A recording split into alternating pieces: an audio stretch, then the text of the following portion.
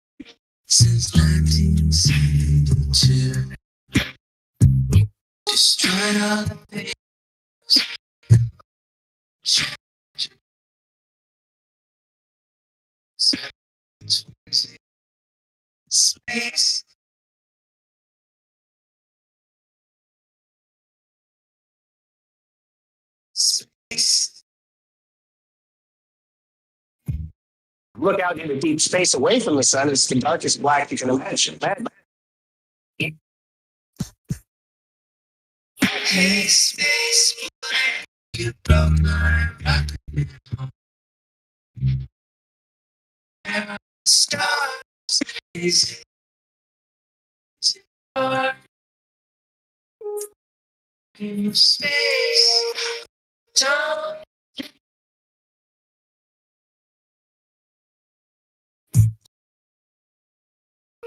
Um, you have a leak.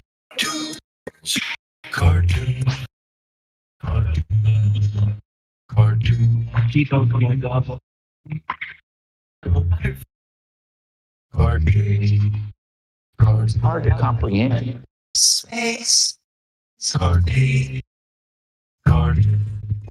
Two little bitty O-rings.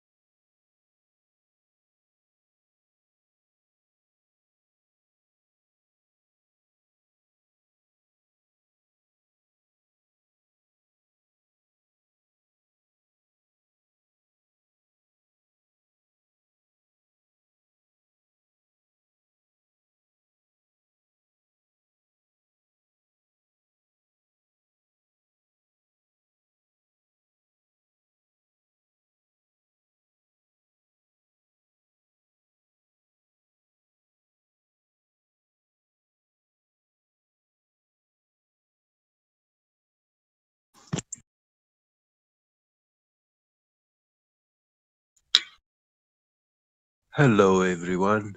Mic check.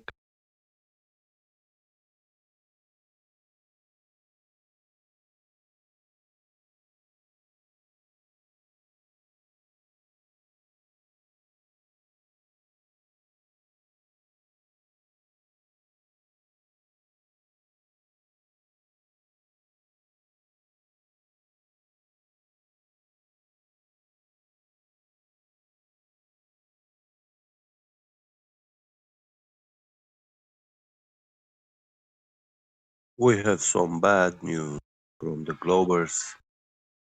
Uh, because of the bad weather of today, they were not able to go out there and take the measurement.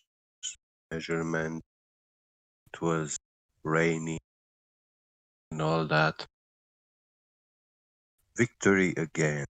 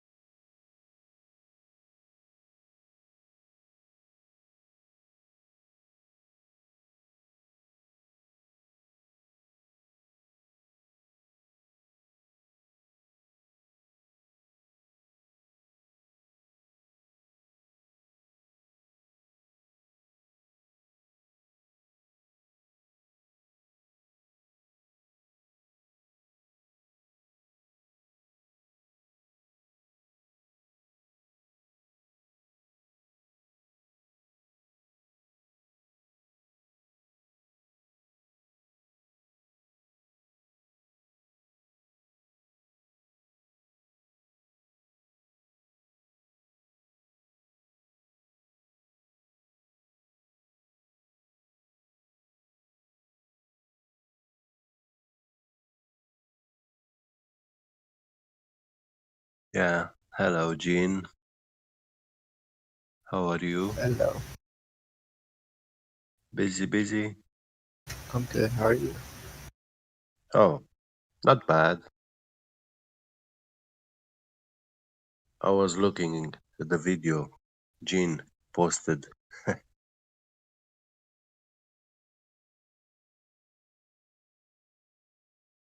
I'll look at it. I'm sorry, who's this?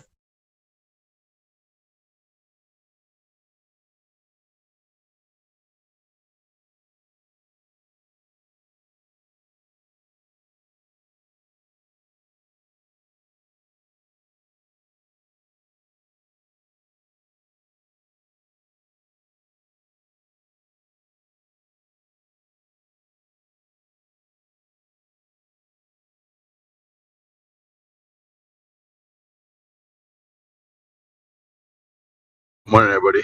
Anyone here? Hello, yes, welcome. Cool. Has any one of you guys seen that test that guy did? Super like simple. I don't know why. I mean, I haven't heard anyone talk about this in any of the servers for Flat Earth. But so what he did was he's from America, and he was like, if the world is a ball, Yes. then there should be no way that the sun should be shining on two places at the same time, right? And Uh, I mean, like when it's kind of like the moon, right? When the moon's half, they're saying because the sun's shining on one side, that's why there's dark on the other side. Yeah, I get it. Yep. yeah. So what he did was he did a simple test. He's like, okay, if I lived in the UK, Australia is Uh-huh. like completely on the other side. Yeah. Like it should not be seen. Mm. And Sunlight. I was like, that was pretty logical there. But have you seen anyone do it or test that theory? Well, I've seen some attempt, but these were like videos or Yeah, documentaries where they have these mechanisms with long bars connected to like a bearing on an axis, so you can spin them, like planet system. Uh-huh. But you'd have they to get the. never they never attempted to demonstrate like how the sunlight Right. being cast, planets, how we observe them. They were talking about gravity with those things. Mm. Yeah, so I guess the guy knew someone in the UK and knew someone else in Australia and was like Yeah. called him up, and you could see that they both can see the sun, and he's just like, I mean, that's technically that shouldn't be, I guess, because the Earth is flat. Yeah. I mean, but they're saying it's a ball, so You know uh, what? I think if you launch like a high altitude balloon at nighttime in Australia, uh, from certain altitude, the sun should be visible, like you could see it.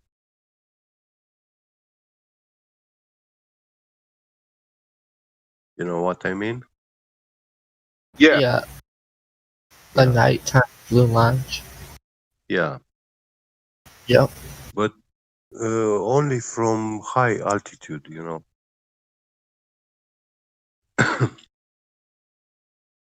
Yeah, it should be pretty easy to find out. Something I like mean, it got me thinking like the Go Fast rocket. someone should just like you're saying, a high altitude balloon, someone should just launch, you know, a few of them up Yeah, and see if that can be relayed, like yeah. yeah. It should be pretty easy, like a balloon with a camera, and when it's up there, that camera to make a 360 video recording, and if you ever get to see the sun, that should be a big problem. Yeah. But the big problem is also with the Go Fast rocket. I mean, it's daytime, they launch it from the US, you can see the sun, and then suddenly you see the moon, you know, which is Yeah. on the other side. That's another thing too. I mean, being able to see things that you shouldn't is kind of, I don't know. Yeah, but I'm thinking, I'm taking it like simple logic. If we saw this in the daytime happening, like you see in the daytime, you get to see the moon. Then if you do it at the nighttime, uh, the sun should be much easier to be seen. Yeah. Oh, yeah, I see what you're saying. All right, guys, I gotta go to work. Talk to you later. Yeah, don't work too hard. I Be never great. do. Bye. Good, good.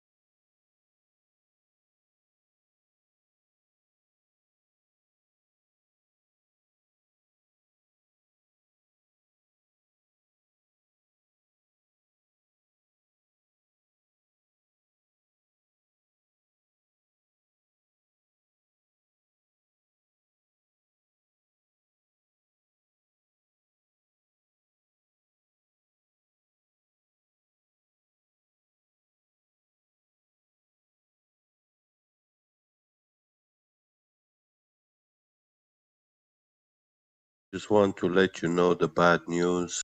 Because of the bad weather, rainy weather of today, the Globers have cancelled the curvature measurement. Another victory. Fall. Shut her down. Yeah.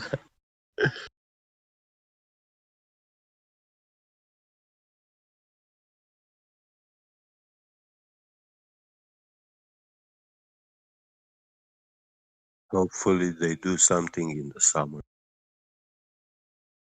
Hopefully they think. Yeah. We got a brain on our head. We might want to use it.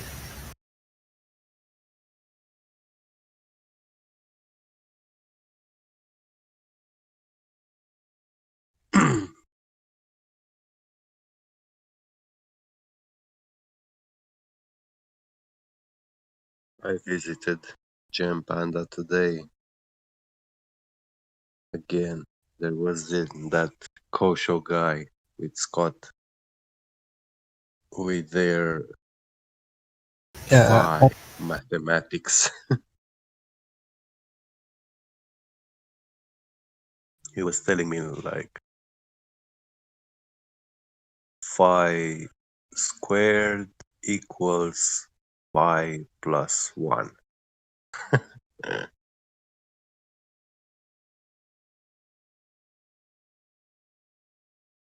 How do you even square a irrational?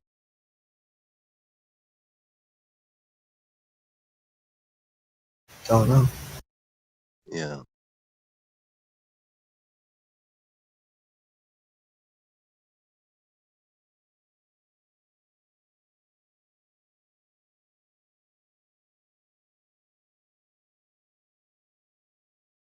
In the end, I told him any argument me against you is futile because he's suffering from irrationality. Got caught this on a high level. Yeah.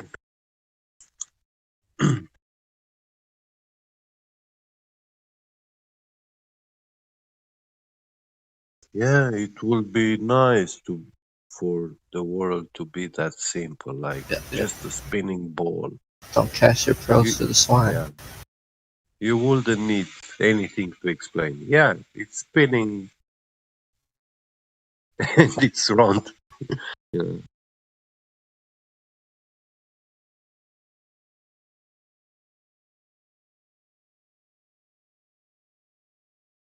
But because it's flat, it's very complicated. We have to look at the night sky and daytime sky bodies, celestial bodies, Yeah, you can't trust observe your their eyes. cycles. Yeah, observe their cycles and uh, motions repeated.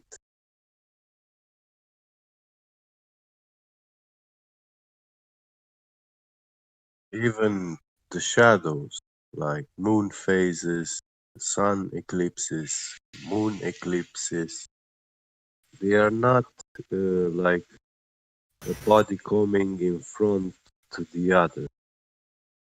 They are Right. something very complicated, like Faraday effect. They have to do a lot with the laws of light propagation through mediums and Yeah, you might as well material. just close your eyes. Yeah, it's simple when you make it a globe.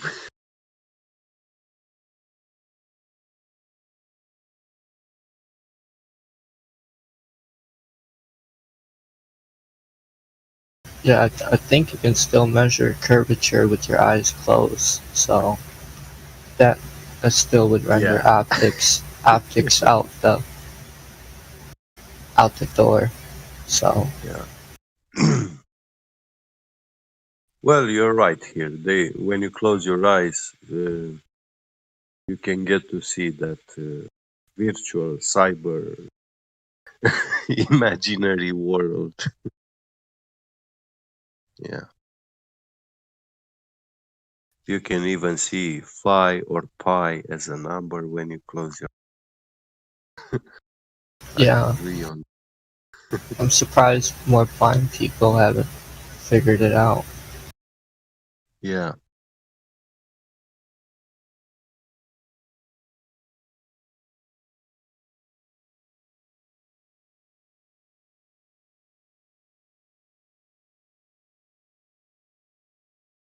I think that you can basically make the Earth blind if you wanted to, without any curvature,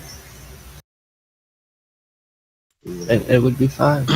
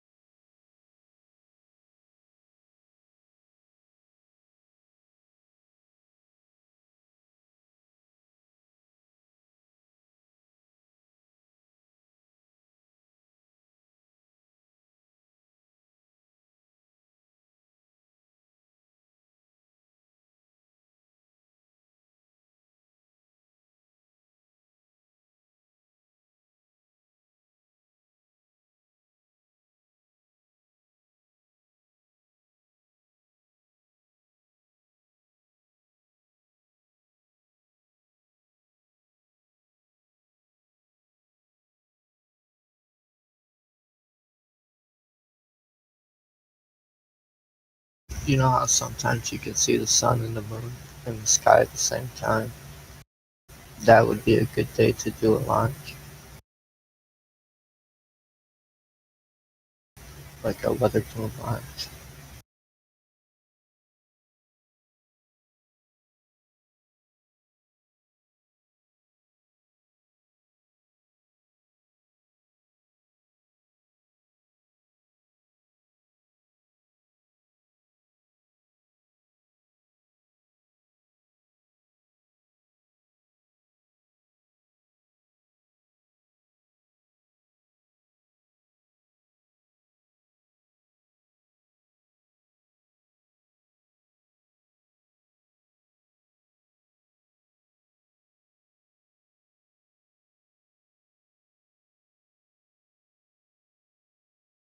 I don't think I've seen a balloon launch yet with both celestials in the sky.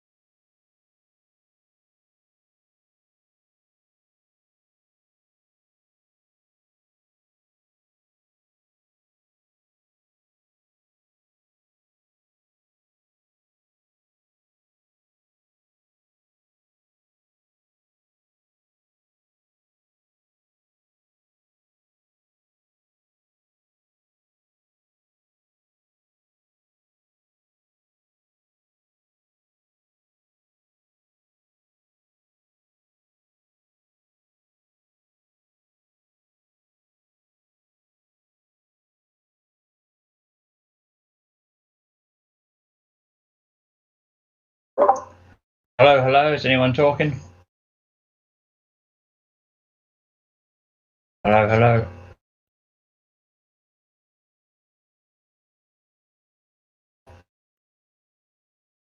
Hello.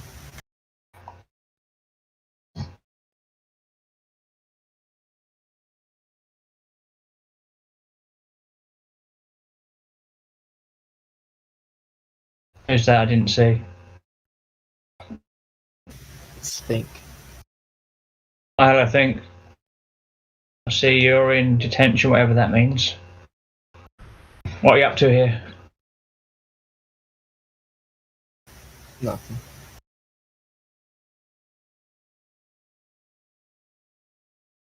Have you seen both celestials in the sky?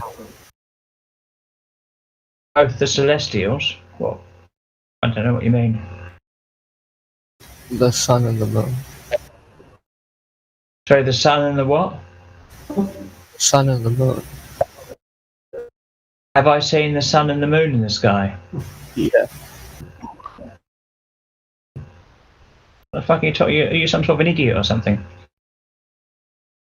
Well, I'm talking about at the same time. Oh yeah, have you ever seen them at the same time? Yeah, so what? That's flat Earth right there. Don't you understand that? No, what we see in the sky has got nothing to do with what's on the ground.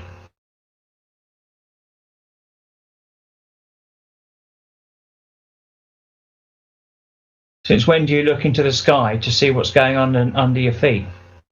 What sort of sense, what sort of logic is that?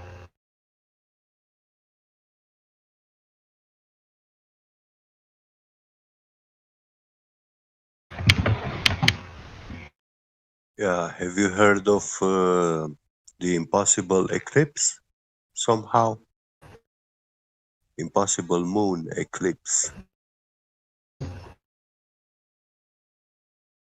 Yep. Yeah.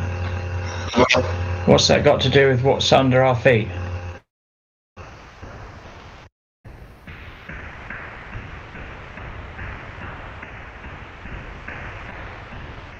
Well, If you're going to start looking up in the sky to know what's under your requires feet, then your thinking is totally different to me. Nothing in the sky requires an explanation. Requires to explain it, yeah, how it's happening.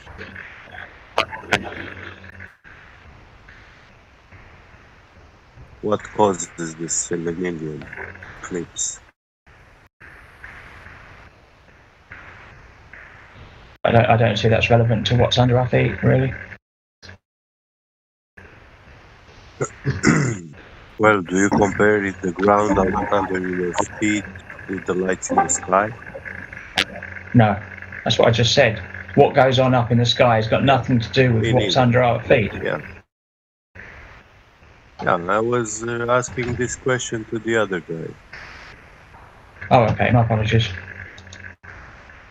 No problem. Yeah, I've heard about it. So, how do you explain it in the globe model? Like, can the shadow be curved and projected onto the moon?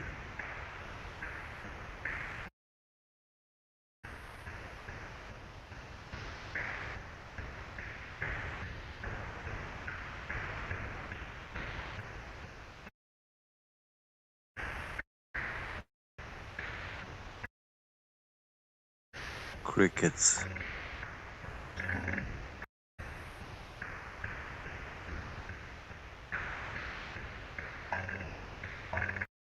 Can the sun cast a shadow on the moon? Yeah, I mean, you have the sun and the moon in the sky in daytime. Both of them are in the sky in daytime. So, logically, the Earth is not in between them. Right? Yep. Yeah. And now you have a lunar eclipse taking place in daytime.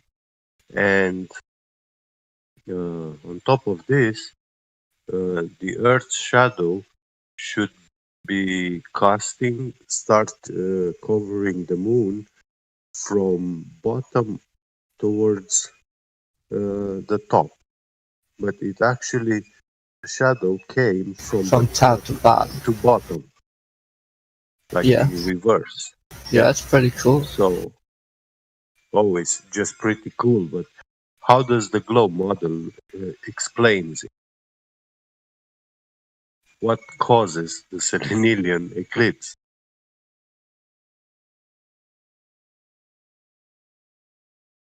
I think you just said it. Like the sun going in front of the moon. The sun is going in front of the moon.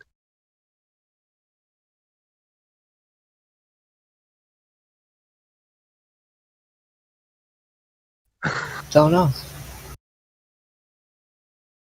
Yeah. So then you just have to believe the globe religion. It's easy. believe it, right? It's not science, it's just belief.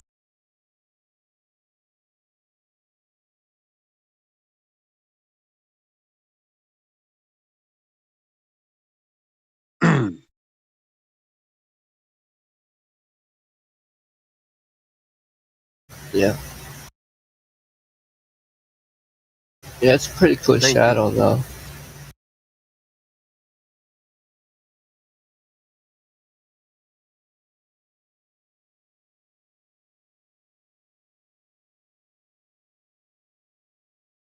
So, what makes you believe you live on a spinning ball? What's your best evidence? I don't think I'm on a globe. Oh, you don't? Nah. Why not?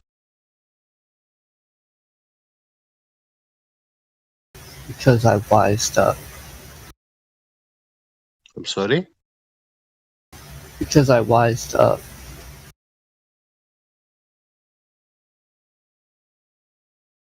I didn't understood that. You white stuff? I wised up.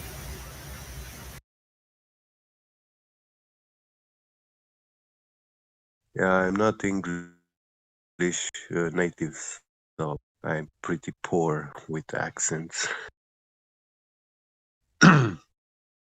Like, could you explain in Oh, a different way what you mean?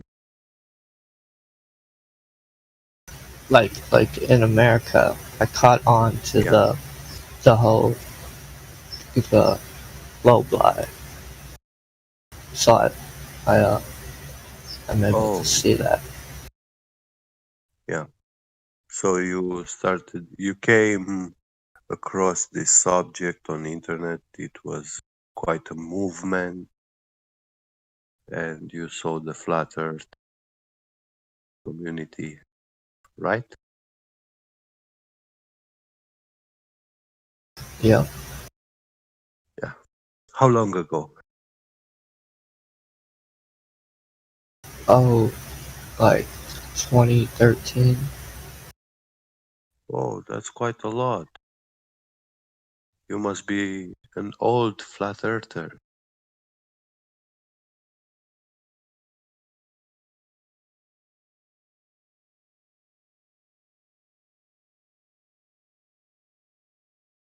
Yeah. It only takes like 2 minutes after the president said he didn't care about the flat Earth, and my reactions are, yeah, Yeah, it triggered you when you heard him say, we don't have time for the flat earth society, which is actually their own movement. Flat Earth Society is a governmental registered organization. They have they are just like a company, you know. They yeah. have So their it own was on. It purpose. was on Yeah, from that yeah. point on. I wised up. That's what I mean when I say I wised up. I caught on to their tricks. Yeah. And you know, those guys are actually their purpose is to uh, make all the crazy and fallacious claims flat earth. So when anyone goes to them and check out the subject, like they will laugh at me. Oh, I came to the circus, so this is a place for the clowns, you know. And they will quickly drop the idea of flat earth. It's controlled opposition.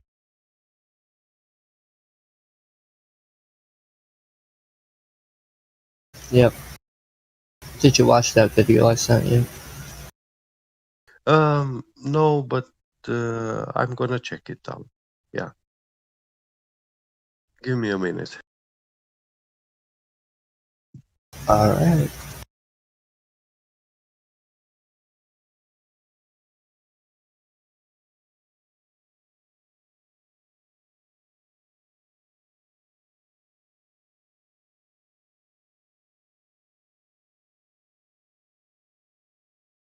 Oh, the one with the pilot? Yeah. He saw the sun and the moon in the sky at the same time. Yeah, pretty amazing. Yeah, I'm trying to find more videos like that, but it's hard, you know. Yeah.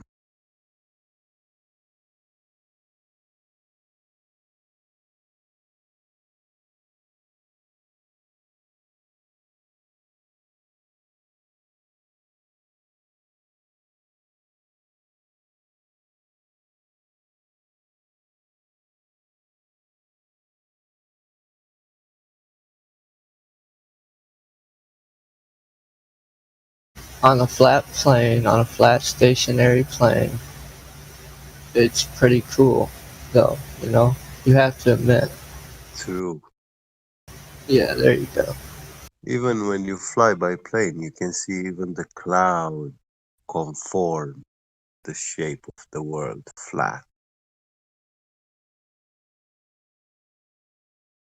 Like they hear the clouds will always be like they have a set altitude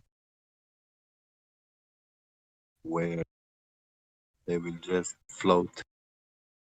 Yeah, they do. That's what I'm saying. Like, how do you create a cloud? It's basically the same thing. You have to have all these properties set in line to be able to create that Yeah. cloud.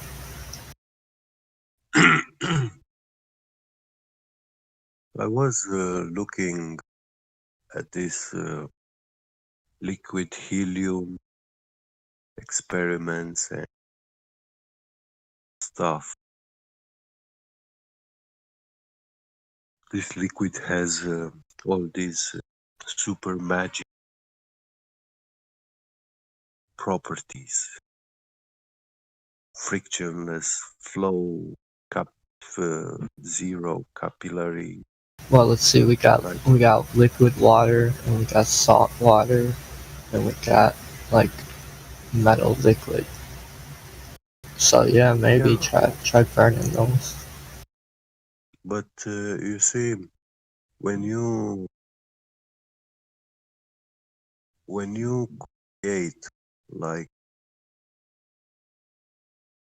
very very cold, when you play with liquid helium, I think at those temperatures near 0 Kelvin, that kind of cold actually repels any other gases. But in that cold temperature, a helium atmosphere is like in its proper medium, you know, to be there. So all other gases, uh, like they start condensating, precipitating, and freezing. You know. Yeah, I know. So they are repelled from that environment. Well, yeah. I mean, you could say the same thing for the heat. Like, you can get up to 2,000 degrees Fahrenheit, and everything's gonna melt. I mean, Well, at certain temperatures, and it's gonna do the same exact thing. Yeah. It's gonna push the gas away.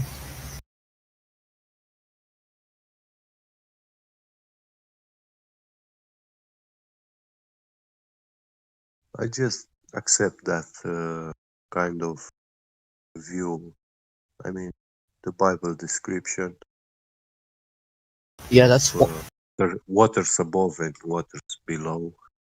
That's one way to get motion, to throw like heat and coal and wood into the fire to get the engines going. So that creates motion and gets your winds going and your friction going. Yeah. And the interesting thing I saw about this is we all experience, we can experiment and observe helium rising. So it continues to rise such high altitudes that no matter what we use, like metal or rubber, balloon stuff, all sort of foil, they will all fail below minus 100 Celsius. They all fail, so they explode, and they cannot contain the heat any helium.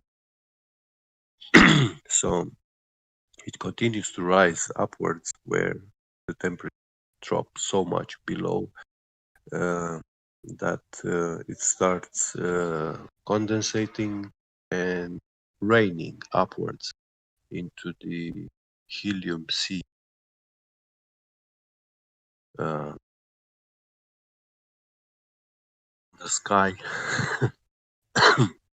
Yeah, but you gotta remember that metals can hold a good amount of heat.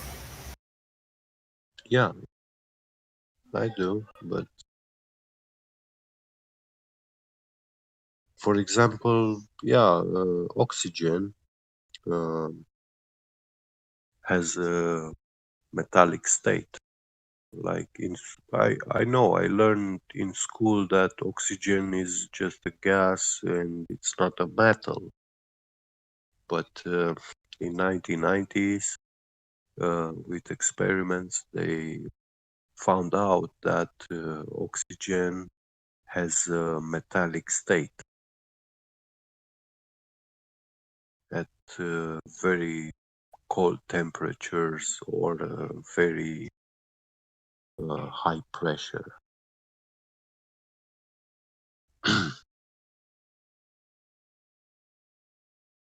Because it's like metallic oxygen formed at I don't know 4 degrees Kelvin, something like that.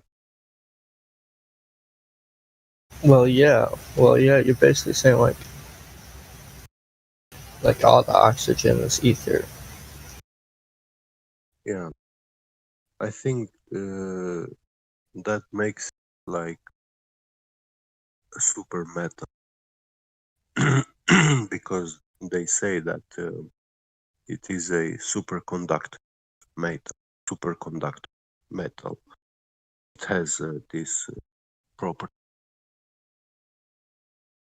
So Yeah, it kind of matters what air you're grabbing, because some of the air lights up, like the northern lights, and some of the air doesn't. yeah, So depending on which kind you grab, you're gonna have properties.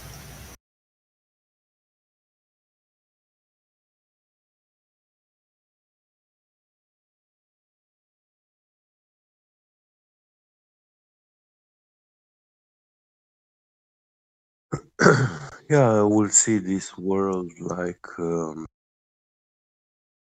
in a womb,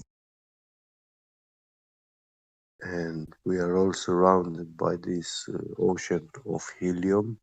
And at the North Pole, we have this helium coming from below the Earth, pushing through the Earth, and um, evaporates, like takes the gaseous state and rises up sky like spring, like a fountain. But once it reaches like sea level or Earth surface, um, it's just in a gaseous state. It also explains like the low temperatures at the North Pole, and once it rises all the way up to the dome, then it is in his normal cold environment, and it's flowing down towards the south, where it comes again back under the earth. And yeah, like a circuit, like a fountain, perpetual. Yeah, I agree.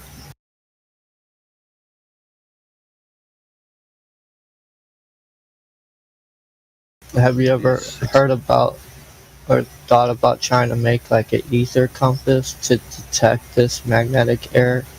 Like Oh, I posted a picture to try to show you what I'm talking about. yeah, one moment.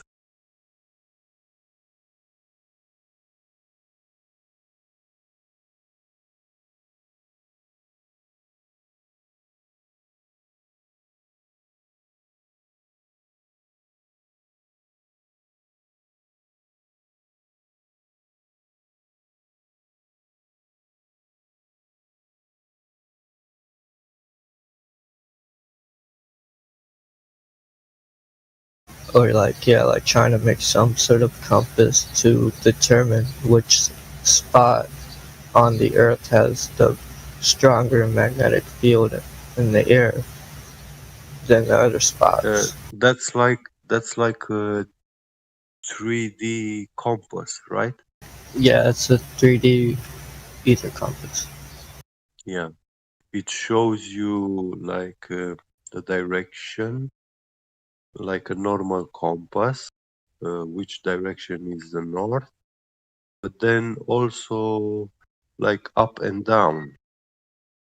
Yeah, yeah, now you get it. Yeah. Uh,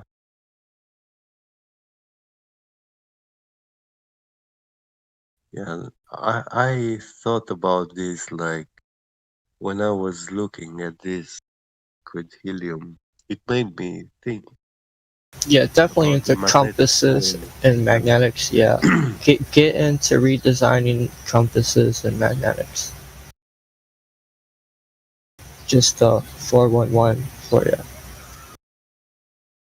Since you seem to be interested in it, in the field, in the air, and Yeah, everything.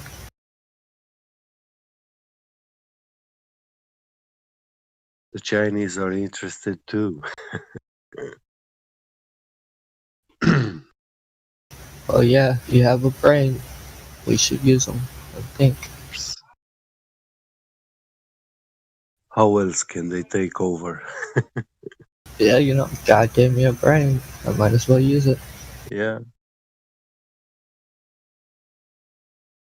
I mean, this Mexican germ from the bats was like brilliant idea.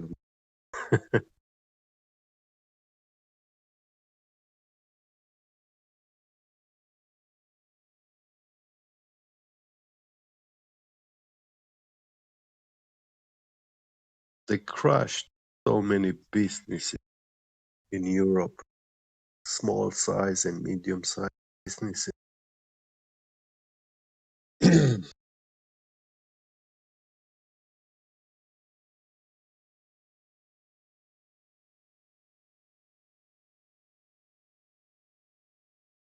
Yeah, there still hasn't been a compass that is like 3D. Like, you know what I'm saying? Hmm, Besides like the 360 gyroscopes you see on the airplanes. I'm looking for a yeah, ground compass that is 3D, you know.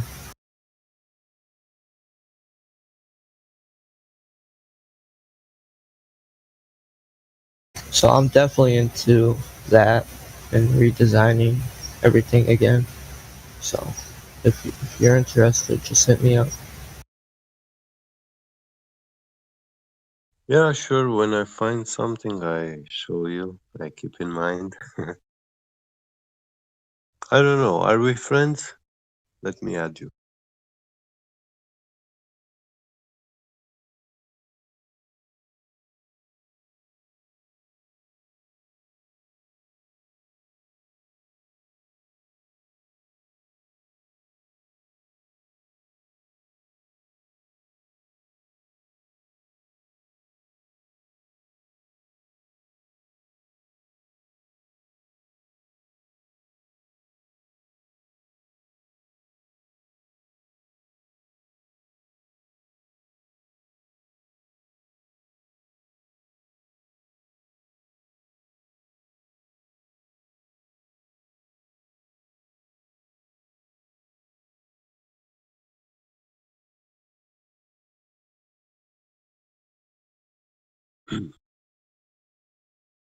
Yeah, I mean, there's got to be some way you can get the Yeah. compass Come needle. back.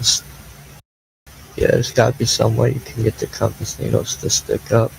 Just thought about redesigning it, you know.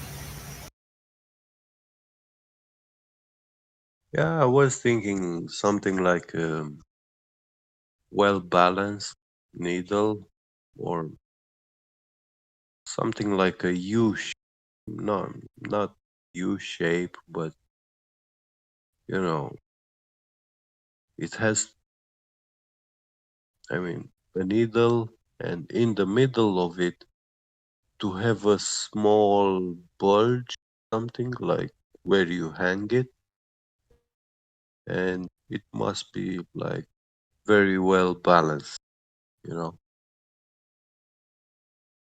And if you hang it Yeah, on a very well, thin because some string, people would jump in here and say like, "Oh, compasses only work on a 2D plane," and it's like, okay, yeah, you know, no, we all get that idea, but we're yeah, into redesigning the compass to point yeah, to certain directions and then running a magnet across it to check in and make sure that it works, that yeah, we have the right yeah, magnetic field.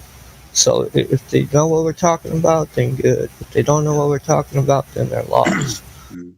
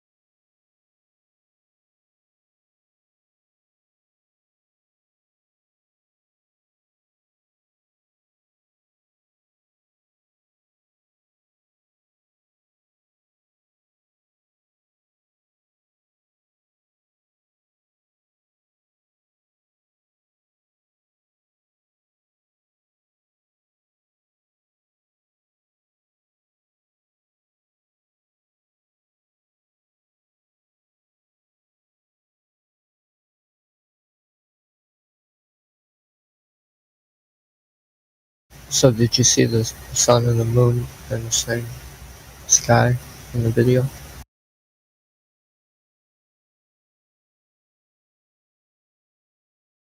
Oh, yeah, I was a little busy, sorry. I try play it now. One moment. You know, those are like the only two Sorry? main. Huh. Yeah, I'm gonna watch it now.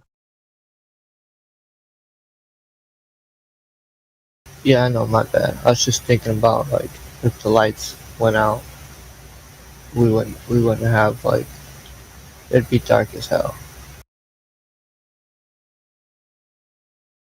Yeah, I didn't hear you now because was trying to go to the video. I'm on the mobile. And yeah,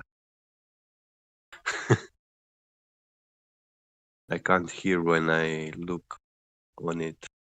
You know. Oh yeah, you should just mute it. Yeah. Just a moment.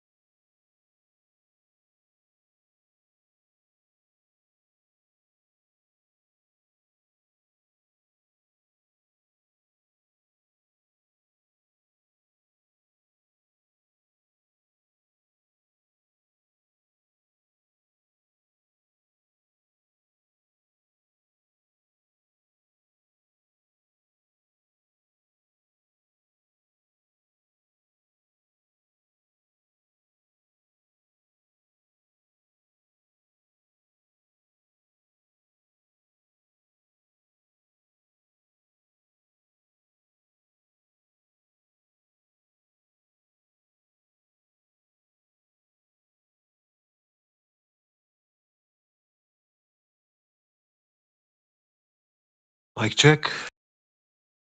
Yep. Yeah, I saw it. Oh my god, dang. That is not good. Not good for the globe. Could you imagine if the lights in the sky were off, like we'd have 24 hours Yeah, of darkness? It'd be a really dark world, you know. yeah. Well, there is a prophecy where the sun will go dark. It will not give its light, you know, and the moon also. Well, yeah, the heat runs out. I mean, particles run out sometimes, or they transfer off.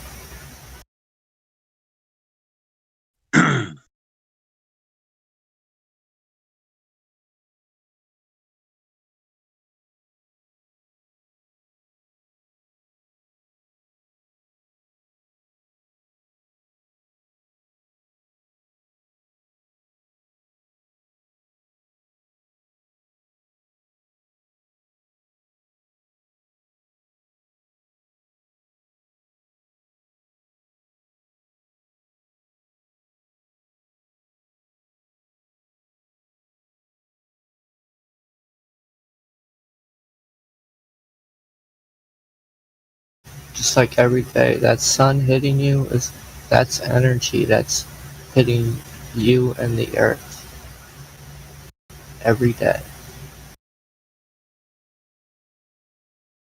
I think it's some sort of electromagnetic induction into metallic oxygen, so it makes metallic oxygen take like molten state, incandescent molten state, because a magnet in a superfluid helium will be a super magnet, can create all these super electromagnetic induction fields. Well, yeah, it's doing a good job. Yeah, yeah. One question is though, how did the energy get there in the first place? I'm sorry? One question would be, how did the energy for those two lights get there in the first place? Well, I think it somehow outside the dome. Outside? Yeah, beyond the dome, there must be like an ocean of liquid helium, all this helium. I don't know, because don't you see the moon recharging sometimes? So isn't that Well, like, if you have like a magnet in that ocean near the dome, and you spin this magnet, it can create a electromagnetic induction effect. And if the dome is like frozen oxygen or metallic oxygen, then it starts heating and will generate all that light and well, from or me, it some sort looks of sonoluminescence in the helium right. liquid. I don't see the sun recharging, but I definitely see the moon looks to be recharging. I see. Yeah, that's So, interesting. yeah, this is very interesting. And the question is, how did that energy get there? Transference. Yeah, I think so. Well, Maybe from inside or in outside. wait, in helium liquid, the electrons encounter no how do they say uh, like they freely Free radical. travel, you know? Yeah, Free radicals. yeah, I So think they've got so. no laws that govern them or anything, yeah? Mhm. Helium is a like helium-2 liquid is a superconductor, so electricity flows without any disturbance, zero Yeah. loss, you know? Yeah. I just got So one this question. means you can have like instant energy transfer, like, you know. Well, yeah, well, can you simulate this? You know? The superconductivity. Yeah. Well, we can uh, experiment it like in laboratory.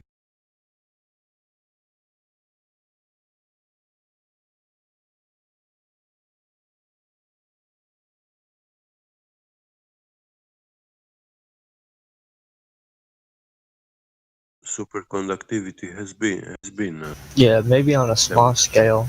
This could be demonstratable. well, I've seen like video from the 1950s. They did it. Yeah, there's a lot of shit that's I just got a question. Both use the other help. Is there any naturally natural? That's a shit word. Organically occurring magnets Oh, that you would dig up. You know how we Organic, talked as in about alive. as in its most pure state. So I spoke before about how gold and all these elements are bullshit. mhm. It's all a mixture of stuff. So when I say organic, I mean when you fucking dig it, when you dig in the ground, you find it. Yeah, like a stone. Oh, there's a natural mixture of stone. stuff. Yeah, they Yeah. seem to be concentrating it. What's gold a mixture of? I've never heard that before. I'll explain that in 1 second if just one of these boys can answer that question for me, because I don't know of any. Can help me out, and I'll answer your question. So, Mm, is No, I don't know of find any. out. Yep. Is I then mean, my you whole can thinking find is some sort of rocks with magnetic properties, but that's because they have some iron content and they Yep. have been magnetized, you know. Yep. Okay. But like So a natural magnet, like yeah, we make these neodymium and stuff, all they that are all stuff artificial, yeah. artificial. A Exactly. better idea is do what I posted a picture of, is try to find the redesign the magnetic so you can find the curvilinear or whatever you're trying to find. I've got a different thing. If everything's just if you they're kind of muddying the waters with how I think anyway, with this magnet and this and that. The most we can find here that's naturally occurring is quartz.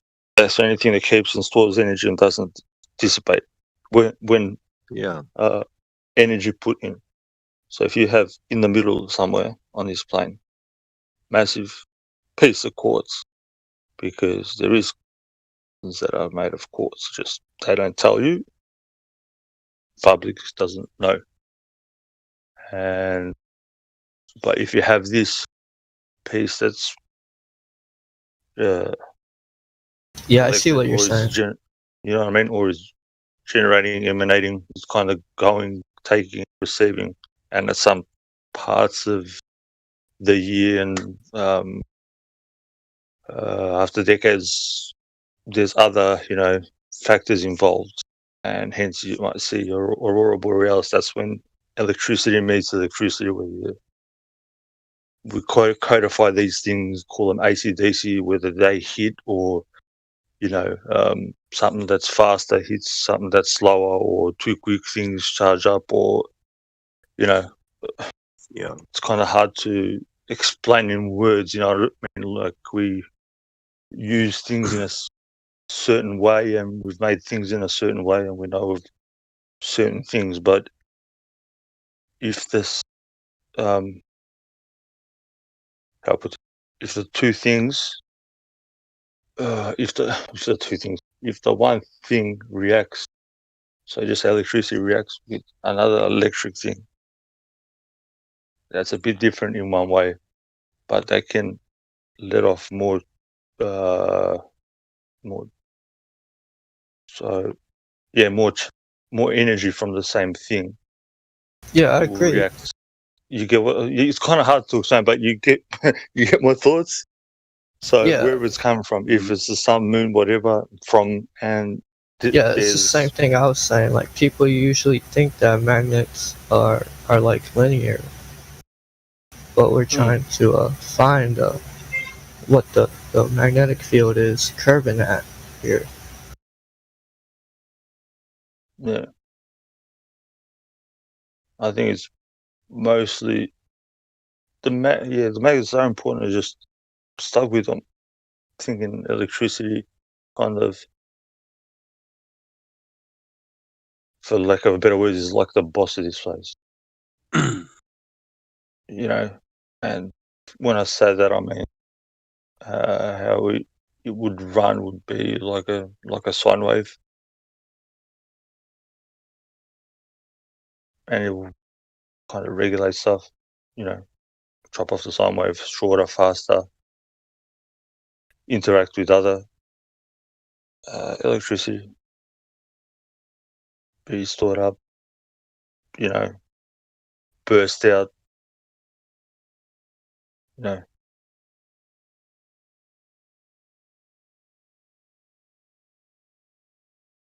that's basically anything that would doesn't stop.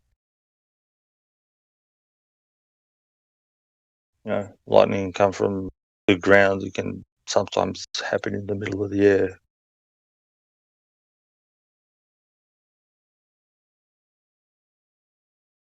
With electricity, you can freeze fucking water. You can do a lot of stuff with it.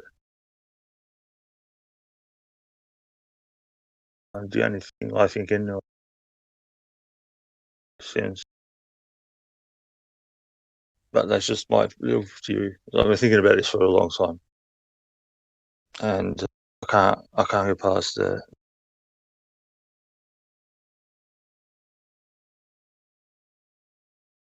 stuff it does.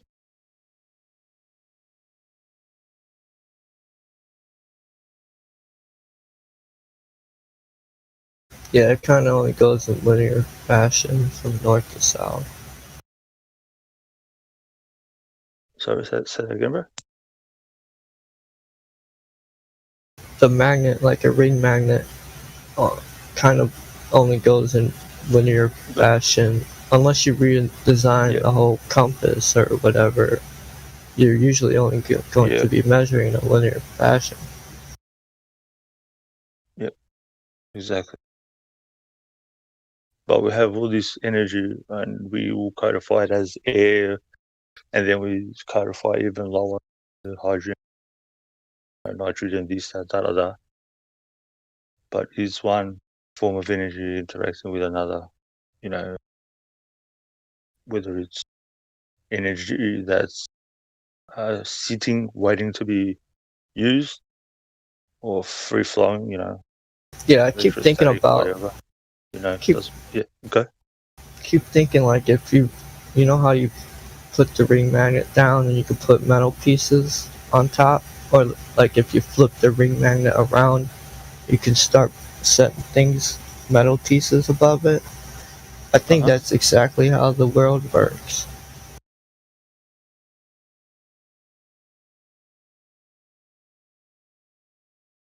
Yeah. What we think, what they describe as gravity is all I see is just magnetics, just lifting up.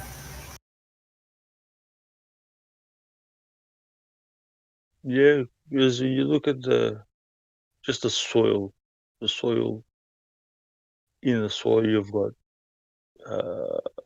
gold, silver, iron, you've got all this stuff just in the soil. And the other thing is, we can't, I think, this is my thoughts, my theory, we can't keep on looking at the earth as something that's dead. Do you know what I mean? It's like us, not like us, but it's an organism taking energy, releasing energy. There's a call it mechanical, call it chemical, whatever you want to call it. There's a mechanism that happens. Yeah, I think they just hijacked. I think they hijacked the magnetic force and called it gravity. Oh, they can call it, whatever. This whole part is, if you take one thing out, it kind of doesn't work.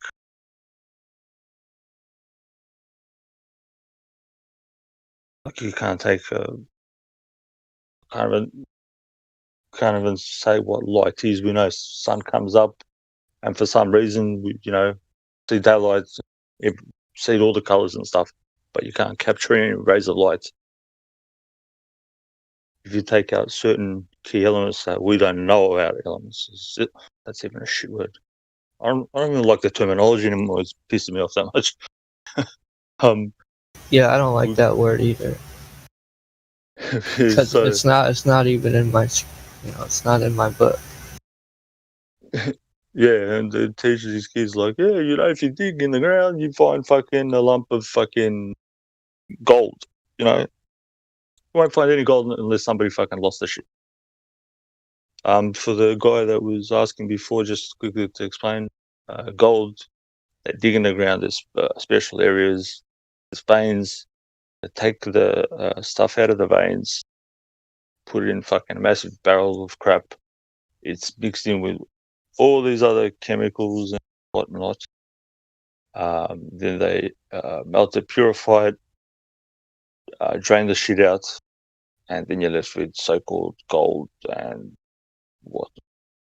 And then from the shit that's left over, they do like another process, some other bullshit chemicals, and then you're left with silver from the same shit.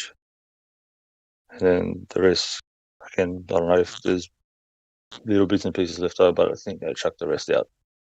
So that's for the gentleman that asked before about the gold thing. So that's just another thing that they fucking lie about. Flat Earth is one step to realizing first to realizing the bullshit of this place that we live in that we thought of. But much more complicated place that maybe there's a few people that know. There's we can observe, see cause and effect. I don't think normal people have the capability to isolate things, to remove things, to know how it works. Even the ones up the top, they're fucking busting balls to do it, but you can't do it. It's a difficult thing. But my thoughts, regardless. But thank you very much to the two guys that helped me out with that, because one thing I had a problem with. I can't find an organic, magnet. I know just fucking find quartz in the ground, like just dig shit up. It's charged up, all the rest of it. But yeah, thank you boys.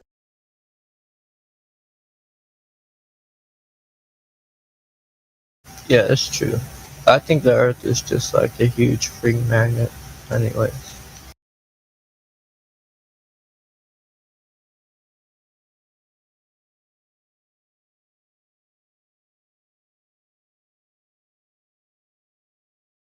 See, it's something alright. I don't know. It's got both properties. Electric, as you described before, magnetic. As we defined it, can do something. Again, a magnet is something that we make. It's artificial. But the layering on top makes certain processes happen.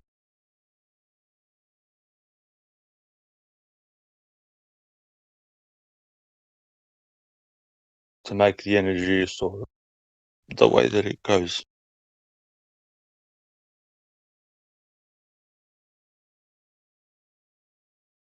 You can find all sorts of quartz stones in the ground. It's a difficult one.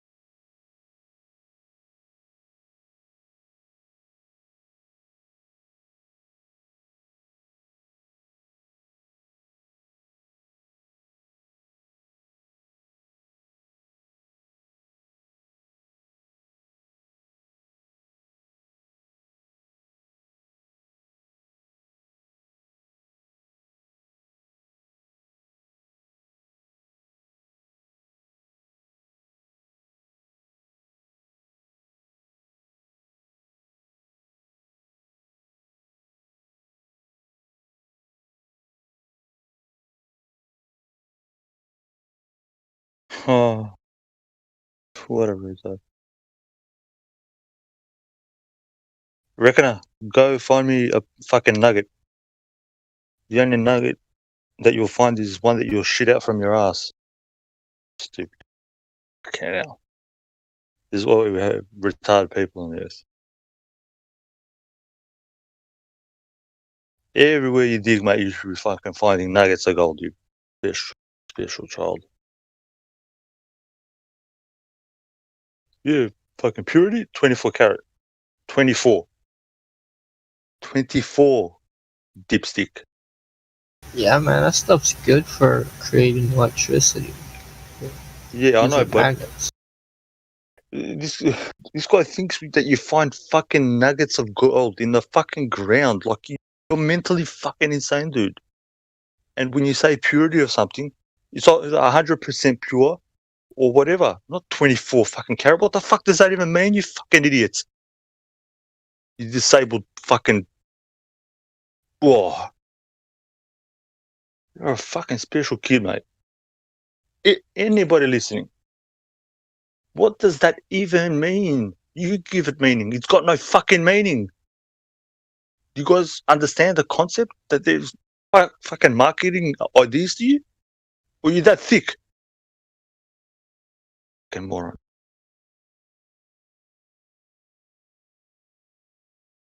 Yeah, gold eventually does tarnish. It doesn't even matter.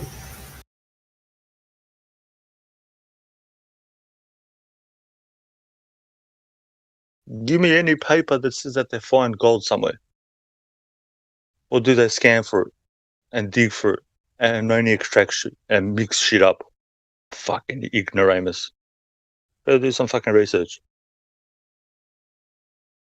Gold nugget.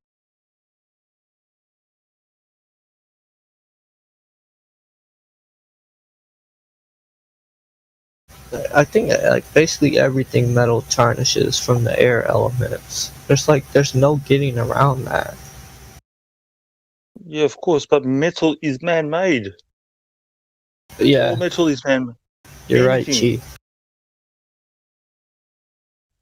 How is that so hard to understand? I did fucking engineering. I worked with all sorts of fucking metals.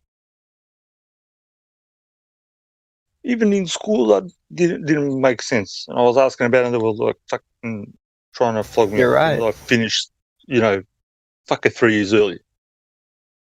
And every single thing, it's a mixture of stuff. I don't get it. People, don't fucking understand this simple thing.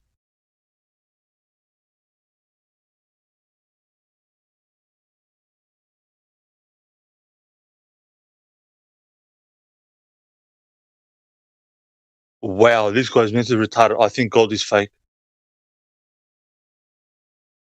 Yeah, knowledge is power, my friend. Knowledge is power.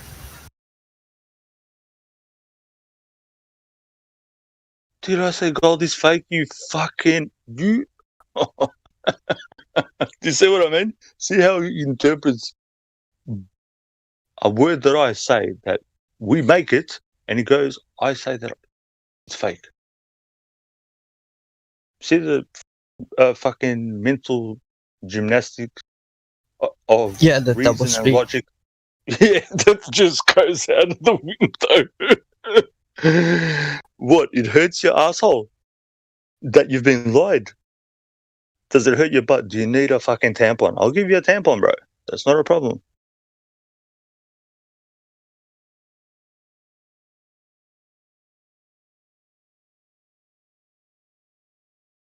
Yeah, I have met many people like them.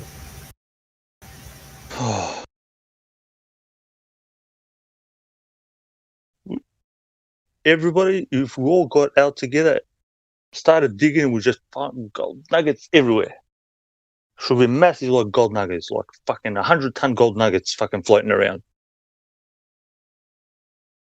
Boy. Are you really saying people don't mine for gold? Did or you any metal? not hear what I fucking said? Do people listen? I came in late. Oh. So, I'm right, confused, Joe. Yeah. I'm pretty confused. you here. drill inside the earth. There's special areas that are, it's like this organic fucking material, whatever the fuck it is. It's like veiny, yeah? They take that out, they mix it with shit, fucking heat it up, do all these chemical processes, take it out, they fucking take the rest of the bullshit out with another fucking process, like a filtering whatever process, for lack of better words, and then you get gold. From the rest of it, you do the same Yeah, shit. you're with always some going other to stuff, find and you get there's silver. almost always And then it gets, there's almost always silver and copper in gold. Yes, yeah, but you But- don't find a gold nugget. You don't find gold as in just like, you won't find gold unless I lose it. It has to be made. Do you get me? that's just not true. Here we go. Another just was. All right, it's not true. Cool. Keep on going. I can't be fucked. Go dig for gold nuggets. Pure gold nuggets. Oh yeah. Yep. Oh, Yep, they said find they're not going to be pure. Any form Literally of said fucking that gold nuggets. they'll have alloys. Whatever. They'll have gold Unless and copper somebody's made it alloys in before. them, but they'll still be gold nuggets. Yep, sure. Unless somebody's made them before, you're not going to find anything like that.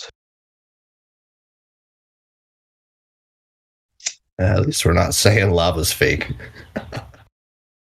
That shit always Who the bothers me. fuck? I don't get what bothers you, bro. That was a few years ago. A few years ago, there were a bunch of videos, people saying lava was fake and CGI and shit. You don't even know what you're using a word that you don't comprehend. What the fuck is lava? Lava? Yeah, You're just asking like what- gold. What the fuck is gold? You don't even fucking know.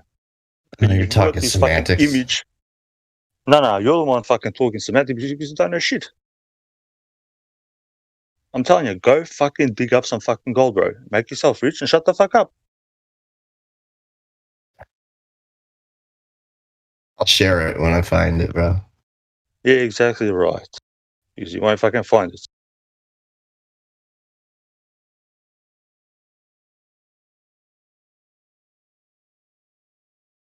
Sounds like a two birds for one stone deal.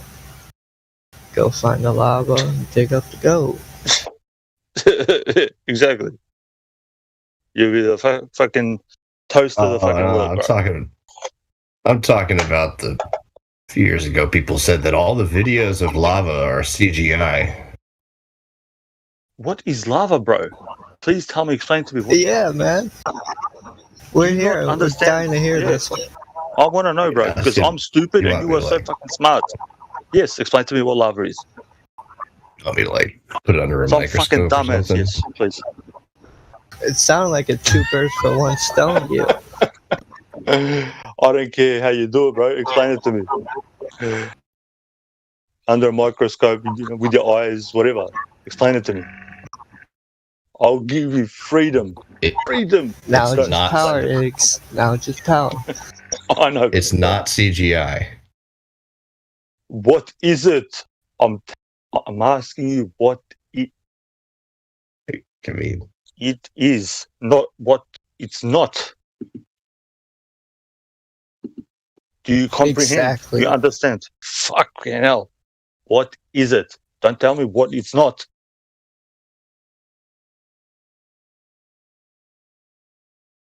Come on, just James. saying that it exists. Well, I'm just saying that. Yes. So you just explain to me what fucking lava is. Why the hell are you discussing such bizarre subjects? I don't understand. Who's this now? Fucking hell. Fuck. Life. I'm asking you why you're discussing just bizarre subjects. Am I not allowed to discuss a subject? Is that what I just said, you fucking idiot? Listen to my words. Why are you discussing such bizarre subjects? What is bizarre, retard? You don't know. Stuff that So you if don't you know don't know about. what is bizarre, then Talking shut the about fuck up. digging up stuff, man. You That's can't even not- speak English, mate. I can't speak English. Yeah. Go for You a don't know what short walk bizarre off a is. long bridge. You don't know what I bizarre just is. asked you, what is bizarre? You What don't- is yeah, bizarre? that's bro? what I'm, yeah. Do you know Explain what bizarre it, you means? It's an fuckwit. English word. Explain it. Easy. What is it? You explain what explain means. I don't know what it is. Explain it to me. What is You don't know bizarre? what- well, you're an idiot then, aren't you? Fuck off. Piss off if you don't speak English. Go somewhere else Special where they kid. speak the language you speak. What is bizarre? What is bizarre, fuckwit? Explain You it. are really retarded, aren't you? I'm asking you. Yes, I'm retarded. Explain it to me. See what happens when you know too much? You just gotta think. Think is you all. really are a knob end.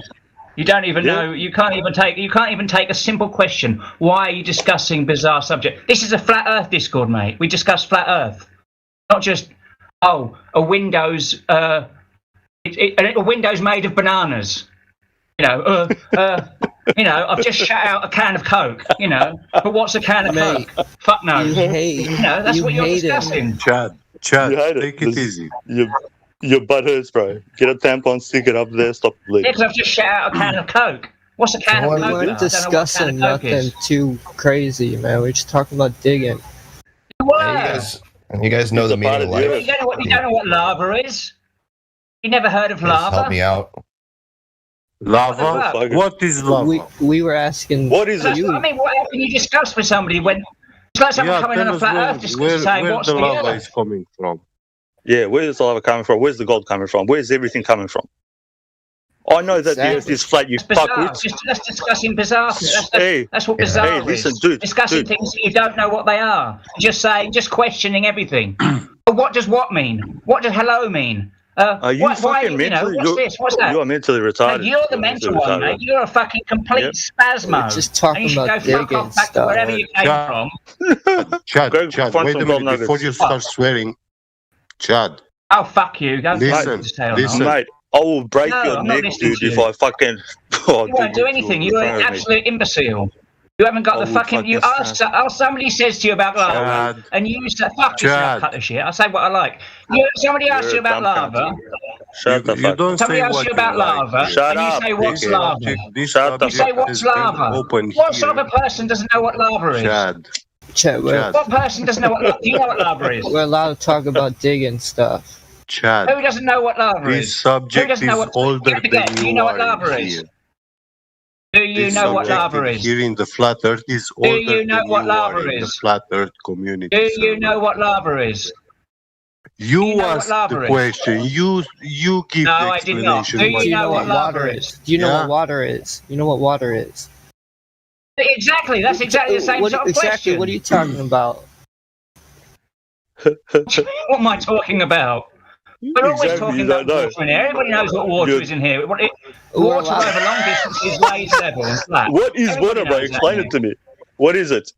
What is it? If you Exactly. don't know what it is, then what is everybody talking You are- about in He here? What are asked we you a talking about? question. Quit dodging What is it. everybody in the flat earth? Chad. What is Stop everybody in dodging the the flat earth been question. talking Wait a about minute, that don't know guys, what water guys. is? Guys, wait a minute. I need to ask You- Chad some he's- questions he's- because he has he's a no very simple idea man. who opened this subject in here.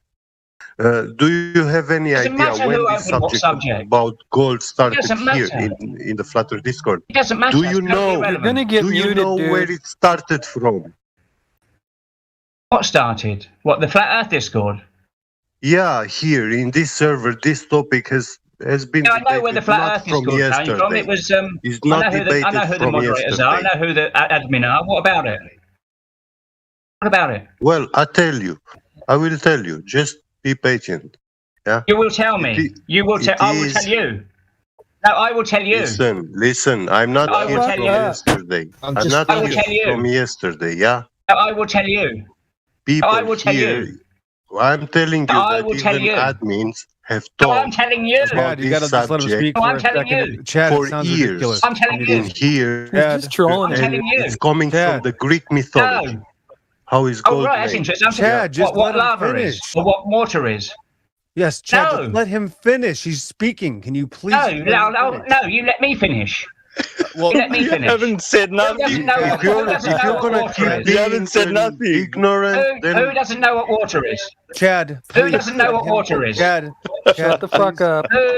I Who know here what doesn't know what water Chad, I know is? Chad, I know what insecurity is. Please relax for a second. I Thanks. didn't claim I know Who what it doesn't know what is. water is? Who I knows what claim water is? that you doesn't know what water argue is? on a subject and Who topic doesn't know what not water to is? discuss in here. When who are you Who doesn't know what to water make is? any rules? Who doesn't in know what here? water is? Who doesn't know what water is? No one gives a fuck. Shut up.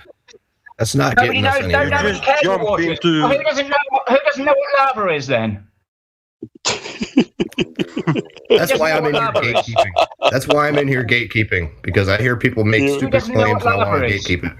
Yeah, this guy is Who doesn't stealing know what topics. lava is? Uh, Who doesn't know what lava is? Chad Here we go. He's spiraling. Chad, Let's just you not talk want to about it. stop See how this. long you keep saying Spiraling. it. And Chad, stop repeating the same fucking question. Yeah, no vain. No, I'll keep repeating the Like same an question. idiot. and Stop someone it. answers it. babblings. This is It vain wasn't me who repetitions and started babblings. asking what lava is.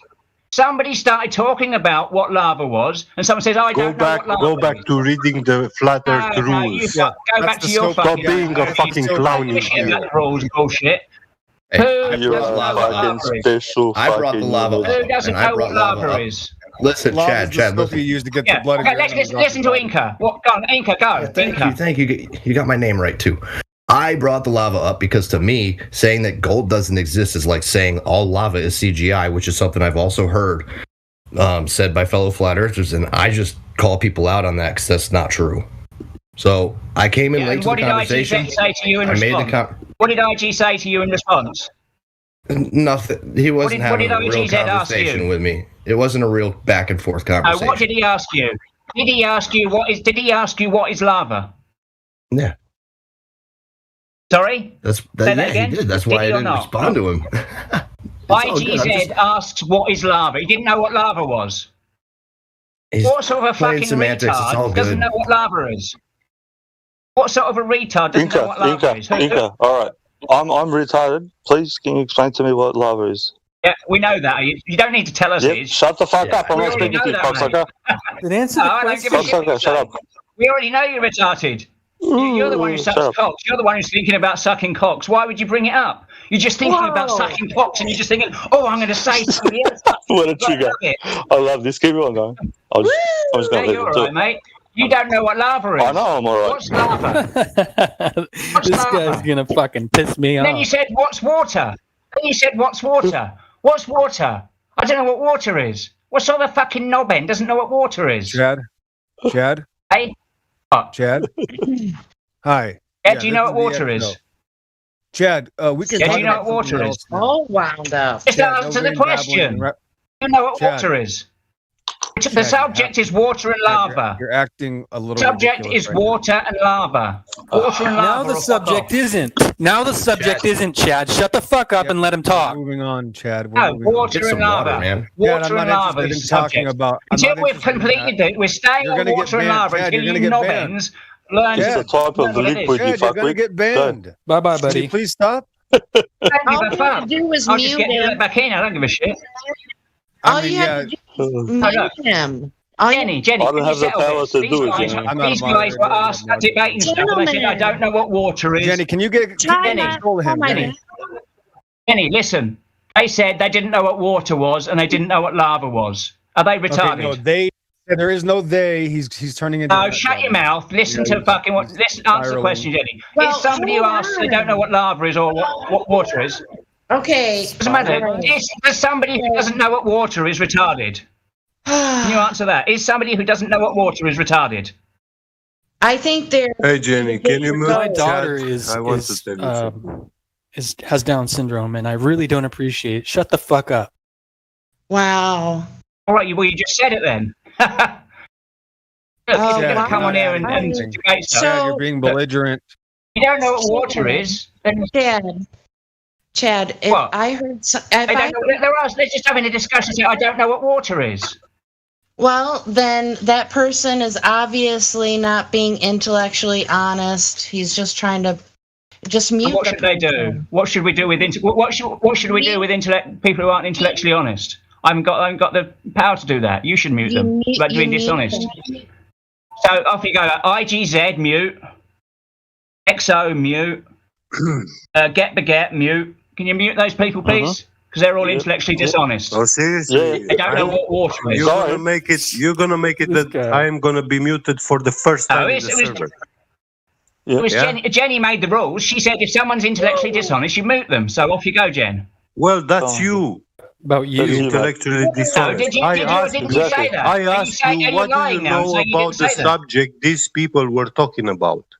Exactly. Yeah, this is a topic and conversation which. Oh right, so you didn't agree with them. You agreed with them that they didn't know what water was. Years before you were. Who was it who didn't know what water was? Before you even found this. I think somebody needs a timeout. Yeah. People who don't know what water is need a timeout. Chad, if someone doesn't know what water is, then you have a timeout. What kind of a dumbass question is that? Shut up. He's fucking stupid, man. He doesn't get it. He doesn't get it. And he'll never get it. Okay, so there we are, 834 west of the Rockies, south of the 33rd parallel. Sorry about that, guys. If you're just tuning in, this is the 24th. If you're just joining us. And we apologize for the water boy issue. We are getting towels right now. We're cleaning up the mess as we speak. I'm having a drink of water right now. Sorry, conversation for speculation. You know. It's not fruitful. That's the point. You're not going to get anywhere. That's not going to help anybody. Yeah, I apologize for losing my cool. I just didn't like him saying that. You know, I understand people use that word, but for him to say it over and over and over again, I had to tell him to shut up. Yeah, well, he claims to know the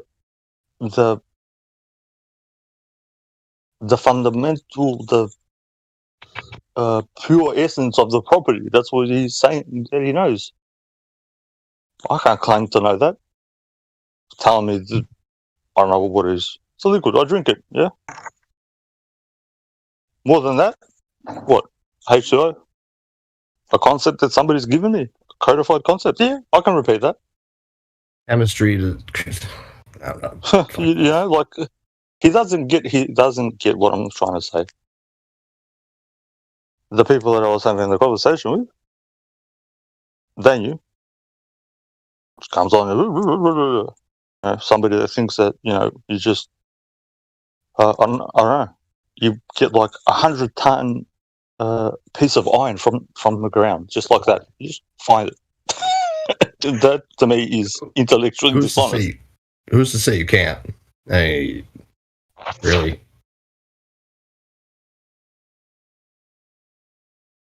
Well, I've worked with metals for 10 years.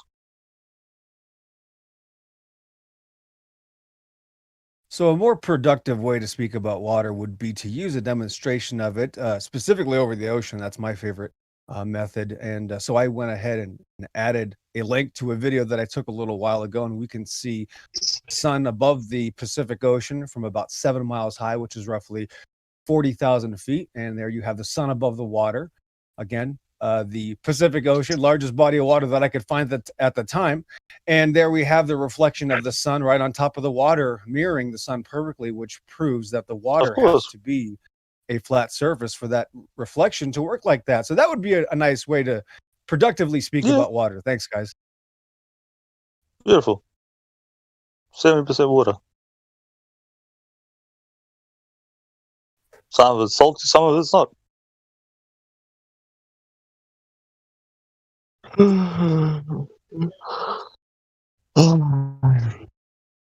Oh boy. Sorry you had to listen to all that, Eggs. It's alright. Yeah. People just spiral when they. That's okay, Chad. I'm trying to help you out. Chad said that he doesn't know what water is. So go ahead and take a look at that video, and that's pretty much all you need to know, buddy. Thanks.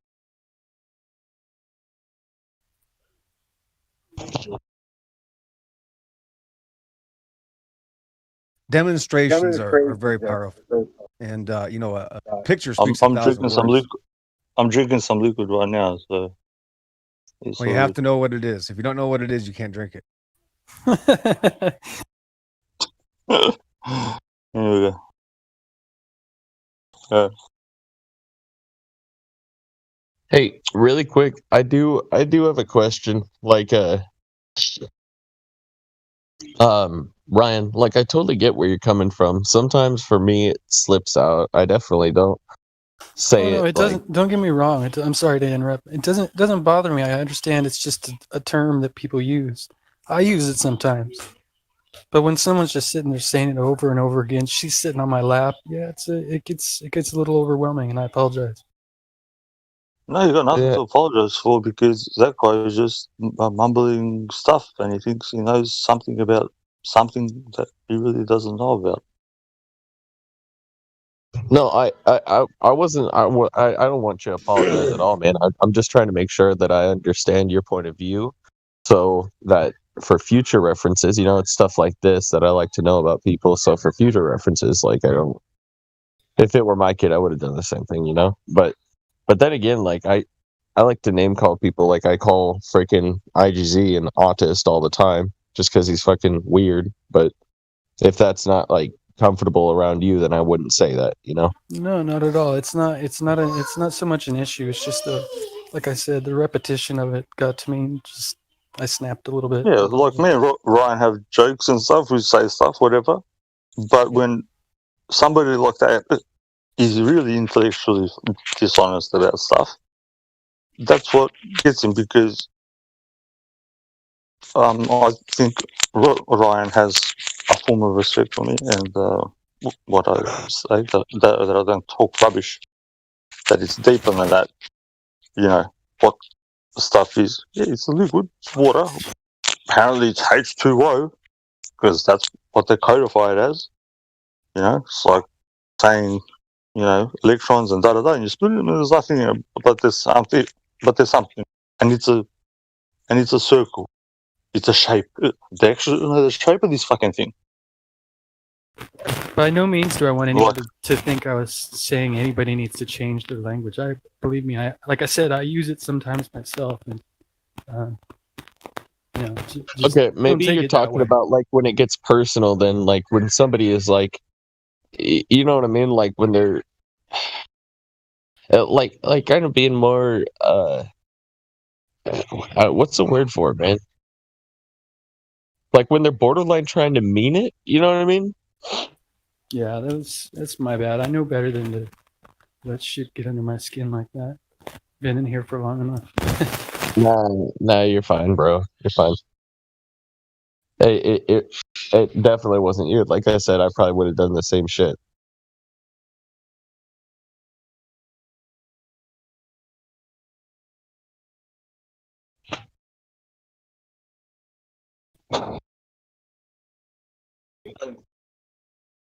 The delivery system though has to be appropriate. I mean, this is a live hangout that is recorded that goes on to probably 300 to 500 people minimum.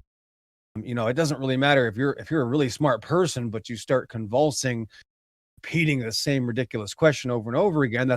It doesn't matter what you think the question is. I mean, right? Your delivery system is going to depend on whether you're taken credible or not. If you're taken seriously. So I just don't understand why someone needs to act that way. What would he possibly be trying to accomplish?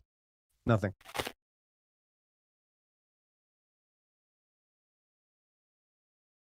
The only reason I'm talking about it, he's still in chat, complaining, and I probably shouldn't even mention that. But my gosh, like, what drives men to act this way? What is it? What am I missing?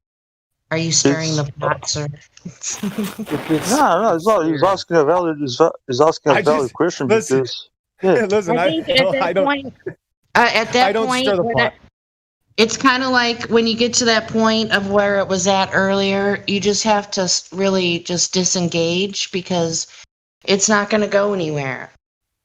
Yeah, I tried to, but he just kept on going. I'm honest when I can say I don't know. I would say to help out. I'm fond of Chad as a friend, a brother. And I would say if he gets wound up like that, we need to help him and just mute him for a little bit. Sorry, Chad, but everybody gets wound up and we just need to help each other out. And, am I speaking in left field by chance, or are you guys with me?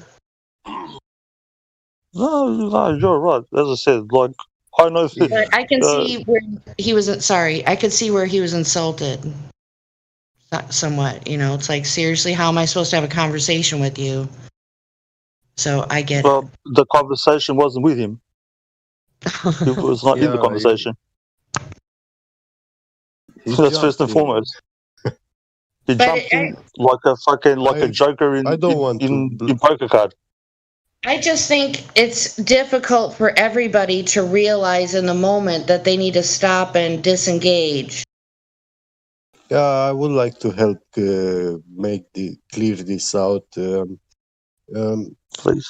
I don't blame Chad or stuff. It's just that he didn't understood the topic, the subject that was discussed, and yeah, probably he had a reaction. Hey, it can happen to every one of us, Yeah, I'm not saying. Yeah. I'm not like defending Chad. Maybe he got a little bit over the line. I think I'm not trying to defend him, but I think we all do that, right? Yes, I'm for. It's kind of like defending him. when you're riding the wave of an emotion, it's hard to get off of the wave when you're at the top of it. Sorry, be right back. Yeah.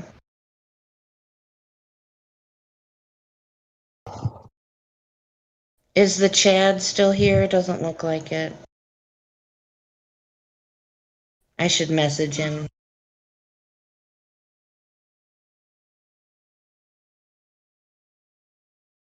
Well, I The like. dude must be. Oh, sorry. I just want to say one last thing. The dude must be having a bad day. Okay, go ahead. I was just gonna say, like, if IGZ was acting like that, man, I would have banned the fuck out of him, like, over and over again. I would have, like, let him back in and then banned him, like, just because it's IGZ. I can recall conversations where, and this may not apply right now, or to the server in general, but at one point, we did our best not to ban people. If you just mute someone, let them cool off. And you know what I'm saying? Like I said, it may not apply to this situation, but. And, I'm not trying to support anybody who's being like verbally abusive and all that kind of business. That's a different story. Jenny, But if somebody's just getting wound up. What? Okay, you can listen back to the whole conversation. Is there? Well, but I was calm. Hey, where was he trying to take the conversation before it got interrupted by the retardedness or whatever you want to call it? Oh, we were just talking about like we know Earth is flat. There's no globers, and we were just talking about how this place, might operate a bit more, and yeah, that was it. Electricity and just magnetism. Electricity and magnetism. I asked if there's because I can't find it, and I asked Yippee and the other brother that was on there. I'll go. Can we find a naturally occurring magnet, or is it all man-made? And because I can't seem to find it anywhere or in any papers, and that said, yep, it's all made by men, and I'm like, cool, no worries. And I said, like you take the periodic table, people think that the periodic table that, that the elements are like that in the ground. No, you have to extract certain things and mix in certain things to get that. It's not like a pure organic substance. That triggered something in him when I said that how they get gold, like you drill into the ground, there's these special veins. I'm back. You take the special veins out from the ground. You put it in with stuff. Other stuff gets mixed up. Chemically gets dragged out, heated out, then cooled down in another process, and you're left with gold. The other stuff, same process, you get silver, and so forth. So I go, that's it. And apparently you got triggered by a bit of truth. So I don't know. I can't do more than that. It's like, how much do we really know about a certain substance? Do you get what I mean? In Greek mythology, we have, for example, the Garden of Hesperides, where they say that the trees and plants gave fruits, golden fruits. And when Osiris brought the father of agriculture, when he started plowing the ground for the first time, then from that moment, all the trees and plants, they stopped this process, so they never gave gold anymore. They were never extracting it or making it, and all these mines that we find, the gold content in the ground is exactly the shape of a root tree. You know, it's like a filament It's like a goes drum. into a ground. Yeah, and you keep following it, digging, you know, like that root grew. But because that tree was cut or, you know, whatever, these are ancient trees, remnants. Yeah. And also you can find in certain stones, it is petrified. And that means it's like the root of a tree that got petrified and had some gold content in it. That's how we find it. But the most fertile soil has apparently gold in it, but I can't seem to get a gold nugget from it and sell it somewhere. This dirt, and he can't comprehend that. Well, I hope other people understand what I'm saying. I don't know, guess what I'm saying. Because there's actual gold in the soil. You take the soil, the higher the yield of gold in it, the better, the more fruit it produces, and the bigger it is, and the riper it is, and all the rest of it. But I can't take that, the ground and the soil and the dirt, and say, you know, this is like 1 gram of they gold. say they for example, they also say that gold quantity in the world is limited, you know. But actually, if you study the gold in the world, actually fluctuates with the number of people that die and are born.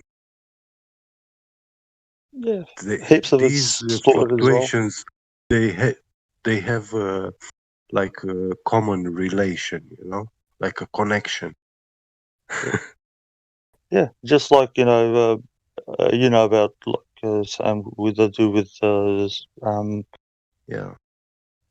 they get the fluid out of the ground. They leave it after 7 years. It just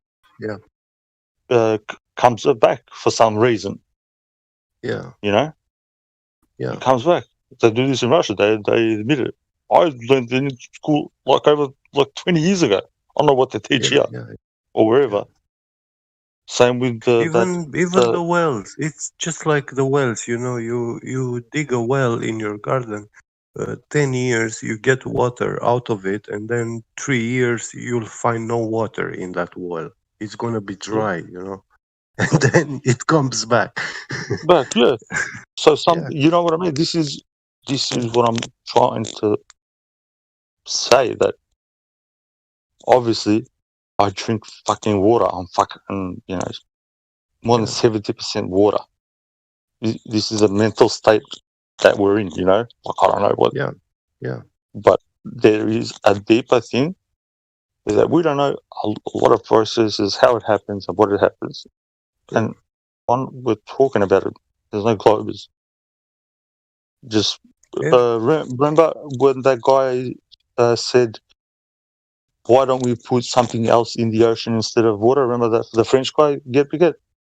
And I was,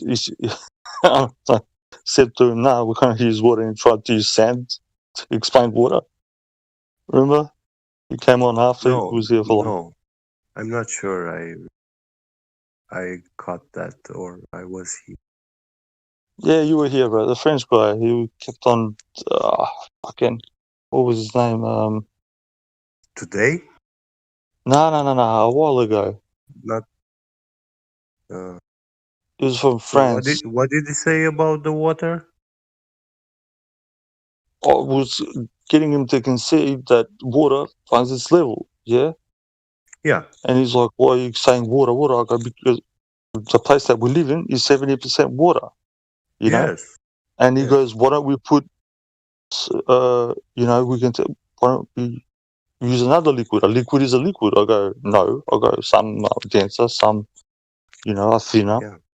Some behave differently. Oh, I don't know why, but I can't substitute course, water as we know it for something else." Like for example, alcohol.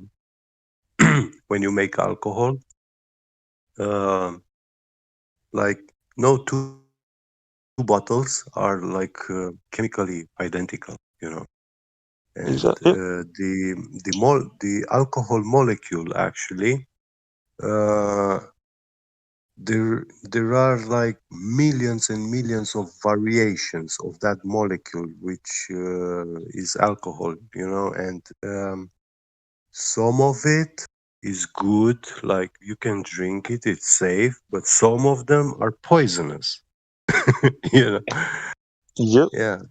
And usually they separate one from each other. I know this from my grandfather when I was distilling alcohol, and he told me like I was 4 or 5 years old, and he was telling me, "Look, when you grow up and start making alcohol, you have to learn the process, and it showed me, like how you put all that in the container to boil it, in the tank and stuff."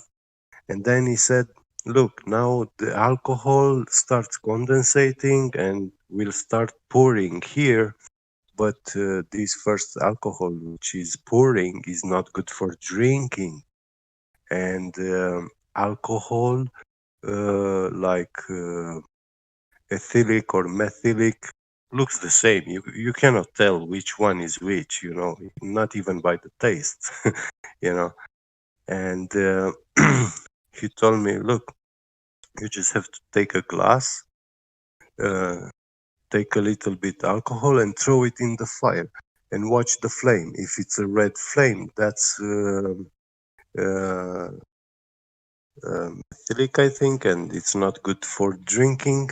And the first alcohol that comes is this one, which is bad. And then the good alcohol starts coming in, pouring, and it will make a blue flame. That one, that's good for drinking." Like, I was so young, this is a liquid, but it's very different than water, also very different than oils, and also the oils are so many kinds of them. I mean, you can't say sunflower oil is the same with olive oil, they are both oil, of course, but it's not one and the same thing, Yep. Yeah. Gippy, can you? What's up, guys? I might be here. Hey, bro. How are you? Hello. Chilling. Sorry for falling asleep and snoozing all over the mic. No big deal, bro. Did you rest well? Hi. Hello, Ariel. Hey, Ariel. Hey, Get. Hey, man, hold on. Hey, Eggs. Yeah. Hey, bro. I had to call you by your name. You made me laugh too much yesterday. That's good, bro. I tried to bring some laughter in here. You know what I mean? That's part of the mission. You made me What's up, Elijah? laugh as well. Hey, Titty.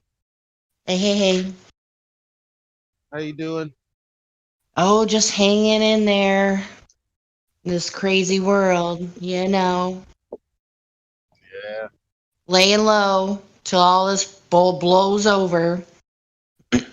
Oh, Jenny, If it does blow over. I'm saying when it blows over, we need to choose our words wisely, right? Intention. yes, that's not easy. No. But I feel like I'm isolated from the world. It's like, so I feel really super fortunate. Yeah, nothing wrong having less contact with the world. You know, Yeah, because nothing everybody's all bad. wound up about everything. So It's more peaceful, you know. well, I saw an interesting sign on the door today. Oh, sorry. Was I talking over somebody? I'm sorry. Yeah, no worries. So They're what starting to say that people that have had their vaccine don't have to wear the mask. And then that's just going to kind of fluff up where we were months and months ago. Wait a minute. Do you guys know How about are you shedding? supposed to how are you supposed to prove that you've had your vaccine? So there's going to be mask fights again, and it's just going to be more drama and reality TV for the people up on high. They're just kind of, trying to milk this for all they've got. What about Another shedding? episode. Huh? I didn't hear whoever said something last. Yeah, I'm sorry. It was me. What about shedding? Because if the vaccinated are taking their mask off and now they're going to be breathing all over everybody, right? That makes me want to wear a mask because if all the, all the people that have willingly signed up to The only get the- time I'm going to wear a mask is inside the dispensary to get my weed. That's the only place. I got a serious question though. Like Iggs just asked me the other day, he said, so basically we could, wear our parents' undergarments on our face and that would be fine. And I told him, yeah, but I wasn't really an expert, so. I wasn't an expert, yeah. I just say to people right off the bat, I'm like, look, I'm not trying to challenge you or anything on this topic. I said, it's confusing for everybody. I should have said that to him. I will next time though. Yeah. It's like, I'm not trying to challenge anybody's position. But if they bring it up and I tell them that, then I give my opinion. So if they put up their opinion first, I put out my disclaimer, then I put my opinion out there. And it's been some interesting conversation, let me tell you. I should start writing them down. Actually, there is something I like about mask wearing. There are these kind of people which, when they speak, little droplets come out of their mouth, Oh my in your goodness. face. Okay. Yeah. Yeah. I so hate those Verbal kind of diarrhea. people. Well, So I don't know, man, if I could go when I see along these with kind of that. people, yeah, I'm thinking, oh, thank God, mask exists. Now I can No, talk with I them. think you're a one-man band on that. I don't know. Oh boy, oh boy.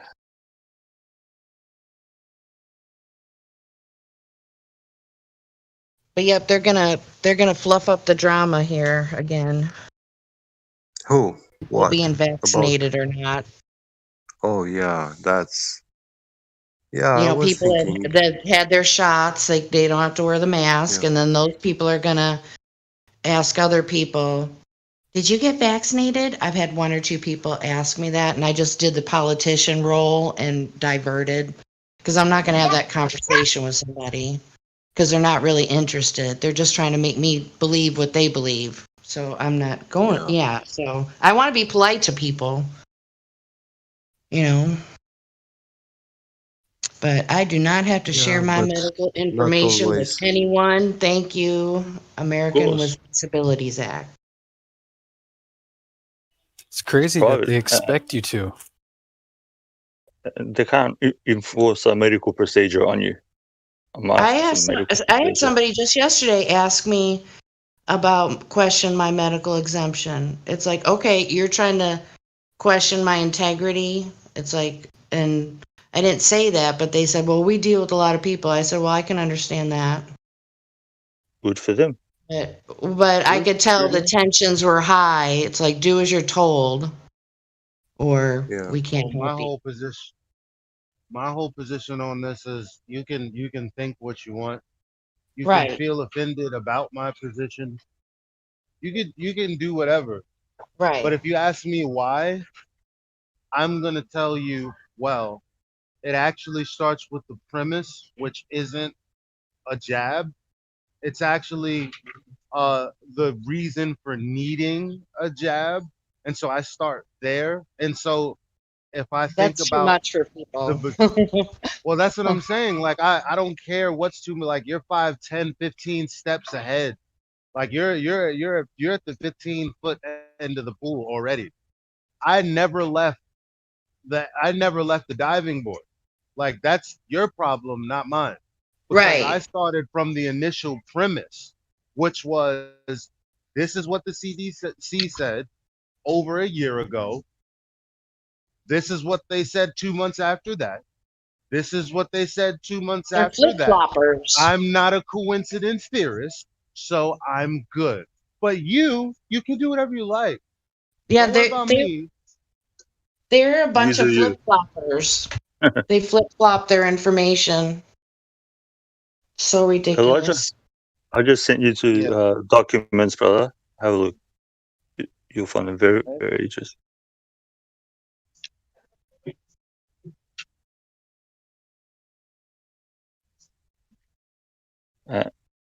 Hey, Jenny, were you here yesterday? I don't remember if you were. There were a bunch of people. I might have been for a little bit here and there. I popped in. Were you here when everybody dogpiled me for thinking that Gregory was Elijah? No. Yeah, they fucked sorry. me up. We were all joking. It was I don't know if it was a dog pile. I think I came out with It like was- 2 black eyes and a bloody mouth. That happens. That's happened a handful of times on the server. It's been fun when that happens. Was it fun or not fun? Like with Lou and Helio. Let's just say that it wasn't even Elijah and Gregory that were getting mad on me. Like I got hopped on by like 15 different people at one time. Are you serious, bro? Was there hostility? No. Was there like okay? No. I didn't think there was genuine hostility. It wasn't. It was funny. Oh, well, good. I'm glad. Yeah, it's fun when stuff like that happens. Yeah, who was the guy that asked those two people, like, have they ever experienced racism? I did. What are you gonna blast me too? Yeah, I You remember gonna blast saying me that, too? I remember saying that question in and of itself as racism that they just experienced. Wow. Yeah, if you call somebody a bigot, hey, if you call somebody a bigot, that makes you a bigot. Yeah, you bigot. So let me not ask an Asian about their cultural experience outside of their cultural so-called area. My bad. You know. Dude, I've asked the Asian, like, how's your culture? Sorry, I'll ask an Asian, how's your culture different than ours? He's like, if our uncle beats our ass for something that we did, we don't tell nobody. We just shut up and take it. I was like, damn, holy shit.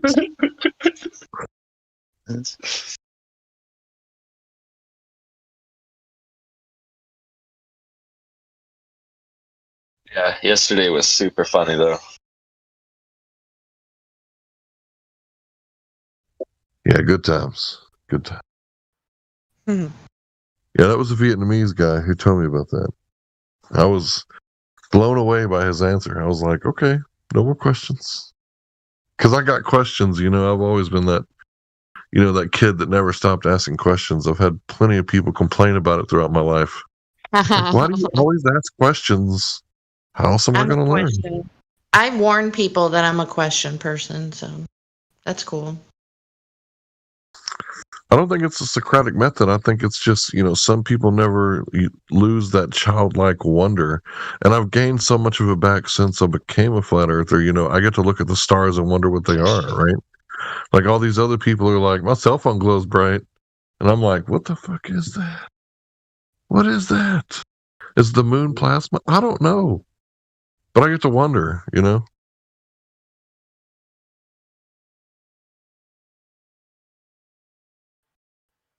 I think it's an Why not making connections? Like it lights up as I it gets think closer to our electrical field. What were you saying? you're very low. Yeah, you're a little But I low. think what Yeah, Lemon said, Lemon. and I humbly agree that it's an alien moon base. I think that's what he said. I agree. I was just saying, I think it's a LED light. It lights up as it gets closer to our electrical system and gets dim as it gets further away. I don't disagree with that.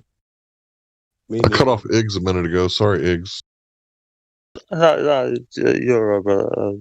It's like, asking a question has become bad. Probing deeper into a certain thing is bad. You know what I mean? Because we've codified these things or these terms that have been given to us, and to have a concept or to have the most simplest understanding of something. But if you delve deeper into it, you realize that it's much more complicated than it is, Oh, yeah, man. Oh, for sure. I remember one time I delivered this pizza, right? And I got cones blocking off the front entrance. So I go to the side door and beg them to let me in. They're like, we don't let people in the side door. I was like, dude, I got 80 pounds worth of pizza right here. And they finally let me in. And then I asked them, why do you got cones blocking off the entrance where you want people to go through? Oh, they were pissed off about that. They tried to get me fired. 3 different people from the school called my boss and tried to get me fired. So it was the clerk lady at the desk, the superintendent, and the principal tried to get my job for asking a question. Why do you got cones blocking off the entrance that you want people to go through? Yep. That sounds pretty fucking easy to digest. I don't see why they freak out, but people are weird nowadays, dude. Well, people are pretty simple once they get down to it. I mean, they probably didn't like some dirty commoner questioning their sainted academic wisdom. People can get pretty proud and pretty venal and egotistical and basically evil. Yep. Because somebody said this and somebody found that like that, it must be like that, He said, she said. I later found out that their school had come to our place of business and ate and got complained on. So it was kind of like you're going to complain on us, now I'm going to complain on you type thing. And I had no idea. And my boss was so pissed because he was in a wheelchair, right? He was like, you able-bodied son of a bitch. And I was like, whoa, what's going on? Yeah, you never know what sort of grudge or whatever beef is in the background. Sometimes you're just kind of an innocent bystander in an ongoing war of sorts with stuff like that. That's exactly what happened, bro. I was an innocent bystander, and he was like, you able-bodied son of a bitch, how come you couldn't carry it through the front door? And I was like, there was cones. I mean, anybody who sees cones knows that you don't go that way, right? That's like orange cones. No go. It's intuitive, natural for you to think that. But intuitive understanding is not in fashion nowadays. You mostly do what you're told, even if it doesn't make sense. But a mistake, tell me why I never wanna get sick. I want it that way. Is that not the greatest? I want it flat way. All right, all right. Yeah.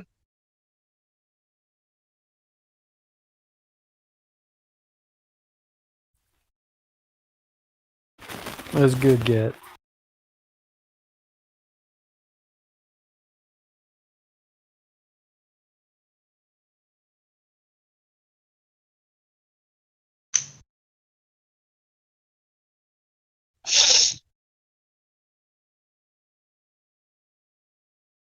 Well, I'm getting fiber optics hooked up today. I'm kind of excited because I already had pretty fast internet, but with a family of 4, I think I'm going to upgrade. Plus, it costs less. It's only $60 a month for fiber. I used to lay fiber. Oh my God, they added fiber optics in Romania like in 2007.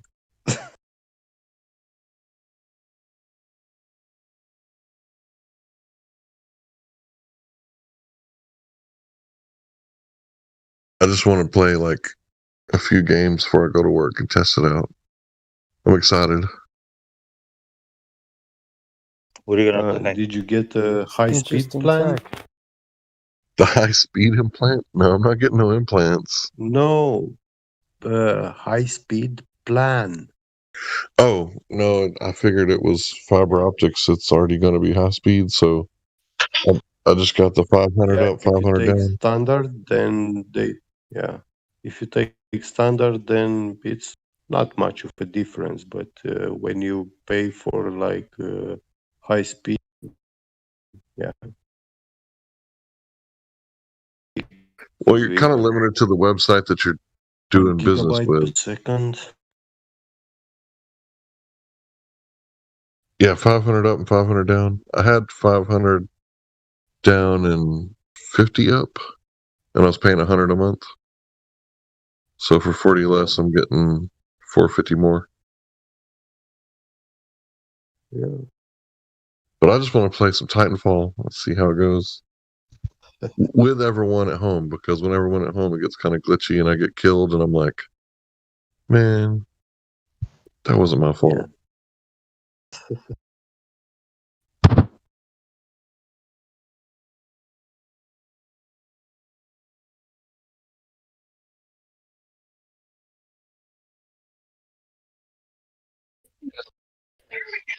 One thing that really irks me in life, man, is the drivers in my town.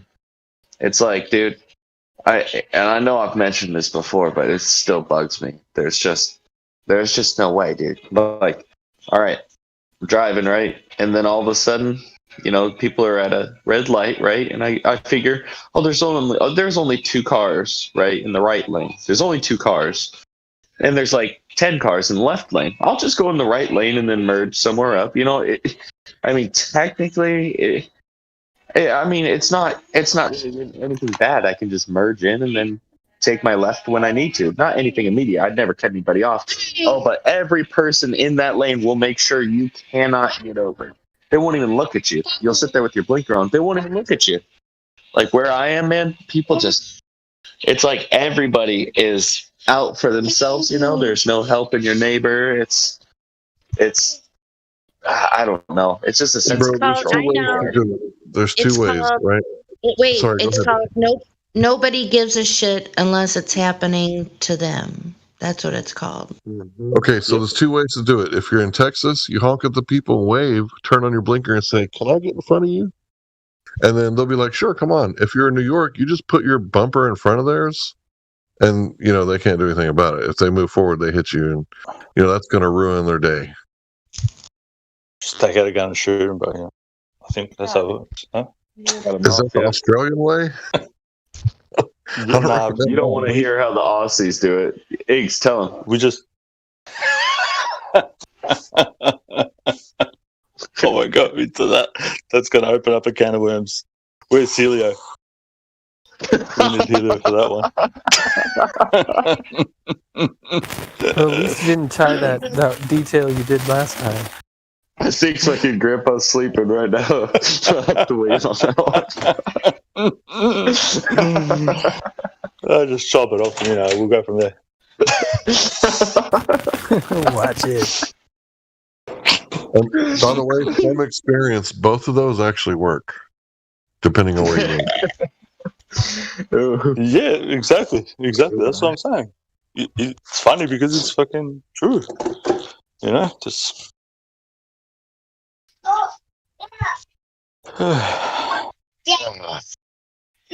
Decisions, man. Daddy. Hi, baby. Daddy. So where do you live, person? I live in Oregon. How does it work over there? You don't get either one. You don't get the southern hospitality or the northern aggression. Very, very rarely do you get hospitality amongst drivers. I used to fucking be like all those idiots driving on the road, okay? Then one day I was just like, you know what? It's not worth me fucking getting mad at these people. Like, I'm tired of fucking just like getting so annoyed by like these just blockheaded idiots. Exactly. So I'll just go to work a little bit early or go anywhere that I freaking need to go a little bit early so that I can be the slow driver. You know what I mean? So instead of them sitting in front of me going 5 miles an hour under the speed limit, I can be that guy, you know, and they cannot do shit about it. So instead of letting them have that power, I've just taken it amongst myself to leave early so that I can have that power. You know what I mean? You, sir. Yeah, good for you. Yeah, for me, I drive like the light into the tunnel. Like, got to get there. I deliver pizza for like 20 years, man, and I can't turn that shit off. Like on my days off, I still drive like that. And I just count stop signs and time stoplights. When I say that, most people look at me like, what? No, I time the stoplight. So if it's red, I hit my brakes and slow down, right? And then when it turns green, I roll through and like speed off and everybody tries to race me. But I'm not trying to race. I'm just trying to get there. And it's like nobody realizes that. People want to hurry up to a stoplight. And I'm like, no, bro, you hit the brakes on the stoplight. You roll through it. When it turns green, you gas it. And it's like, people like, you count stop signs? I'm like, yeah, I count stop signs everywhere I go. Like, I avoided those, like, multiple stop signs because, anyway, that's just how I drive. Yeah, no, that makes sense. I just, it's just the Karens that irk me. I'm sure you know what I'm talking about, even where you're from. You know, Karens don't bother me. It's like a woman's prerogative. You know, she wants to get upset about it. That's fine. But Darren's, like, bro. Darren's, oh, yeah. That's what I mean. I called them both Karens. I call them both Karens, bro. But Darren's, yes. I think I was here for that conversation. That's funny. Was the consensus Darren then? I guess. I can't believe it when a dude acts like that, you know? It's like, where's your mask? Bro, where's your integrity? Why would you ask me about my mask? Worry about yourself. Mind your own business. Oh, the way that they look at you, too. Oh. Just with the utmost disgust, and you're just like, dude, I'm a fucking American, bro. Like, go take that communist shit elsewhere. Like, exactly. Part of the problem. Yeah, now that the mask mandate's lifted in Texas, a lot less people are wearing masks. It's just the businesses are still cooked.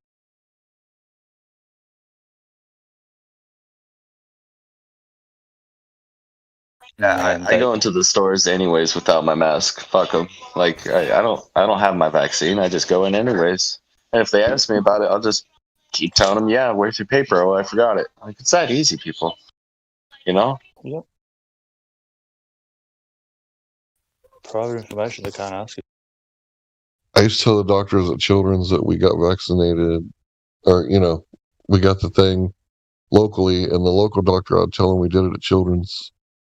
Yeah. And that never failed me, except for one time I didn't show up to an appointment, and they cornered my wife, but she held her ground like a champ. Like a fucking champ. That's beautiful. Oh, I'm proud of that one, man. Damn. Fucking nice.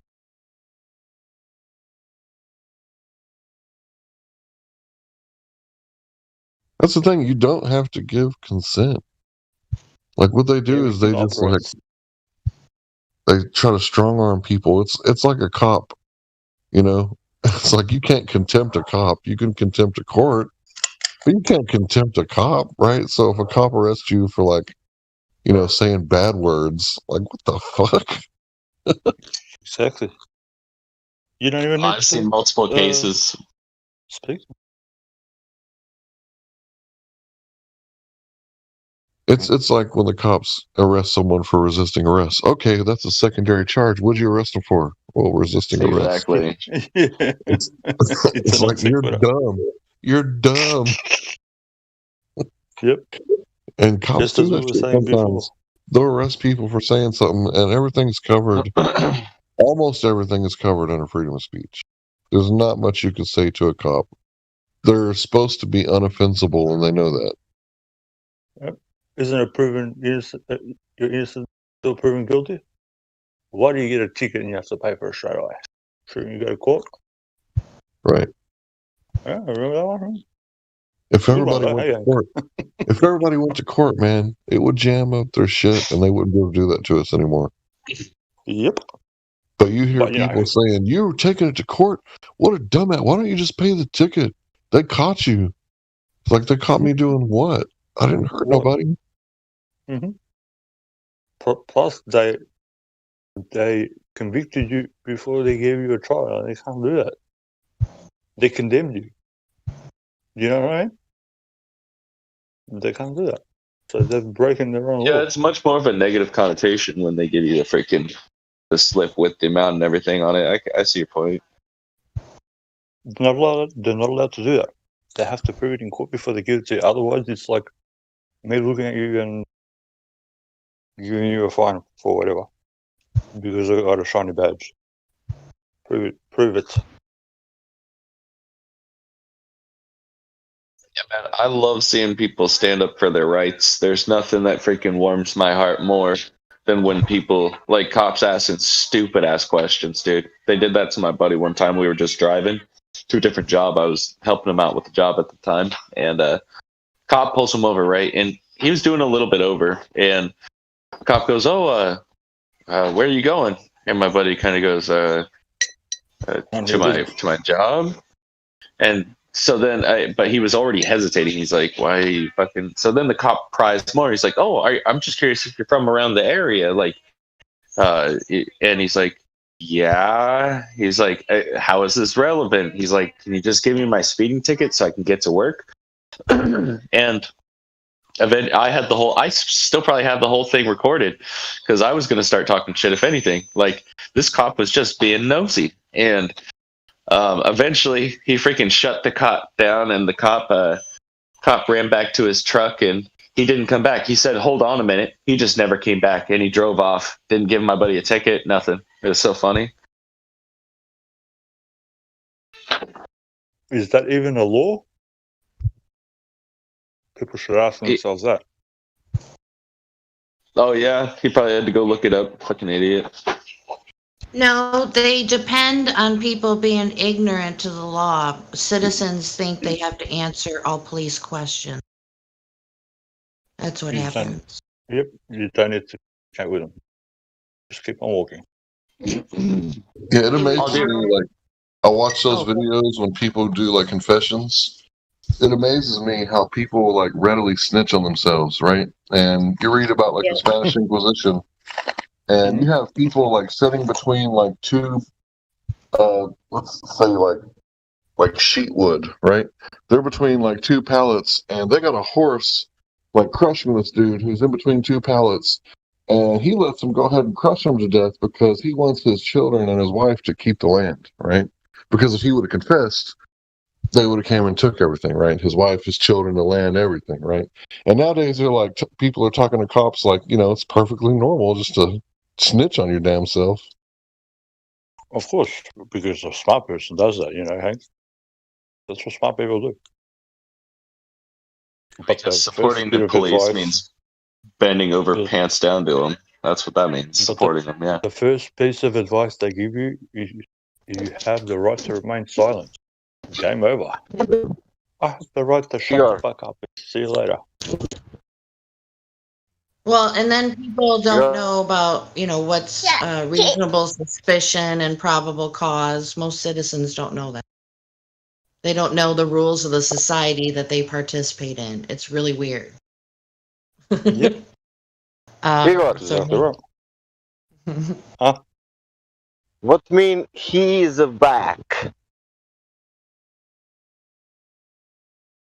He's Back.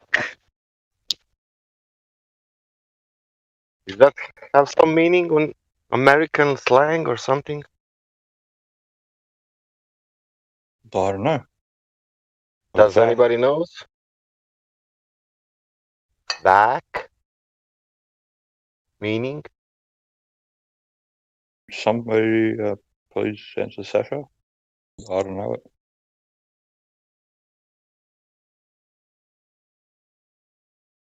Spell it. I don't know because I heard like a voice, like a whack. He's a whack, something like that. Do you mean whack? W-A-C-K? It could be. I don't know. Okay, so marijuana is okay. Mushrooms might be okay. You might be pushing it with DMT, but crack is whack. That may be what you're talking about. Okay. Okay. Not cool or unfavorable. But in a sense of person, how you will explain that? It depends on the tone of voice, I think. By the way, this channel does not condone drug use. I was only trying to illustrate the meaning of the word whack. I couldn't think of anything better than drugs itself. Or if you hit somebody, or the mob interpretation to whack somebody. Depends which lexicon you use. Yet they speak and know not what they utter. Okay. Thank you, guys. Sorry, Sasha. I don't know, like, yeah. Couldn't use that word.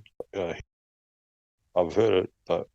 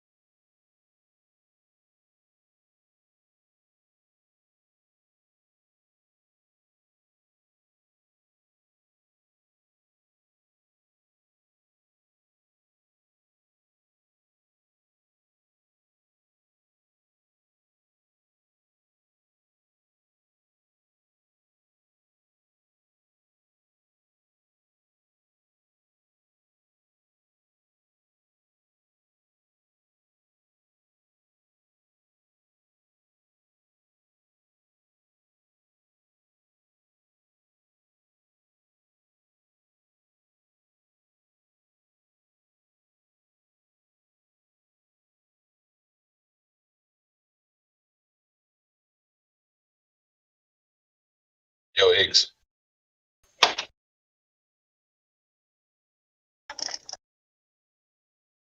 yep.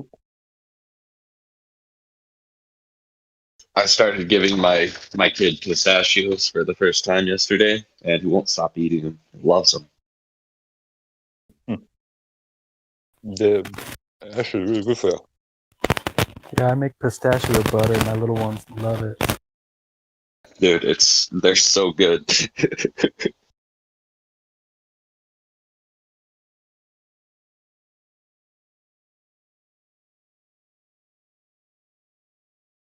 Does anybody know if Johnny is still in the Discord? I tried pinging him yesterday and I couldn't find him.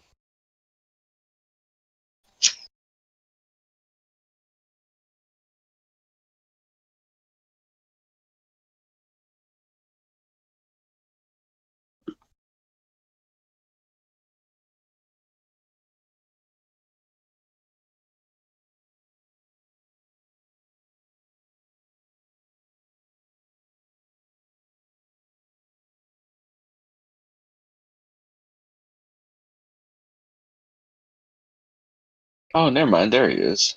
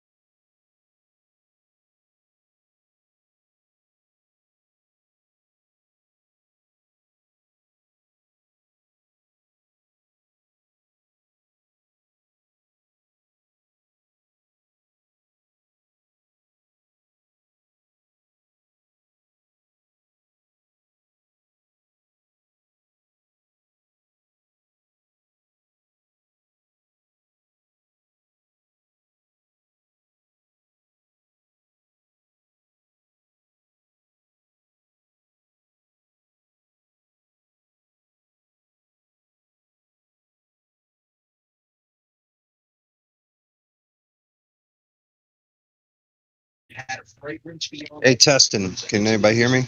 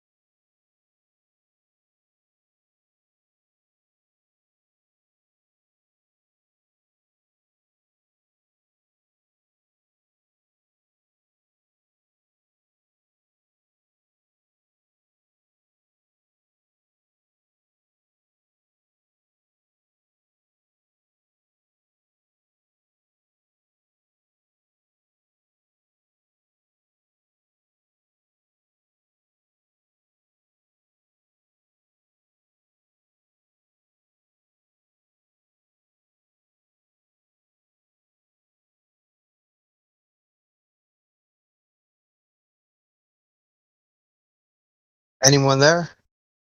Hello? Hi, what's up with you? Hey, there we go. All right, cool. Hey, Jen, how you doing? No, I was just I was using my mobile phone for the first time on Discord, so I wasn't sure if it was working properly or what was going on. But cool. Sounds Seems like to be you're good doing to all right. go. Yeah, definitely. So how things been going around here? Kind of chill for the moment. Yeah, I hear that, right? Um, Yeah. I guess Chad was having a bad day earlier. So yeah, he's in timeout now, I think. Yeah. Every once in a while, there's somebody in timeout, right? Somebody's got to. Yeah, exactly. Nah, I'm just been, oh, man.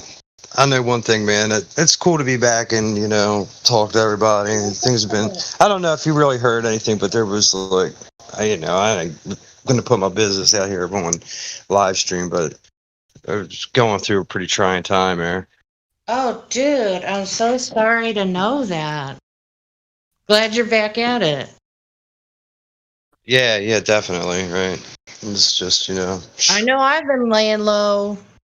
I'm I like tell you, really man. poor I'm really poor right now, but I managed to wedge in and just kind of like laying low. Yeah, doing what you have to do, right?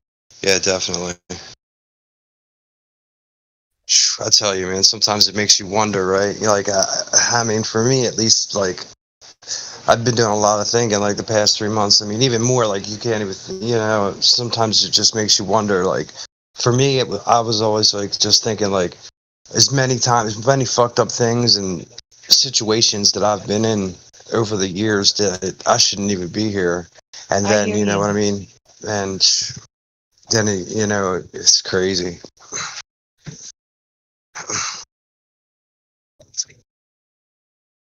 So I don't want to dox you or anything, but you're in the United States, right? Yeah. Yep. Okay. Yep. Yeah. Yeah, I might be having to try. I had to get this fucking, well, they got the, what they call real IDs now.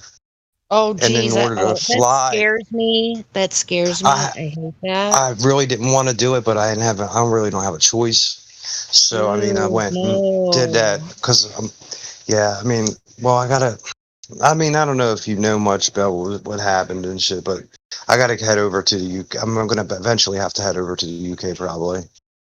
And, that's not until September, but if things work out and everything, so. So is that Um, real ID supposed to be universal, or is it just well, it's the just United I States? mean, yeah, I guess it's for like the U.S. and I don't know if it ties in over there. I'm not sure, but I'm like pretty sure I know that you eventually. need to have it to fly. So I mean, Yeah. it really sucks if but I wish. I mean, it's just another fucking way if the game shit, get more Dude, money don't out you of have to get people. immunizations too? You know what? I didn't even think about that. Oh my God. I didn't even think about that. That's, Because I mean, like, that was the whole I don't deal. know, Like, I mean, can you proclaim religious exemption? I mean, you might be able to. I don't see why not. I mean, you used to be able to. well, I just know when you go out of the country, I've heard that's what you have to do. I mean, yeah, especially with the UK, I didn't even think about that because I mean that was like a big point, like of getting my daughter back home. It was just a pain. I mean, it was really fucked up. You know what I mean? They were saying like they would be like over 6 months and all. I mean, just really fucking stupid shit. I mean, like With insane. what? To do with what? Yeah. Anyway, I mean, I tell you what, I'm really got comfortable talking about it. Jump down into the admin chat real quick, and I'll Okay. I'll fill you in. Hold on. Okay.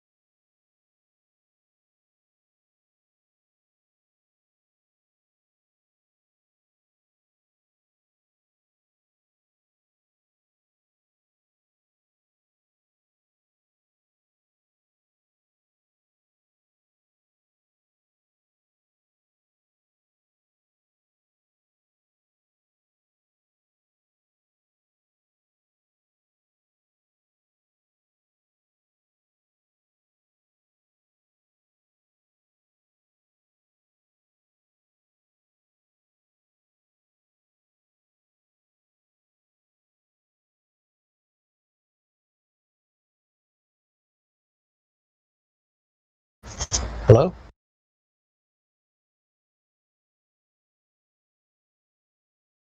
Mic test.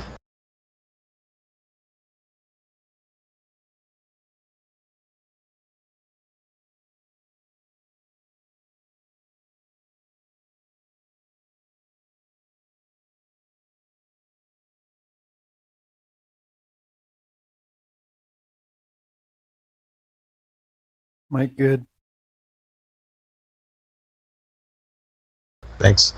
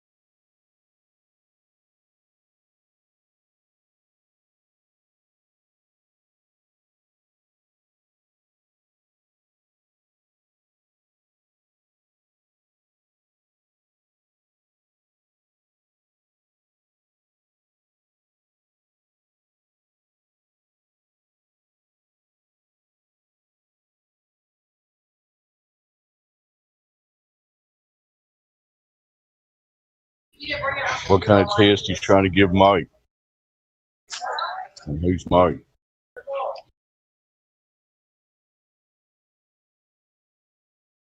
Did somebody just say Mike test? They left that quick. Oh wow, that was forever ago. Yeah. So why do you want to test Mike? And who is Mike? Well, I didn't hear anything in the chat, so I wasn't sure if it was my device or just no conversation.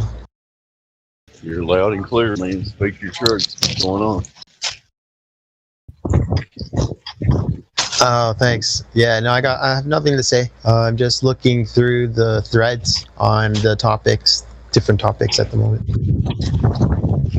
look at the names of the icons, or do you think you live on a ball? I don't have a belief either way at this point. Actually, there's a lot of interesting questions for me, on both sides. You don't know what it is. You've been looking at the subject. What's that? You're kind of winded out. Yeah, I'm outside. Is there anybody else on here that can talk right now? Feel free. I'll be back in the car in a second.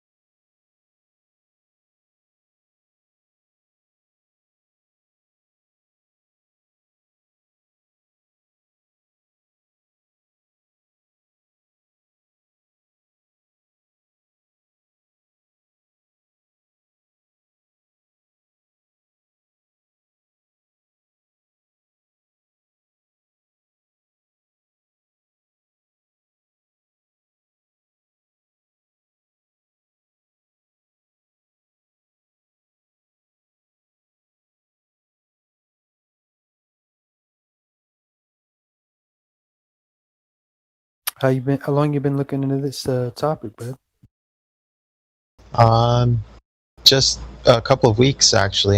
The days are kind of coming together, so I thought it was only 2 weeks, but it looks like from about like the beginning of May. Days are kind of running into each other. Right on. Is there anything in particular that you heard that made you, give that second look? Yeah, I got a list going. Hold on a second here.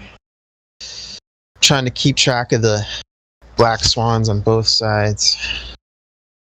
It's the back and forth. Hold on, flat Earth.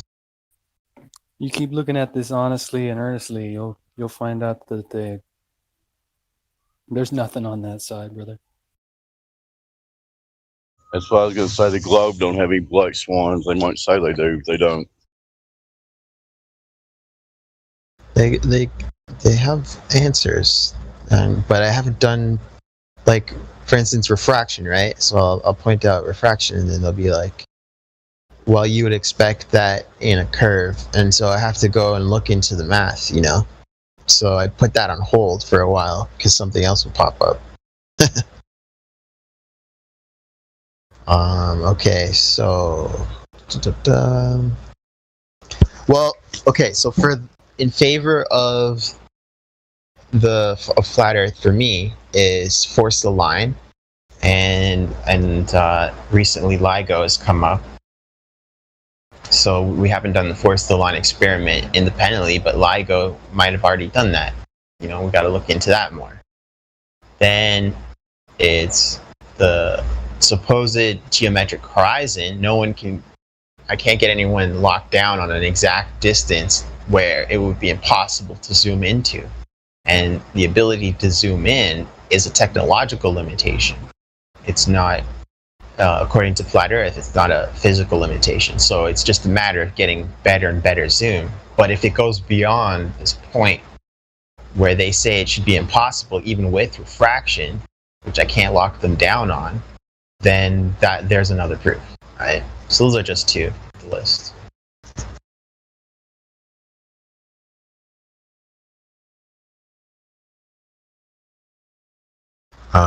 For the against Flat Earth would be the Antarctic 24-hour sun video, the one with the clock and the continuous video, and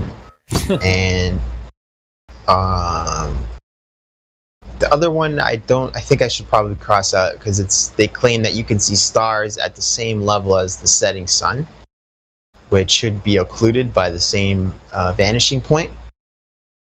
But I haven't witnessed that myself, so I don't know if that happens. Could I just point out that the two things you pointed out positive for the globe were both stuff in the sky? Is that a red flag at all? We're talking about measurements of the ground, and the globe has nothing. So a third one would be that's an interesting point, yeah, because who knows what's going on with the sky. Yeah, that's an interesting point. My third one actually is a ground one. It's the fact that recently they've been claiming that surveying profession does use calculations for the curvature of the Earth, and that textbooks call a level line an elliptic curve. So I looked into that, and the surveying website where all these surveyors come together and talk about their profession and their lives, there's only 7 entries, like 7 pages, with all and multiple repetitions, like it's all the same thread. So there's maybe only like 10 or less than 10 entries, actual individual entries with the word curvature in it, which you would think if it was such a big factor for that community, there would be far more, right? So that's what I'm saying. Like, I'm finding evidence as I go.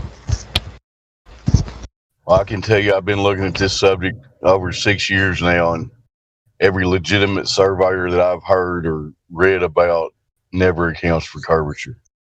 Right. Yeah. Geodetic surveyors are a different thing. They take a dip angle and turn it into an ellipsoid, but they're not actually measured in reality, though. The basic 3 things of the globe that we emphasize here. If it's a ball, it's got to have curvature, 8 inches per mile squared. We need to be able to measure that in any part of the ocean or whatever, and nobody's ever done that. And they say it's in motion. There's no detection of the Earth's motion and the vacuum of space existing, as they say, next to a gas pressure system, which violates the second law of thermodynamics. So those are the 3 major globe claims, and there's nobody can demonstrate any of those in reality. If you know somebody, let us know. Yeah, those are the more common ones, so they're not in my list. But yeah, those are definitely things that are definitely on like the part of the larger picture that they can't answer. Like that blew me away when I saw Nathan Oakley video about that. I was like, whoa, yeah, I never thought of that. It's not only you need a container for pressure, but it's next to a vacuum, so it's like 2 things that are wonky about it. Did I hear you say a minute ago that LIGO is like force to level? How so? Hello, Dave. Hey, what's up? Go ahead. Good. I saw Freedom Frank, and I just wanted to congratulate him for coming here. I sent him the invite link to the server. Yeah.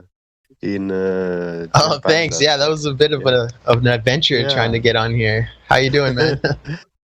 Good. I'm glad to see you here. Yeah. Yeah, I had joined like a few weeks ago, but it's so tight because there's so many trolls that they actually blocked me. Like someone gave me a 365-day ban, even though I had done nothing. So. Oh my God. Yeah. So Julius had to like do some hacking to get me back in. Oh, well done. Yeah, I recommend you for a Flat Earth tag or something. Role.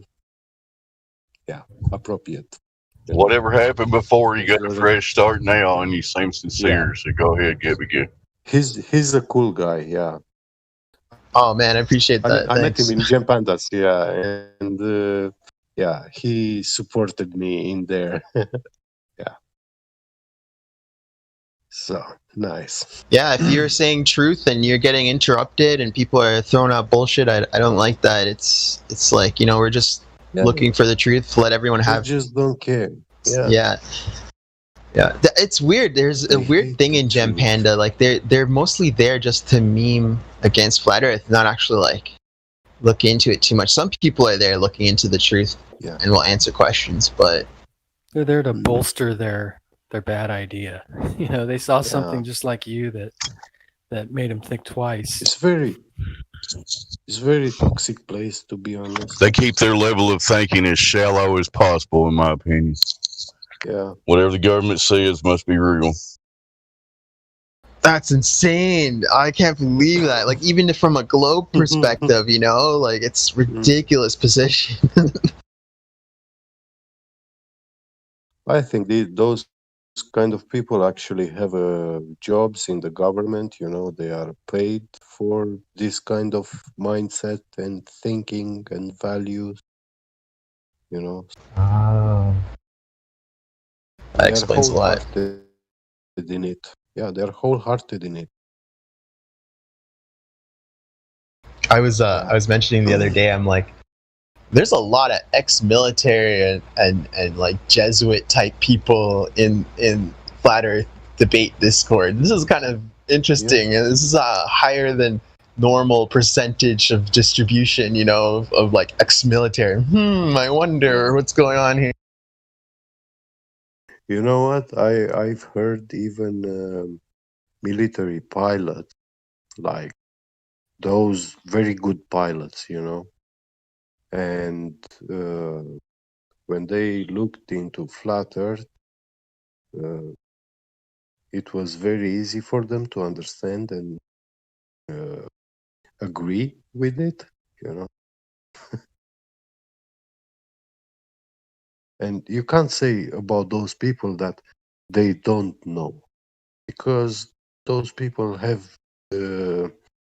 had the best training a man can get, and also the best education teaching, you know.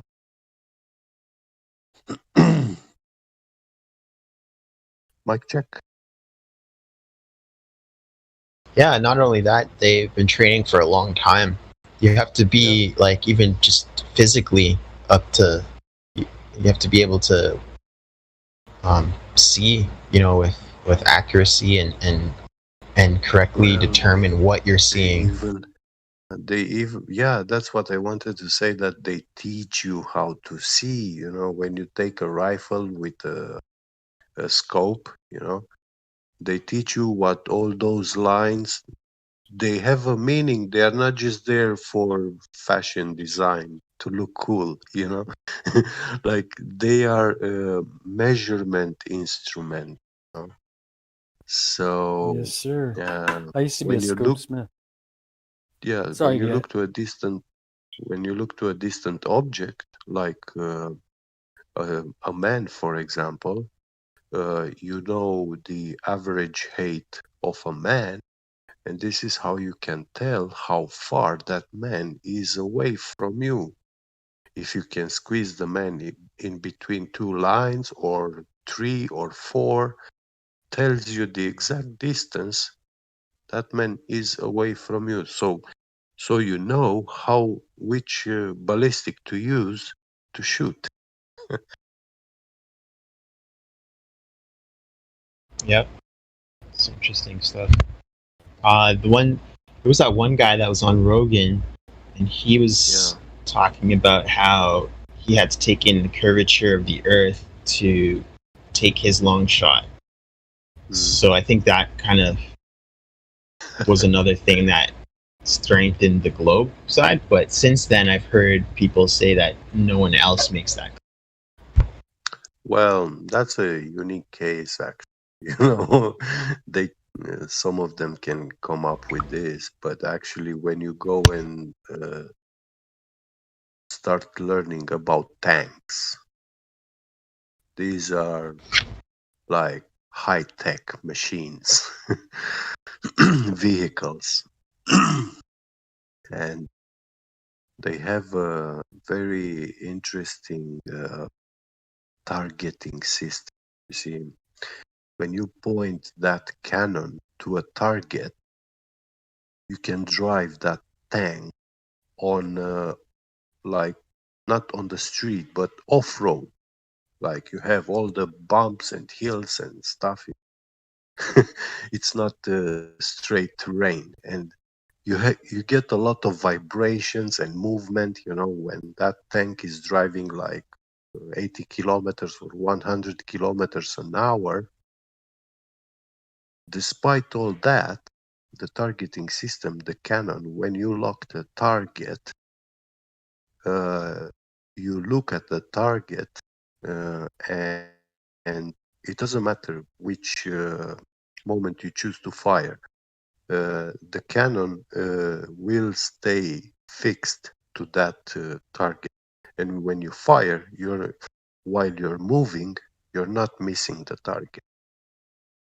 This is a very complicated mechanism system, the targeting system tank, and they don't account for Coriolis when they fire, but they do account for like the speed you're traveling. And when you look at the tank when they do this, you can see that while the tank is driving, the cannon is rotating. You know, it's holding his fixed position to the target. So you can drive left, right, you know, but the cannon will be always pointed to the target.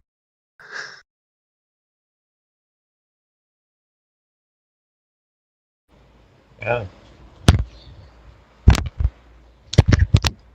Do you have any video that goes in depth, or document that goes in depth about like how the targeting system doesn't factor for these things? Well, to be honest, this when I was young child, I was born in the communism times, so when they made me a pioneer for the country, they took us to, like, the whole class. They took us to a military base where they show us the fighter jets taking off, flying, getting inside them, you know, and also the military tanks. And these guys explained to us where when I went inside the tank, those guys were telling me, like, I asked, the first thing I asked, how do you fire this cannon, you know? And they start telling me about that system and everything, you know. Look, this is here, you can lock a target. It doesn't matter if the tank is moving on the terrain, the cannon will be always pointed to the target when you lock it on the target. You know, and they said, I asked, how do they do that? And he told me, this is military mechanics, special systems, which they it didn't say like military secrets, but something like that. You learn it exclusively in the army. So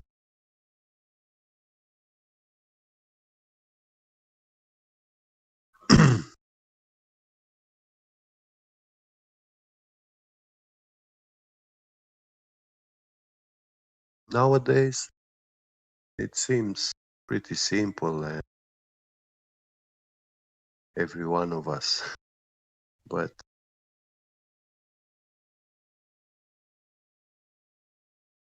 actually see those mechanisms,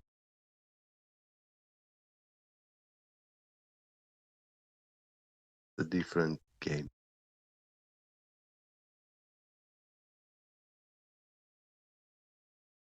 I even heard stories where, because in USA you can buy a tank if you want to.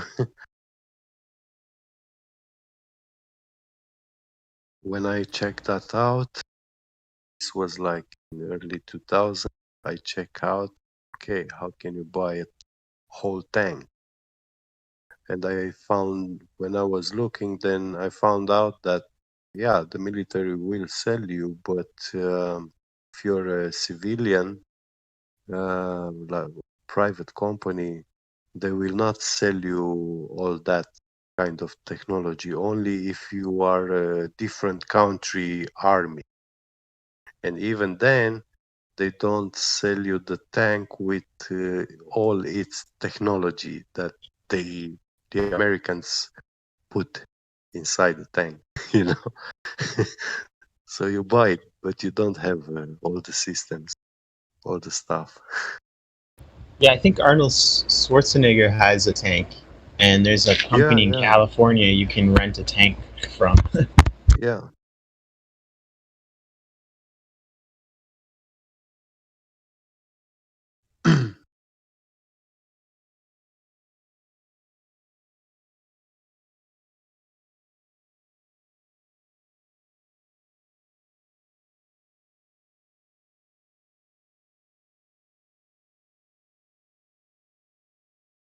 Hey, what do you think about the Iron Dome? Iron Dome, like metallic. What's that? Sorry, your mic is a bit low, so I didn't hear you. Oh, you mean like metallic Iron Dome? No, it's a anti-missile system in Israel. Ah, the Israelian. Well, they surely use it to bomb those Palestinians. And probably they bomb themselves with it and point fingers to the Palestinians. Oh, look, they are bombing us, you know. It's like the perfect prison. Yeah.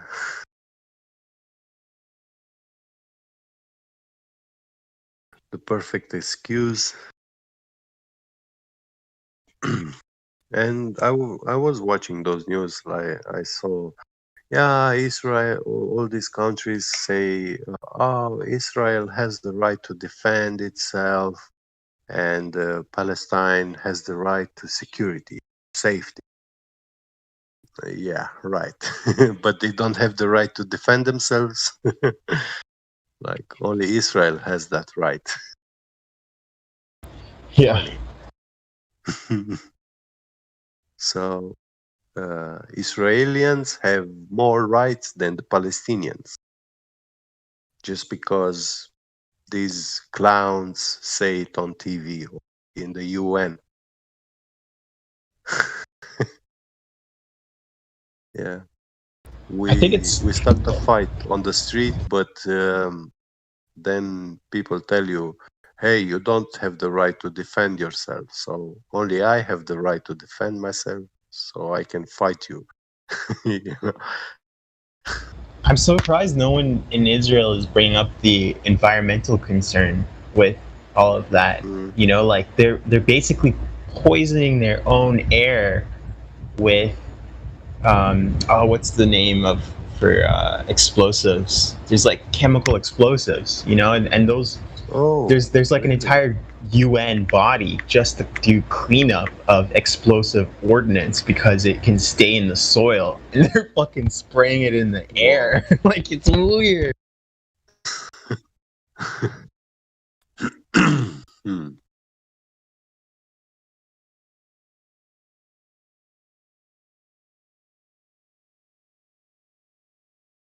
If you start poisoning your own air, it's, I don't know, you might want to start talking about peace. Like, what's the end conclusion of this? We just daily poisoning of the air with explosive remnants. Like, what? It doesn't make any sense. Yeah. Yeah, who knows what they have in those missiles. they blew up now.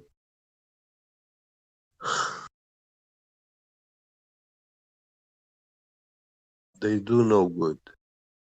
The environment, to nature.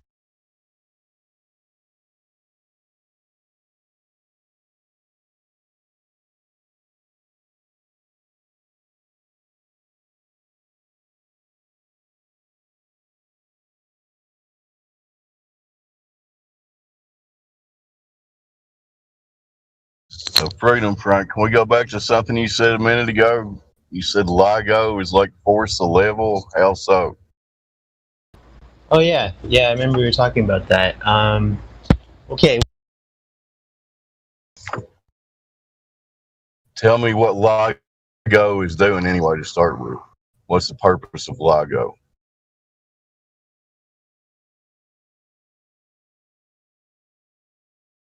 Well, you know. Are you? How familiar are you with force the line proof for whether or not there's a curvature to the Earth or not? Because I might need to explain that if you don't know what that is. I know force the line backwards and forwards. Yeah. Awesome, cool. So for me, I know what force the line is. It's in theory at least 2 miles. Okay. I just don't understand why you're saying LIGO is like that. Right. So I'm not sure if I said LIGO is. I did say that. Maybe I should clarify. I'm looking into the construction of it. So there's construction files of how they built it. But the other side claims that we should accept that as force the line. But I'm simply saying if it's potentially a force the line that already exists. But I would obviously like the real force the line experiment to go forward, because for me it seems completely logically sound. I understand you're saying just I understand you're saying just the length of the construction of. So I would challenge you to find anybody, a builder, engineer, anybody that ever accounts for curvature in anything. I haven't found anybody yet. And the fact that there's a canal right next to the building, right, and that it's the straightest, it's supposedly the straightest object in the universe that we know of. Like first, it was Zanuck, right? Zanuck came at me. He's like, "Well, we have SLAC, and SLAC's super straight, and it proves that there's curvature because of this and this and this." And I'm like, "Well, I don't know enough about SLAC, and you haven't given me any evidence that what you're saying is true. It's just you're just making these statements." And then they came up a couple of days later with LIGO. So I've just been looking into like the building of LIGO and its construction.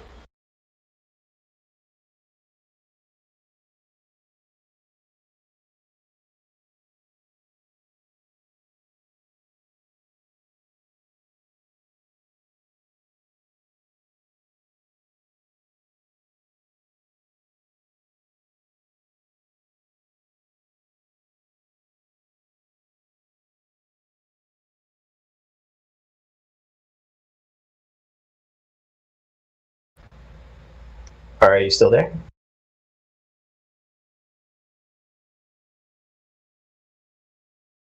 I don't hear him. Was he roboting, or was that just my shitty internet? Yeah, he was a little funny. Okay, good. I was like, whoa. I was thinking about that LIGO. I mean, for me, that's just a big size Michelson and Morley experiment, like big scale. Michelson and Morley interferometer. That's how I see it.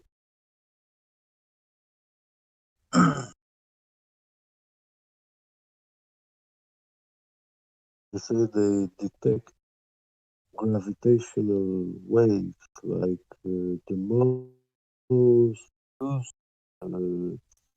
thing in the universe.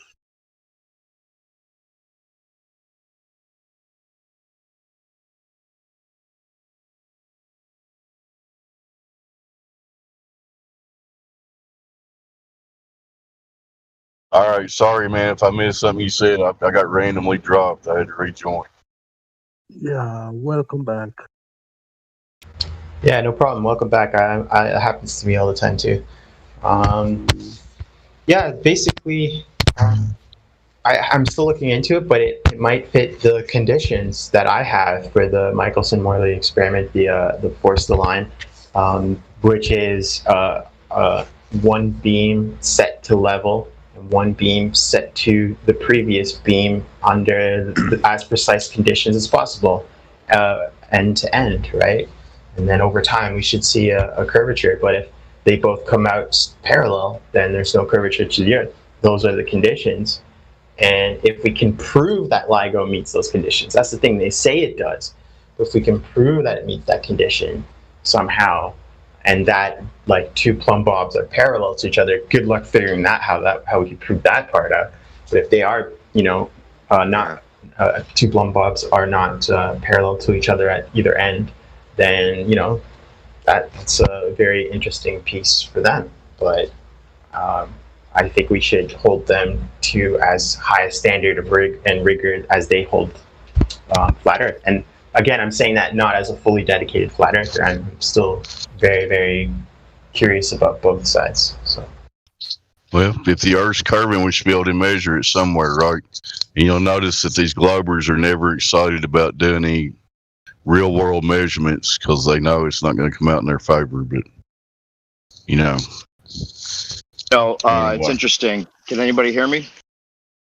What's up, Dave? Yeah. Good. It's new perspective. Can anybody hear me?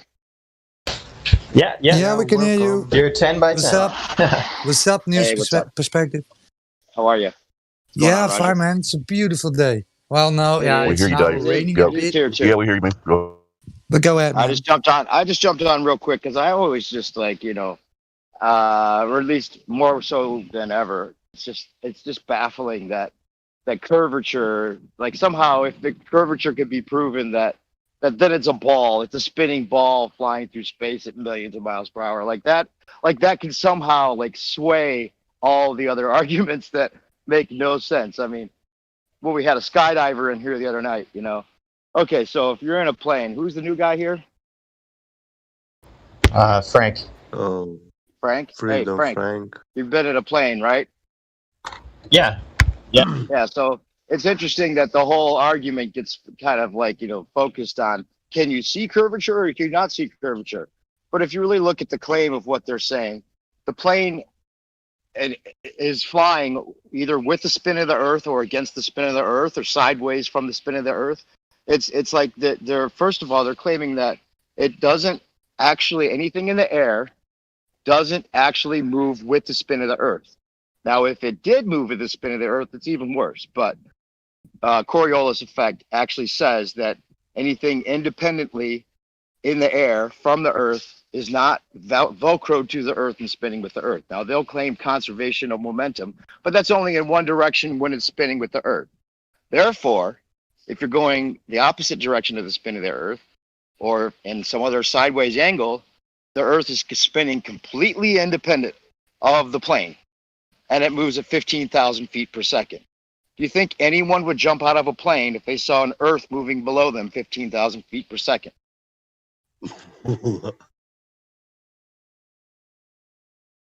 Done. Argument over. Curvature, not even important. Over. The argument's over right there. If you're not spinning, you're not a ball. Yeah, that's just like jumping out from a bullet train, you know. It would be like a blur. It would be like a blur below you. Yeah. I mean, like what? The fact that you can't see anything. Yeah, you see So you're saying you take off from the ground, and you're going 1,000 miles west, let's say, and that or 1,000. If you were going 1,000 miles east, you would see a spinning ball below you. Either way, like how does I don't know how the argument even goes past that. Because your speed is in addition to the speed of the Earth, so you're not going. You know what I mean? So you're going whatever they're saying, right? Like 50,000 miles through the world, or spinning whatever speed they're saying.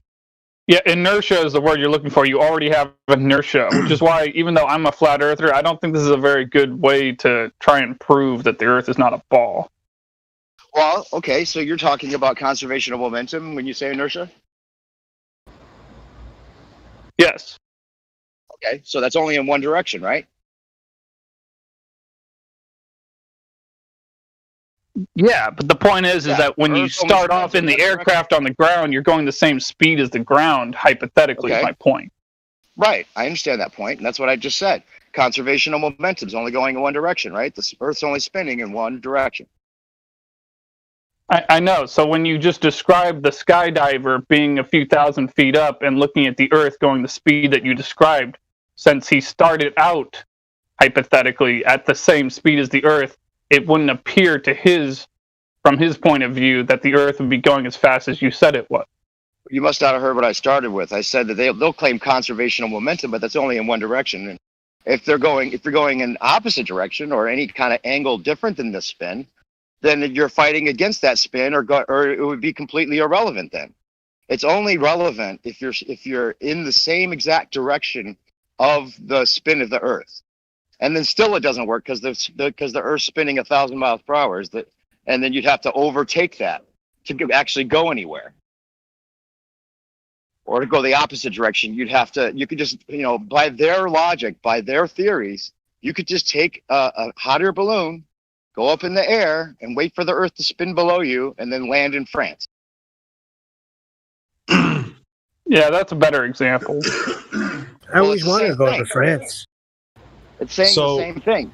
So going up, right, in the z-axis, what suddenly stops you from having the momentum that you had before when you were on the ground? Well, even if you did have that momentum, if the Earth were spinning, which it isn't, obviously, but if it were, let's just take their idea of it spinning, and you're going with the Earth. So you're starting out at 1,000 miles an hour, going in that direction, but that's only if you take off in that direction. If you go in any other direction than the exact turn of the Earth, then it's totally fucked up. Like now the Earth is spinning completely independent of you, or you're having to fight against. I can answer your question. So it's like this. So you live on a alleged, they tell you live on a globe and that it's spinning. And so since it's a globe, much like a circle, it would have a radius. And if you extend the radius of this circle by going upward in a hot air balloon or an airplane, then your speed would have to increase in order for you to catch up with the ground beneath your feet. So either something is magically pushing that hot air balloon faster as the Earth turns, or the Earth is not turning. It's a violation of energy, right? Yeah. So an easier way to say this is physics only works on a flat Earth. So we have a rabbit mouse, which, guys, we have a rabbit mouse. He wants to add something because he thinks that we're on a spinning globe. So rabbit mouse. Hey. Let me just say this: if you're on a train and you jump up. If you're on a train that's traveling at X speed and you jump up, you don't suddenly stop and the train starts moving underneath you. You and the train are both moving together. Right. But if you're on top of the train, what if you're on top of the train? You're enclosed in a train. You can't use that. Yeah. What if you're on top of the train? Is it the same thing? Yes. Really? Of course not. Think that you wouldn't get blown off the train if the train's moving 1,000 miles an hour, you're standing on top of it somehow. And then you're jumping in the air. You think that you're going to land in the same spot? Yeah. Yeah, that's just stupidity. So is Earth an enclosed system now, Freedom Frank? Yeah, see, that's the thing. It's enclosed. You're an enclosed compartment. So if that's a good point. Everything. I'm gonna think about that.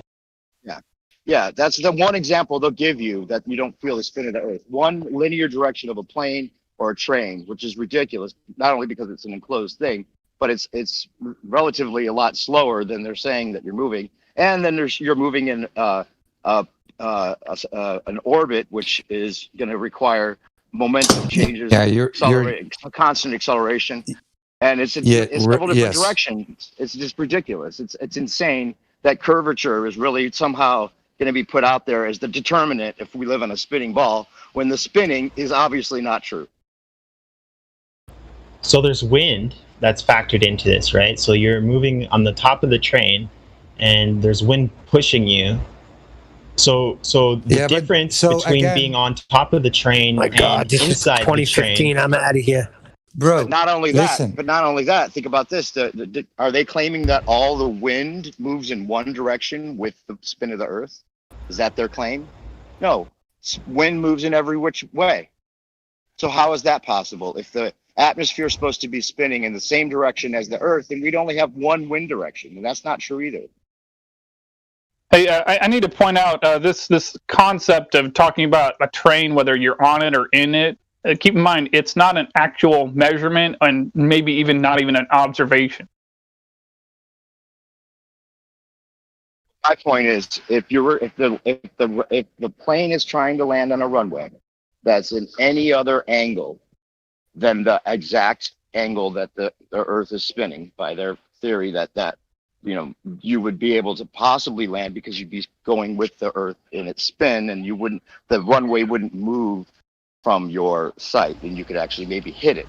But if the runway's in any other angle, you would have to time it so that the runway comes up to you as you're landing and hit the runway.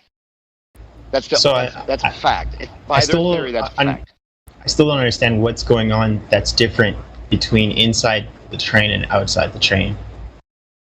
If you jump up straight. Well, inside the train, the air is contained, is in a closed system. It's moving with the same velocity of the train. But when you are on top of the train, you are exposed to the outside air, which does not have the same velocity with the train. And you will, because of the speed you have with the train, standing on the train, you will feel the air as a wind. Yes, that's what I'm saying, is moving you when you're standing on top of the train. So with with a helicopter going up, right? the helicopter going up is fighting against wind, but is helped by the rotation, according to their model, by the rotation. So it's like.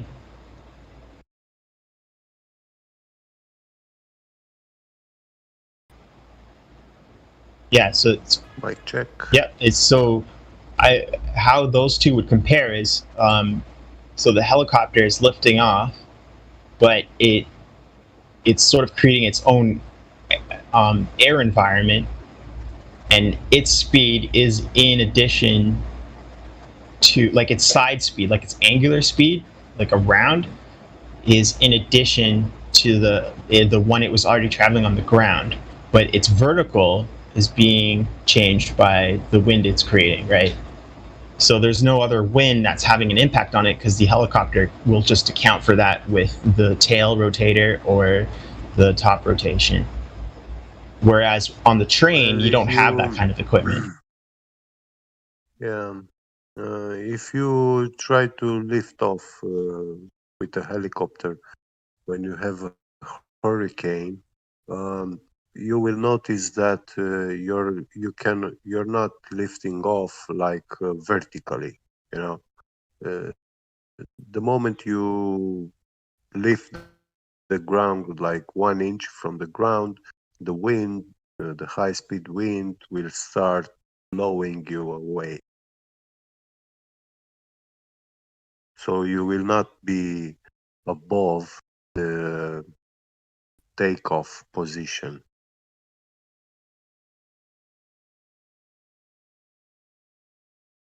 Yeah, that's true. There is some deviation.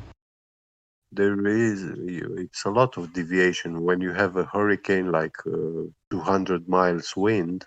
It's going to be a lot of deviation. But for example, when you have a bee flying, a flying bee, when she chooses a target to fly, you can blow wind at her from any direction. You will not deflect her trajectory from her flight.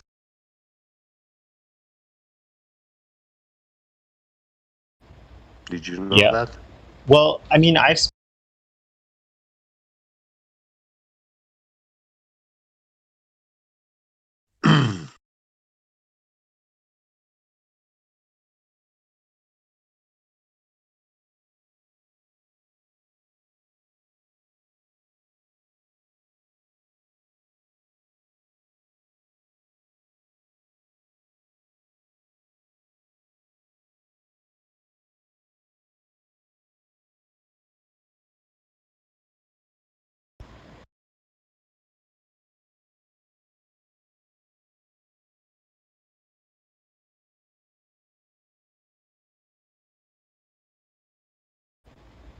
yeah, I'd like more information on the bee ether thing. Hello, anybody there? Oh, yeah, you're back. I can hear you now. You cut off. Oh man, darn. Yeah. Well, there is speculation. They have something to do with electrostatics of the atmosphere. The air has voltage, so we are moving through a electric field, but we are attached to the ground, to the negative, so we are of negative charge.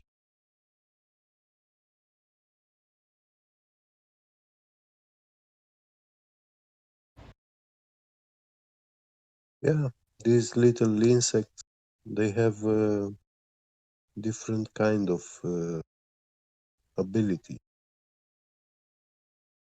to move through this electric field.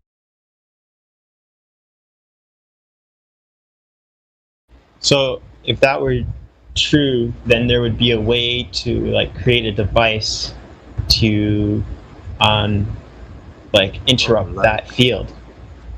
Like a Viktor Grebennikov device platform. I don't know. I keep asking for that kind of stuff, but I haven't been shown any of it. Yeah. Well, I've seen the videos about him and stuff, but yeah, that's all we have. This guy supposedly made a fancy board platform. He stands up on it and he's flying, mind blowing, levitation. And I have to say, the video, you can see it's an old video, like 80s, 90s. And you can see this man on this wooden board platform flying between the trees, and it's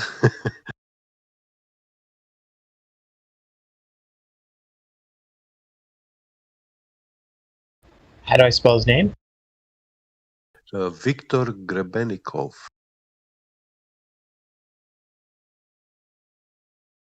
Greb.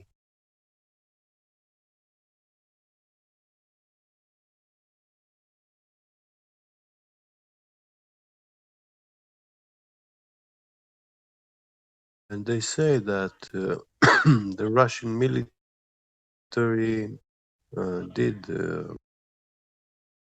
manage to get their hands on his technology.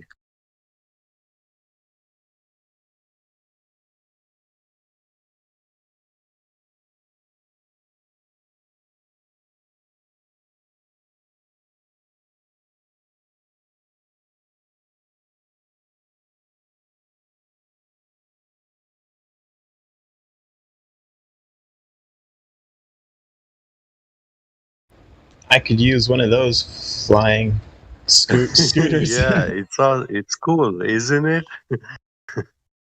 Yeah.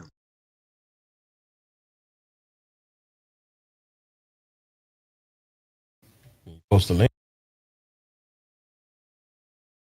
Yeah, sure. Sorry. So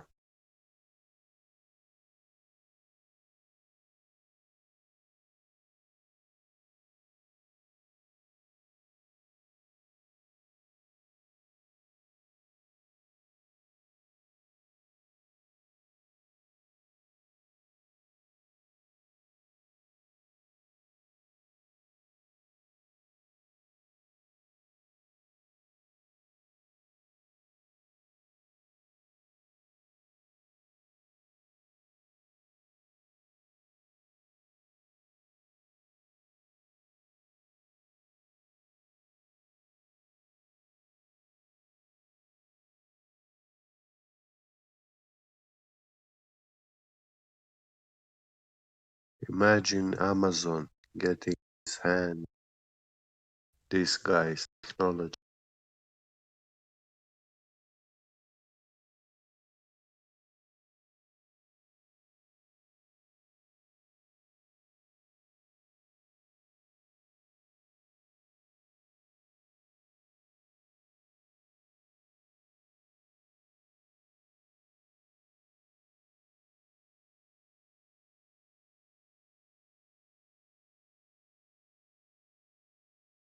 Hold on a second. I'll post the link. Everything's tougher on a tablet.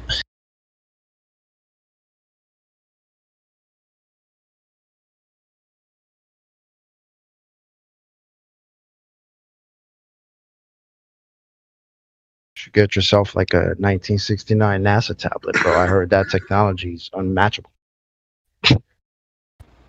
Looking at the Apollo vid. Technology. Sorry. Yeah, They they destroy that destroyed that. technology. Chuck. Yeah, because that's what we do, right? We achieve the greatest things in the world and then destroy that. That's what humans do, sure. Yep. Yeah, that logically follows, right? Sweet. Yeah, obviously. Come on. It would make the moon the first place man has been to and hasn't gone back and colonized. Yeah, right. Can't go back. Because we would do that. Right? And then when you ask the people who believe they went there, what did they tell you? Oh, we don't need to do that anymore. Oh, okay. Well, what's the point? Yeah, what's the point going back to the moon? I mean, there is no oil. They didn't found any resources, natural resources worth to go for. So Didn't they find water on the moon like 4 times for the first time? I mean, I don't know. All they show was a couple of rocks and some sand, beach sand. So what? We go to the moon to get sand and make glass, or Isn't there H3 on the moon though? a what? H3? Yeah, or maybe not H3, but thorium or something. Isn't there like thorium all over the moon? Apparently. Nah. What is thorium? It's like this alternative power source that's supposed to be really, really good and clean and like more powerful than nuclear energy. But I don't know that much about it. Yeah, well, you see that nuclear energy, like a myth. I read about some nuclear physicists, researchers, like before they discovered bomb and stuff like that. And these doctors, they were saying that these uranium rocks, these radioactive rocks, can be used for all sort of therapeutic stuff, for healing and bettering. but um,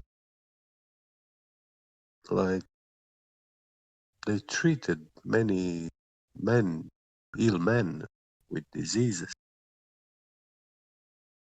They healed them, and actually, with as a energy source, yeah, you could make some small uranium reactor, quite a safe one. That one can power your household and your car for 1,000 years, like 1 or 10 gram rock. And this kind of mentality, and you know, you can't create a business in the world if everybody has access to this kind of technology. Then how do you try to uh, impose a monetary system over people? A what kind of system? A monetized, you know, like you have to be a consumer, buy, yeah, you have to go work for them, get paid, and then you pay them to give you back electricity, water, to have that piece of land so you can live 100 years there, but each year you have to keep paying tax. You know, they say, oh, we made this channel, so if it's raining outside on your roof house, then that water is falling in our channel and you have to pay because you use our. You understand? I do. Yeah. Yeah. So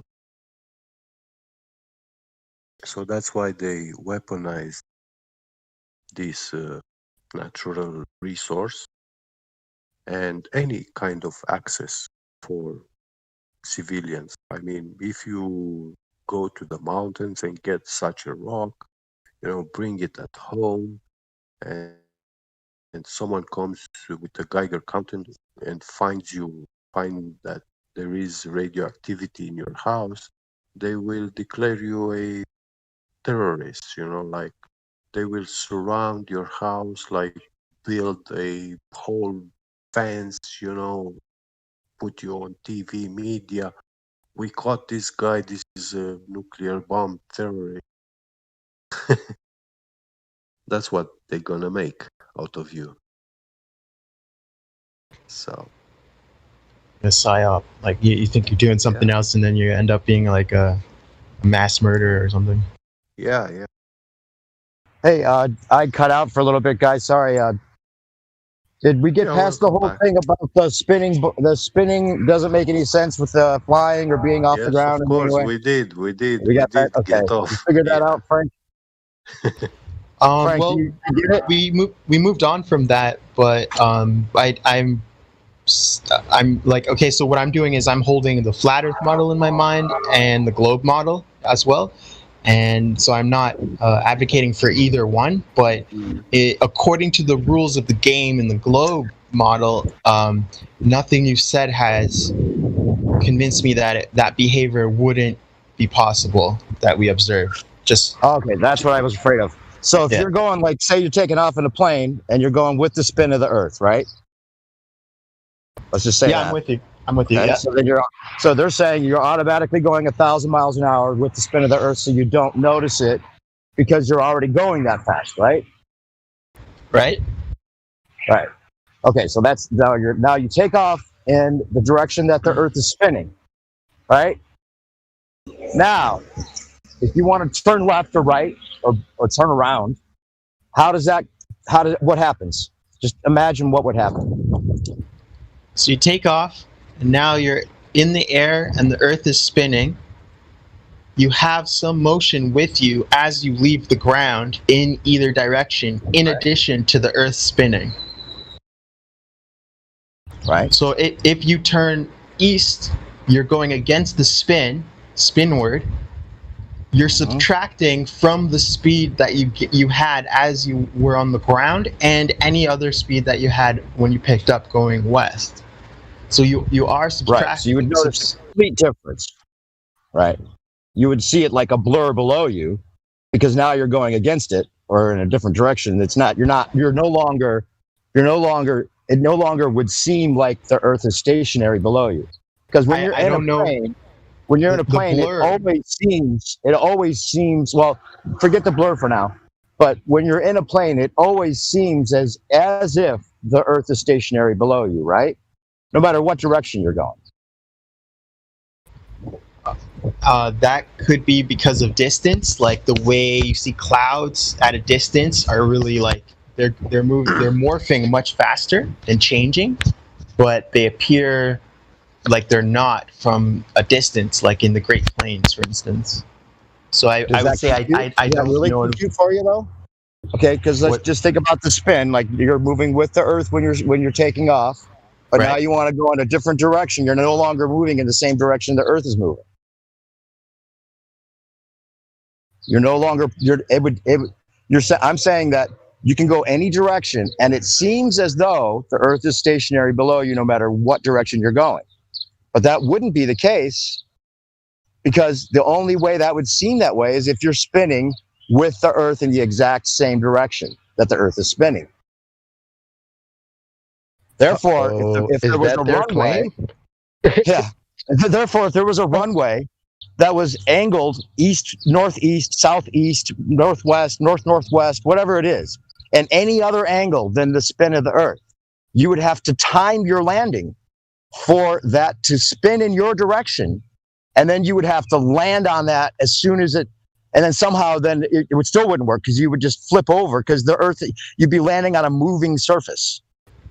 So I don't feel you're not going in the same direction as the spin. And anybody that's worked at an airport for like 12 years, you'll have multiple aircrafts landing on multiple runways in multiple directions simultaneously. So there's no way that would be happening if the Earth was spinning around in one direction. Yeah. I don't know how they get. I don't know why the argument about this whole thing doesn't end right there.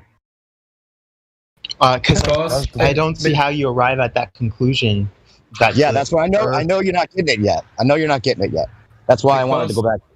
Because the Glover thinks the plane is falling towards the ground. That's why it's moving with the ground while Earth is spinning. While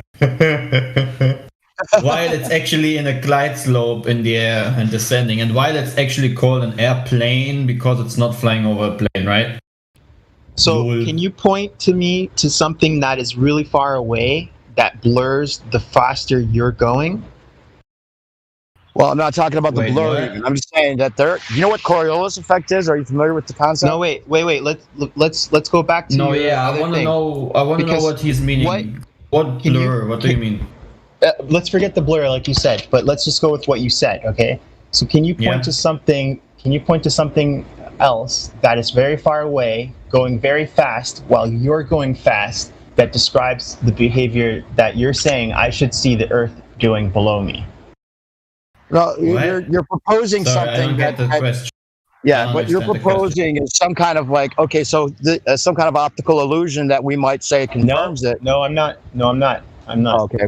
Okay, I'm wondering if you understand what we're saying about that. The Earth only spins one direction, and if you're going in any other angle, then you're not going with the spin of the Earth any longer.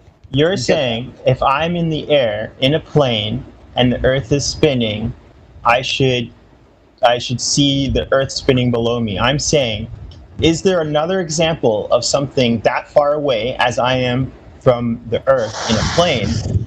Is there an example of something that far away that doesn't display the behavior I see the Earth doing, right? So if I see a train going very fast from another train going very fast at those distances, by what by your logic, I should see that train being blurry, but I don't.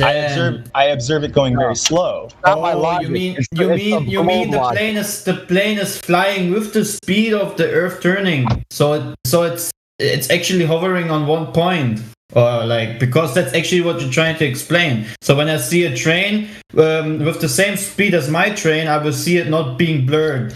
That's because I'm driving this. Both trains are driving the same speed. So by that means that actually the airplane is having the same speed as the ground is turning away from it. So it would actually stay at one point and never move, right? Or just fall onto the ground because it would not have any airspeed to glide on. Yeah, but what are you trying to explain then? Because I didn't say the same speed, by the way. I just said. You need to have the same speed to have not that blurring effect, right? Yeah, just take that example for right. If the train is going in the opposite direction that you're going, it seems like the train's going way faster than it actually is because it's speeding by you and you're speeding forward. See what I'm saying? So you're talking.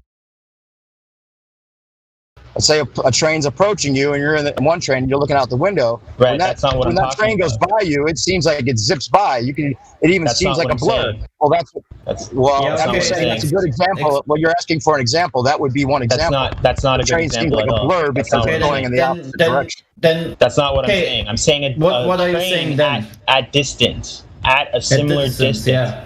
Not a train right next to the train track, not right next to your train. I'm talking about a train very far away. Yeah, what about it? So you said a train very far away, if it drives a certain speed and you would look out from your perspective, which you are far away from it, you will see it not being blurred because it's driving the same speed, right? And if you would not driving the same speed and you would be, for example, just seeing it passing by, you would actually not see as much detail. You would rather see it blurred. So what's the point? But what has that to do with a stationary plane where you can fly over and land on every spot you want to land at, and you don't need to calculate any dropping of curvature, any rotation, so forth. So what are we even talking about? He's making the claim that from an airplane, like the airplane evidence that he presented earlier, the airplane example rather, that should kill the argument. But because when you take off, you do not see the Earth spinning around you, whether you're going faster or slower. And what I'm saying is that you wouldn't see that on a globe because the globe is the other train in my example, right? It's something traveling. So the question is, traveling at speed at distance, and I said a train very far away. And I said to you.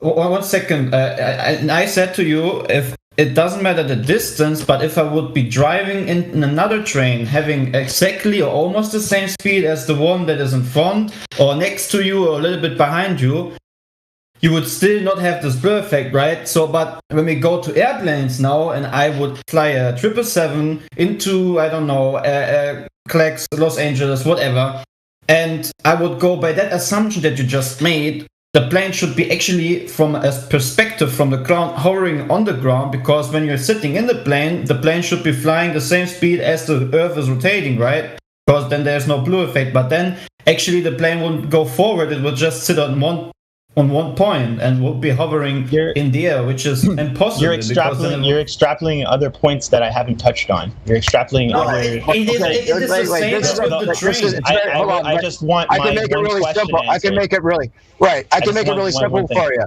I understand the concept you're trying to get at, but it might be easier to form your question if you were to try to explain to yourself or to us how it is that if the Earth spins only one direction, how it is that in any direction you go in a plane, it seems as though the Earth is stationary relative to your plane. Right. So how is it that in any direction it seems the same if the Earth only spins in one direction? How do you explain that? How do we have rockets? The example I'm giving, which I haven't had an answer to, right? Everyone keeps going off to other things, about the air appearing still and about speed. By the way, I didn't mention speed at all about the train going faster than me or slower than me. I didn't mention that. You did.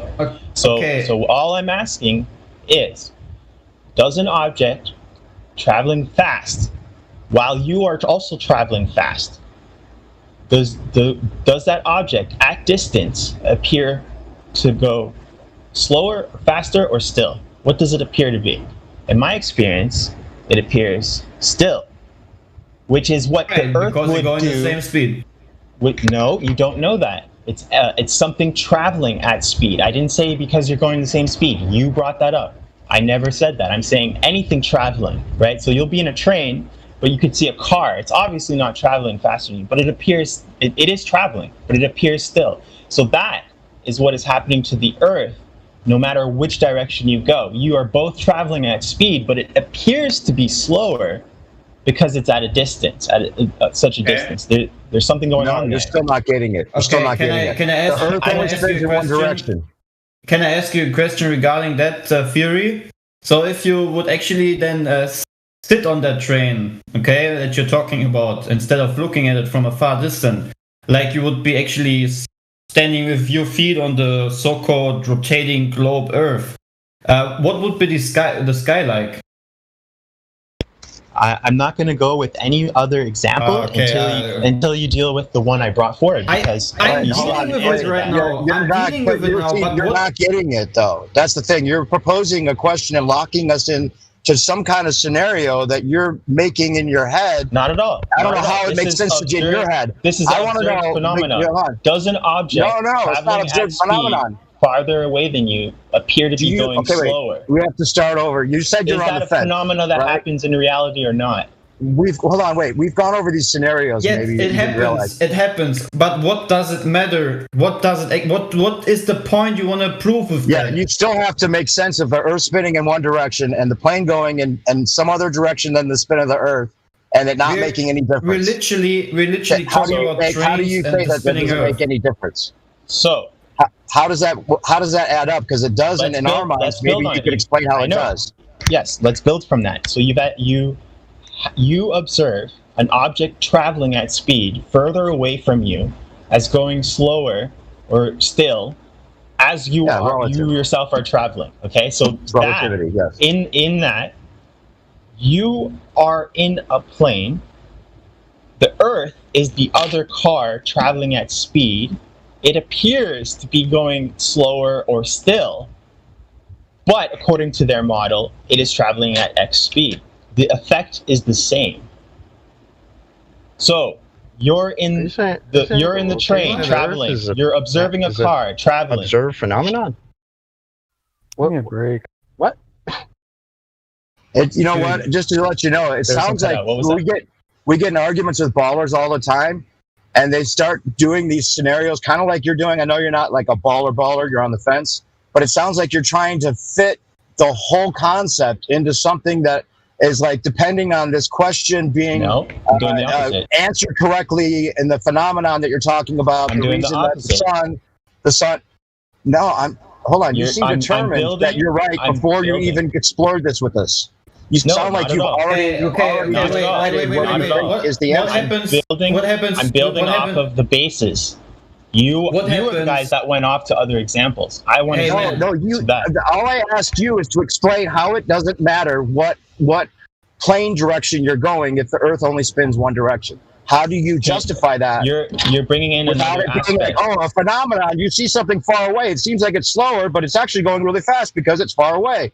That does not answer the question whatsoever. Right. Not even close. It does because it's the same. No, it doesn't. We're talking about directionality.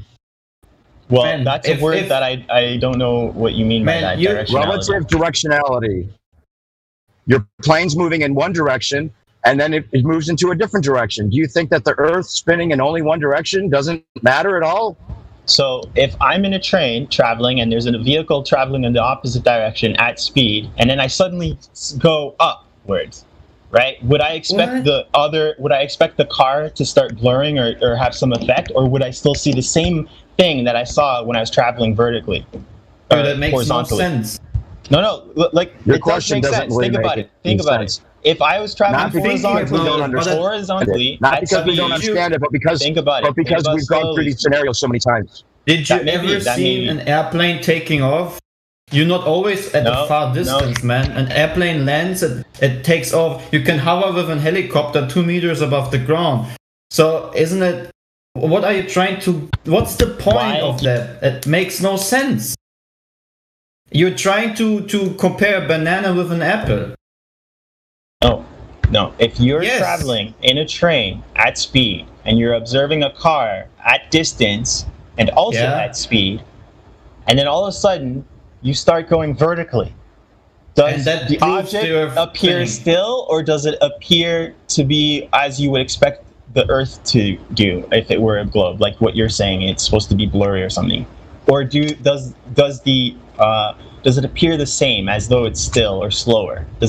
What happens? What's happening with the airplane?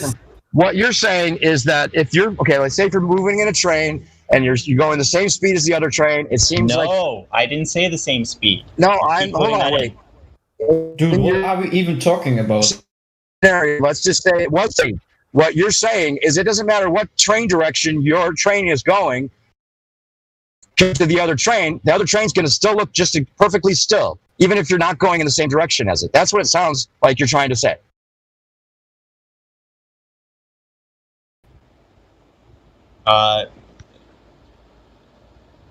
Going towards it or away from it might have an effect, but what I'm saying is, like what we observe the Earth to be below us when we're in a plane is like side by side.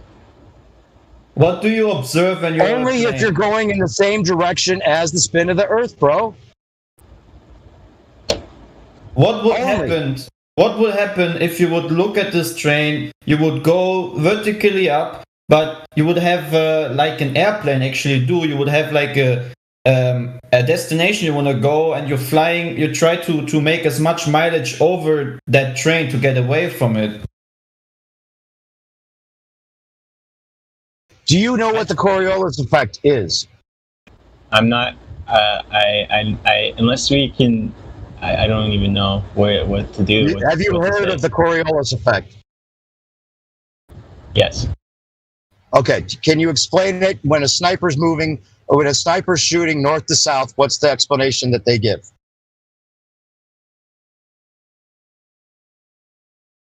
If you don't know, what they're saying is that the bullet in the air is no longer moving with the spin of the Earth.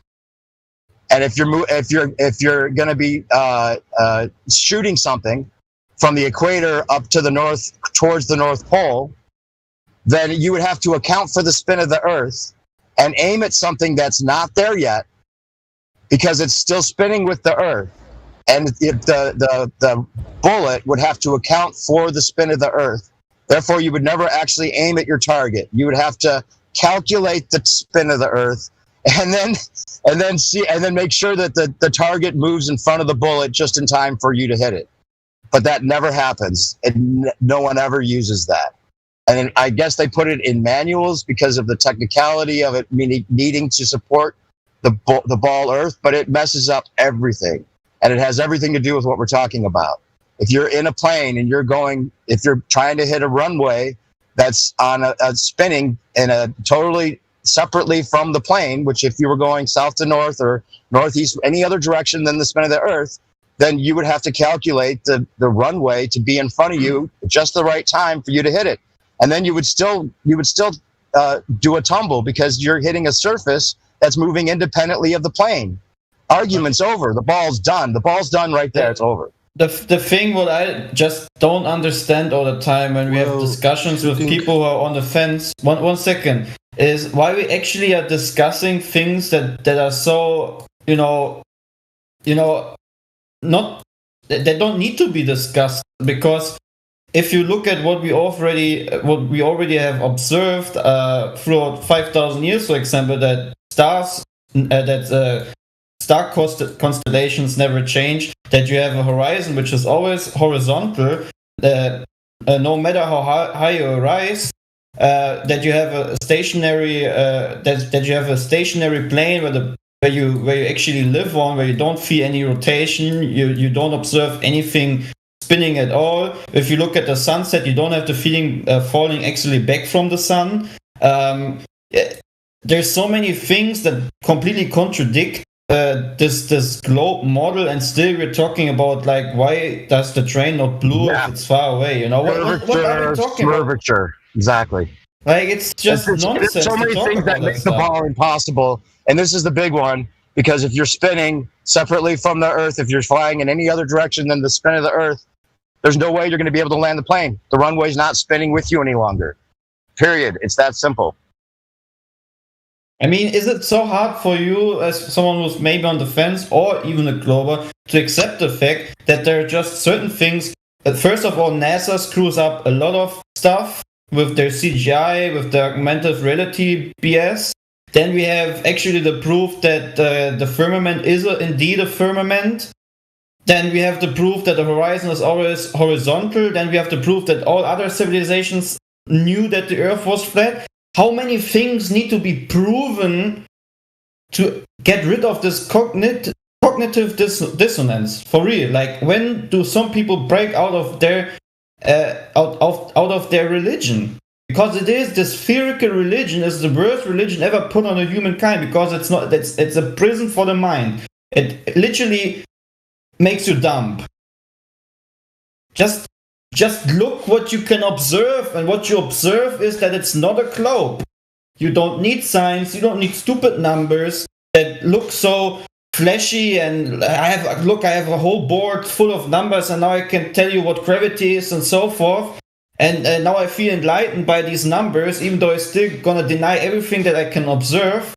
What happened to a human being? You know, what happened to our minds? Are we so dumped down that we always need to have some guy in a suit telling us what to believe, or some guy calling himself a deceiver and showing you some flashy CGI images of continents being bigger and smaller on their newest Earth board picture? Do we need really that as a human being, or can we rely on what is given to us, our senses, the things that we can actually observe when we're on the beach? Man, I'm with you where you're going, but I'm not with you how you get there. Right, you just want to hear dude. Come on, I'm not listen to what I said. I'm with you where you're going. Right, like I'm with you with the whole not trusting and being intelligent, but the steps you take to build to get there, I don't agree with. Where's your understanding then? If you would understand where I'm going, you would have already understand that the globe is a fraud, that it's completely out of a comic book, and that it's complete imagination. What do you mean where he's going? Aren't you where he is? Or aren't you on Earth where he is? Do you think you experience the Earth in a different way than he does, or anybody else in this room? He was talking about how we shouldn't trust people just because they're wearing a suit and having all these flashy numbers. He picks something again, so he can stick to it instead of just acknowledging what I've already said. Okay, so if you're gonna accuse me of being a bad faith actor, I'm just gonna leave this conversation, because I'm not. I am genuinely searching, but you guys are so hyped up on the trolls and attacking them all the time that you're toxic as well. You're just as bad as Jim Panda. No, you're just picking again. Like right now, you're picking because I'm saying you're picking.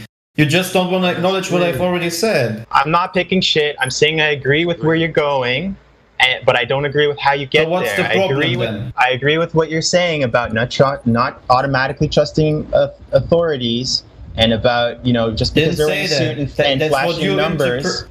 That's what you interpreted. I didn't say don't trust authorities. Tell them what the problem is. What's the problem? What's the problem then? So I can agree with my mom about her cake being delicious, but not agree on her views about race. You know what I mean? So it's like, I agree with some of the things you're saying, but how you get there, the steps you're building, for whatever reason, are not aligning with my rigor. Yeah, but you're talking about something. Can you explain me what steps are not aligning with reality, you? bro? Guys. What steps are not aligning with you, please? No, I want to hear that because he needs to explain it to me. He's saying there's steps not aligning. What steps are not aligning? So you build up a story, right? You're like, okay, the globe is a lie, so we shouldn't trust these people doing this and that and this. And I'm like, no, That's the story, or was the original story the globe? You're not. No, wait. You're not even saying. You're not even explaining and repeating what I have said. You completely misunderstood what I've tried to come along. I said, trust your senses. Trust what you can observe. That was the main point that I tried to make. Yes. The other things are just like the cherries on the cake. Okay. But now what you're trying to do, you pick the cherries and then you say, okay, this is the main point I wanted to say, that everything that authorities say is a lie. That's what you're talking about now. Now we're just ignoring again what I was trying to point out, that what you observe is a stationary flat Earth. Okay? Dot.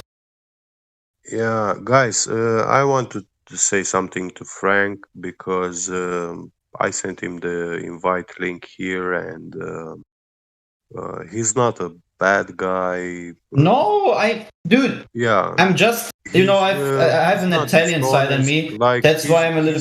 He's very curious. Yeah, I know. I can see that, but I don't like that. When we give this information, I know, first time it's coming, and then it's coming a whole river flooding you. It's a lot to take in. I don't want to make him.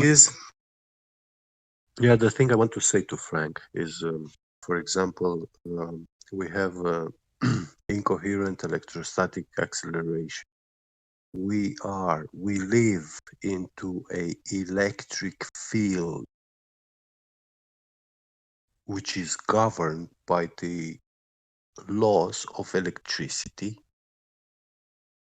and the way what we see, it is governed by the laws of light propagation. We have many superior governing laws in this world, and when you talk about motion in electric fields is completely different than anything that we have learned in the globe model, pseudoscience, the Newtonian laws of motion, which have been debunked 100 years ago. At MIT University, they are teaching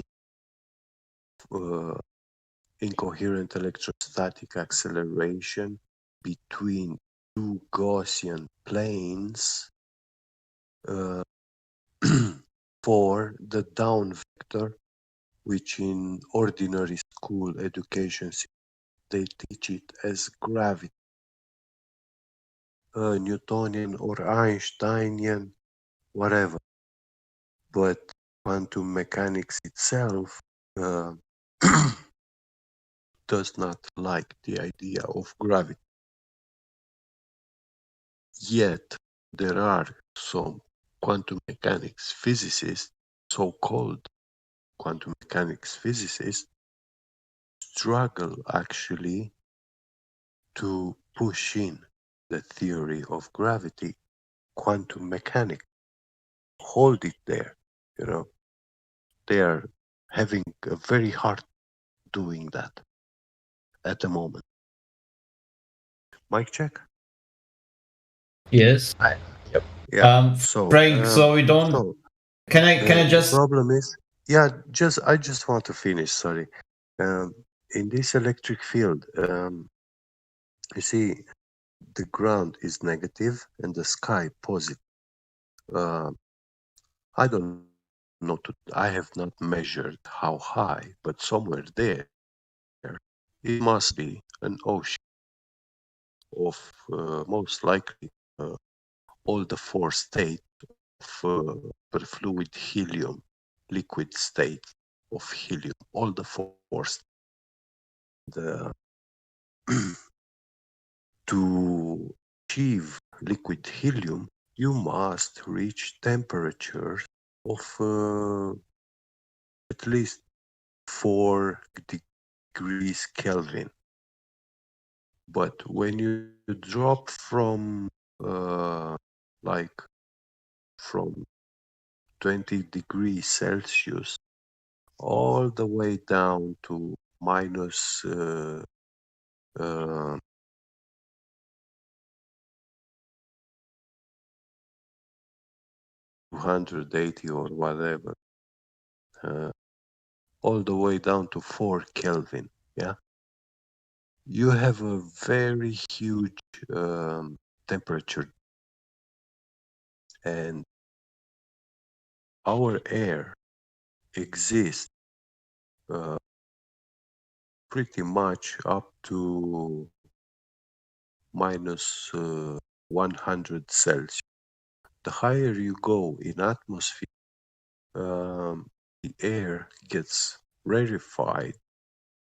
You have the gradient, but you also have voltage increase, and you also have temperature drop. It gets colder, and extreme cold temperatures like minus 107, minus 200 Celsius, that will make nitrogen like liquid form and freeze. You know, it will not stay, it will not keep its gas state in those temperatures. But that actually is where helium is in its pleasing gaseous state. That's where it feels good for the helium. Okay. Nature. Yeah. So before we go, this cold is pushing down. So we have gas pressure. Right. And it can be explained with electrostatic. Can you just do me one favor? I just want to, end up the conversation that I left open because I don't like to leave open conversations I had with people. So, Frank, so you don't get me wrong, man. I love everyone as a human being. I accept everyone. Me too. And if I come along a little bit, let's say louder or sometimes with a little bit more temperament, whatever, in my voice, it's just sometimes I don't get it. I'm sorry if it may offended you. Yeah. Okay, but I just want to I just want to make sure, Frank, that I can understand maybe the part with the authorities and stuff is something that you don't really like or you don't accept, and we don't need to have the same opinion there. But can we at least agree on one thing, that we observe the same thing as human beings? Because I would be literally out of my mind if I'm observing something else than anyone else. So can we at least say that you're observing right now no rotation and that it feels pretty stationary? In fact, it is stationary to your feeling. And when you're on the beach, you see the horizon being horizontal. And when you look into the night at the firmament, okay, or the sky, you will see the same star constellations since hundreds or thousands of years. Or is this so we can end up our conversation, okay? Because I just want to know, can we agree on that, or is that also a theory I made up? Or a problem for you? So, with all respect. So does a newly married teenager look at his wife the same way as an old man looks at his wife? Or has he gained more understanding of her? And so I would say that I don't know what I'm seeing, but as I get older, I'll learn more and more about it. Okay, again, maybe I made this question too complicated. Do you observe as a human being with the same senses that right now the Earth is stationary and not moving? And when you're on the beach, you look at the horizon, do you observe a horizontal horizon which where the name's coming from. And if you look into the night sky, you observe a night sky showing you lights in the sky, which are star constellations, which never changed since people used it as a map to, for example, navigate their ships back in the days. Can we agree on that, or are we still going to make up some weird, I don't know, someone who's a grown man will look at his woman differently thingy? Like, can we agree at least on that one thing, or are we not agreeing? Because then you might be a different human being, or maybe my senses are completely wrong. You know?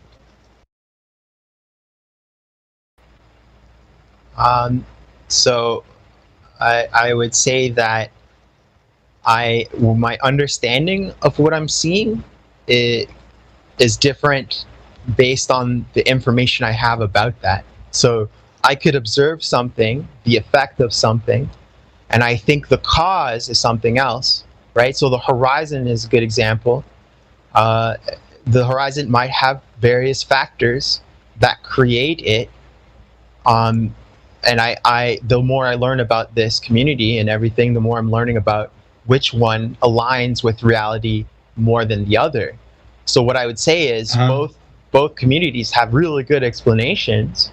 In the end, the one that fits the reality better will hopefully win out, right? But I would say that those things that you mentioned, I do observe, but the reasons behind them might have a different explanation. For instance, I don't feel like I'm on a spinning ball, but that doesn't mean I'm not. I don't see a geometric horizon. I do see a horizon, but why it's a horizon might have other reasons. I do see a sky, but it could have other reasons besides, a firmament. So you're telling me that somehow you know that you have these senses as a human being, but we should not trust these senses before we not really researched why I'm right now not feeling myself having a ground moving beneath me, right? So I don't get you wrong. Because so for example, you're not trusting your senses, right? Because you might have been raised with a sense of being a racist towards a person who's black automatically, because there was never a black person in your community. Right, but what I'm showing you, your senses aren't necessarily. You cannot. Right, but that is something that has to do with your mind and how you think, but not with actually having a sense of, being on a boat and you feel the boat going left and right. So where did the senses lie? By what you just said, bro, by what you just said, like, you basically agree with him that you do observe what he observes. The only difference between the two of you is that you've got a cool story that goes along with your observations. So he said, "Is there a horizon? Is there a horizon? Is there a sky?" He asked you, "Do you observe a flat horizon?" He asked you if you observe it. He didn't ask if you understood what your understanding of what that is. Oh, I see. What it's telling you. He's only asking you what you observe. Okay. So what I observe as far as the horizon is actually like it kind of curves around me. Like as I look around, there's like this weird effect where it's like a circle. So you know what I mean? around in a circle, so you're seeing a circle. No. One moment, guys. When we talk about observing the horizon, you stand at the sea on the shore, and you look in front. You don't move your head to left to right. Right. You see in front of your face. Right. And in that picture, you have the horizon from the left to the right in that image that it comes in your eyeballs, that is projected in your eyeballs. And in that image, the horizon is a straight line. Yep. Yeah, I agree with that. Yeah. Right. Yeah. Perfect. So you agree that observing about complicated video recordings, Yeah, with cameras which let the guy finish spin up. 360 degrees. Yeah. Go ahead. Go ahead, brother. What, me? Yeah, you. I don't know your name. I'm just want to say, it's right. I'm just talking about what we observe as human beings. So at least we can, finish up our conversation there because what I see is you always try to have to make things a little bit more complicated as they should be, because I mean, maybe I was wrong, but when I remember what I've said, it's always about, do you observe a stationary Earth and do you observe a flat horizon when you look in front of you at the sea, for example, and do you observe a night sky which never changes due to the star constellations? And that's just maybe I can go even easier and say, do you observe a sun and a moon? Okay, maybe just make it a little bit more easier for you. But I didn't ask what is your interpretation of that flat horizon. I didn't ask what do you interpret when you look into the sky. And I didn't ask what you interpret when you feel the Earth not moving beneath you. Because you worded it differently. You said, do you trust your senses? You did word it differently. If you had said, do you observe No, that's what I asked. That's what I asked. Afterwards, I have the feeling that you're actually not trusting the senses. No, when you first started, you said, so do you not trust your own senses? No, that's what I asked afterwards when you already said, the horizon can be... No, that's what he asked afterwards. Yeah, after you started going down this little rabbit hole of, I observed this, but I believe this. But to close it up, and I don't want to offend you, but I have the feeling you have a little bit trouble with just saying something right out. For example, in your heart and in your mind for a fact that right now you're not feeling the Earth underneath you moving, and I do the same, but you can't speak it out. You're just trying to have a story around it to say, yeah, it's just because, even though it might feel that it's not moving, it could be because of this and this and this that I feel like this. So why can we just agree on one thing which determines that we are observing the same thing? Oh, that's all I want from you, Right, but because I feel like it might be a trap, but because if you were raised on a roller coaster, you wouldn't necessarily, you would be attuned to it, so I feel like you have this, you having had so much more experience dealing with other people, it's like you have okay, I'll be honest, man, I understand where you're going, but for me it's really hard to talk to someone who tries to interpret so many things and things which should be actually in fact pretty simple, because we can agree on it. And I be honest, I can actually agree with many people, even with people who don't believe most ballers in a globe Earth. Yeah, most ballers would give me a straight answer that the horizon for them is flat at the beach and so forth. And because to that fact, I'm gonna respect you as a person. I still say you're my brother and I love you, man. But for me, I'm gonna do something else. Right now. I'm just gonna listen to whoever else wants to speak with you. Okay. Because there's no sense for me to... Yeah, you too, man. Yeah. Okay, so I have a question. So you said that you see... Sorry, I came in late to this, so I kind of want to just see what... Hello, welcome. Hi, Get. How are you? Hey, Kai. Good, thank you. Enjoying this happy flatter day? Yeah. So, every day. Freedom Frank, when Here, I'm going to post this picture again. When you look at this picture, the horizon looks super flat. Do you agree? Yep. Okay. And in reality, we see this when we're looking straight ahead at the ocean. Even in art class, I love painting.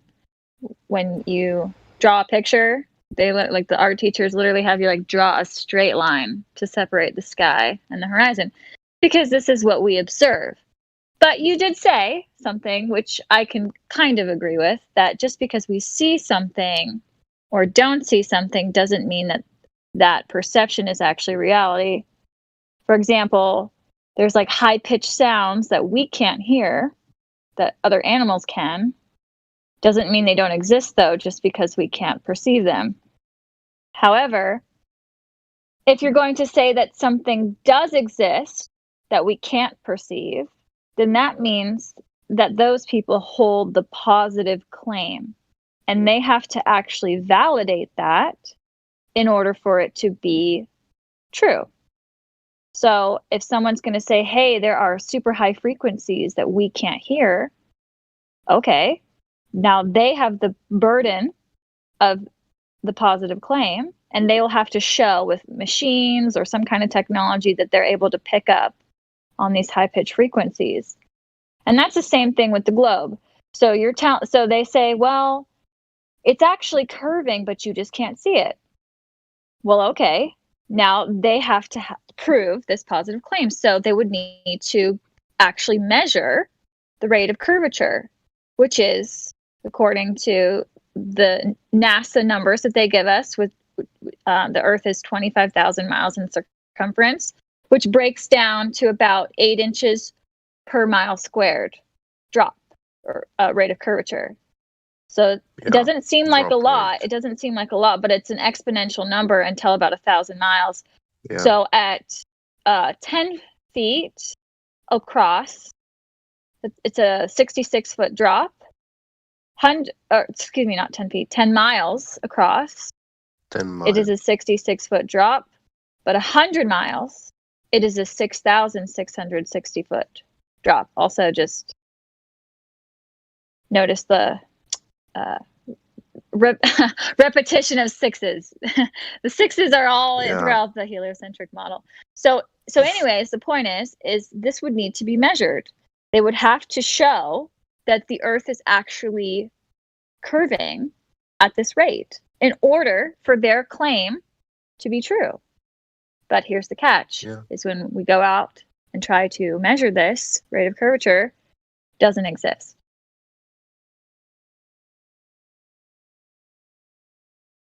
1 mile over water laser measurements is a short distance. We can rely very well, very precisely on lasers. And 5 miles laser measurements over bodies of water. It is longer distance, but still the laser still give us the data that beam it's going parallel to the surface of the water. 10 miles, 20 miles. And there is also one of a very famous laser scientist, like working on a very powerful laser, and he shot that very expensive laser over I'm not sure 30 or 40 miles distance over water, and they found it is flat. And that scientist was actually testing this flat earth theory calling on internet. So you would agree, let's see if you'll agree with this statement. If we, Freedom Frank, if we perceive and observe the horizon to be flat and level, and we also measure it to be flat and level and no curvature, then it is fair to assume that our perceptions and observations are correct. Would you agree with this statement? Within the constraints of the experiment, absolutely, or the testing, absolutely. Okay, cool. Great. And that's why we're here. It's because when people do these laser tests, like Epicet was saying, or even just long distance observations, when they're able to see things that are too far. Most famous one is the Chicago skyline from Michigan, the shore of Michigan. I believe that they're seeing at least 50 to 60 miles away, and you're able to see. It's a mirage. They say it's a mirage. They say it's a mirage. However, okay, well, So then we get into the conversation of the horizon itself, because according to the heliocentric model, the horizon is a physical location. It's hump of Earth curve. And they even say, they talk about this all the time, Neil Smoke deGrasse Tyson says that boats and ships will disappear behind this hump of Earth curve. That's what they say that the horizon is. So when you're looking, like in the sea picture I posted, they're saying that that horizon line is actually Earth curve, hump of Earth curve. And it's like a pregnant lady's belly. Like she can't see, she's 9 months pregnant, and she looks at her feet. She can't see her feet because she's got a hump of belly in the way. So here's the problem is, if the horizon is a physical location, it can't move or extend further than it should be.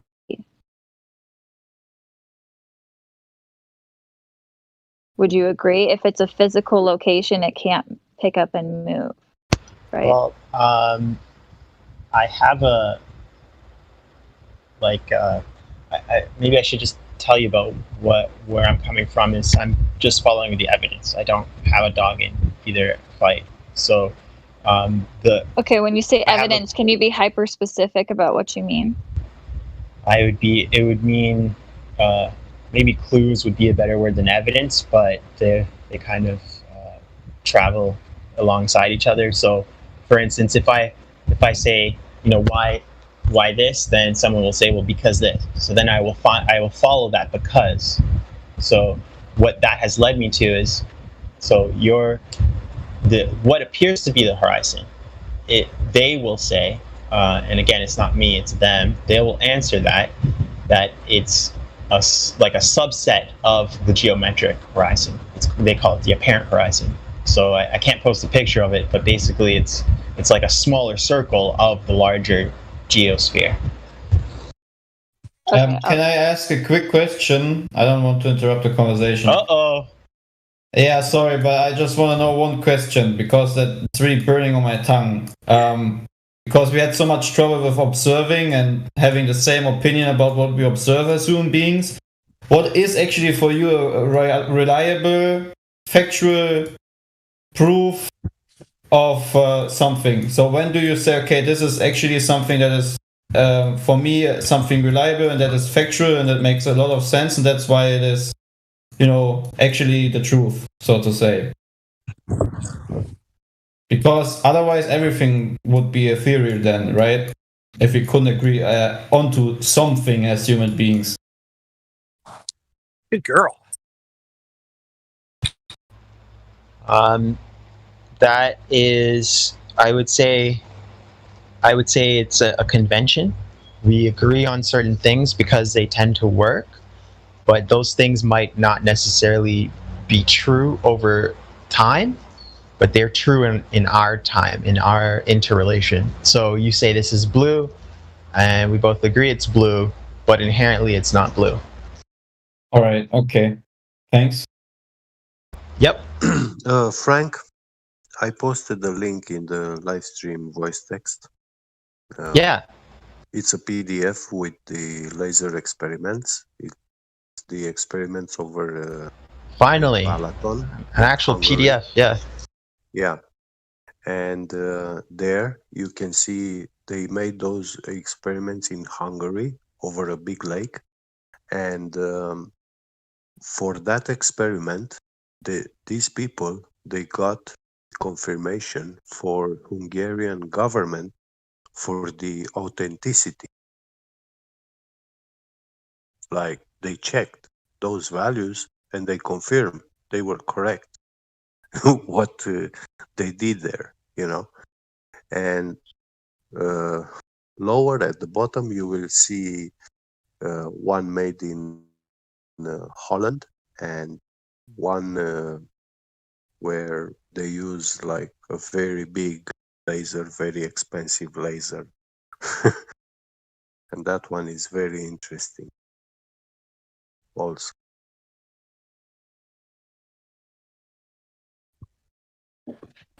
Awesome. Yeah, I'll take a look at that. I haven't been able to track down like a full PDF kind of end-to-end study by FE Core until you posted that, and so I can analyze that now. Because otherwise it was just like a slideshow and just the data here and there, and there's the other side says there's some issues with it, so now I can actually look at what they're claiming. Yeah. Enjoy it. I think what I find encouraging, I've been listening in, it's been a good conversation. What I find encouraging about your approach to this, is it Frank? Is that your name? Freedom Frank, yeah. Freedom Frank. Yeah. What I find encouraging is your wish to follow the evidence. Because I think one of the fundamental, we talk about epistemology, how you come to know what it is you know, or say how you arrive at what you think is true.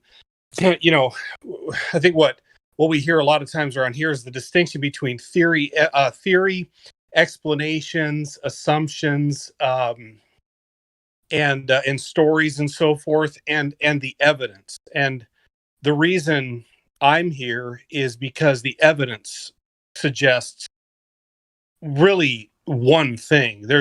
Once you look at the measurements, like what can be demonstrated directly rather than explained, you really don't have any choice but to accept whatever it is, what reality is.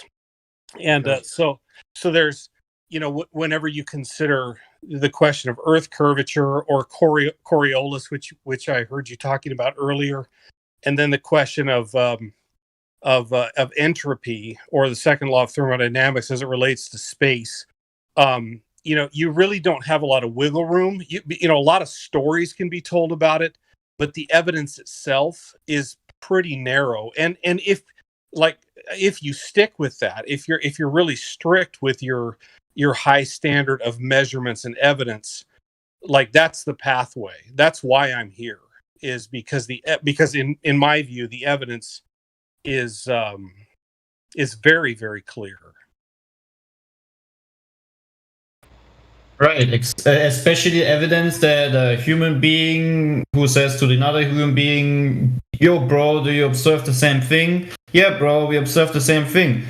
"Oh, okay, all right. So do we need to go into imagination why it's maybe not the same thing, and why we are just being, let's say, hallucinated by our observations?" So you got the point, Golden Lemur. Everything is pointing to a flat and stationary Earth, and everything.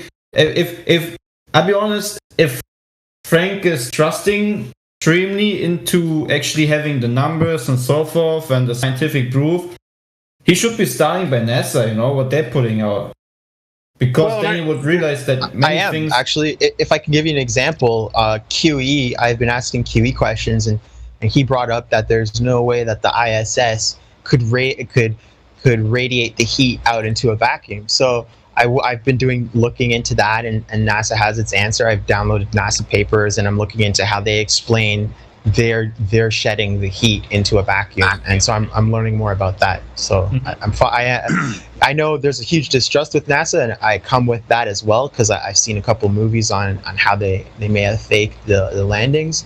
But I'm following the thread of those claims that are made in those documentaries. It requires that you really, this is one of the things I love about this conversation in general, is it requires you to be a formidable person. You have to be an adult about these things, and you have to discern between, where the evidence leads you and what you're being told. And that means you really do have to do exactly what you're doing, is like dig into the details, ask the questions. I mean, a lot of us are more skeptical now because of the current climate in which we live, which is all to the good, because it's leading more and more people to ask these fundamental questions about, okay, is what I'm being told correct? And I think that is all to the good, because the more people are asking questions, the more you wake up. The more that you wake up, the more you see the world, and then you can situate yourself in the world in a better place, because a lot of people object. I haven't heard this from you, but like a lot of people object, like, what does it matter? What does it matter if the Earth is round or flat? It doesn't affect my life. I still have to go to work, and I just disagree. First, because truth is worthwhile in and of itself. It is its own reward. To find out the nature of things, it is transformative, because first of all, it's valuable to know what is. And secondly, it informs you, about where you are, and it's such a significant difference. I mean, I know I hear Dave Weiss say all the time, it's not the shape of the Earth, it's the lie, and I kind of agree with that sentiment. It's not, I don't need the Earth to be flat. I didn't set out to need it to be flat, not for religious reasons or philosophical reasons. I only wanted to know what is. And that to me is, whether you're talking about the nature of our cosmology or anything else, it's important for me to know what is. And I had to take back my power. I no longer just listen. I trust and I listen to people. But at the same time, I do not just take people's word for it. And I think that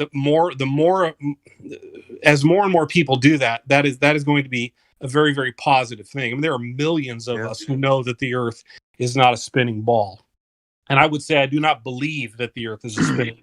I don't believe the Earth is flat. I know because I've vetted the information. I've looked at the measurements, and I've also listened very carefully to what the supposed authorities have said about curvature, which doesn't exist, about Coriolis, which has never been measured, and the supposed vacuum of space, which is fundamentally an entropy violation. Yeah, that's a big one. How can air pressure exist next to a vacuum without container? That was a big. I came across that through Nathan Oakliness.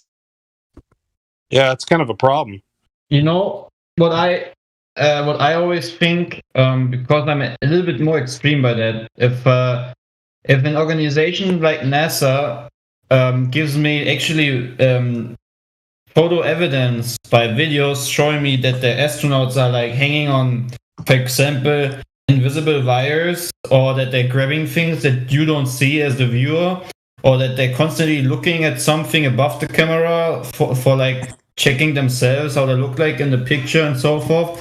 If I see these things, which are not being taught about by NASA, or not being acknowledged, but made fun of, do I really need to? Do I still give them the credit and the authority to say, okay, I mean, maybe that's a lie they made, and maybe that's just somehow they screwed up. Maybe sometimes they need to film it in the studio because on the ISS it smells really bad right now, or whatever. Do I need to really go then so far and think that everything else they're gonna show me in a PDF talking about with the heat? I forgot what you said, the heat transforming system, whatever. So why you have transformed the heat or get rid of the heat or whatever it was. I'm not sure about it anymore. What you said there. ISS radiators. Oh, okay. Do I really need to go deep and then check how they are going to explain it? If they already show me that they're lying, do I really still say, okay, I'm just gonna give them another chance, And if they screw up again, I'm just gonna give them another chance. I'll tell you why. Because eventually, any kind of illusion like that or story will eventually break down. So at some point, they're going to have to contradict themselves and break down and go to special pleading. So you're right.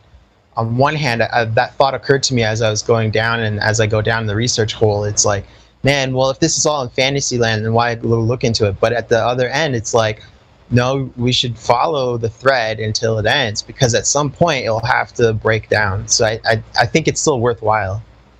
Yeah, right. And that's remember, true. Yeah, that's true. I agree.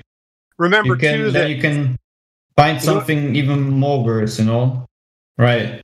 And remember too that one of the things that I had to do was to differentiate between, say, the priority of certain information over others. Like, for example, NASA will talk about quark stars and black holes, and they'll reference all of these things that can be observed, that can or cannot be observed above our heads. And I would say that I privilege the question of curvature above speculations in the sky.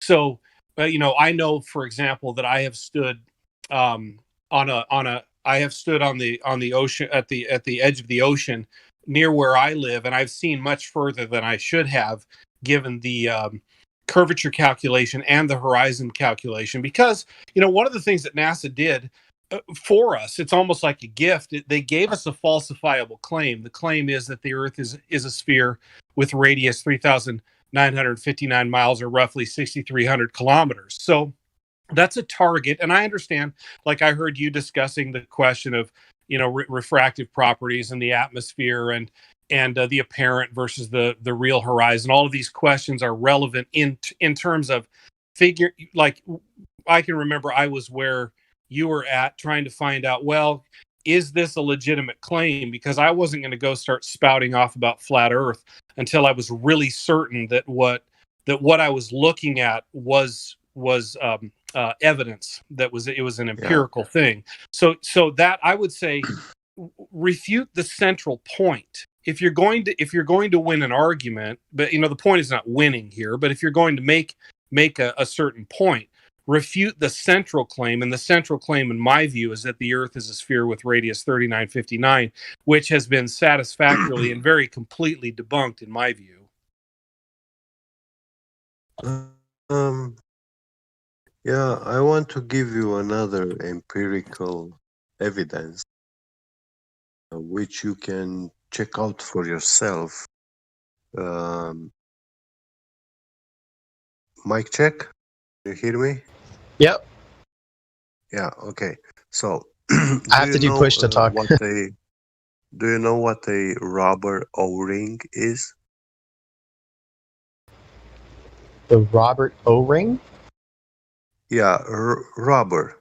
Like. Oh, rubber. Yeah, I know what a rubber O-ring is. From plumbing to spaceships. Yeah. Yeah, So-called spaceships. It for sealing all sort of join and stuff like that. Yeah. Now,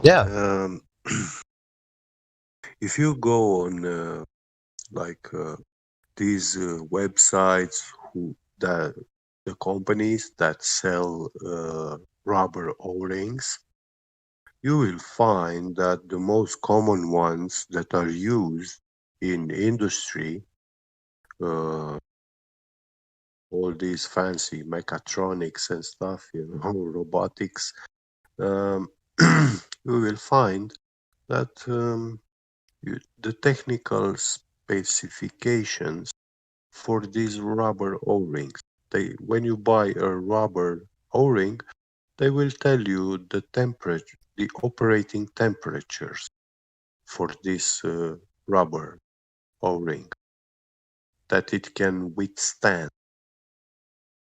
Correct? Yep. So, like the most normal, the most used standard rubber O-ring, how many minus degrees do you think they can withstand? I think it would depend on the material. Well, the most common, the rubber, they withstand temperatures -50, -60 degrees. At this temperature, they fail.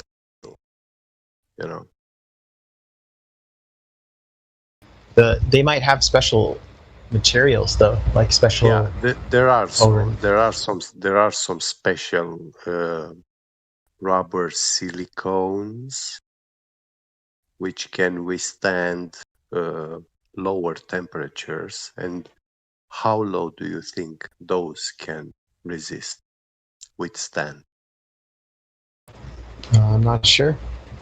I would imagine that there are some materials that only act like a rubber at certain low temperatures that rubber O-rings don't act as, but I don't know enough about that. No.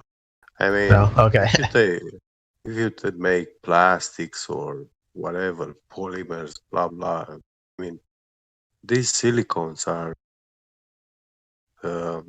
like the height of our technological capability. You know, uh, they are the best you can buy, and they can last up to -100, but exposure to -100 degrees, it means like very short period of time exposure. They are not made to operate in that temperature. They cannot withstand. You know, like short exposure temperature, like -100 Celsius, they can take it. But if you keep it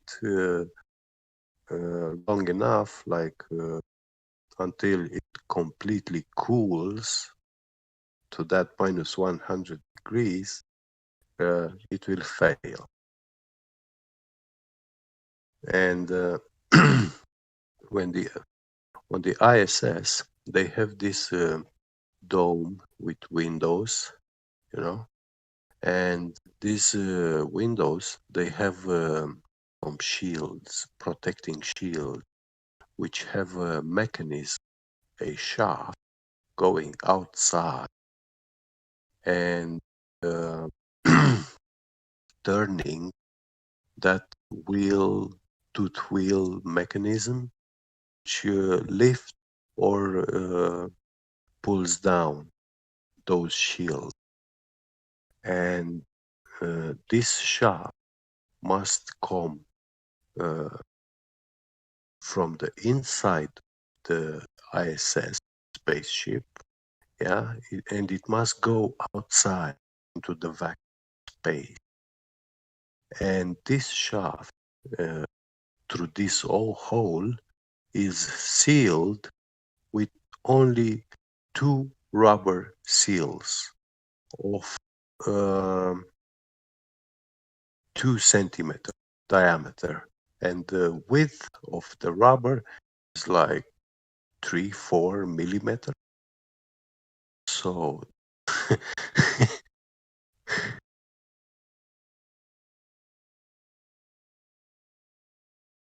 you understand the problem?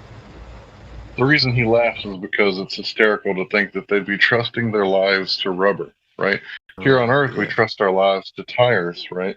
Yeah. And if they don't have good tread, right? If there's 1 millimeter left worth of tread, right? That's very dangerous, right? So what he's saying is that they're trusting this inside of the thermosphere. So imagine now that you got 1 millimeter worth of tread left, except for the road is reaching temperatures up to 3,800 degrees Fahrenheit. So I asked them that question. I asked them, it's called the thermosphere and it's supposed to be hot up there.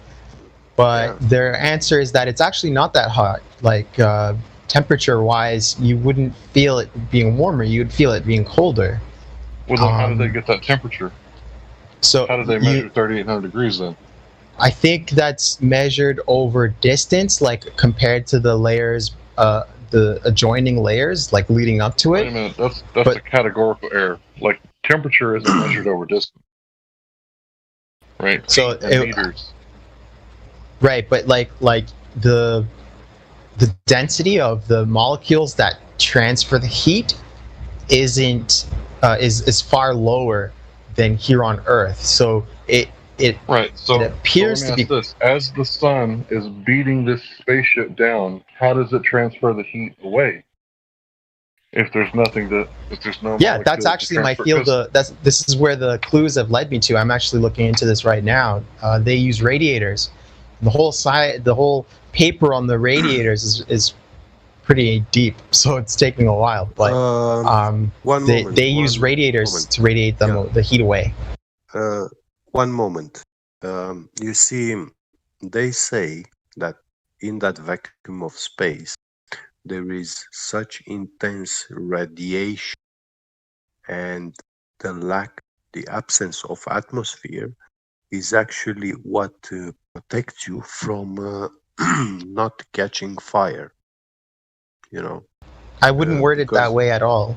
well, you see, if that radiation would reach the atmosphere of Earth, yeah, it will make the atmosphere of Earth like reach millions degrees Celsius.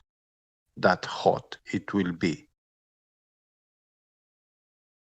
The problem is that they have these nozzles to move the station or even the space shuttle when they were flying with the shuttle. When they want to turn it upside down or whatever position, they were using those nozzles, and you could see the jet of the air. Yeah, they were releasing some smoke, yeah, into the vacuum, and that little jet was supposed to push the space shuttle and move it.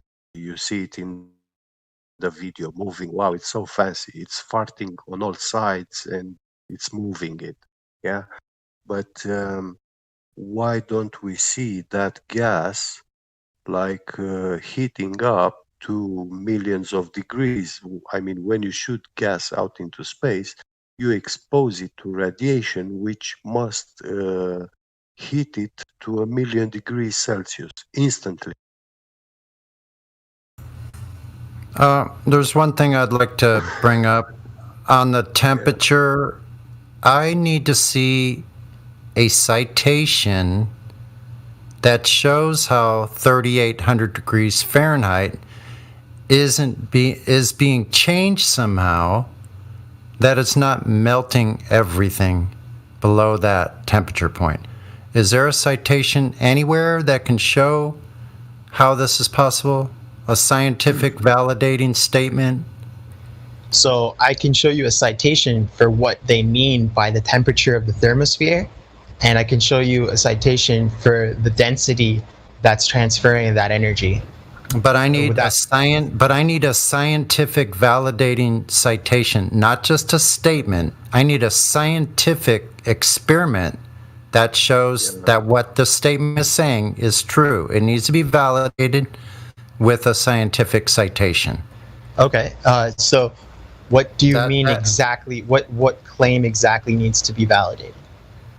That 3,200 degrees or whatever the thermosphere is, according to their own statement, that's what the temperature is. I need to see a scientific citation stating they did an experiment that shows what they're saying is true or not. It needs to be validated through experiment. So you need a scientific experiment to show the temperature of the thermosphere. No, of course. That temperature is not affecting all the metals that are melting. Those are different questions. Those are three different scenarios or questions that you presented. Not really. No, not really. The question I'm asking is, I need the citation showing that 3,800 degrees is not going to melt metals underneath that temperature. You do realize that's a different request for citation than the previous request, right? No, I think you misunderstood. So one was a claim you need a scientific experiment to show the temperature of the thermosphere, and the other is a claim that metal can... No, I didn't ask for a scientific validating citation for that temperature. No, I'm asking for a validating citation showing that that temperature, under any circumstances, will not melt everything that has that melting point or below. What temperature? The maximum temperature claimed of the thermosphere. Okay, and what if the maximum temperature of the thermosphere isn't a constant? I don't care. If it has a range from like 3,000 degrees Fahrenheit to 3,800 degrees Fahrenheit, that's fair enough. Cool. I can look into that. I just need to see something that says that 3,800 degrees is not melting aluminum or any of those other metals that have melting points at that temperature or below. So I don't think you'd find anyone that would argue that those temperatures wouldn't melt aluminum, but you have to also argue that that's what's going on in the thermosphere, right? Like that. Well, that's what I need. I need their citation saying. I need their citation saying that scientifically we've proven why all these metals, rubbers, plastics, and other materials are not being melted for any reason out in this area. Right. So they would say, and they have said to me when I brought that to them, they say, well, it's not that temperature. That's what I need. That's what I need then. I need that citation saying the reason why scientifically we've proven that it's not that temperature. You get it? So they're measuring different temperatures, but the thermosphere isn't that hot, and that's just in a Wikipedia page. Like I've seen that on a wiki, that it's not the temperature. When they say it's 3,700, like the molecules themselves, the lower density molecules at that height are that temperature, but there's not that many of them or enough of them. Perfect. So I need the citation that proves that, but scientifically with experiment. I can send you I can show you the Wikipedia page. Is that satisfactory? Listen, Wikipedia is not a scientific citation. But I need a citation of an experiment. Do you understand the difference? Yeah. So you need a citation to an experiment that shows that the temperature is high, but that the density is low. Yeah, I need something scientifically that validates that statement. That's what I need. But would you be able to put that question in the chat, like as a text, just so I can copy paste that and work on that? I don't know why are we in the weeds? I mean, I just wanted to ask, when is it ever been measured that it is a globe with the radius of 3959? Right, and one more thing, do we really think that there's ever going to be a time when NASA is actually going to admit that things that they're putting out are wrong? Like, let's be real, even if you dig down to the deepest PDF of NASA showing that something makes no sense at all, do you really think that they will agree, oh, you caught me, oh, I'm just gonna now say it openly, we just faked the whole thing? No, they're always gonna tell you, okay, the ISS is not melting because we have hyper blubly bloobly choobly bloob patentic blah blah bloobly bloob technology that makes blubly bloobly bloob blubly bloobly blue happen. That's always how this reality works. I agree with that being in the weeds, and there's a reason why I went there, because the point is that they will never be able to provide anything scientifically that validates those statements. So we can get back to the curvature of Earth. That's fine with me. If you want to still look for that. If you still want to look for that scientific citation that validates through experiment what they're saying, feel free. But yeah, we could go back. You guys are making a good point, because look, in the last 5 years, NASA has had to come up with so much bullshit just to combat the flat Earth. For example, they just said that there's atmosphere in space. This is a bullshit they have to come up with to defend their model. A lot of other things they've created also in the last 5 years, only because of the flat Earth. If there's no explanation, just create the explanation, and if it sounds scientifically, people will buy it. I mean, you know, how many products are being sold today where they tell you we have this blah blah blah blah blah blah technology with blah blah blah blah effect, and it will make blah blah blah very cool, and you will buy it because it has this blah blah blah feeling to it. It's just words that make people believe things and then say, okay, that is true, you know, because everyone else agrees that sounds pretty plausible. So I'm gonna agree with everyone else. So it's the truth, even though it, you know, it's just words. NASA's just doing blah blah blah, and the crowd says, woohoo, yeah, that sounds logical, and blah blah blah is now truth. Well, that's why it's so important that we maintain, in my view, only those positions which can be directly demonstrated. Right. Because it is so incredibly easy to get out into the weeds and discuss theories and explanations and stories. And listen, we're all kind of pre-programmed. I mean, it's easy for me to get lost in these conversations too. But like, science is a monster, man. If you're doing real science, you're providing direct measurements that occurred on a particular date by a certain person, and you'll have a certain number that can be replicated by others. And then if you're going to be doing science, you'll also do like a randomized double-blind control study. You'll be proving causation, not just correlation. And so the realm of your conversation gets narrower and narrower and narrower when it comes to those things which can actually be demonstrated. And I know that's a little bit like a killjoy, but that's a fact. We have to stay there. And I'm interested in whatever you might find out about, the supposed temperatures and the plausibility of these things. But again, a lot of these things are non-falsifiable. None of us can falsify these things. We're just trusting the words of a particular organization, and that involves belief. And I personally, given the nature of reality and the propensity that those who seem to be farming us and rule over us, they're really good at lying about all kinds of different things. So I'm interested in what can be demonstrated and the evidence that can be provided. When you do that, your world gets a lot smaller, but also you're standing on solid ground because your claims have something to back them up.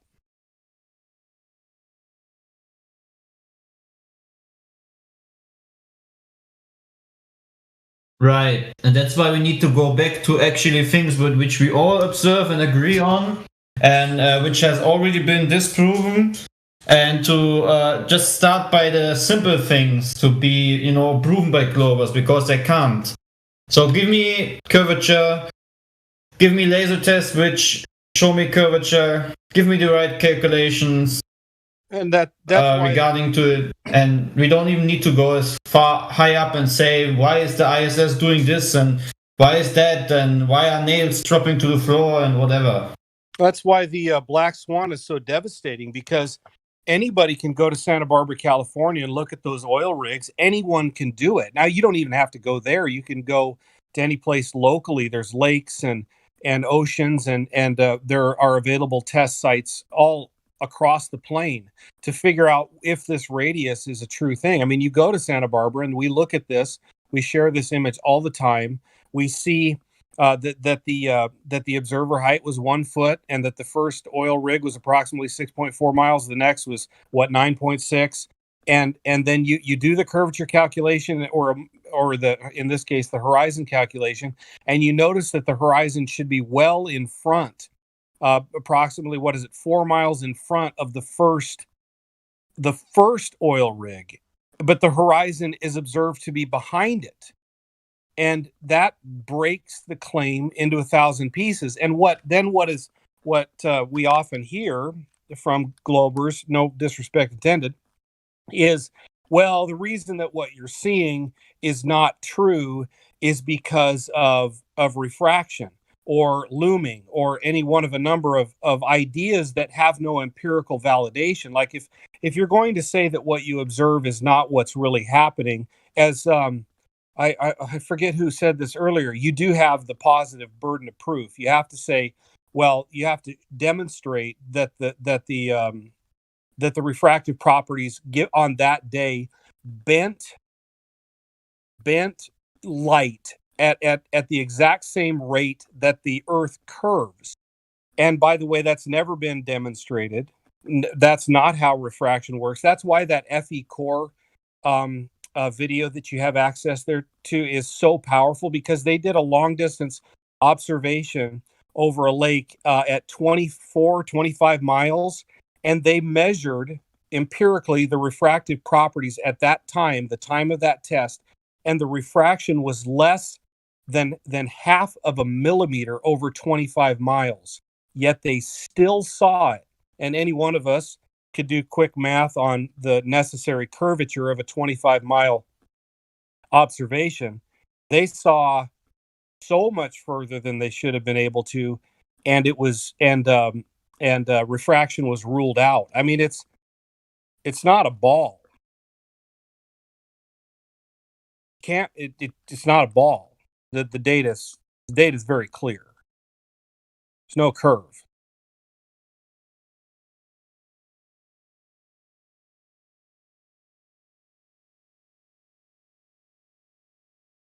it's not a sexy, right? I mean, you can't have, we don't got space. We're not flying through. We're not going to the moon. No one's on Mars.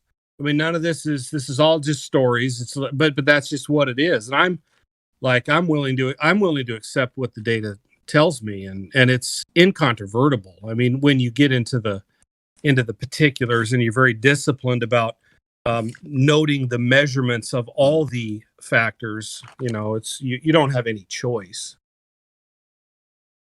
Yeah. Oh, Frank, are you still here? Hey, yep. Yep. Yeah. Didn't want to drive you away. I posted the Black Swan picture. Do you know it? I know it very well now after the last couple of weeks of looking into this. Yeah. But So- not as well as like all the all the data and everything, but I mean it's Yeah. often referred to. Yeah. But you understand it then? Yes, I understand that it should be beyond the supposed geometric horizon, and I've seen them answer that it's not because it's being refracted. So we're seeing it refract, and that the evidence for the refraction is that there are differences in the height of the second. The further one away, there it shows differently sometimes. Well, but yeah, you see the picture above, the ones I posted. You can see that the horizon is before the second oil rig. That one actually is the same camera, same position, but a different day with different Oh, right, I see. visibility. Yeah. That the visibility in that day was changed by the atmospheric conditions. So on a globe, the horizon is a geometrical obstruction. It's immovable.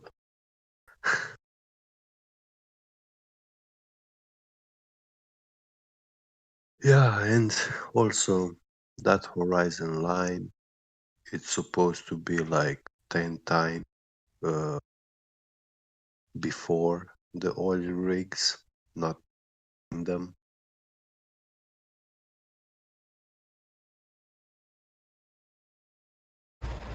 Yeah. And by the way, I'm really glad you're still here, Freedom Frank. It's really nice to talk to you. Yeah, it's nice to talk to you guys too. Definitely. One advice, I mean, when moderators and or other gold members come in and ask you stuff, just take it easy. Don't engage like contradictions. Try to explain your position. You're here to learn. Find.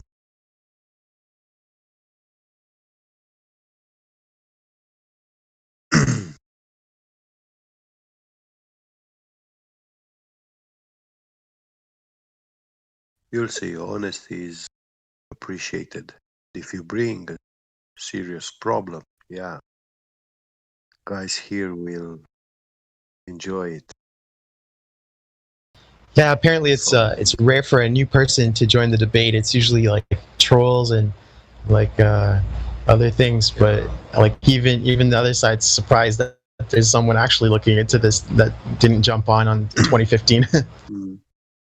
Well, yeah, that's why many flat earthers have this like extremely defensive mechanism, because of the amount of trolls have been here. Yeah. We're very bad and we're doing like crazy stuff in here. The way I look at it is I'm a non-combatant walking through like World War I trenches. Like both sides are entrenched and they're shooting artillery at each other. I'm just like, whoa, what's going on, guys? Yeah. Yeah, it's a lot like that. It's good. It's a lot of fun. I mean, but yeah, it gets you're kind of right. It gets kind of hot sometimes. I mean, Yeah. To your point, I became convinced maybe around a year ago. So I haven't been at it too. I've been studying for quite a while, but I haven't been convinced for too terribly long. Yeah. But once you got this, I mean, it will catch you. The knowledge, information, the truth. Because in life, people, this is what we're actually searching. Once you know the truth, then you know the meaning of life, the purpose. See, it's a different game. Yeah. I mean, what is life when you're living a lie?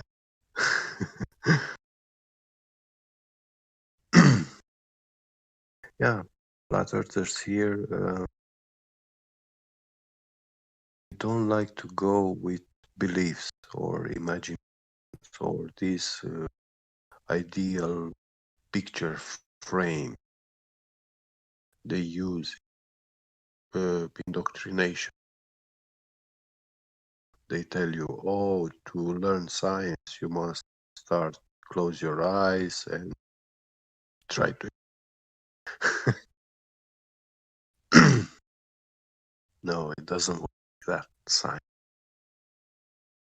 doesn't work with belief. Science works with truth and experimentation,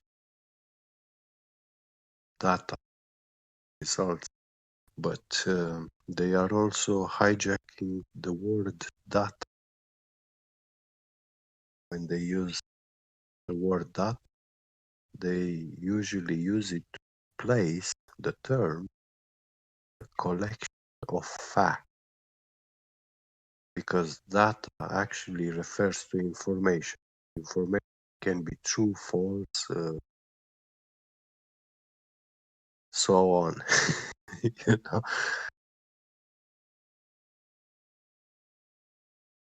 they are very ingenious, these pseudoscience. Well, they've been at it for a while. Yeah, they've been working for a very long time. I think there's this other kind of tendency in life to, to feel that in the quote unquote modern world, that you're so sophisticated, you're so much more advanced than those who lived even 25 years before you. And it seems that people almost have a predisposition to just kind of go along with things because, we seem that we might be so much more advanced than other people, but I'm not so sure about that. I'm not so sure if we're so much more advanced. I think people are people. Yeah, we always we're dumber than we were 25 years ago because of scientism. Yeah, and we're more controlled because of the media. That's for sure. Yeah, I definitely think it does us a disservice to just out of hand think that we're progressing somewhere good. Just automatically, we might be regressing. Like, I often think about how the older generation is much better with mechanical skills. Just everyone seemed to have been better with their hands than we are. So in some ways, we're regressing. Even though we might all be more sanitary. Well, I don't know, metal working and with your hands kind of being replaced by robotics, CNC machining.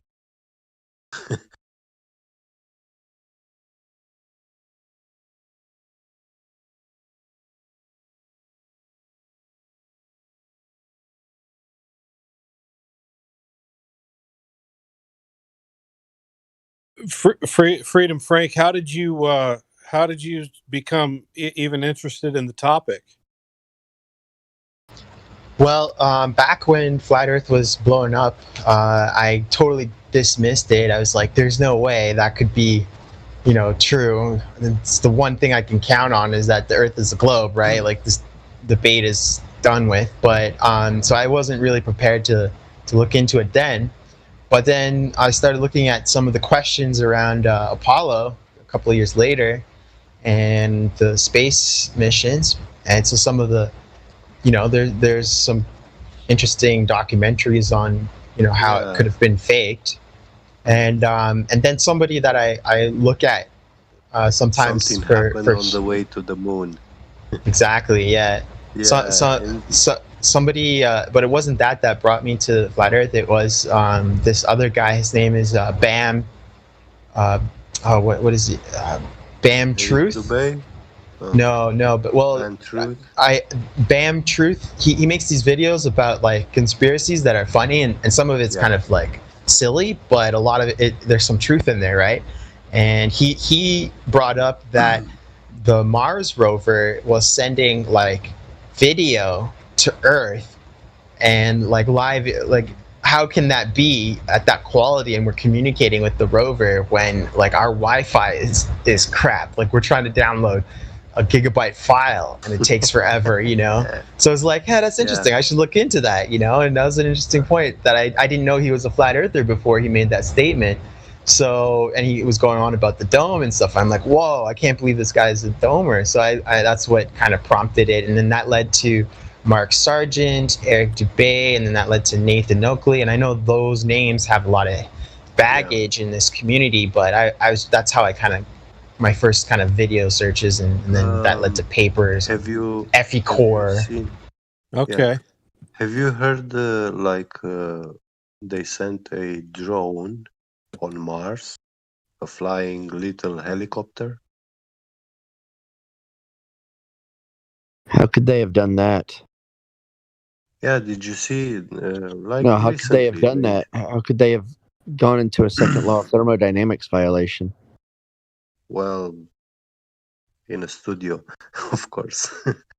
Okay, so they didn't go anywhere. Yeah, but they claim that they have this drone on Mars, and people don't realize why it is impossible to fly on Mars. Well, it's impossible to get to a place that doesn't exist in the first place. Of course, yeah, but even according to the data they give us about Mars, it is impossible. Yeah, I know the lore of their own fantasy Lord of the Rings doesn't work. Yeah, I know. Yeah. Their own internal consistent logic for the role playing game that they've created violates its own rules. Mars, they say Mars has less than 1% of Earth's atmosphere, and well, they tell us lots of things. Yeah, when you look, for example, there is a guy like. Yeah, but don't try and explain why it wouldn't work, because it can't be in the place they say it is. I know, right? Yeah. But I just want to say about this video on YouTube where they show a guy placing some mosquitoes in a vacuum chamber, and at 0.2 atmospheres pressure, it is a very low pressure. The flies, they quit flying. They still make some jumps. They try to jump, but then they realize they can't fly and they quit flying. And at 0.1 atmospheric pressure, like they completely quit. They only move, on their legs. They don't even flap their wings anymore. They don't even try to flap the wings, And actually 0.1 atmosphere represents like 10%. It's not 1% of the Earth's atmosphere. 0.1 atmospheric pressure on that gauge, because 1 atmosphere is the air we breathe in, that we have, and 0.2 represent actually 20% of the atmosphere we breathe, and 0.1 atmosphere is 10%. But on Mars, they have less than 1%. I mean, beyond crazy.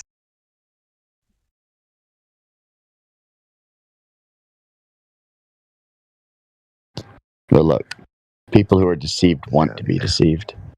Yeah. They're not tricked. I don't feel bad for people who are tricked because they're not really tricked. They've been invited to believe a story and they believe it. And they believe it because of their own iniquity, not because they've been convinced of it, because it's the thing they want to be true. Yeah.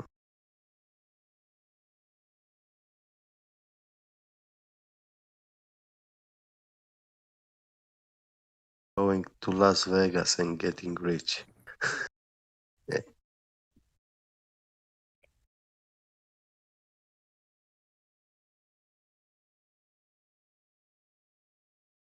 See, that's the problem with a lot of these arguments, though. It's like, yeah, the thermosphere and all this other stuff. But it's their model, and they can explain anything they want to in their model. They can explain it away. Yeah, I've noticed that, but there are poor arguments on the flat Earth side as well, though. Like some people aren't the best. There's no arguments outside the Earth. Anyone who's making those arguments is either dishonest or retarded. I see what you mean. So it's like fairyland.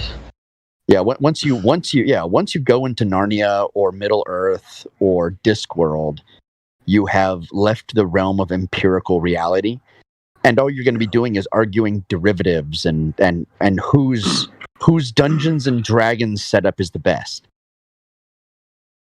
and who's the best game master, and that's it. I'm the That's best all game it is. master. Yeah. Hey guys, question: how many years has the Mars rover supposedly been in operation, working? How did it get through a region that can't exist in reality? How did it get to Narnia? Well, it being in Narnia, it has had no human repairs in a hostile environment. For how long? Does that even make sense? No, You don't need those in Narnia. let me be a glober. There's such a low oxidizing content on Mars, it doesn't damage things like it does here on Earth. They have on Mars some. I've already explained it. Now you have to disprove my explanation. There's almost no oxygen, so it's not oxidizing or damaging the Mars rover the way it would damage Yeah, it but here. there is dust. There is dust. Yeah, but And the they dust have the dust isn't causing corrosion. like Doesn't it would Mars here. have volatile covers the temperatures, solar like panels. colder and hotter than Earth? So wouldn't Yeah, that see, damage now the you guys are arguing with me. Yeah, so Yeah, they have a regular cleaning events going on in Mars, so they don't need maintenance. That's what I wanted to tell. Yeah, we can tell you the schedule of the cleaning, the Martian cleaning events. The thing is because there's no oxygen and there's no moisture on Mars, a good breeze just cleans off the whole thing anyway. Doesn't even matter. And they had no video of it either. They couldn't stream it. Of the Well, cleaning, yeah. You can take a shit and watch like football being streamed, but they can't streaming the rocket, the rover landing. Too complicated. Couldn't do Hey, that. if Nixon called the moon in '69, then we should be able to have a live stream of Mars in 2020. Exactly. Yes.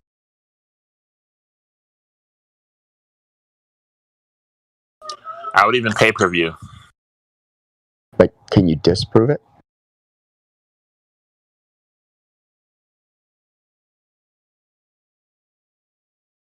Pretty hard to disprove non-falsifiable claims. Yeah, but that's the whole problem with like presenting their fantasy world with their rules against them, because they can just change the rules at the drop of a hat, and it's all unfalsifiable.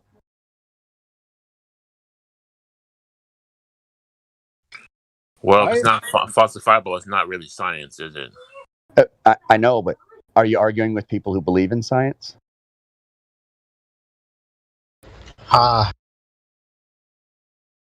You're arguing with people who believe in models and reifications and pseudoscience and authority and priesthoods.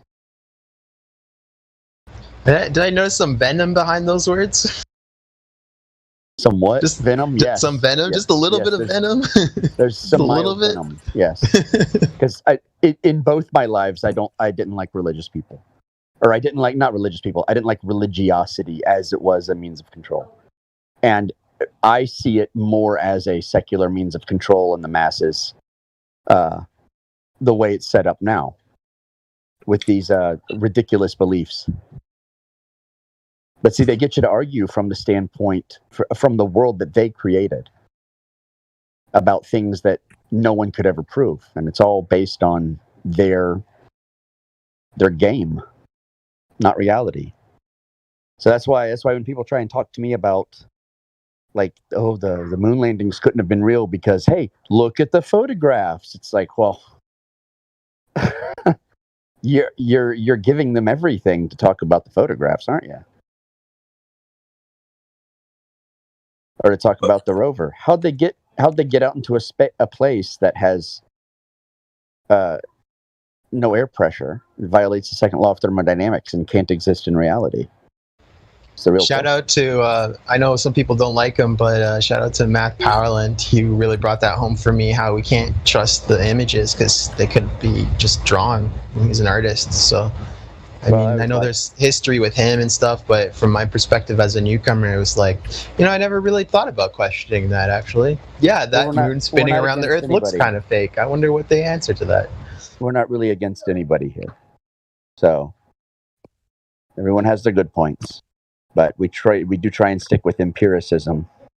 But yeah, that presentation he gives on the realism and what do you think you know and what would you know? How could you even know it? Yeah. Did you see the comedy routine? Yeah, it's funny. It is funny. Yeah. From Matt Powerland, I picked up. We have to have a lot of faith in NASA to tell us what the Earth looks like from space because we cannot go there ourselves. That's what I got from him. Yep.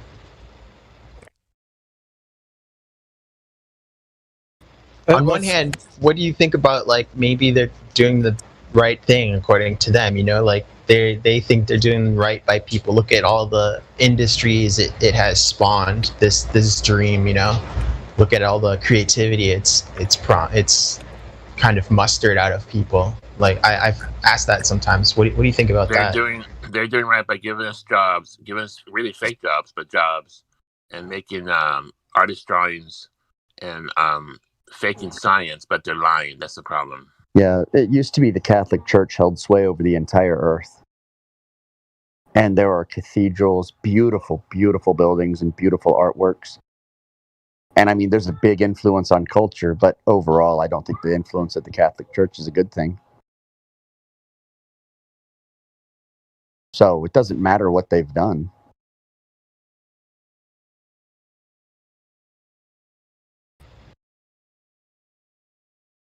Can you give me an example of a really good reason to lie that makes things better? Well, I have moments where, the beautiful lie is tempting. I have moments where I'm like, I wonder if civilization could even function without us lying to each other. Well, Socrates called it the noble lie. Yeah. So we have the Sistine Chapel, right? And it explores composition and distance and perspective, and we have works of art that have come out of the lie of, or the unprovable things that we imagine out of our imagination. So do you know on what one the hand purpose? it's Do you know great, the purpose but of the on the noble other hand, lie? it might be causing a lot of on the other hand, it might be causing a lot of mental illness, if we take this lie too seriously. Do you know what the purpose of the noble lie was, according to Socrates? I wish I knew. I wish I did. That sounds like something I would have researched. It was to keep real power out of the hands of people with bronze souls. So you have people with golden souls, which are very rare. These are like very rare people who are like Alexander the Great types, who are just excel and beautiful and perfect at everything. And then you have a not uncommon but still rare silver soul, which are people who excel at many things and who are intelligent, but they're not golden. And then you have the vast majority of people, which are bronze souls, which really shouldn't be deciding anything at all for anyone, and a lot of times even themselves. And the whole purpose of the noble lie was so that the bronze souls would know their place in society without ever questioning it. That was the purpose of the noble lie. Mimi, you're at least a silver soul, if not gold. Well, I don't know what I am. I could never decide. I thought the noble lie. You don't get to label yourself. I thought the noble lie was that, honey, you don't look fat in that dress. Yeah, that's your perfume on my neck.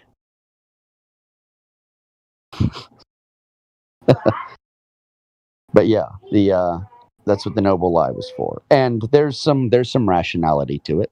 I understand it, because you don't want the majority of people running their lives, because they are wicked and short-sighted, and they'll make stupid decisions based on what they want in a temporary sense. I understand that thinking.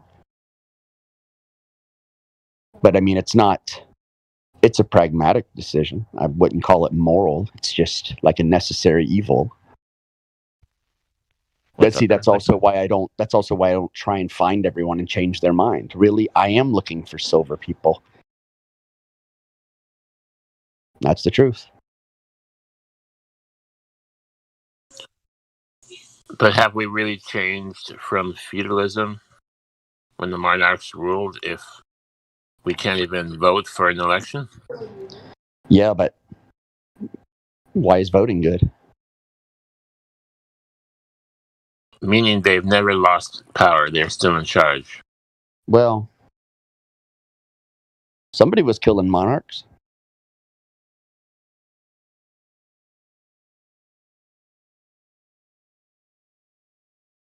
I think they were killing each other.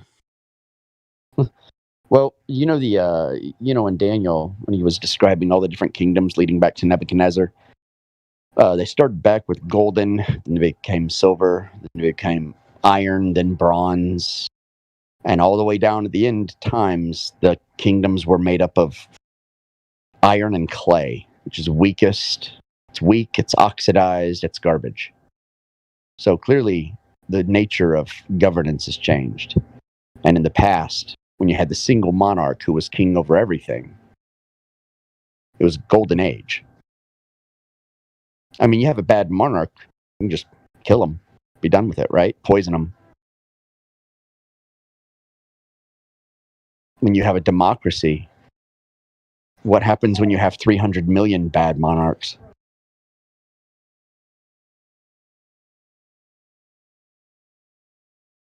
Because the stupid will always outnumber the smart. And the whole purpose of democracy and voting is to give stupid people power over smart people.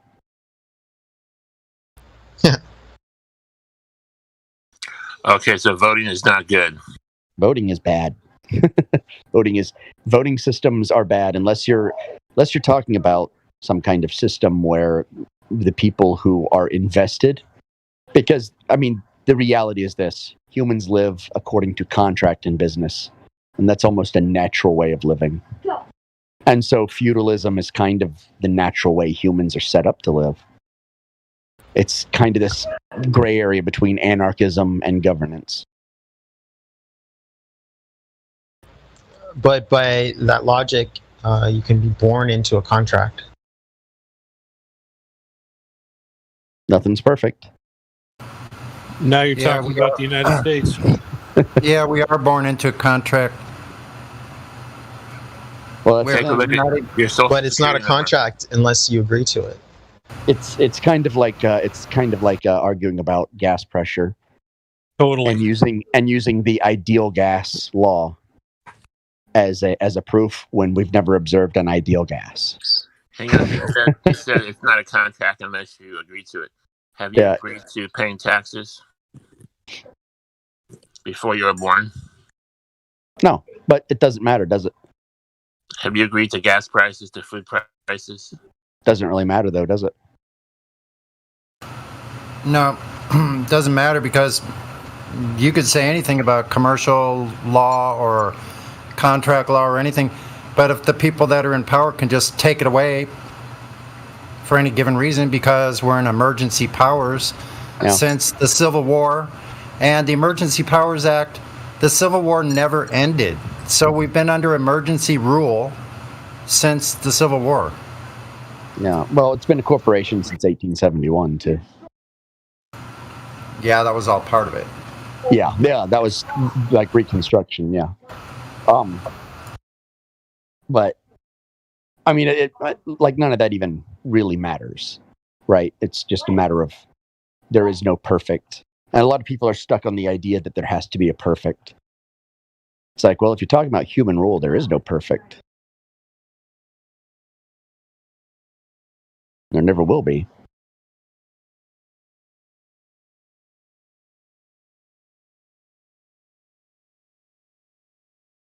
Do they say equality is a false god?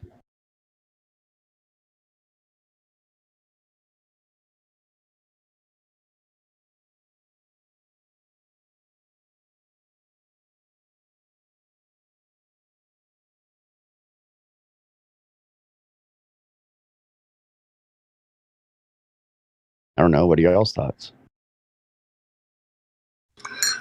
When you download the new software, you have to click accept. If you click do not accept, you cannot play. So there's no choice.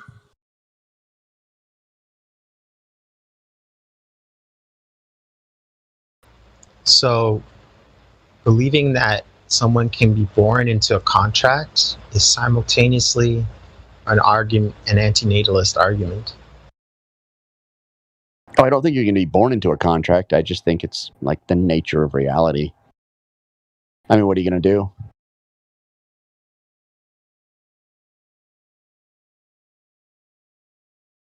Fundamentally, I agree. You can't be born into a contract.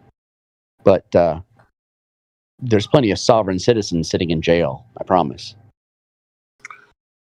What if we make our own island somewhere and have our own rules? No, you Away could from do that. government. But you Have just our said own- make our own rules. Meaning that we all have equal say. Ooh, I don't believe in equality, though. Then someone's going to make decisions for you. That's all. And you can stay here. And then we'll go No, to the island. What if one guy is the world's biggest moron? Should he get an equal say? Yes. Why? He's gonna vote for his Doritos and Coke. And we'll vote What if for he gets important all the stuff. stupid people together and votes everyone else out? Like you said, there's no perfect system. Yeah, but the worst system, like on a scale of perfection, the worst system is democracy. Well, I think democracy is bad when they're influenced by media. I think, I mean, humans don't have to be influenced by media to be bad. They're good at that on their own.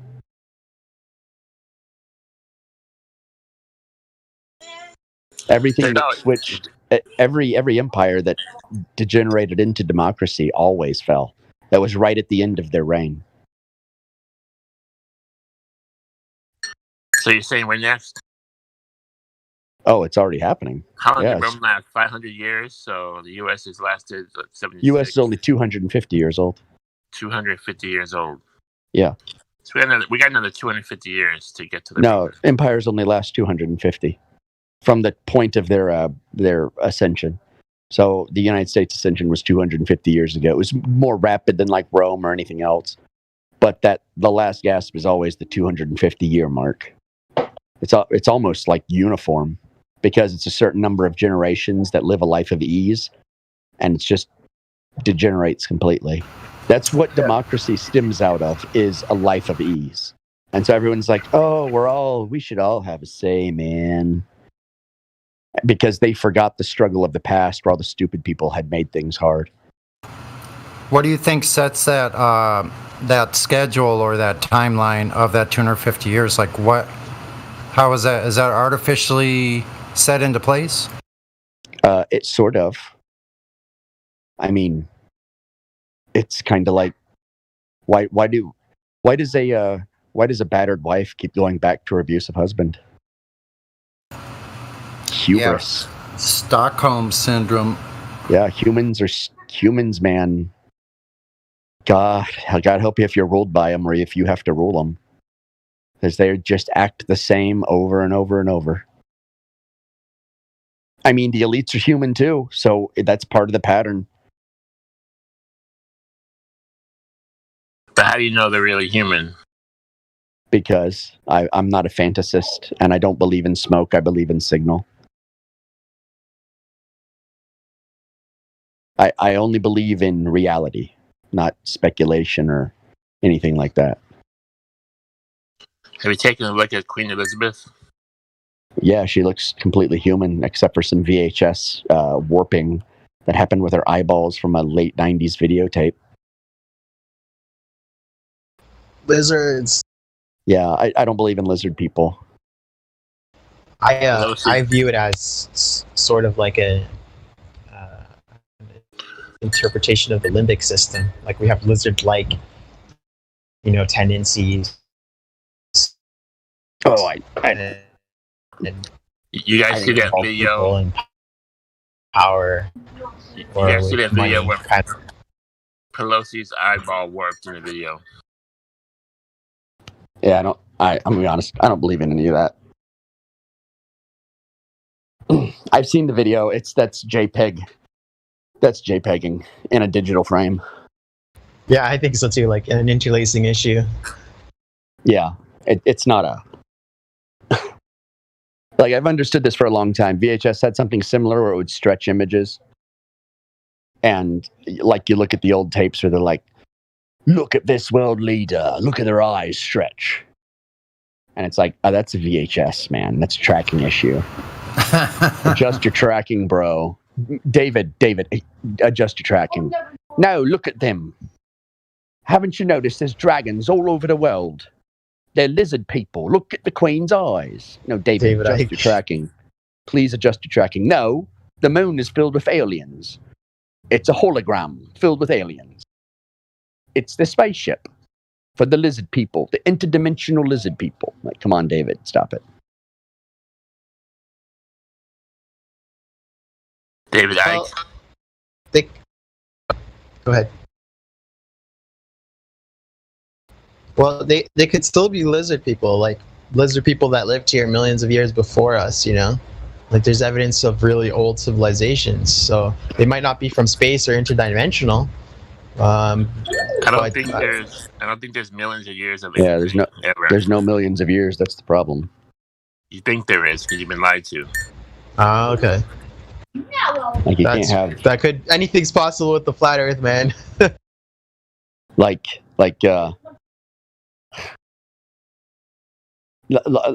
when it comes to like the pyramids and stuff, they're very conventional building techniques. They weren't built by aliens or sound waves or anything crazy, but they weren't built by people pushing stones up ramps.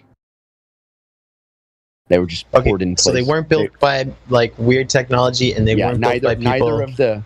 Neither of the stupid theories are true, because those were both invented by academics who have never worked a job in their life. Archaeologists are some of the dumbest researchers on this earth.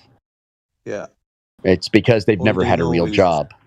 And instead of using their tools to build things, they use their tools to dig in dirt. I saw an article about giant sloths that dug tunnels into the solid stone.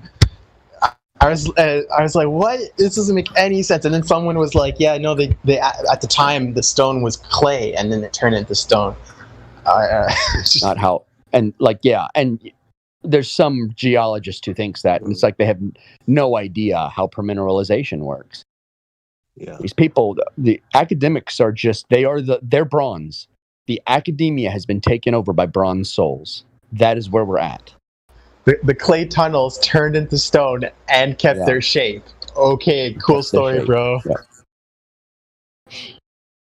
Nah, the pyramids poured in place concrete. That's it, block by block. I like that you use poetic terms to describe them, and Oh yeah, that's because I have a lot of vile hatred for them. yeah, me too. Yeah, like the world's going to be a lot better when they get their comeuppance. Yes. Not by me, obviously. But someone else about the sloth cave was like, well, there's evidence that there were giant sloths because there's marks on the wall when one fell down a hole and started clawing at the wall, and the marks are still there. And I'm like, okay, but by your own logic, it should be a cave. It should be a tunnel. It shouldn't be failed claw marks. Yeah. Oh man, I'm gonna think about that. I'm gonna look into that bronze silver thing because I did read the Republic not too long ago actually, but I'm that slipped out of my read consciousness, Plato's, I guess. Yeah, Plato's Republic. It's great, beautiful. I recommend anyone who believes in equality or democracy to please read that book immediately and understand that the ideas of equality and democracy are from brainwashing.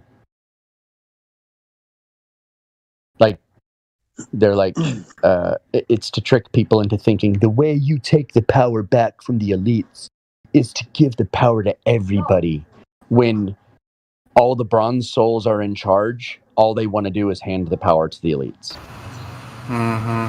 And that is who everyone is. Yes, bronze souls are all bootlickers, all of them. Because they're stupid. Because they just want to hand out and they just want to have, they want to sweep their floors and collect a paycheck and do their crack every once in a while, and that's it.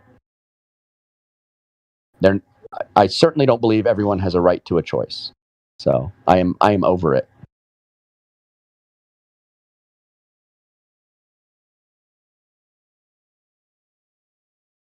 We will always be governed by laws. Yeah. Hey, in the past, I thought you were kind of abrasive, for certain things you would say. But me, I got to stand behind you like 100% on this one because you're saying that, morons shouldn't be making choices for us, right? Right. It's these morons that are like, just accepting the check on the couch and like hoping that they're going to just get a free ride and a free life. And that's not how shit works, right? It's not. You've got to get up and go to work. I mean, even if it's, 30 hours a week, right? For your own health, you should get up and move your body for like 30 hours a week. Yeah.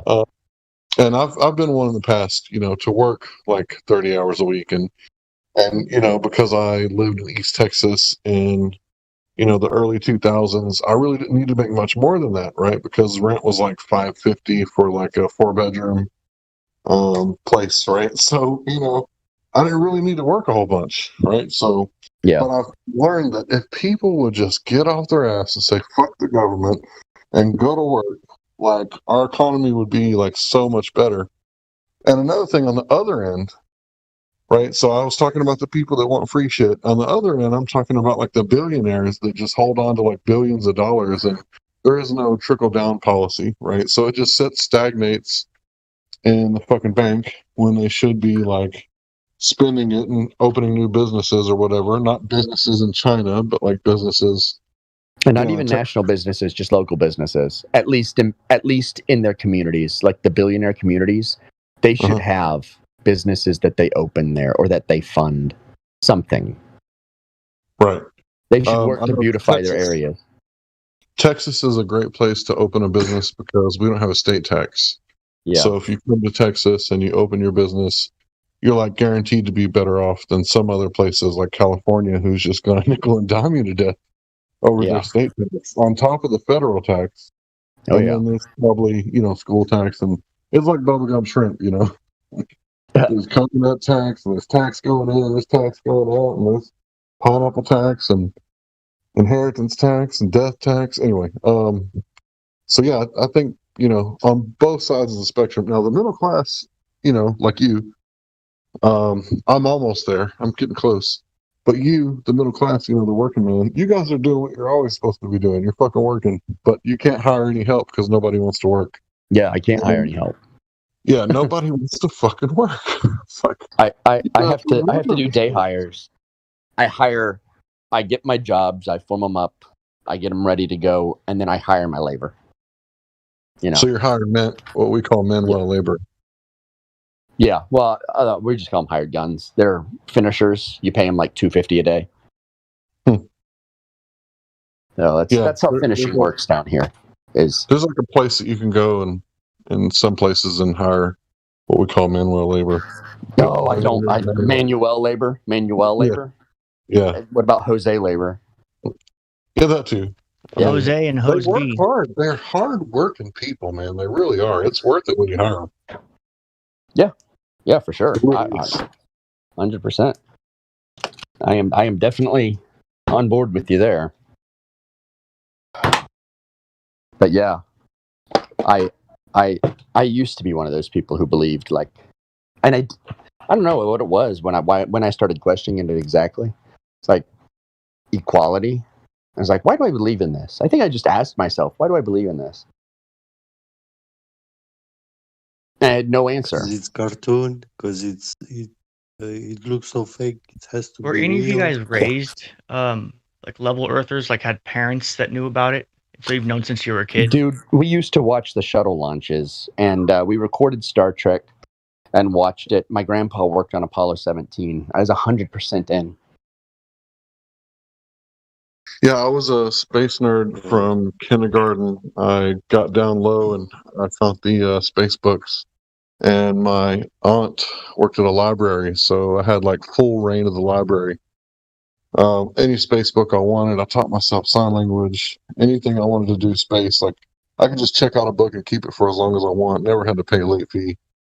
And yeah, Star Trek, Star Wars, space video games. I was 100% a NASA fanboy, and I started realizing that, wait a minute, the moon is in a vacuum. Why is the flag waving? And then someone else will point out, hey, look at these shadows. Wait a minute, that doesn't make sense. These shadows are converging. Who was the guy with the uncle working at for Apollo mission? Someone said my uncle was working for Apollo 11 or 14 or whatever. It's Hank. Yeah, that was Memus Aurelius. Apollo 17.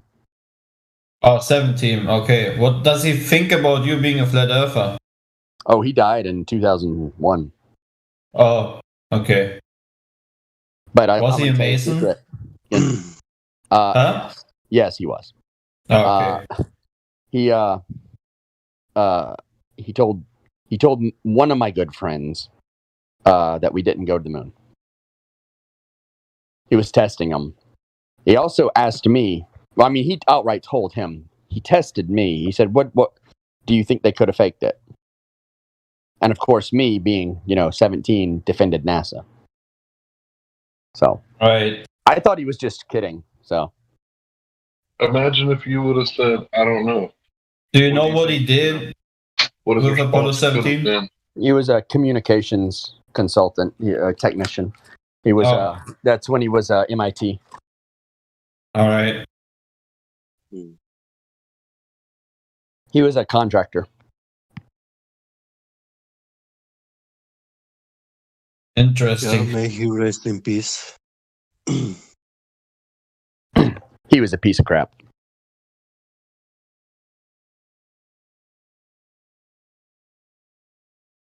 I mean, he contributed to lying to young people, right? Well, yeah, he was also a horrible sex pervert too. Oh. So yeah, may he rest in pieces. I didn't know that. Sorry. No, it's fine. It's fine. We cremated him and just like threw the ashes out. Whatever. No coming back from that. I mean, I don't want to know what these Masons do sometimes, you know. Well, let me tell you this. After he died, we found his body. We're like, oh, great, he's dead.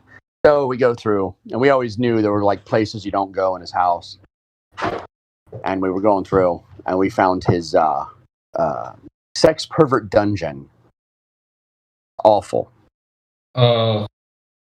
Yeah, like 1,200 videotapes, all sorts of stuff. It was awful. Oh, I hope it doesn't have to do with, you know, younger people. No idea. Most of it got thrown out. So who asked they want to know what Masons do in private and secret, right? You want to know what they're doing. Well, ask yourself, what do you do in private and secret, right? When you don't want nobody to know what you're doing. You're doing the things that you know that you ought not do, right? Well, what makes you think that they're any different? Right, but they have their rituals, right? I mean, they have distinct. They want to reach something with what they do, right?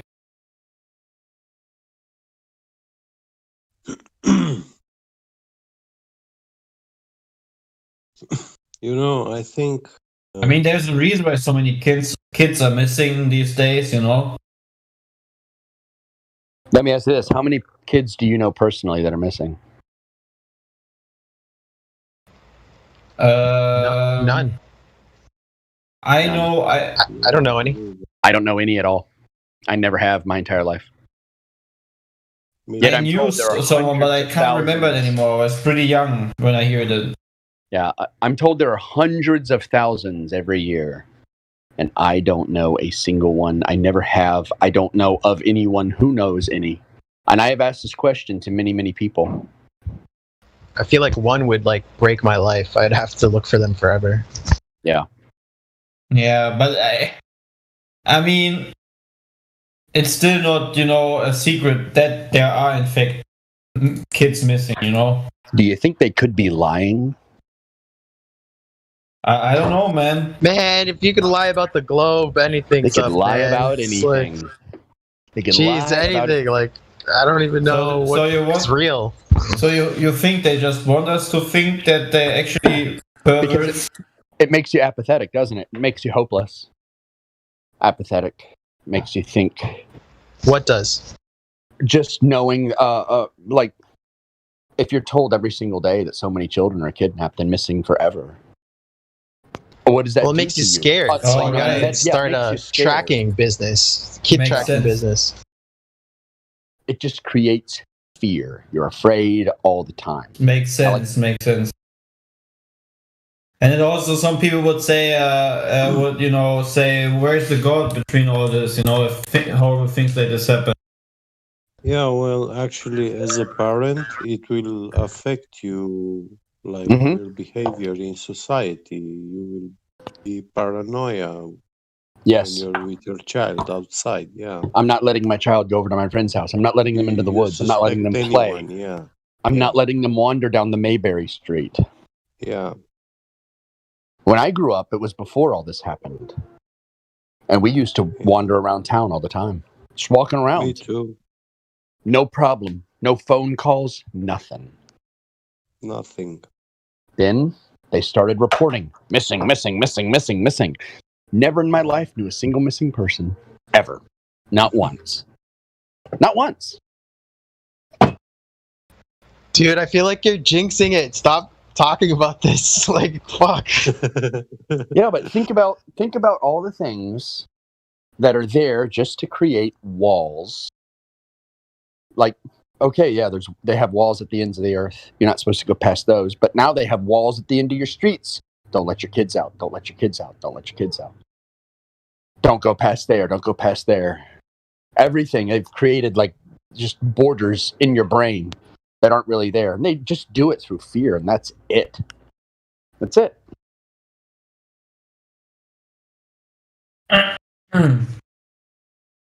Yeah, interesting. The ultimate white pill. The thing that gives me the most hope is knowing that most of what they say is a lie. They love their reverse truths.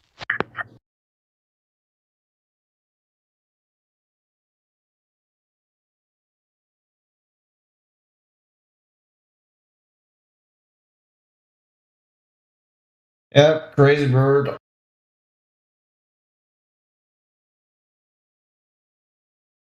Yeah, man. The crazy thing is how much has changed. You know, I'm 21, and I remember as a child not having a phone or anything. It was completely. It was so different, you know. But how fast everything changed, I would never believe 40. that. I'm 40. Yeah. I remember growing up, not just without a phone, man, without anything. Like you had to play ball outside. Yep. I did the same, man. And I then built another ramps, step. Sorry. hurt myself, so forth with my brother. We did a lot of stupid stuff as kids, you know. Today I don't see many kids anymore doing that. What we did at my age when I was like 6, 7. Today you only see them at smartphones or in the internet, creaking through the microphone.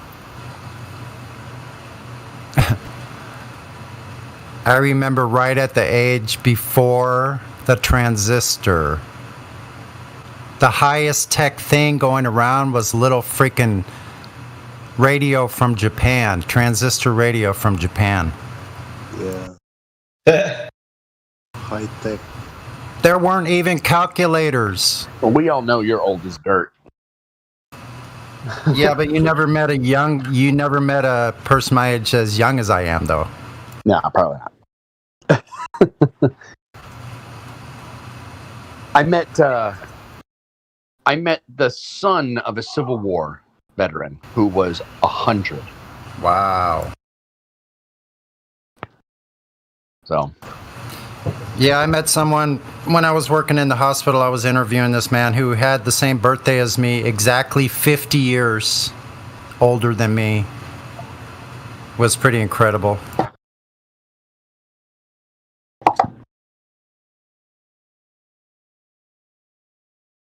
If you actually think about,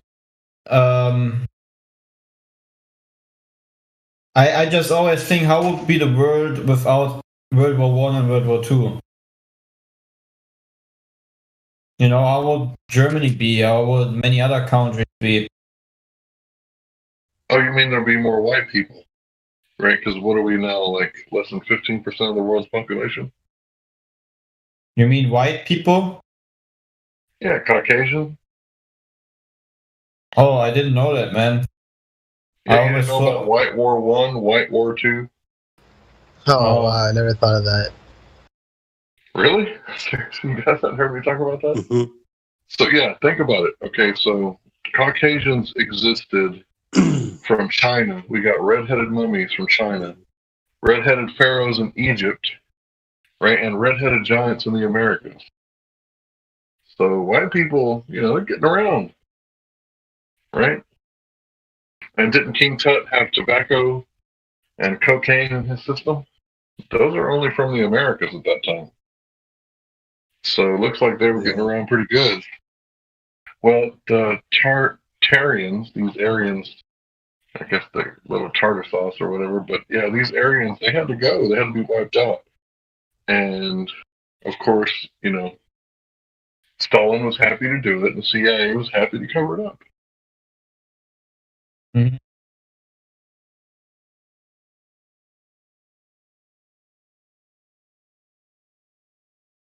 Yeah, the Hungarians also in Romania, they were killing the Romanians and then load them into trains and walk them all around the country with the dead people.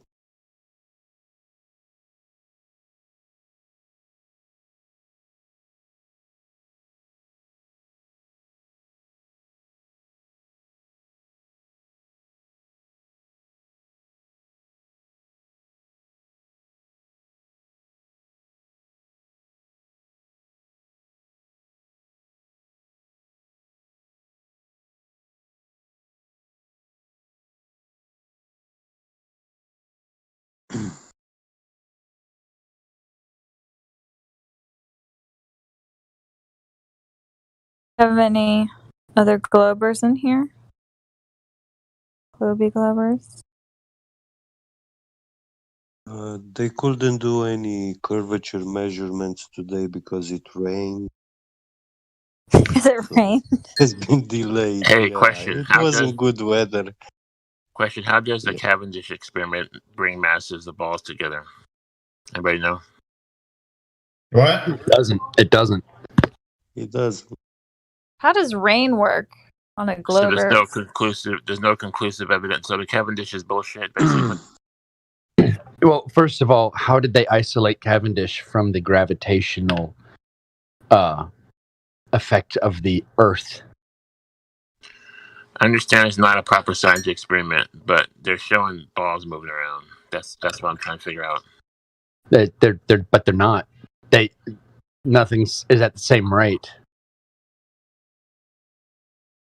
Besides, you can't figure it out anyway because there's no observation. It's like putting a machine together. The machine does funny things and you don't know why, and then trying to explain it based on what somebody else has said you have to explain. Think about how insane that is. Pretty insane. Like, can you repeat that? Actually, Sorry, I missed it. Can you repeat that? It's putting together a machine and someone telling you have to explain what it means when the machine does weird things that you don't understand. Sounds like a scam. The insane person is the one who's trying to respond to it and explain it. So don't fall for that crap. It is a scam. That's the thing.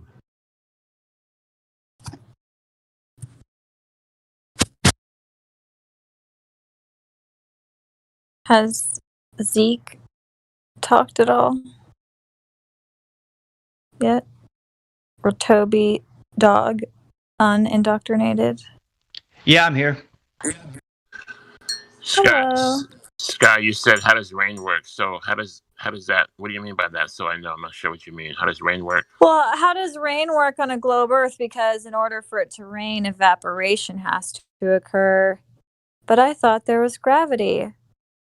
If gravity is the reason that the rain is falling, then how is the water vapor even getting up in the air to form clouds? Well, I'm not sure, but I think gravity water turns into heat, and it goes up. Yeah, but it shouldn't go up if there's gravity. So that's why. So it doesn't just go up. Millions of tons of water are just hanging there in the air. And They're just stopped. They'll say, "Oh, like gravity makes it stick to the ball." Well, How does water doesn't evaporation just work, right? Yeah, water That's doesn't just the good stick one. to the ball. It is constantly cycling. Yeah, unless they want to completely ignore the entire water cycle on Earth. Yeah, how do you have a water cycle if there's a downward force? It would just be a water.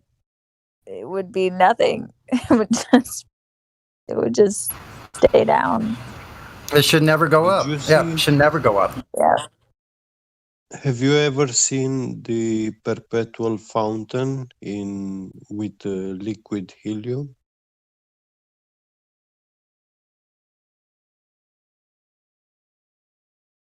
Oh, what is that? Yeah, it's a very interesting phenomena. It's a perpetual motion. Like this fountain is continuously flowing, and liquid helium has a flow unlike any other liquids in the world, but it is also very, very cold, like 4 Kelvin.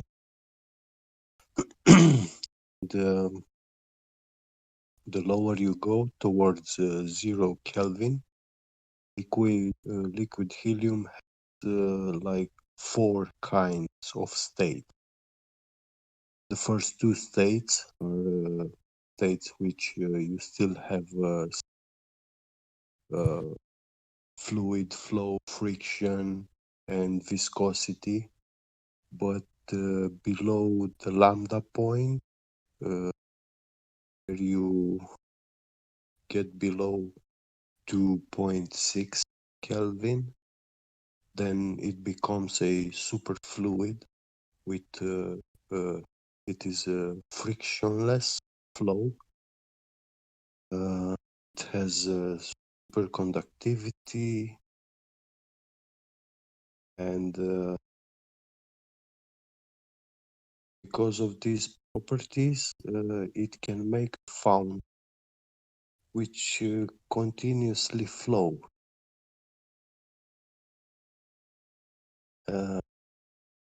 So seems like no gravity Yeah, no gravity, nothing. can be there if it's Yeah. continuous. Yeah. So wait, sorry, Toby Dog Unindoctrinated. Are you still there?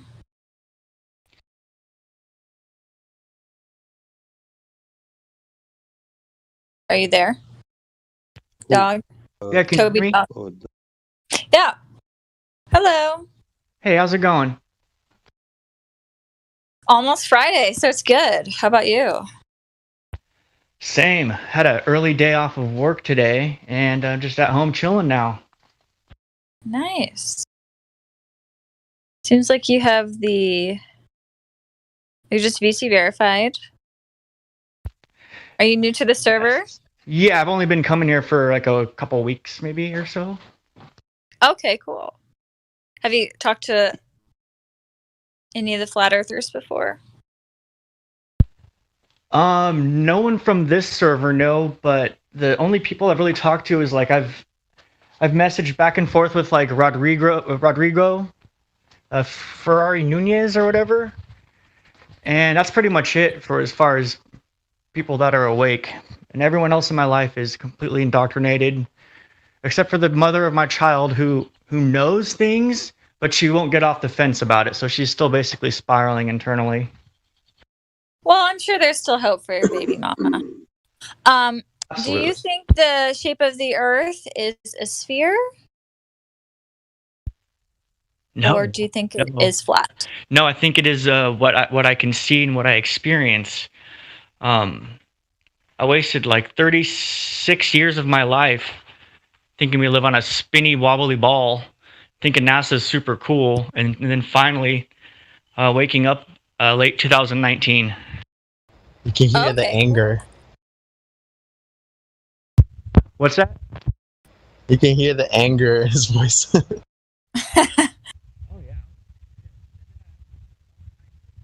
Almost like morning where I wanted to tell everybody. I was like, oh shit, I gotta tell everybody. Then I was like afraid. I was like, oh, the implications of this are crazy if they're lying about that.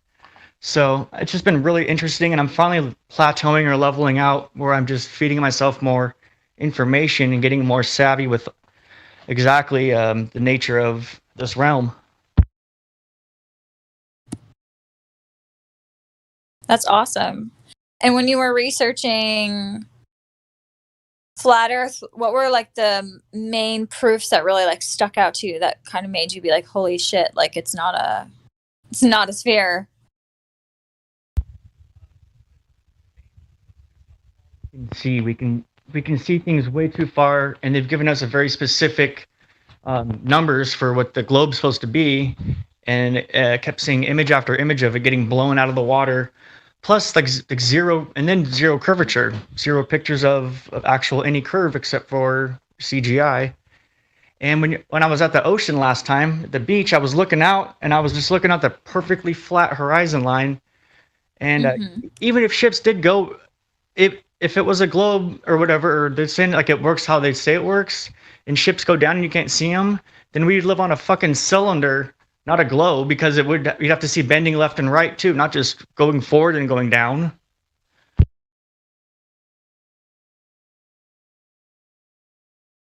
Yeah, I love when Globers try to say that they see like the horizon curving.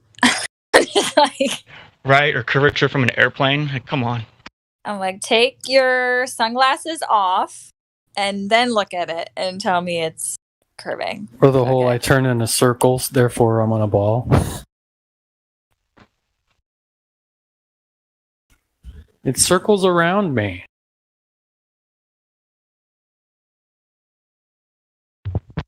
But yeah, this is. I'm really glad I found this server. It's been really refreshing just hearing unindoctrinated people. So if my eye is a sphere, then the Earth must be a globe.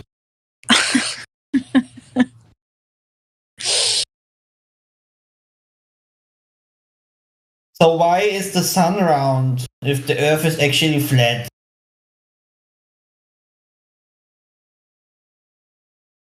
You got us. It must be. Right. It must be. So if I look at these balls on the pool table is round.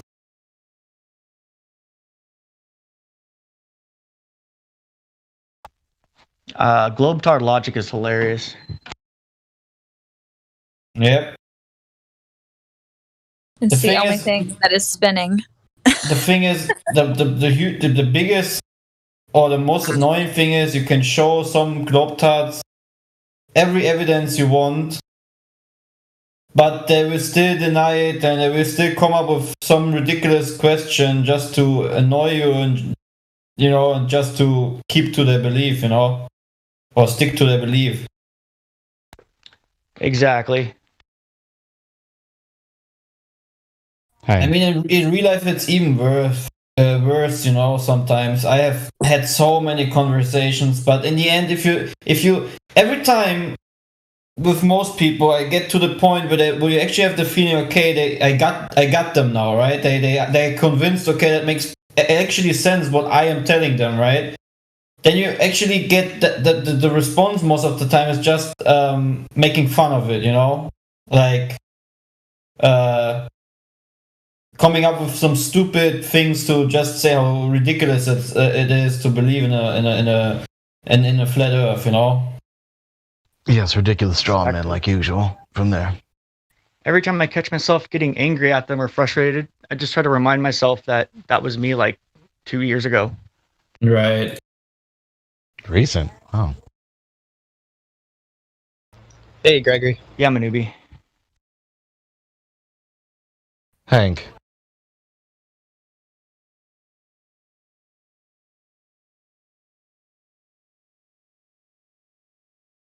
Seems like he's away from his keyboard.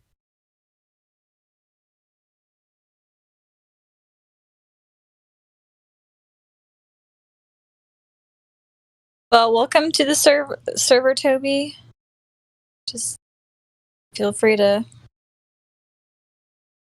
talk and jump in, and yeah, glad to have another flatty. Thank you. I'm here. I'm here. Yeah, welcome, new guy. It's cool that you were late. Glad you made it. Right? Glad you figured it out. Said you figured it out a couple years ago. What YouTube channels were you watching that really kind of opened your eyes up a little bit? And Gregory, I did hear you. I'm going to go back to you in just a second. Okay. So I was watching in like late 2019. I was watching a lot of Owen Benjamin. I was doing some research on I somehow came around back to moon landing because I've always been into conspiracies and stuff since 9/11, and it came back around to moon landing, and I was recommended a video from him, and I watched him go through the process of discovering we don't live on a spinning ball and all that, and I was like, what? This no way. And so I started looking into it, and just eventually the spell broke and I was able to see, but it was not easy. Like my brain kept trying to, the cognitive dissonance kept trying to make it into like just different shapes and stuff, and just maybe it's just like there's flat parts of it and it's kind of roundish and just ridiculous, but eventually that stopped and I was able to see it for what it is. So yeah, Owen Benjamin, and then a lot of Beyond the Imaginary Curve. Okay, cool, great. So what do you believe happened on 9/11? And don't worry, I'm not going to ask you to cite your source or anything. I'm just curious, what do you think happened on 9/11? So the thing with that is I don't. What I think happened was something else than what was presented to us. I 100% do not think it was terrorists with box cutters and all that stuff. So I'm not quite sure. It looked like it was just what's it called, like a false flag or something, or just in the government. Mm-hmm. Would you be interested in finding out what happened? Absolutely, yeah. I love 9/11 gravy. Okay, so there's this guy, Corbin Report, right? Corbin Report. He's done some videos like the dancing Israelis. Corbett. Sorry. He's a Glober. That's the only problem with Corbett Report. He's got a freaking globe as his logo. Such good content. Yeah, but Such good content. That doesn't take away from like Bart Sibrel's a Glober. He's giving some Hold on, hints. guys. Hold on. Let me finish. I'm almost done. I'm emailing Bert right now. Yeah, Corbett Report, the dancing Israelis, follow the money, 9/11, follow the money. That would be a good one. But yeah, it appears that we're mowing somebody's backyard for the past 20 years, right? And we're not gaining anything out of it. So, might be worth looking into. I was going to go ahead and respond to Gregory. Sorry for taking up so much mic time. What can I do for you, sir? I was just sending you Adam Green's live stream that he's live streaming right now. He's railing against the scriptures and is while arguing, trying to refute and debunk Christianism and the so-called Jews in his effort to debunk the scriptures. And I know that you're an educated man and you've been alive longer than me, and I know you can refute him. And I wanted to discuss that with you whenever you get the chance to watch what he's saying, and then hopefully come back to me and talk about it. Okay, cool. I DM'd you if you see the DMs that I sent you. I think I just server muted somebody. Yeah. There we go. Sorry, Mr. Hinkle. I do apologize. That was an accident. Yeah, I'll check the DMs. I don't really like debating in chat. It's not my thing. Oh, no, not debate. I was just wanting to talk to you about it. Oh, sure. You want to go to another room? Oh, yeah. Do you want to watch the video with me? Actually, I'm getting ready for work right now, so I can't watch it. But yeah. Okay, we'll just talk for a little bit as we can. All right, so I'm going to give you a call. Let's leave this room. Okay. Thank you.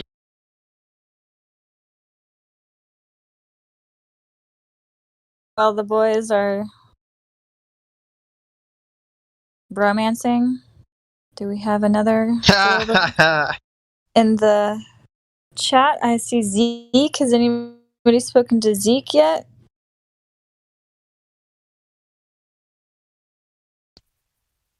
I don't think so. You want to chat, Zeke?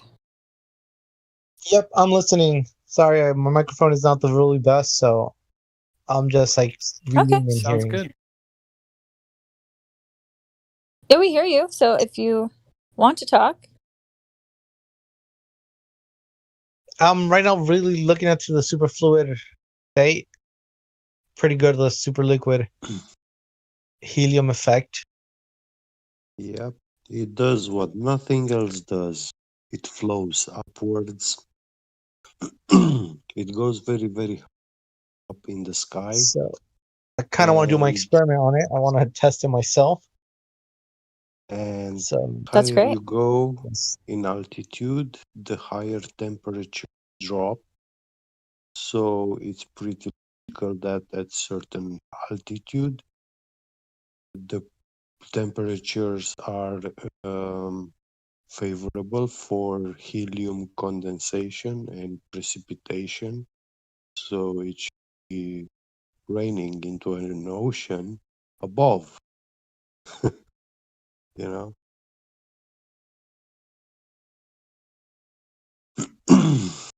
What brings you to the server, Zeke? Oh, I'm an old timer here.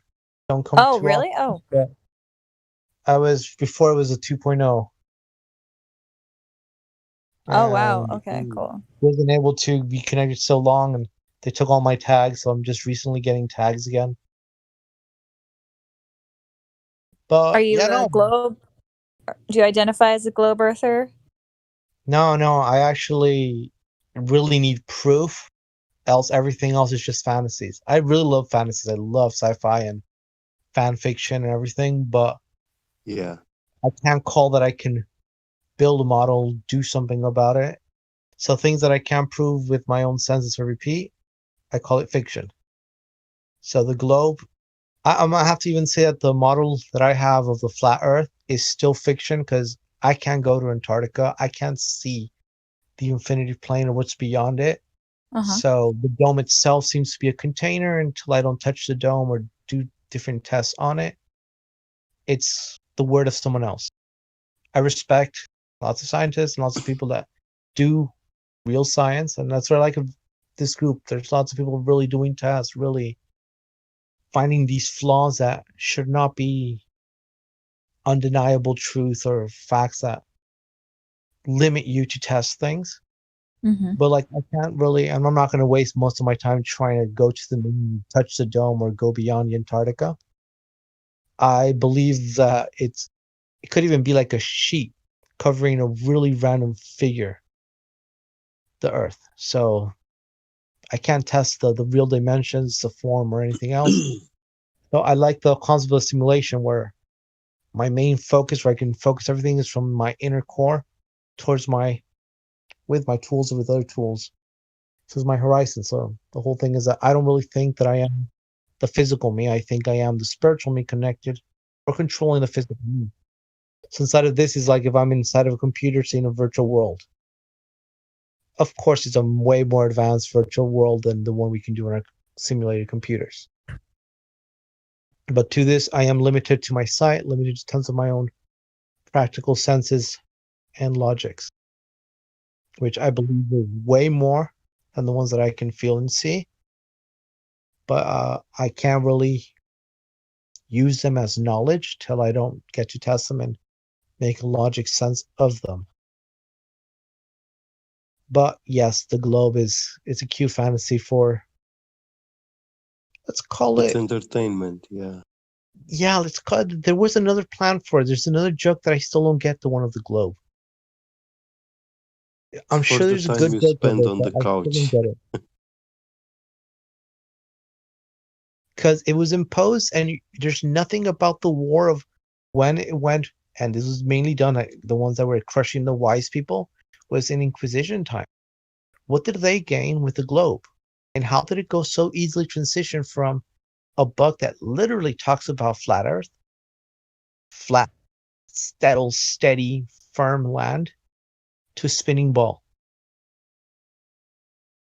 And there's no history about it. There's no one even writing about.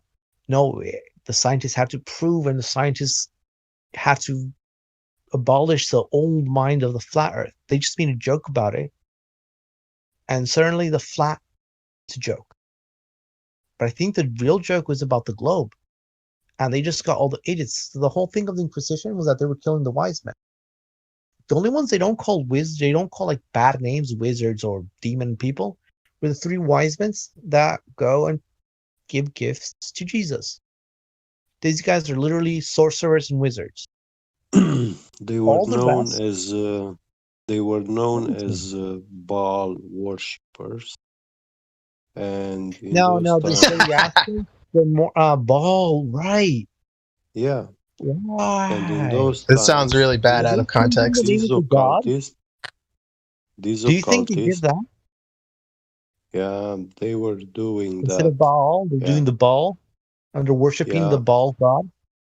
What we know today as the the globe religion, it was known as Baal No in way. those I times. didn't Yeah, connect that before. and they had like very wicked practices, you know, sacrificing Kids and stuff. other Yeah, things for fire. horrible things. Yeah, and it was very, That's why we very still have fossil occult fuel. religion. It was very occult religion, evil, and whenever they were finding one of these practitioners, people were killing them on sight or burn them alive on stake, you know. So, yeah. how did they get to twist it so much?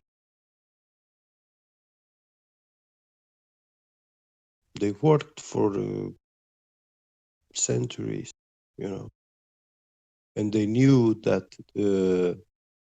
there was the prophecies which speak of these times when they take over the world and they will rule it. And they are. I know it's.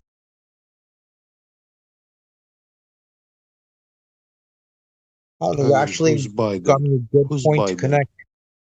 Who's Joe Biden?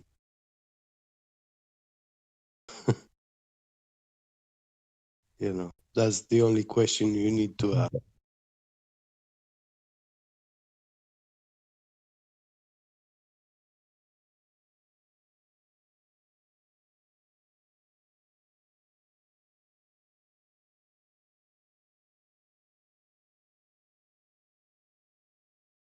I'm gonna search more about the Baal religion because I only knew him as a god, and in the Bible, there's a few things about the children sacrifice.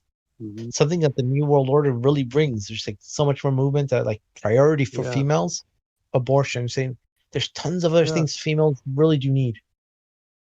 More support for breast cancer, for tons of other things that really help. And the strongest support, I say, no, this is like their woman identity, is abortion. And I'm saying, Yeah, but you see, these are subjects extremely sensitive today. They will make these laws where they will totally forbid you from speaking, talking.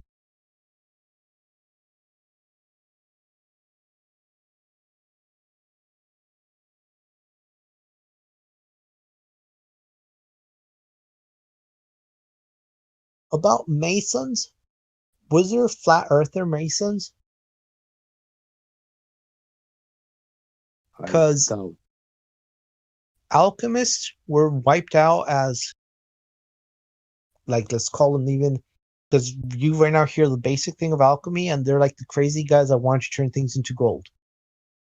And that's like the sad curse of it. An alchemist knows that. They even had a story of the King Midas. That solid gold is a curse. The gold and their main concept of transmuting to the most finest and purest element, so they have even the concept of liquid gold, is the highest possible state of something. So let's start say you find a tool, like let's say you find a rock, and you make a tool out of it, a very practical, useful tool. You're turning that seemingly crap or junk to something useful. Now you turned it to a higher state. You transmuted it to gold. And this is the same thing to people. You have someone that was, let's call him handicapped or was dumb, and you train him, you teach him, you open his mind, and he becomes an enlightened person. You were turning him into not a statue, not a rigid gold thing, or you're doing it money wise. You were turning him into a living gold because now he was more aware, more valuable, more skilled. And to most of these geniuses, or let's call them even real scientists of that time, that were not only doing, okay, science is only the physical area. They're doing science for because they had their 4 elements. So they kind of had like the whole thing of the body, the mind, the heart. And well, the fire was like the action. So it's like the sum of your mind, your heart, and your body. They had like call like a unification of this living reality. And science said, no, let's just do the physical part, the spiritual and the intellectual part. We can't really measure it, touch it. So let's consider it less important, and let's make little robots. People repeating things, people just not thinking for themselves. Well, you'll never see a rock falling from the top of the mountain, perpetually falling, repeating from the top of the mountain to get to the bottom, and then again to see it falling from the top. Because it's not alive. Only living things do can perpetually repeat, or like dance in a circle. Group of people share hands and they start dance in a circle. And Teach the dance this to the kind of kids and have dance them dancing solo. practices, this kind of dance practices are very, very ancient, and they are inspired from of the stars in the sky, which those people they they were saying that the stars are also alive and they are dancing in circles. A very funny concept. Kind of makes sense.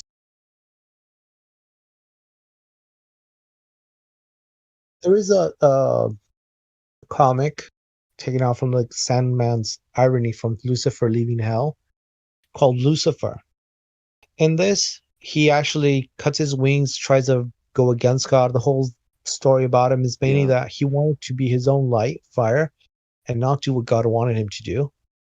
And when he went and rebelled and got to hell, he thought he was doing his own will, going completely away and not doing what God wanted him to do. But then he realized that it was exactly what God wanted him to do, wanted him to take care of hell. So he kind of leaves to find his own fire, his own calling. And he has to help the other angel. He does a good deed, and he only asks for a change, passing note. He opens it up as like paper, but he opens it up as a portal, and he goes out of this reality. And it's kind of cute how they make him do the God dance. He starts doing a cosmic dance and starts creating a sun, a galaxy, a whole freaking world. Almost like doing like he did God did when he created our reality. It was like a cute concept saying how epic must have been the creation seen from the other side. Where you saw like what the story always tells, like we're in You here. don't want to see the other, because the other side, you see, we are living in an electric field. We have the ground, negative, the Each atmosphere, meter high. You know, it has a the air is positive, the sky. And as the ground is a solid, then the other positive plane, Gaussian plane, should also be something solid. In between, you have this voltage field. fun fact of the coefficiency. Yes, I work with condensers. Yeah. So this is like physicality exists, been created, but the problem is that the moment of creation implies like this is the realm of existence, because creation it means bring into existence, and by logic, when you have a realm of existence, automatically there must be a opposite to this kind of realm, realm of non-existence. So here you have all these matter, liquids, gases, living beings, ground, sky, distance. But in the other realm, you have nothing of this.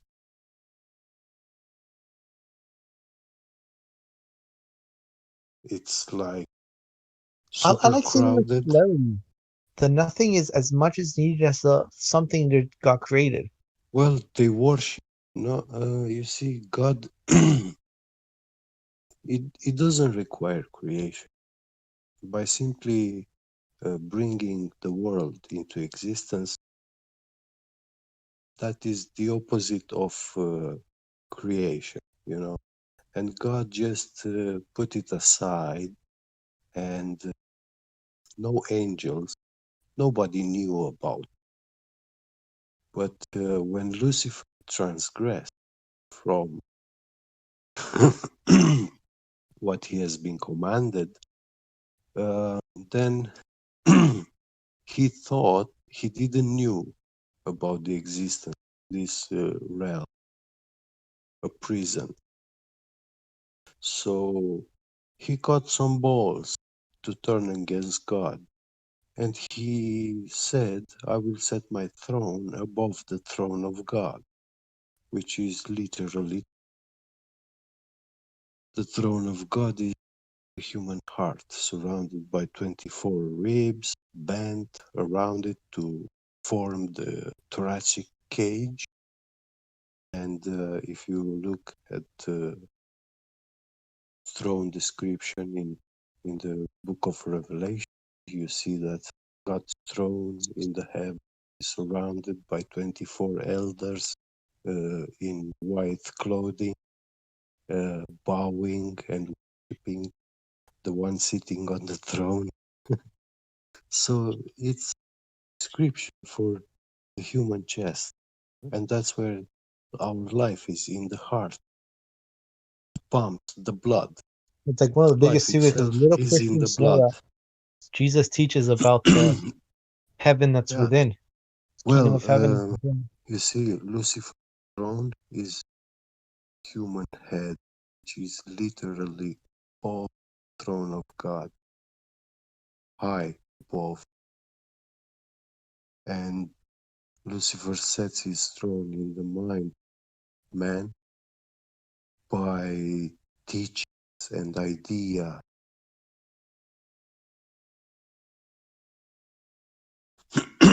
which are against your own nature. So, Still, you need God on your side. That's the thing. Many people from that point of view then go and say, okay, if it's all within me, then I can be my own leader, so to say. Yeah. Right. But you can only serve two kingdoms. and actually, they have very good techniques, and they say all these fancy dandy stories, and when you pretend that you don't know or something, they start mocking you. What? Didn't you went to school? Like, didn't you do physics? Didn't you do mathematics? But they ask like in a mocking way, you know. I'm thinking that most of you that actually did go through all that schooling, they actually didn't really learn much of it. Well, that's just the corruption of the mind. Through it, the soul.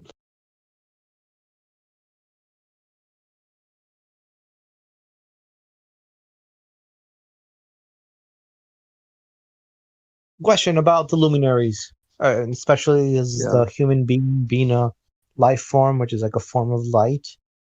Okay, I like the stories when in the Bible there's two characters that shine. Moses, when he comes down from creating the God writing him down the Ten Commandments. From the mountain. Jesus, when he's doing the transfiguration, when he talks to the elders of the past. Yeah. Do you think we can get to be sources of light like that? And if we get to a pure state or get an enlightened state, we're also beings that are able to be illuminated. It's almost physical because people saw them shine. Well, don't forget Elijah and Enoch. They were both taken from this planet in their physical, natural form. Yeah. And the Bible says that God knows each star by name.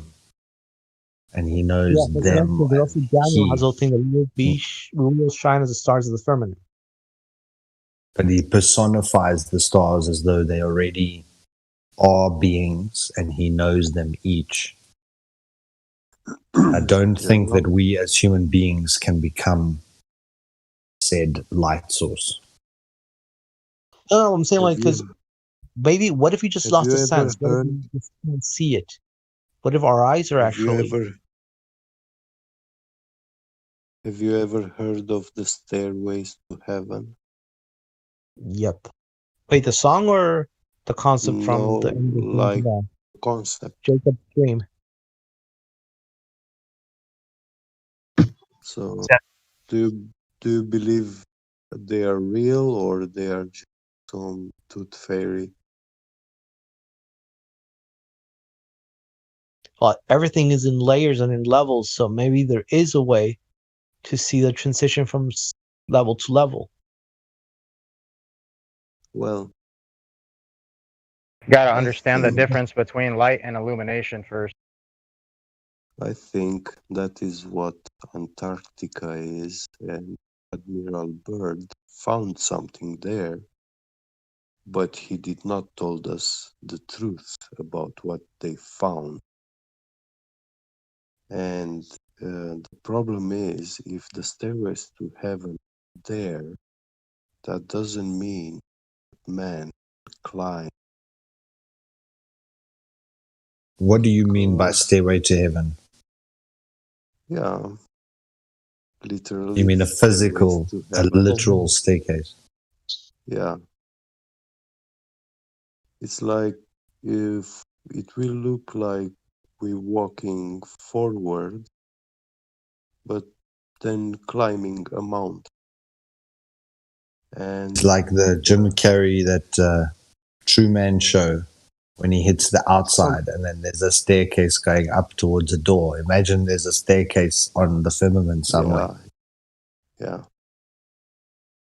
But it's actually, Oh, it's a fun cosmic. Yes, the like dome is. mountain ice, which comes to the dome, and we can't get to reach the dome because the dome is of positive charge, and we are by default to be in the contact with the negative. So it will be very repelling, and this repelling is actually extreme cold temperatures. But that would be attraction. If it was a positive and a negative, it would be an attractive and an equalizing force. Well, we are negative, so No, but it would have to. If it's repulsive, then it would too also have to be negative. So that negative and negative can repulse, or positive and positive can repel. Well, the But you water can't have is negative and positive. yeah, the other frozen. way It's around. sucking the Sorry, sun. yeah. We have to take it to get to the ground.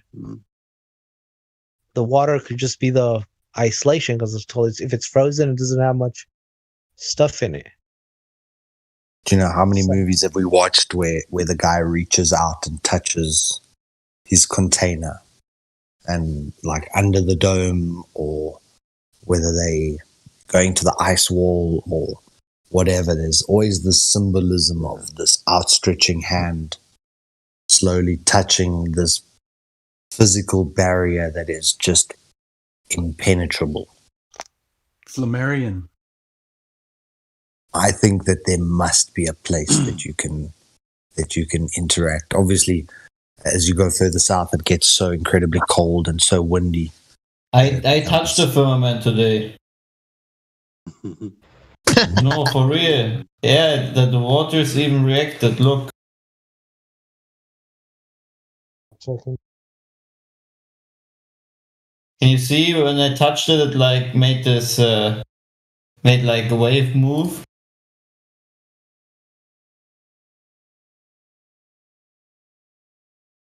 Wow.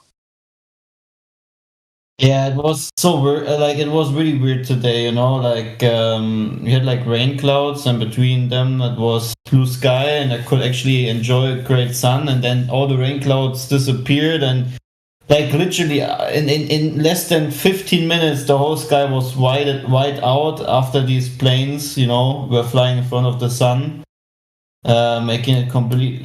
Like I've never seen it that fast, the whole cover up of the sun. I don't know. At the moment, really rare to get sun here in Germany. They don't like you. They don't want you to go out because of that whole lockdown thing, you know. Because they know as soon as the weather is getting really nice, people don't care. Even the ones who are, you know, always wearing the mask, even while driving alone in a car.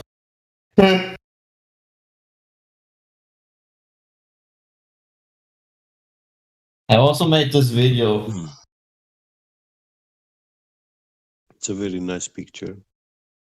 But that's exactly, I was just saying about the outstretched hand moving towards like this barrier. Obviously, it's just optical, but you know, I can imagine one human at least must have pressed his hand up against the firmament. Yeah, sure, in the Arctic. And when he did that, he actually connected a circuit, like all that charge stored in the sky, in the dome of the sky, because it's like a super fluid, superconductivity. So all of it from above the whole world, all that charge comes straight kill him. to that point where you are, where you have contact with the dome. Although and the it should be ground. grounded. If the dome was grounded, then maybe the charge is already dissipated. But I would bet that the dome is the end game. It's the thing when you touch it, you go to the next level. All right. It's like you Level melt, you like 2. phase out, and you turn into a ball of light, and then it's like, welcome to level 2. Choose your choose your special Choose skill. your avatar. Big irony because that looks like to be like the only way out is death.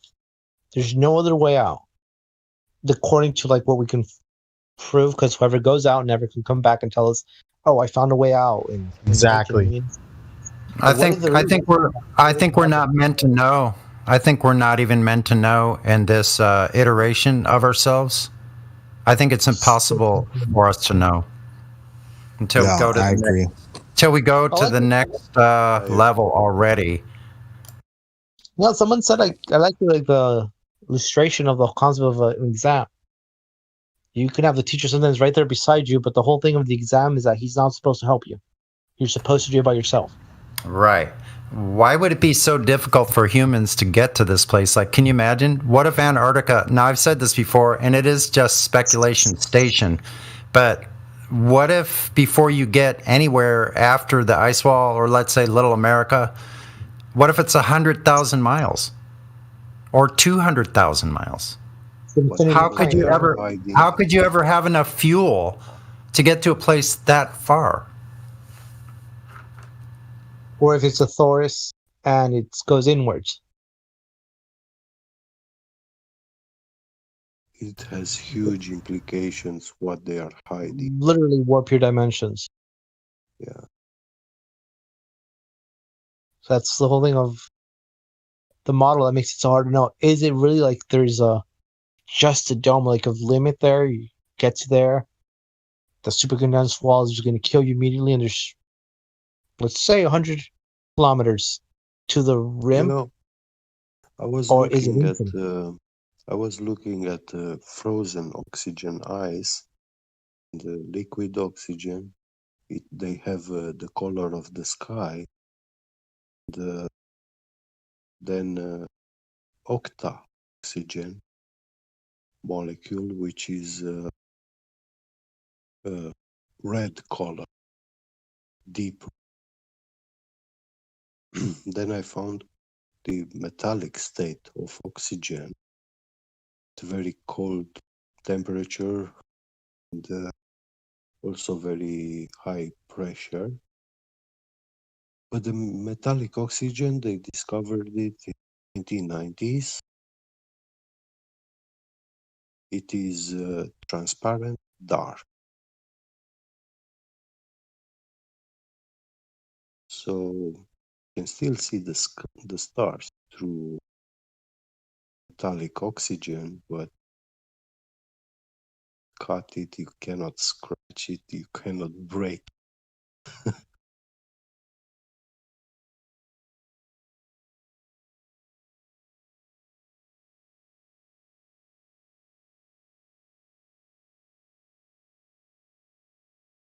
This is what I thought at the beginning.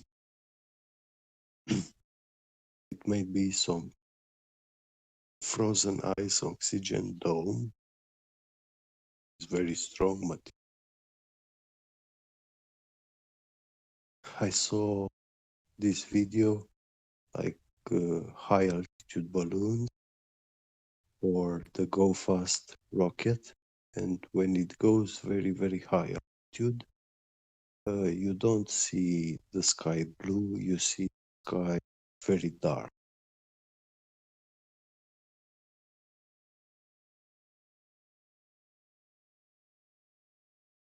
Bluish tint. You can see it below the sun.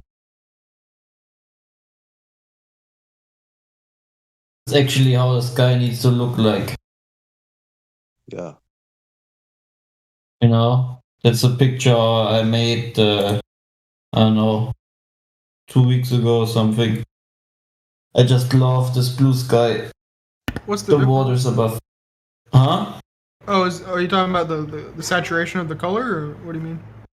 No, in that first picture where I touched the sun, so to say, it's completely full of chemtrails.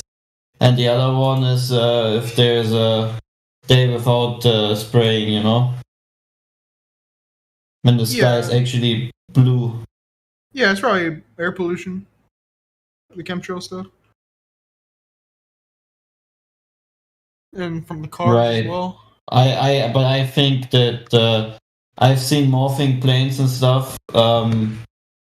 I think there's another technology. It's not the weird part is you see some days you see actually planes doing no contrail or a really short one. Then there are planes that, like, for some reason all the time only make contrails, which then form into huge dense clouds, milky clouds, hazy clouds, just in front of the sun. Everything around the sun is blue. That was all in the morning when the sun is rising up. All the time in front of the sun, they have these contrails that are not disappearing, but they're just getting bigger and bigger. And everything around is just blue. So it's really weird. And they always follow the path of the sun when it goes through the day. So I don't know, maybe it's just paranoia from my side, but I'm pretty sure that they don't like they don't like people to have some sunlight, you know. They reached the point where they control weather. Yeah, like I said, what people should really look into is actually morphing planes. They're actually like orbs that can do you know, chemtrails or contrails, or you want to call it. And these planes actually morph into like balls, then back into a plane shaped form. It's really weird. But they're definitely. The thing is, YouTube has deleted a lot of these videos. Even those who has not a lot of attention, so they know, you know, they know already that people know. The televisions back in the days, which they had the antennas.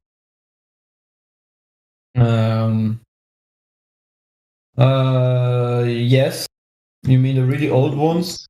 Yeah, in the 90s, vast majority of people had a TV with an antenna. Mm-hmm. You know, yeah. And which metal they were made, those antennas?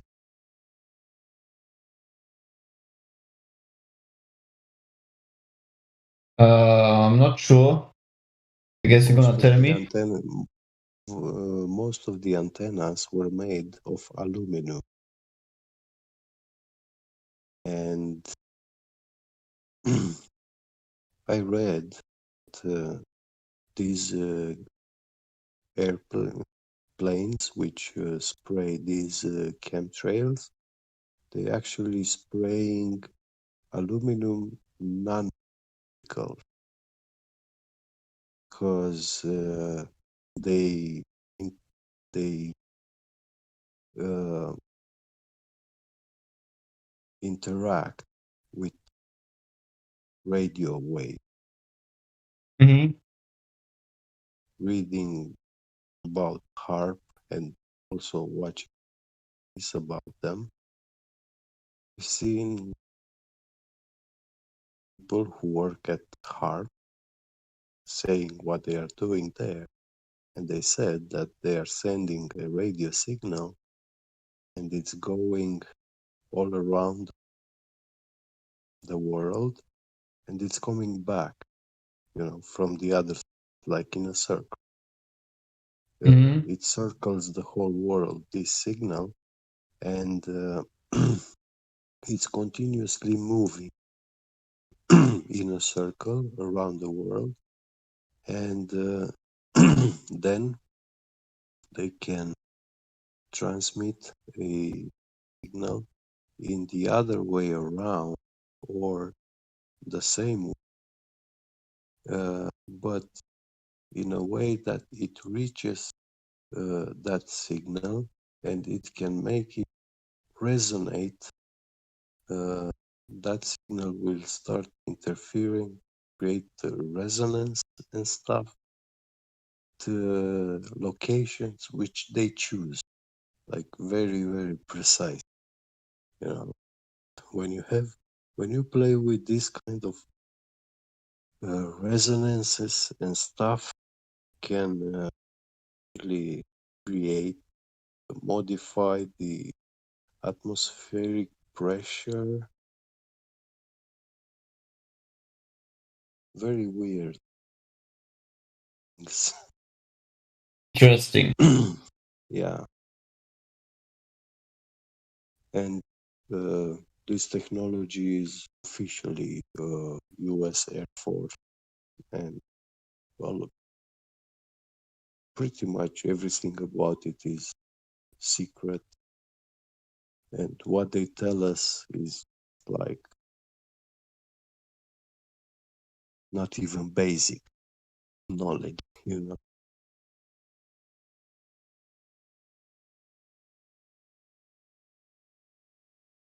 Right.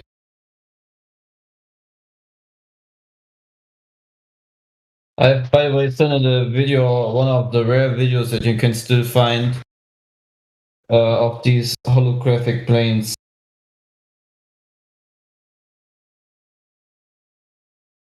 Who knows? You guys still talking about 9/11? Oh no, I'm talking about chemtrails and HARP. Yeah. and morphing planes or holographic planes. I guess they use the same technology with 9/11 that you see in the video there. Yeah. Yeah. By the way, go to minute 122. Then you can see how it's actually morphed into an orb.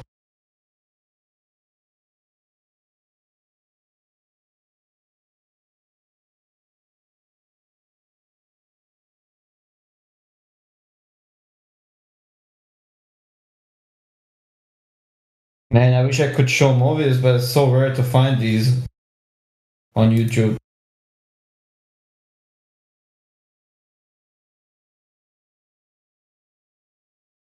Oh, did you guys ever seen these planes hovering in the air without moving?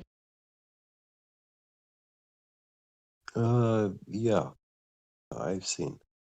And this is what I wanted to tell you another thing. I read that they are spraying aluminum nanoparticles, and you see, nowadays had the television, the aluminum. When you put it all together, like the TV is a big box and stuff with a lot of circuitry components and the antenna. But how do we know they have these aluminum metals, nanoparticles, and with these radio waves, they can manipulate the behavior of these nanoparticles in the air, and they can assemble them in a certain way so they will look like there is a physical object right there, you know. If you look into ultrasound, levitation stuff, you can see how very small polystyrene or smoke, you can hold it fixed in one place.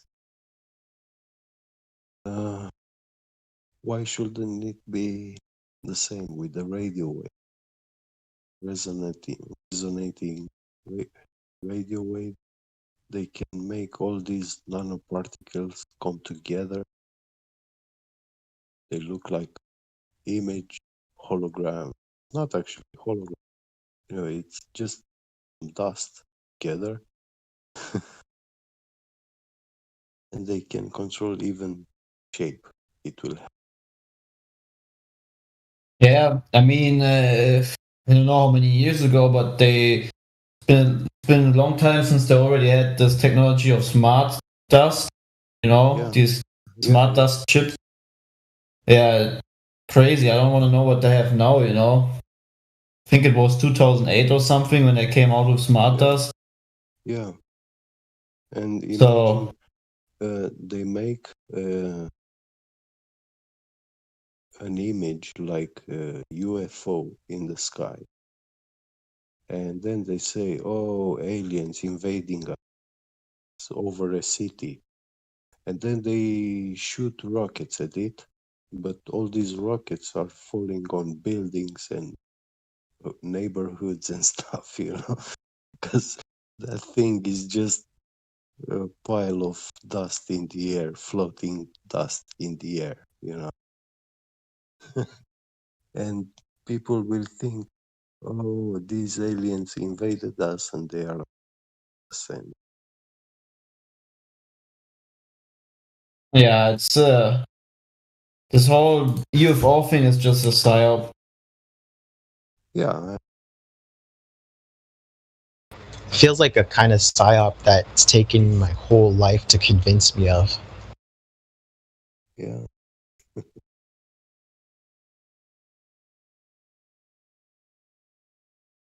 Yeah, I actually think it's like a good joke, you know. Well, believe me, the day they will show such a thing on TV, like a UFO official, the news media channel, all the people will go crazy in that moment. Oh, it's war, we have to fight. They pull on you to go with them together, side with them and fight. Fight what? Balloons in the sky, you know. You just go out there to be a target for the military. Right. Yeah.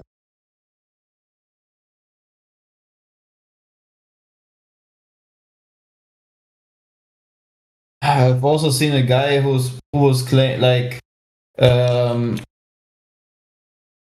don't know why they all deleted it on YouTube, but I've seen videos actually like from where some guy claimed to you know filming the demonic planes like fallen angel kind of morphing into airplanes.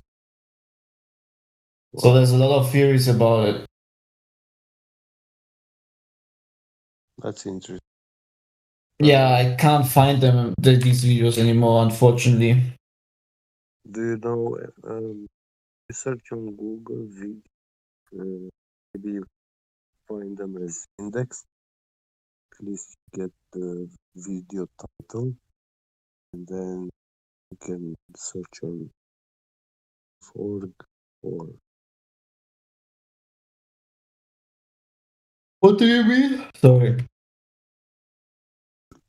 if you don't find them on YouTube anymore, search on Google Google might still have them indexed.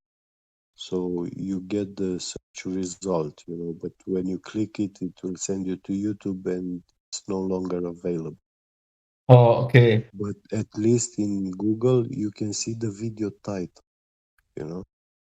and then you Right. search that video title on archive.org or on BitChute and find it on different platforms.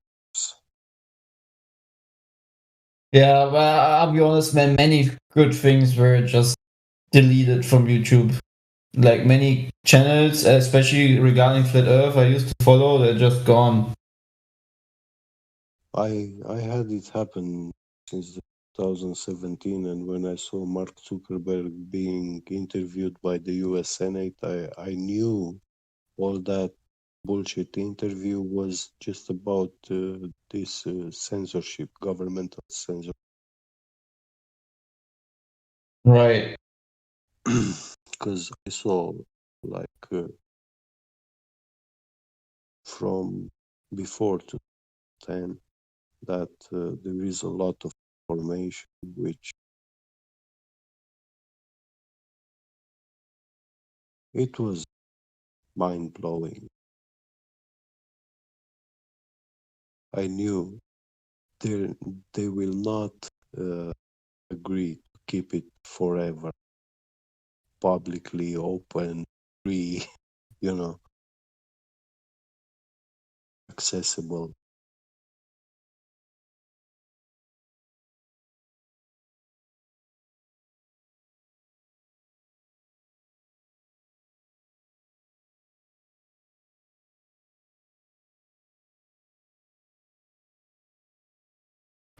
Well, it's been almost an hour or two, guys, and I still don't have an answer on whether or not there's a physical measurement of the thermosphere from the other chats, and it's kind of weird. The other chats? What chats?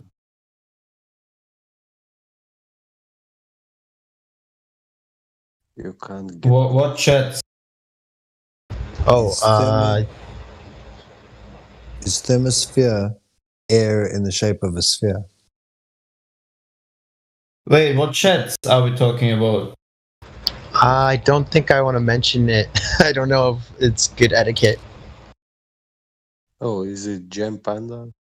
Yeah. What panda? Okay, no problem. It's in Gem Panda. Is it a globe? Yeah. Scientist or what is it? Yeah, they tend to be scientists and aeronautic engineers and professionals of all sorts. Or is it a Discord? Those are That's our a bunch of Zealand, numbnuts. I've never seen this. I never seen it shut down so quickly. Shut down? Vast majority of trolls that have been banned on this server, they made that server in Gem Panda. Yeah, that's like the breed. It's like the troll breeding ground over there. Yeah. Gem Panda Discord or what? For real, actually, pretty much everybody who ever gets banned from here goes straight over to there and then complains for an hour about us. That's so weird. That was one of the first places I found when I was looking to talk about this subject. So what did you ask them and they didn't answer it yet? Yeah, so I only found you guys through the search, but there was some weirdness in joining a couple of weeks ago. So this was the only place I had to discuss these topics, and yeah, it's definitely like full of a bunch of trolls. So I asked them today. Sunshine brought up a really good point. He was like, "Well, if the ISS is up there, then show me, how can it exist up there because of the temperature? And are there any citations for an experiment that's been carried out in the thermosphere to measure those temperatures, like a physical experiment?" And I said yes. There's the one that shows that it's quite low in temperature, but that it does not show the temperature overall. All of those so far rely on interferometry, So my one question is has led to a dead end, which is actually one of the first dead ends I've come across. All the other questions have had some kind of answer, like the radiators of the ISS in a vacuum. There's a whole paper I was going to go through. Goes really deep into how they shed the heat, and I know that shedding heat's really hard because I've dealt with CPU heat shedding on desktop computers, and it's actually a really tough thing. So I was like, well, that seems like a logical route to follow, and this seems to be a dead end so far. Yep. One more thing that's interesting. So you've looked into how they actually got rid of the heat. Are they blowing out air out of the ISS, or how do they get rid of the heat? So the papers that relate to it are full of military speak and full of really fancy words. So it is really interesting, right? It's almost like a Star Trek episode, but the way the way they end up talking about it is they cool the ISS using water.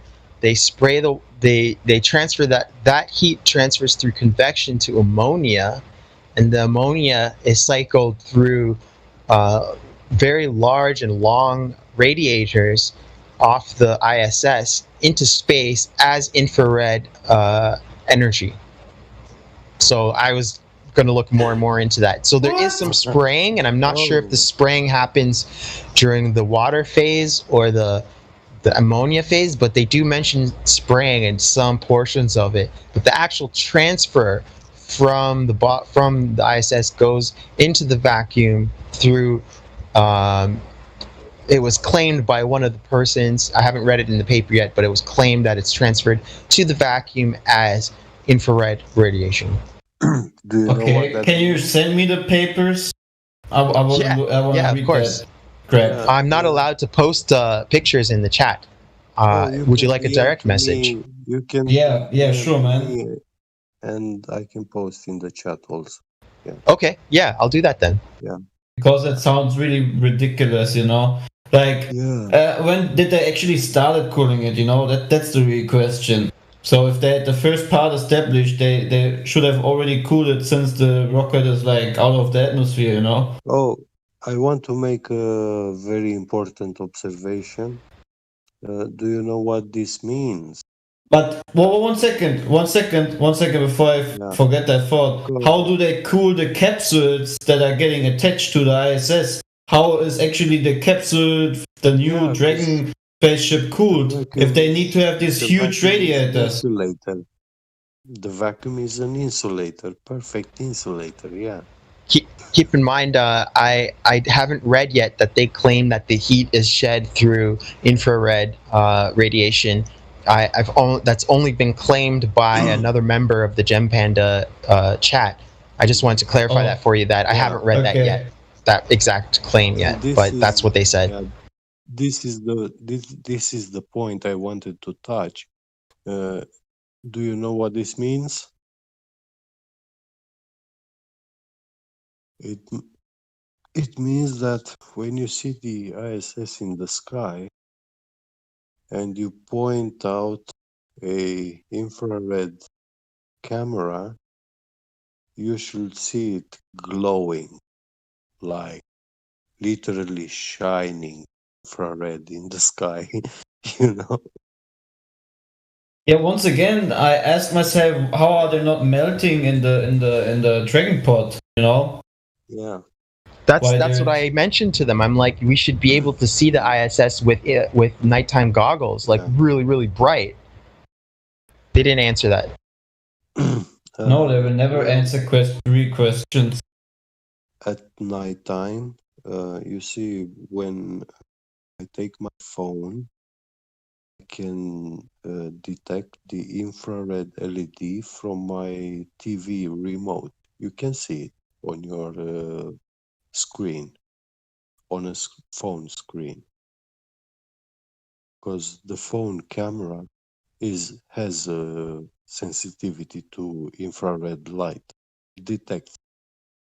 So when you film the night sky with your phone, you should be able to see the ISS. You're shooting the ISS towards it. because it's emitting infrared light. Those radiators, like.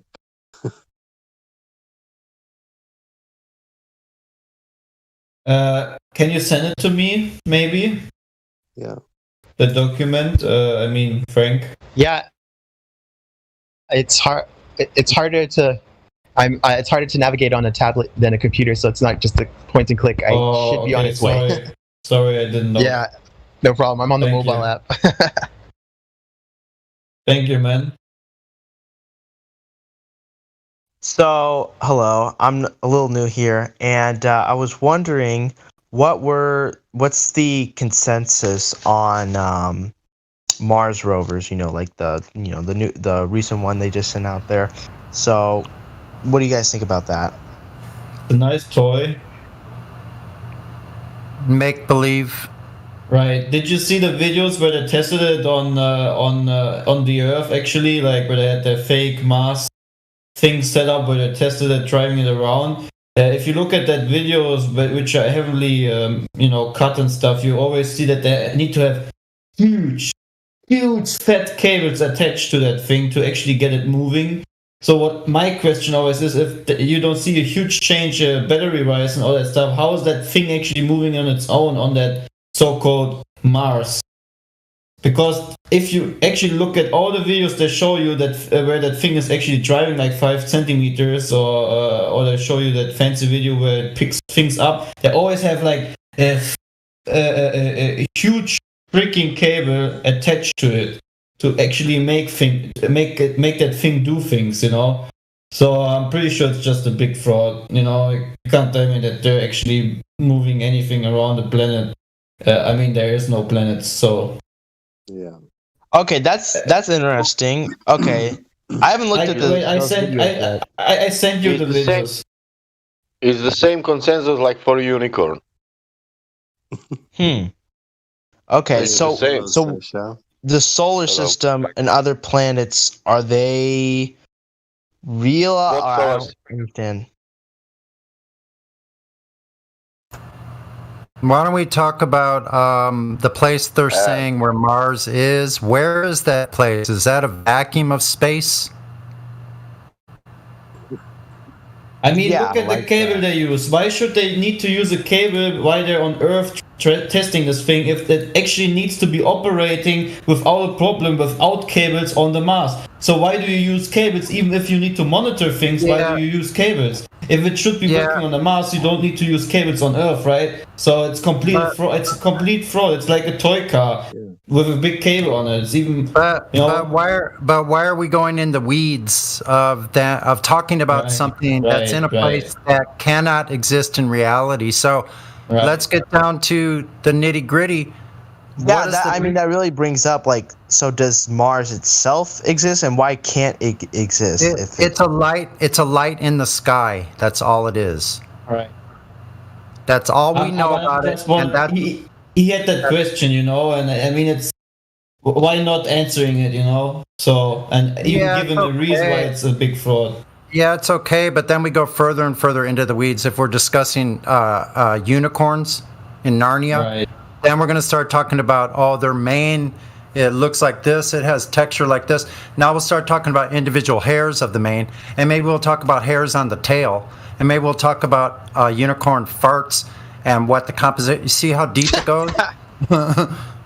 Yeah, I see it. And how about instead of going more into the weeds, more specific, get a broader picture, which is just bringing up, do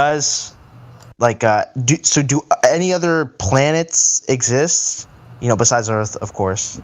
Earth is not a planet. And anyway, they're called wandering stars. They're lights in the sky. But why don't we talk about what the medium that they're saying they're going to is? Is that a vacuum?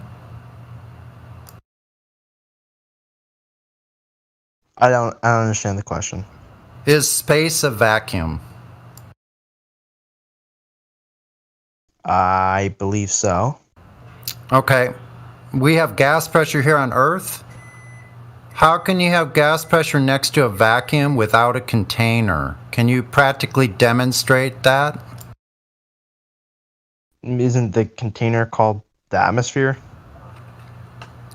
No. Can you prove that gases contain gases?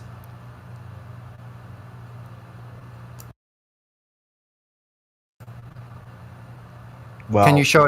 Yeah. So yeah, no. If you can't show gases containing gases or gas pressure next to a vacuum without a container, then you don't have space. It's not what they told us. It's a place that cannot exist in reality.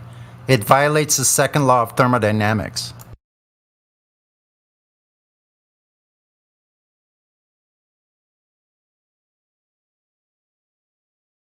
That cable. So now we can get back down to the ground floor and ask about when was curvature of Earth ever measured in history? Do you know that?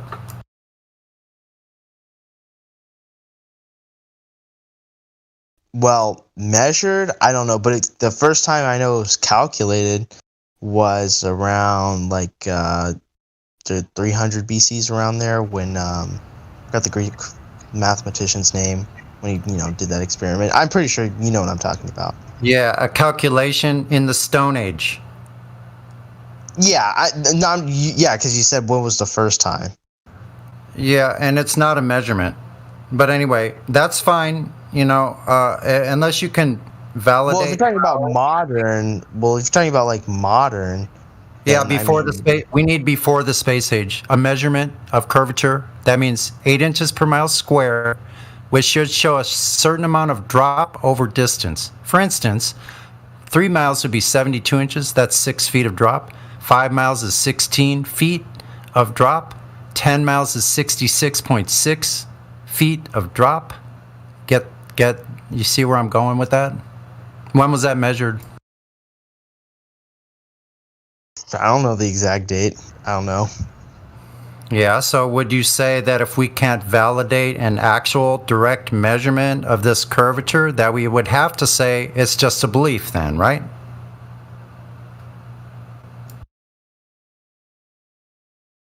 Well, I'm not too well versed on like the exact history, but what about this? And this is going to seem a little off topic. Wait. I don't want you to change the subject or go to another question until we get through this. If you can't validate the actual measurement, how, when, and where it was measured, you would have to concede that it is just a belief of measurement, that somebody told us they did these things. They're saying they're doing fantastic things out there, so we would just have to agree that if we can't validate when that was measured, that it's just a belief at this time. Would that be correct? I could just go to Google and search it up, but I don't want to do that. I hate going to if I don't know the answer, then just Googling it. Do that. No one. You hate learning? No one's What? opposed to. No, hold on. No one's opposed to you. Well, if you were in the middle of the 3 points, then that's something different, because you would be telling us something that you know. But since this is a learning experience and you're not saying we don't care where you go to attempt to get the information. That's exactly what we did. Search to your heart's content. But the point should be trying to answer the question, because it is very important. Can't just be, well, it must have been done at some point, but I don't really know. Should be able to Google it very easily, right? Yeah, let me Google it right now, actually. Yeah, you should never be afraid of Googling what you don't know, man. That's a psyop. Yeah, usually I don't. I'm talking about during debates. If I'm debating someone, I'll go to imright.com. Oh, okay, good. Thank goodness. Well, even if you did, you would share your source with everyone, and we would look through it and scrutinize it together, because that would be the honest thing. Yeah, there's nothing wrong with saying that you don't know. That's completely okay. Everyone has to learn everything sooner or later. Okay, so yeah, when I Googled this, it's talking about Eratosthenes, and when the circumference would that also be? Wait, let me see. Of the Earth. Yeah, The same experiment can be done on a flat table. It's just a recent.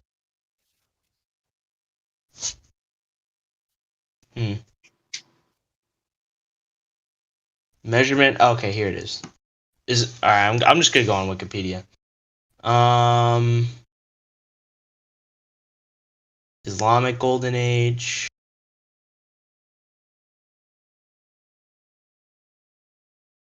Columbus's error.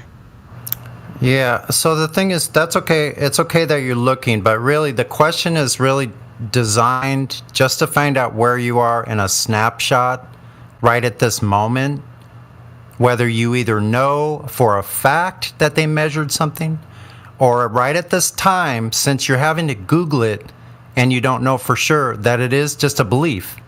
Now you're secondarily, after the fact, that after the question was asked, going and looking for it is proof that you don't know right at this time. Otherwise, you'd be able to pull it up in an instant. No, yeah, you're right. You're right. I don't know that question. But it's okay. Now listen, it's okay that you investigate that further, because I'm very technical minded, so I would be asking you technical things about that. And I would need to know exactly how what he was doing equates to a measurement, or did he presuppose certain things first? If there's presuppositions, it has to be thrown out, just like you would in a court of law. Got me? Yeah, I see what you're saying. See, because if I held your feet to the fire on Aristophanes, I would need to know every single detail about what he did. I need to know how they measured things. I need to know the technical data, what instruments they used to measure the distance between Cyrene and Alexandria, how they synced noontime 500 miles apart, 200 BC, and how they measured the angles in the well, which most people here just think it's sticks and shadows, when there was a well involved and there was an angle of light. The presupposition was that the sun was an infinite distance away. How was that determined? And how did they conclude that the rays coming from this infinite distance sun are parallel? I need to know all of that. See how difficult that becomes? Yeah, I see what you're saying. Like, I don't know exactly how it was performed, and that could change. Right. That can change how it's perceived. Yeah, so it's not a gotcha. Like, no one in here in this entire server has been able to provide when they measured the curvature. So you're not alone. And we've been like investigating this for up to 7 or 8 years. Myself for 4 years. You know? Okay. So moving on. Mm-hmm. What do you think about Tesla auto driving systems?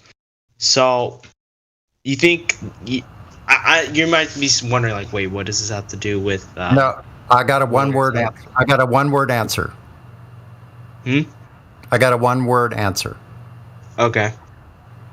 Cool. Like bread without yeast. I'm confused. It's not connected with anything. Yeah. Tesla auto driving doesn't have anything to do with proving whether the. No, I was about to explain. You're gonna go to GPS, right? Yes, actually. If the space that GPS can't exist in doesn't exist, and you don't have measurement of curvature, so you don't have the vacuum of space, because we disagreed a minute ago that you don't have gas pressure or a demonstration of that without a container, and you just admitted, like the rest of us here, we all did, that we cannot find any measurement of curvature. So you don't have a ball and it's not in space. Every time we measure the surface, it's flat. But we So have you can't GPS, use- Sonny. So you can't use global because global implies a sphere, right? Hey, Frank, did you see what I sent you? Yeah, I just read it. Yeah. Yeah, looks Makes like no sense, right? Like the document says in the, what is it? Is it the first page? Yeah, in the first page it said the starboard side International Space Station ISS heat rejection subsystem radiator HRSIR was launched on October 2002 and deployed and serviced on November 2007. So they needed 5 years to install that thing. A survey of previous ISS images and videos verified this radiator was in the normal configuration on August 29, 2008. So wait, that needed 6 years to actually bring that thing into a working state. All right. Okay. Well. Very interesting. So, So that first page already gives me a hint that it's all just a bunch of gibberish that I don't really need to waste my time on. Yeah. So the only thing left is detection of axial rotation. To any of the people that we were speaking to here that are new here, when was the rotation of Earth on its axis detected? How, when, and where was that done?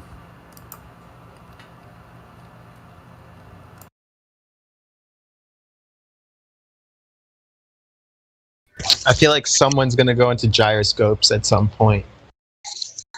I have no deal on Netflix. No, I'm just kidding. Not yet. We're not there yet. We're almost there.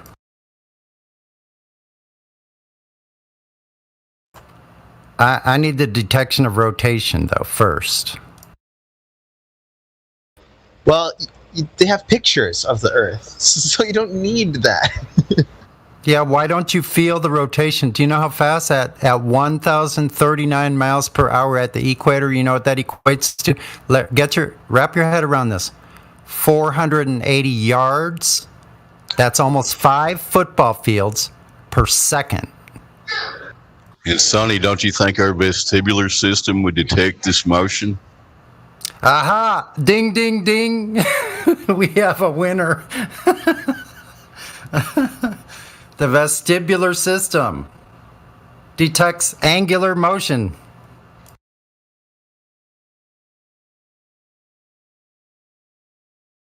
yeah, I don't even know what that is, so. It's what God put in your ears so you could tell if you were moving. Say that again, I didn't exactly hear you.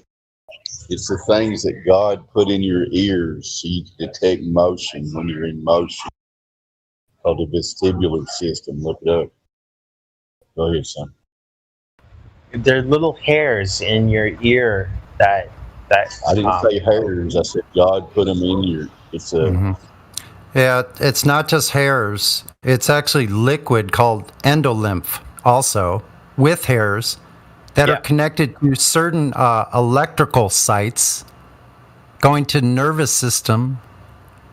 And there's also crystals, a labyrinth, and the semicircular canals. It's a perfect gyroscope. It's posted in the text chat for him. Okay. Yeah, I have to admit, I'm not well versed in this particular topic. But Yeah. So see, you're here on the surface of Earth, and I guarantee you, if you go outside and you tilt your head, or even anywhere you're at, actually, that you can detect any single motion that your head makes that contains that apparatus, the vestibular system. Oh, wait.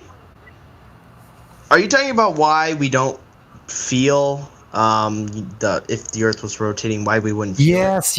Yes, because we feel because we feel every other motion, every single one, minute motions we detect with our energy. Okay. Well, then I just talk about inertia. Okay, so are you saying inertia is why we don't feel 480 yards per second whizzing by? If you're in a car going 100 miles per, obviously there's little disturbances because a car isn't exactly up. Take the roof, then take the roof off the car. Because we're supposed to be in an open system. Take the roof off the car. What? Oh, I see what you're saying. No, I thought you're talking about motion. If you're talking about motion, rotation of the Earth. If you were in a car, even if it was like everybody feels it in the car. What? Yeah, everybody feels it in the car when it turns. Yeah, everybody knows that, even at slow speeds. Yeah. Right. Yeah, just driving a parking lot at 20 miles an hour, just a slow 21 miles an hour, go in a circle. You can't sit up straight. You'll be leaning over to the side. The Earth in your model supposedly moves in many different directions, actually, simultaneously. So it's not a good comparison anyway. Yep. So I would have to see, you would have to go into the vestibular system and show me exactly how it's being suppressed. Because it's sensing every single motion. But not and we're only talking axial rotation. It goes into at least 3 vectors of motion.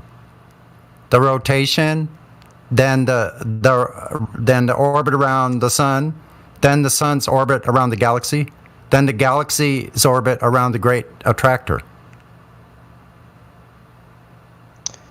Well, in that case, I just talk about the scope of size because obviously compared to the rest of the universe, we're extremely small. So if you had to put an analogy, if you had a fly or whatever, like a pebble sized thing in the car and it was turning, then the pebble, well, if it could have sense or if it could feel, it probably wouldn't feel like that. You're off. You're really off. You're light years away from reality, buddy. Explain. Did you say that we are small in that space?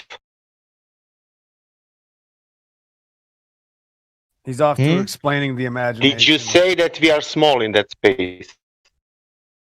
Based? You said we are small.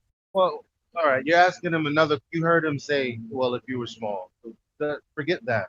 Okay. Well, are you telling me that a pebble wouldn't roll off the dashboard? If it was not roll off the dashboard.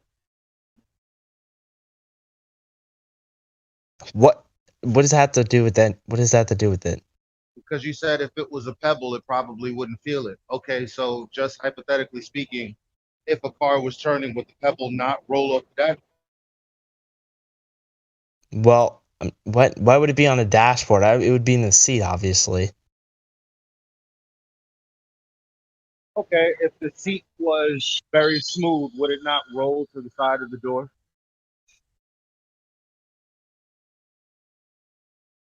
I mean, it probably would, but I don't see what does that have to do with it.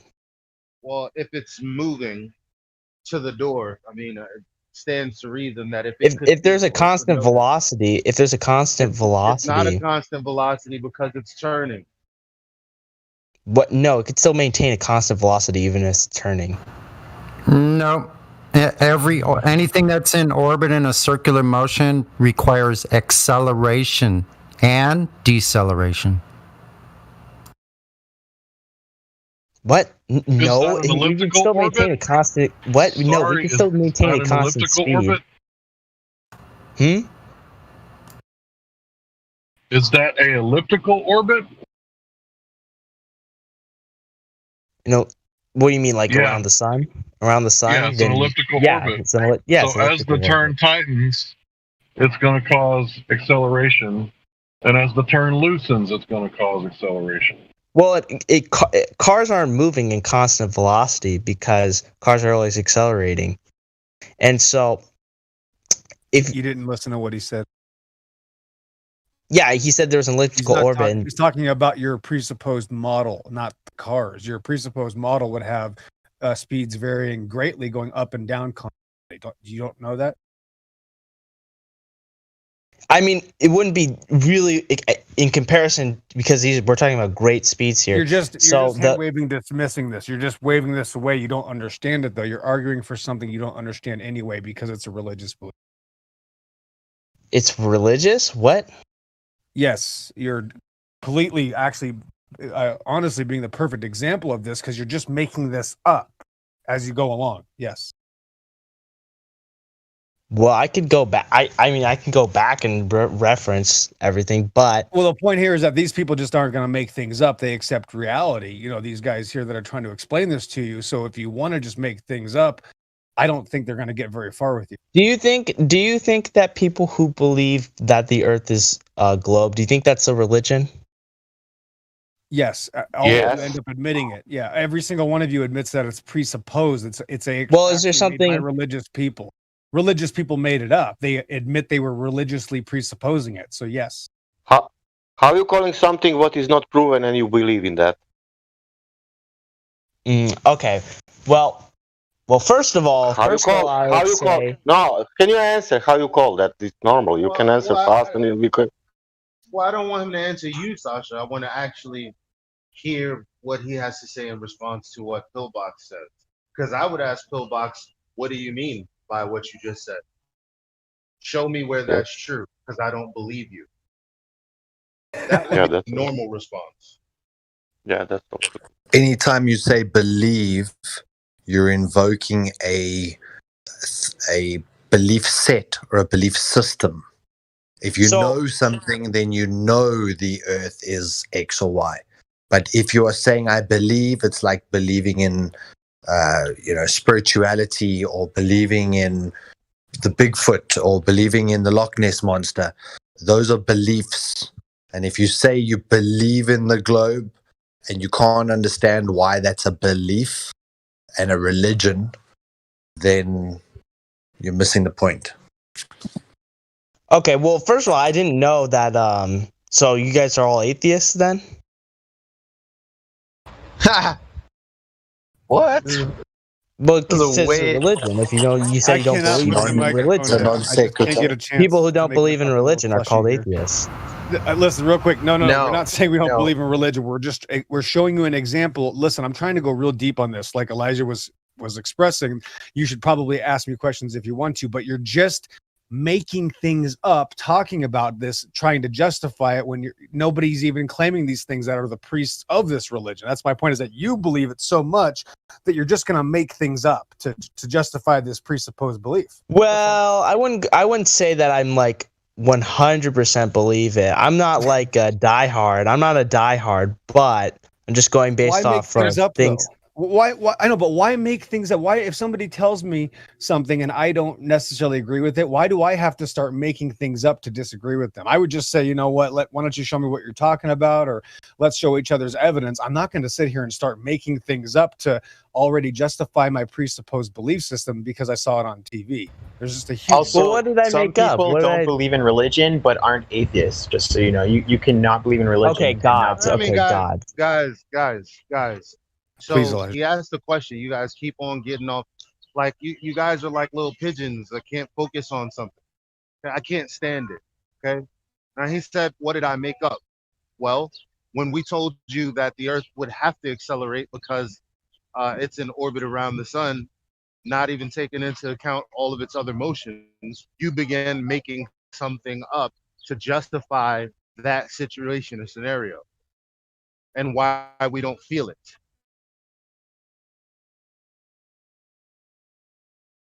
So now, again, when we bring up religion and we say, well, the heliocentric model is a religious assertion brought to you by religious people, say, who? How do you know? Why are you telling me this? That would be the normal response.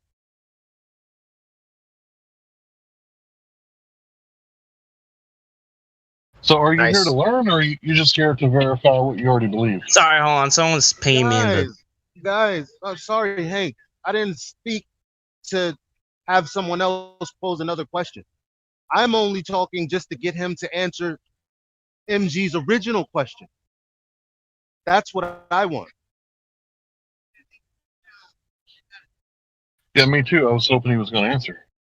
I'm waiting. He's quiet. So- Let him think about it. Yeah, it was a little bit long. Can you give a quick summary? Just put in one sentence. What is your answer to Pillbox telling you that the heliocentric model is a religion brought to you by religious people? Well, I think there's some truth that a lot of people would just blatantly, and I guess this goes for me to a little in a bit of, in an extent, that some people just they believe it and they don't really question it, and that's why I'm here in the first place. To question, and these are my presupposed, I guess you say, my presupposed beliefs. The question was, why do you think Pillbox told you that it's a religion brought to you by specifically religious people? Why do you think he told you that? Excellent. Wait, religious people? Wait, when was that said? That's exactly right. I did say that. He quoted me correctly. Yes. Please continue, Elijah, please. I mean, now that he heard what you said after it was repeated, this is a mind that's experiencing cognitive dissonance. You let those specific words pass you by 3 times. Okay, so do you think that religious people were the ones behind the heliocentric theory? That's what I mean. That Yes, this will be the 5th time. Yeah. Yes. Like Catholics or Freemasons or not think that information is out there and freely given. I'm confused. Are you talking about like Catholics or Freemasons or Protestants? Okay, for a second, real quick. Watch out. Okay, let me point out some names to you. Okay, you tell me what you think. What comes to mind when I say Mars, Mercury, Venus, Jupiter, Gemini, Apollo? The Roman gods. Oh my goodness! Thank you. You see, so they don't hide it. That's what it is. Well, that's what they were named after. What a coincidence! Yeah, it's just a coincidence because it was So you're worshipping the Roman gods. Oh, are you talking about like the cube, like Saturn cube theory, or talking about that? No, there's no theory here. We're talking about the names of the celestial bodies, how they've renamed them. It wasn't called Sigma Octantis 3,000 years ago. Do you understand? It wasn't called these things. Because Latin became the dominant language. Yes, because Latin became religion. Okay, go ahead, Elijah. More specifically, I mean, you keep on. You're not letting your thoughts lead you to the truth. Specifically, who the fuck named these things? Who the fuck gave us the story that these things were what these things were? Who gave us the idea that we evolved from some point in history that no one can scientifically verify, because the first step in the scientific method is observation? Who did this? Who? Well, if you were talking about the names of the planets, then that would come from the Romans. Well, there's no one specific person, but that would come from the Romans. And why is it named after the Roman gods? Because the Romans dominated. There is a father of the Big Bang in the heliocentric cosmology, because it didn't exist forever. Someone came up with it, made it, and it's also documented. Why aren't you asking? Well, the original question was why the planet's named after the Roman gods. Yeah. Who? So can I put it a different way? If one culture takes over another culture, do you worship the old Why cultures? you don't want to find out information, man? Hold on, Sasha. Why are you fighting so hard? Why are you fighting so hard? Who came up with the theory of special relativity and general relativity? Who the fuck came up? Thank you. Right answer. Who the fuck came up with the theory of evolution? Darwin. Priest, man. Sasha, I'm not asking you. Sorry, That is very not edifying. When someone else answered the question, I've been trying to get him to answer this entire time. Yeah. He don't know. Oh wait, hold on. Actually, hold on. Sorry, hold on. I'm trans. I prefer she, her. I don't care. That's not a what joke. I don't care what you are. I don't care. I don't even know your name. I do not care. Okay? Whom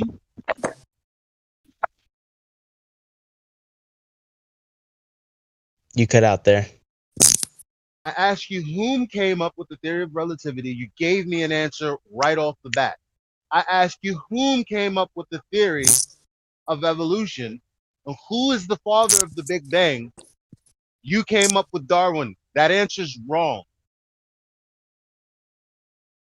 Are you talking about evolution or Big Bang? What? The Big Bang. What is the difference? He asked you 3 questions. Hold on. What do you think is the difference? Well, the Big Bang doesn't necessarily imply theory of theory of evolution. How doesn't it? Yes, it is. It's actually in every single textbook. No, listen, it's in every single textbook as evolution, heliocentric model, 2 magical ape germs turning into people. No. I mean, like, you can have the theory of it's taught in the public education system that one follows the other, but I'm saying, like, you don't necessarily have to have. You're religious? You don't think you're religious at this point? Because I'm not trying to argue with you. It's a very simple answer. You should have Googled it by now, based on the level of grilling I'm giving you, because you're not giving me the correct answer, which I'm. What are you talking about? Evolution or Big Bang? Which one?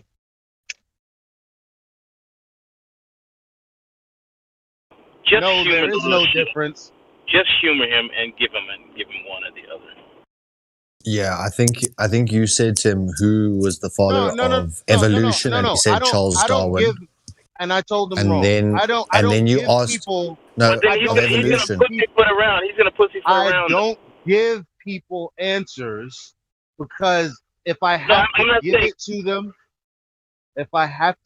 to them, they're not truly curious. We already know he ain't because he's already acting like a little bitch. So just have him answer. So then why are we? Hey! Whoa! Let's keep it civil here. Let's keep it civil at least. Crying. He's already annoyed with you. So just answer one of the damn questions. Hey, keep it civil. Hey, keep it civil, all right? Dude, we don't bring you in here to I didn't come in here and say, all right, let me ask you a question. Awesome. Well, okay, fine. Where did people come from? Well, Where did people come from? And I'm not asking you what you think. I'm talking about based on what is taught. Oh, okay. Based off the public education system, that would be, we evolved, obviously. From what? Common ancestor. From what? Go further. From what? Like we're talking about like millions of years ago or the very beginning? Which one? You just said it yourself. What are you talking about? The very beginning, millions of years ago? So obviously, this is all a part of the same religion. Not segmented, not different. So again, you don't think you're religious? I mean, it's very simple.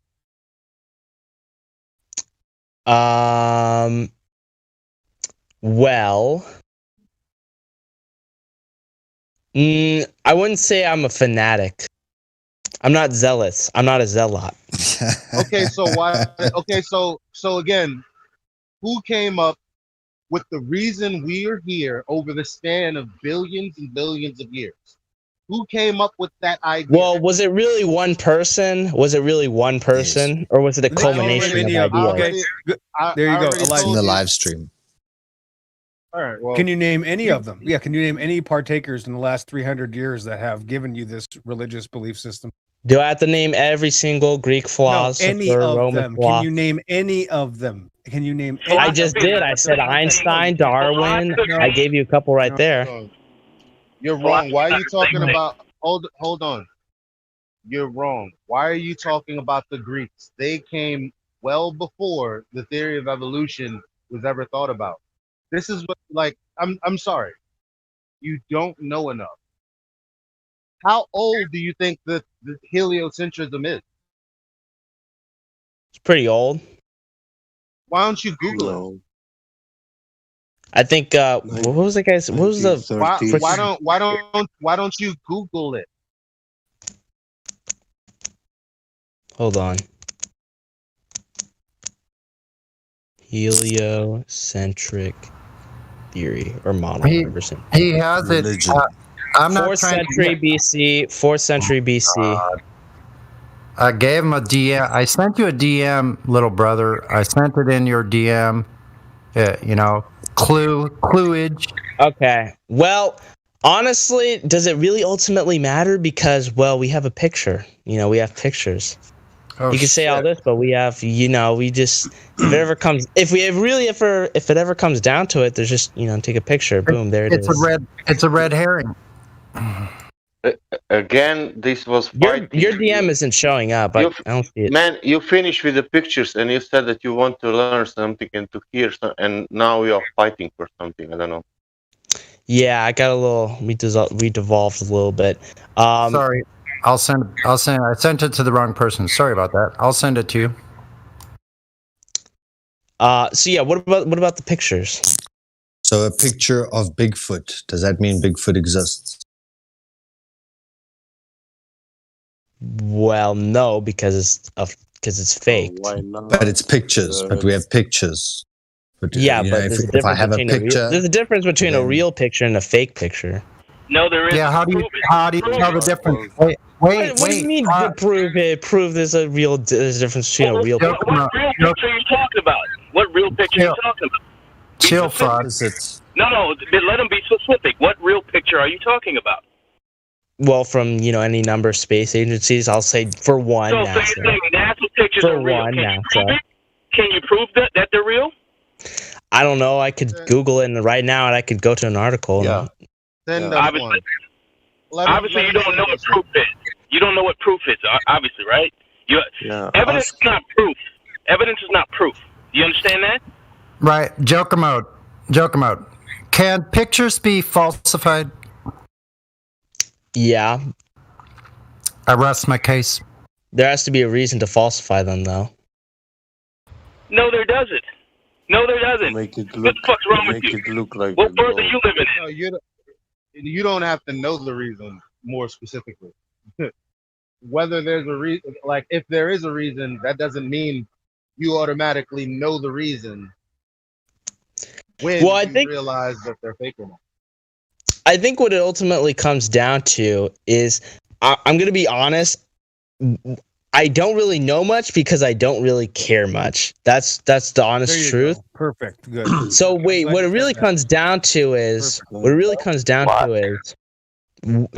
for what reason? And this is the big question. This is the big question. Relax. You got to relax. You've already said something. Trust me. Wait a second. I have to now point out that that's what the heliocentric religion does. It makes people not care about truth and think that it's okay to lie to millions of school youth and billions of other people. That's what this religion does to you. It destroys your morality. That's what evolution does, literally. Okay, but the big question is, and this is the question, what would be the purpose of, all of this? Destroy your mind. Yep. Example. Wait a second. It destroys your ability to think and care about morality, just as you have shown to it. I'm moral. I'm a moral person. No, you're or not. at least I'd like to think so. No, you're not. Absolutely not. You just exposed yourself and said that it's okay to lie to billions of people. That's what you basically. Mm-hmm. How can you be moral and apathetic at the same time? Apathetic to what? I'm not apathetic. Your existence. To science. To natural You just science. said you don't know because you don't care. Yeah. You know what apathy is? Yeah, but that's just about one thing, though. Why are you saying but? We're sitting here talking about. I don't think that the public. In the middle of talking, I think that's why things are heated, right? Okay.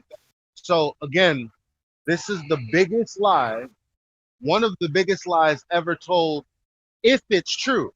However, you can't really gauge that the way we would because you don't know enough to know whether it's true or not because you don't care. But if it was true, it would indeed be the biggest lie ever told. And in that case, how could you not care? But you're in a paradox because you don't care because you don't know. You don't know because you don't care. Okay, well, firstly, sorry for interrupting you. And second of all, do you have to believe in flat Earth in order to be moral? Are you going to answer No. the question? What, being being apathetic? Spiraling. What I just told you. I said, well, it's a paradox because you don't care because you don't know, and you don't know because you don't care. So why are you? Because I don't think it matters. Because I don't think it matters. Because you don't know. But if you knew that it was a lie, would you then care? If there was a definitive proof, but not by definitive, like you said, like evidence isn't proof. But if there was like a definitive proof, well, there is. There is a question. Well, what measures flat? The game is over. The argument is won at that point. Once it measures flat, that's what's going on? over. Right? Once it measures flat, that's it. It's flat. Done. So now we're just wondering why you're struggling against that. That's where honesty. That's where we run into the moral problem. Is that a moral person will see something that's true and go, yeah, that's true. An immoral person will go, no, that's evidence, but I don't know. It's a measurement. It's not arguable. Okay, well, wait. How are you going to say that a measurement to flat isn't flat? You going to tell me that? What measurement? Wait, what specific measurement are you talking about? We have laser tests. We have long distance photography. We have hundreds of examples of this. Hundreds of examples. Of the entire Earth? Of the entire Earth. What do you mean the entire Earth? Is the Earth an object that can be seen in its entirety? Is that what you're implying? Isn't that begging the question? If it can't, that doesn't matter, because if it can't, then there's no definitive proof. Isn't that proof. begging the question? Yeah, but if you can't measure the entire Earth, then there would be no definitive proof. In its entirety, aren't you? Yeah, if it can't be seen in this entirety, you are assuming that Earth is an object that can be seen in its entirety at some point. Well, if it can't be seen in its entirety, then there would be no definitive proof. Yes, actually, there would be, because if everything you measure is flat, what does that mean? Well, no, but see, then you can get into the weeds about curvature, and then it's not the weeds. It's not the weeds. It's the denial of a direct measurement. Be moral, please. Yeah. You don't care, yeah. I don't need you preening and wondering why measurements aren't real. Measurements are real.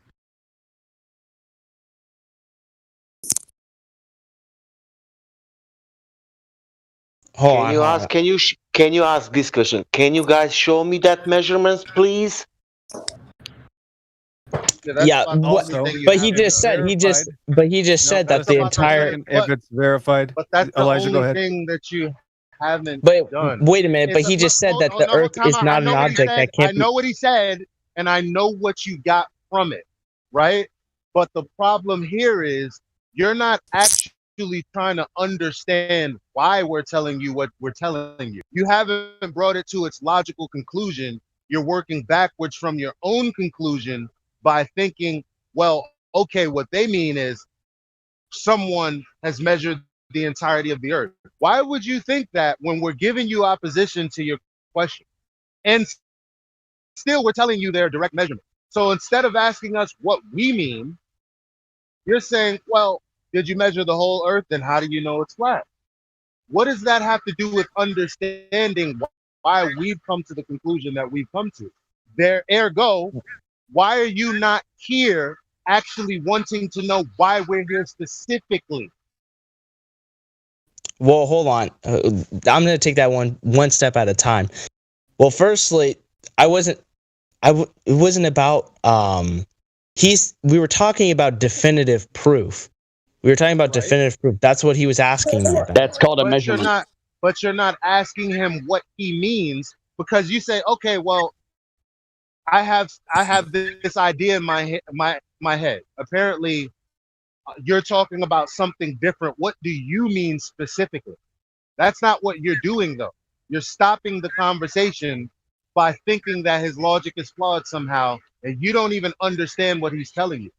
No, he said I don't have any definitive proof, and then I asked, "What's your definitive proof?" And then he said, "It's the flatness of the you Earth." moved the goalpost. You moved the goalpost. Once he explained to you that we measure the Earth flat, then you wanted the entirety measured. He told you the entirety measurement would have to be presupposed. If we're claiming it can't be measured, that also destroys the idea that it's a ball. If it's too big to measure, it's not a ball. So also you inferred your own belief system. Go ahead.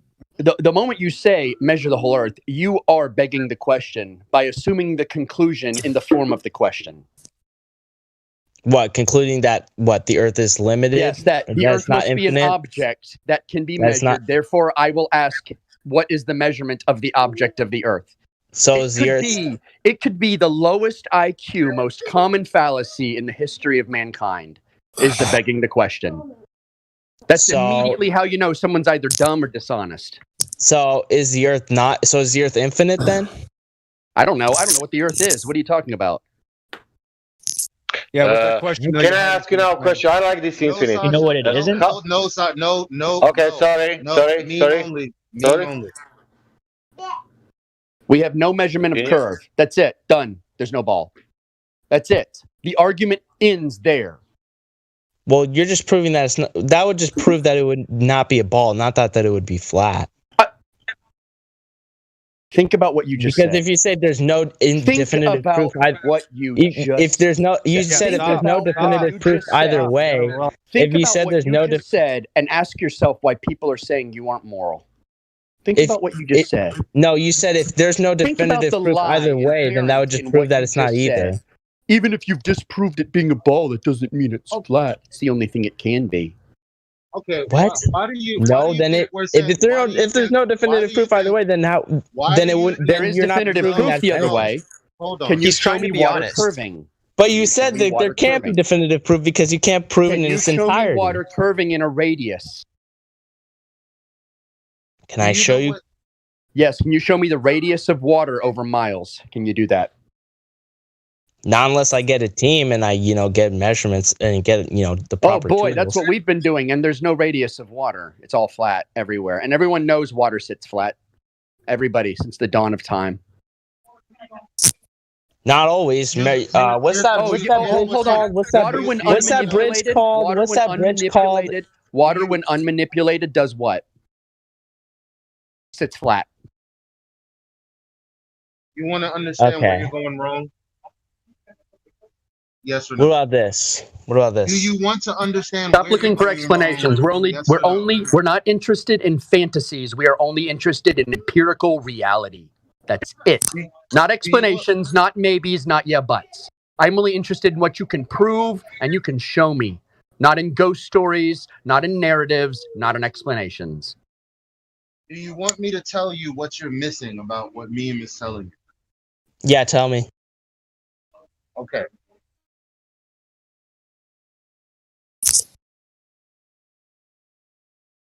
I hope it was just good timing that he cut out.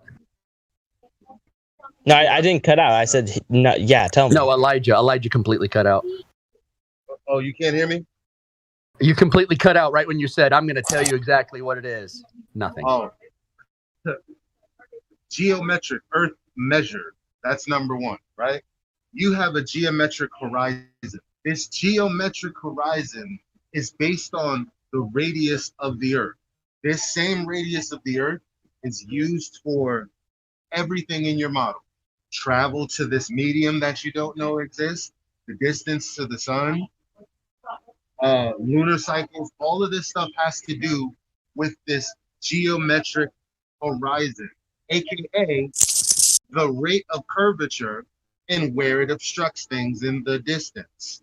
So when we say we've measured that to not be the case, and that is the linchpin of the entire geometry of the model you believe in, you're not quite understanding that that's what we mean by it measures flat.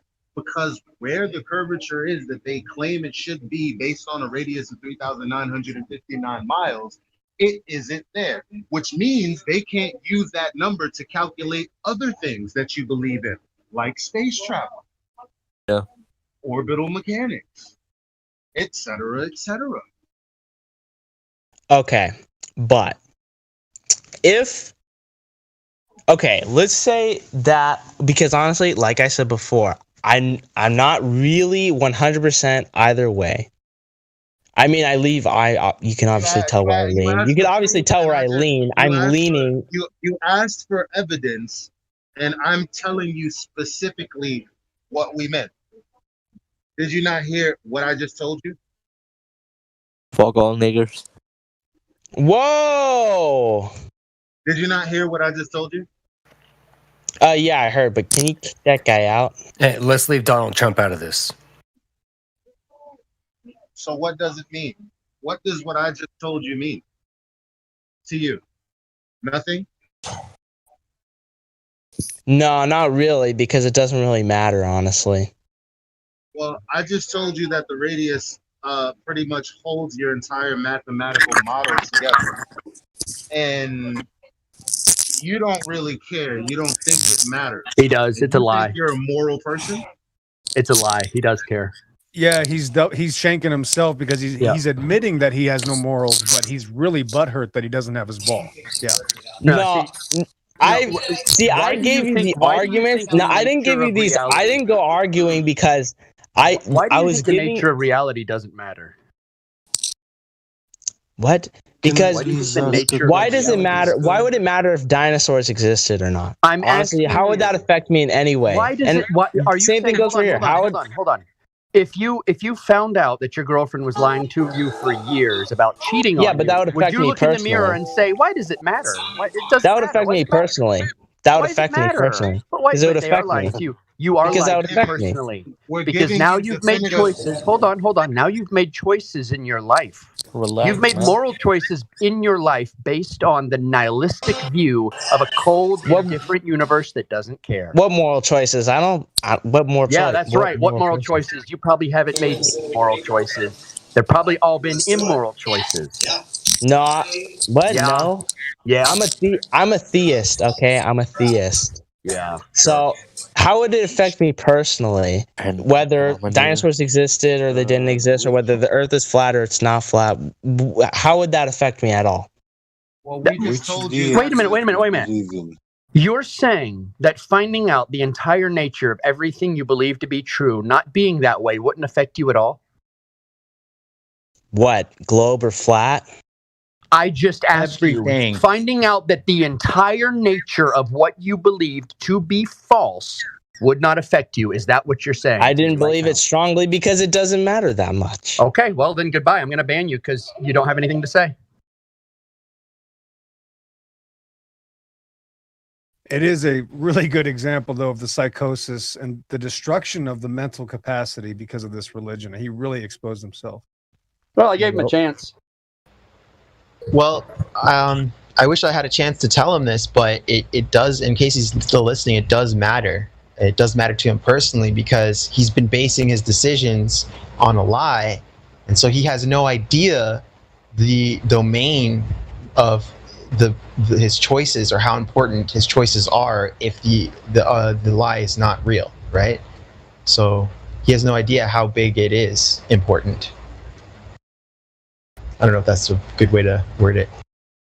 Yeah, but if I have no idea and I think that you have something, why I don't ask for that something to see, to realize, to see what do you have, why you thinking, why you knowing, why you speaking that the Earth is flat? Deconditioning and deculting and decompressing from all the lies is a process. It can't just happen. So he might not be honest because you've already laid like 3 truths on him, that he's got to think about. So I think it's a process, unless he's a troll, of course. No, I think this kind of people actually, when they come home Either really and they stupid or a find their stupid troll. girlfriend in bed with another man, they just lie next to them, I think it was process also for all of us. I think that I don't know, but most people, most people like us was like, oh my God, let's see this. Oh my God, this is bullshit. This is the most incredible bullshit in the world. When we saw the first time, only maybe some people knew it, but most people thought that it's bullshit. And then we immediately, who has at least a little bit of logic, started to look into that, how to say, and to ask questions and to look more and more and more. That may be. You guys have more experience with this stuff than I do. you know who's worth pruning and who's not. Bro, the Earth is flat. Yeah, you will slowly learn, and you will learn the methods. I mean, we have quite some techniques in here. Bro, the Earth is flat, Logical no doubt. fallacies, a lot of. Well, it's good that he admitted it 3 times, because a 3-strike rule to that level should be in place. And we gave him several chances. And, you know, he just he was projecting the fact actually he did care, but he had to hide it's really just to protect the pride. People say the most asinine, insane, batshit crazy things when their pride is being crushed. Like, I don't care. Nah, boo-boo, I don't care. That's what people do when they start losing their minds. It's a form of spiraling. People have literally gone insane because they do care so much. So they're going to continue to lie about it and say, I don't really care about this. Leave her alone. You know, and that's how this works. Yeah. So He doesn't care. Why is he here? Well, yeah. Oh, he that's cared. Like Meme said, he was lying. Expecting to be Hey, I asked him several times. Fragile ego. I said, I have a question. Well, they always come here expecting to teach us. So when they learn that that the truth is not what they think it is, you know, they like Phil Well, yeah. And listening to the whole conversation, I was sitting back listening, and what it's really like is, you know, wow, how do I start this? It's like the person sitting at the pew, the most religious person in the room, when pressed upon it, how do you... I hear some background noise. Godric? You're hot micing. Okay. So it's like the most religious person kneeling at the pew, but when pressed upon it, why do you believe these things? Well, the priest say it's true. And they have scriptures. They must have proved it to themselves. I just believe them. So you have that person, if you just put in place of scientist, the priest, and all their papers, the scriptures, it's the same thing. So it's like you have people that are literal idiots sitting by saying, I don't need to know, it doesn't even matter. Like, it doesn't matter that I believe things that aren't proven. Yeah, it's insane. Papa from Rome is God. Are you mightier than him? Can I ask you? And while sitting at the pew, they're saying they're denying altogether that it's a religion, but they're in the church, they're at the pew, and they're listening to priest. Someone had a question. Who was that? Me. Okay. Before you ask your question, why are you here? Bro, man from Denmark, bro. Why are you here? Because you know, I've been in this Discord for like 6 months, and I want to expand my vision about flat Earth. So sorry, my accent. I am not. My native language is not English. What is your native language? Danish, if you know that language. Yeah, but your English is fine. Thank you, brother. You know, it's 2 a.m. right now, so I have to be quiet because my girlfriend is sleeping. But you know, when did you first become a flat earther? That's my only question. You just put it in her butt, man. She'll wake right up. When I couldn't. Sorry, don't. Fraud, come on.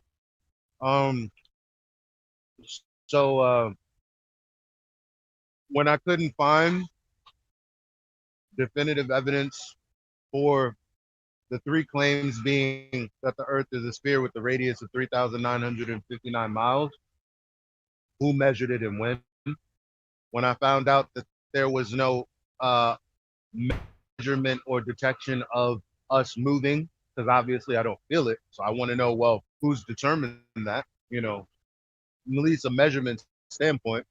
And when I realized, well, there are no vacuums that actually exist in nature, so why would I believe that one is up there? And then I looked for the answer, and there really is no answer, just kind of just as a given when they talk about it. And I realized, well, it's definitely not that. Thank you for your answer, bro. Well, Yeah, and actually, every single person you would ask on here how that happened would be different. Yeah. Thank you. Flat Earth is not a belief. Is actually relying on natural science, and natural science does not work with belief or belief system.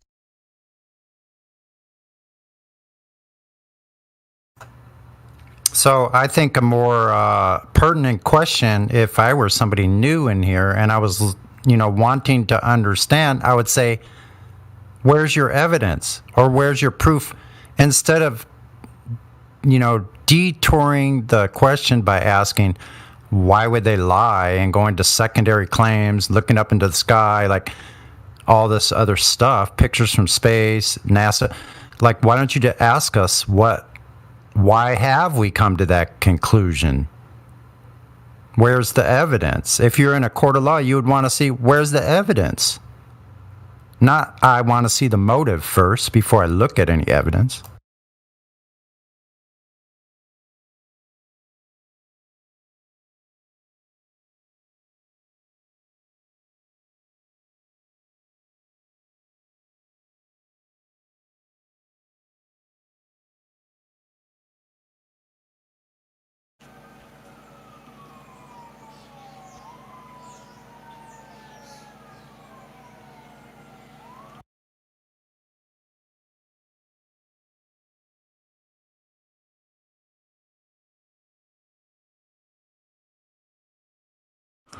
That guy couldn't pass the credit application. We're going to start having to ask these people, do you care about morality? Because a lot of them don't.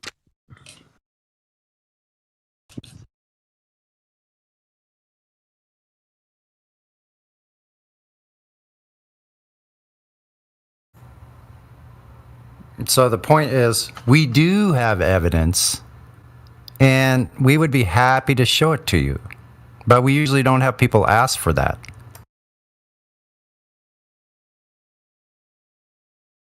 Elijah.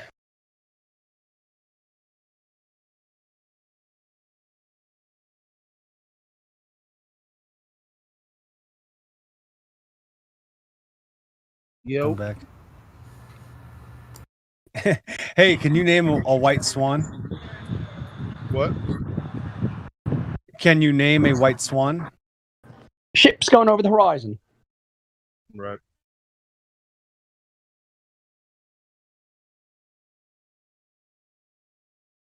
I don't think there's ever been a verified distance that says this is exactly what the geometric horizon should be at in history.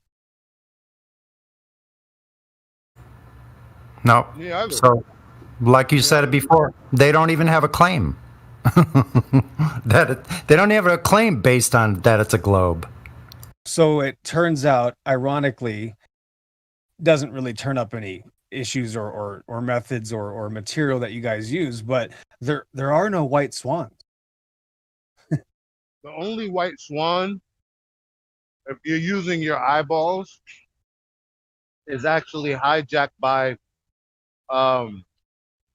from the Rayleigh criterion, which actually tells you the radius around you based on your eye.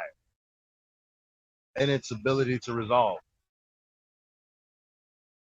Right. So just on the face of it, it's impossible to see a white swan with any sort of magnification at all, with any sort of at this distance, this far away, this is our limit. It's impossible. As soon as you see something past a few miles, like 5, there's no white swan. But you can use math. You can use math to work with the Rayleigh criterion because it deals with the resolution of the optical equipment or your eye. That's at least more. That works better than, oh, that's Earth curve, because as soon as you change the optic, it's broken. You can't use 1.2 times right. the square root of the observer's height in feet if you're using a telescope.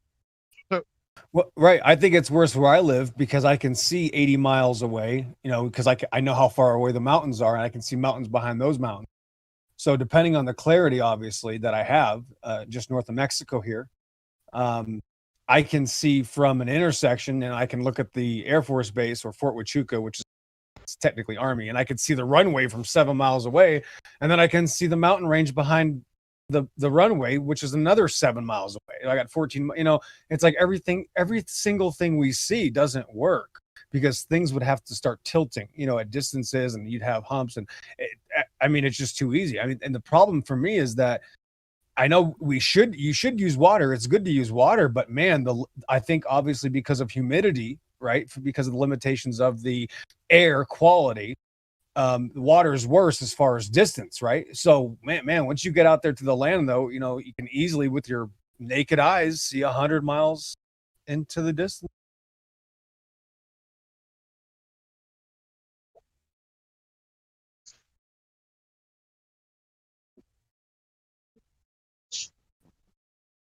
I got 12, literally a dozen mountain ranges here. Silver Bells, Huachuca Mountains, Winchester Mountains, and there's about 10 more that if I can remember their names. And so I just know their distances. Go to lovely flat Google Earth, it'll tell you the distances to these mountains. Yep.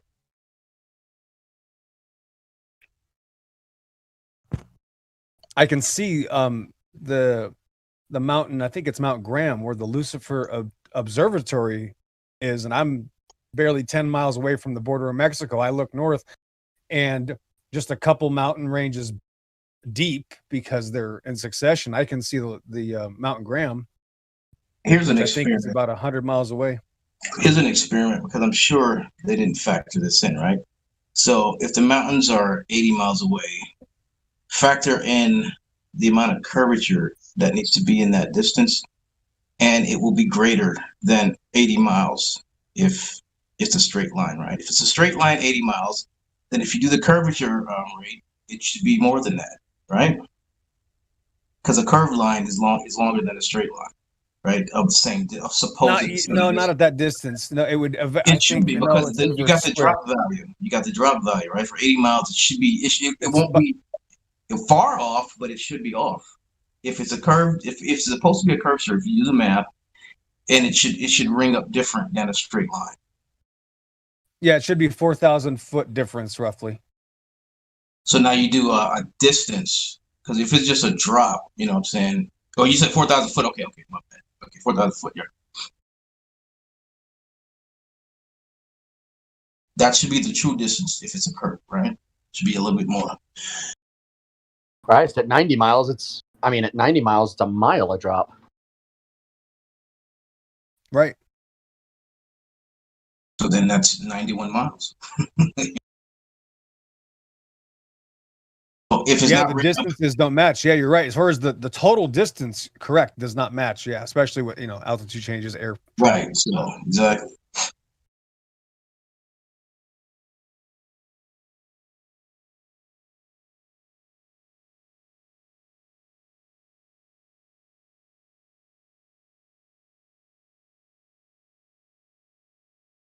We don't talk about the twilight zone or earth shadow. However, if you've ever seen dusk from an airplane, you'll see a triangle. It always makes literally just perfectly straight lines because of since we're on a flat surface, that's how light can approach onto you. When it vanishes to a point. So you have triangle. When darkness comes, you'll see a horizon and it'll turn into a triangle one way or the other, depending on what direction you're looking at it. But it's always these literal flat geometric shapes that are like, the way the clouds lay is flat. I mean, the sky is flat. So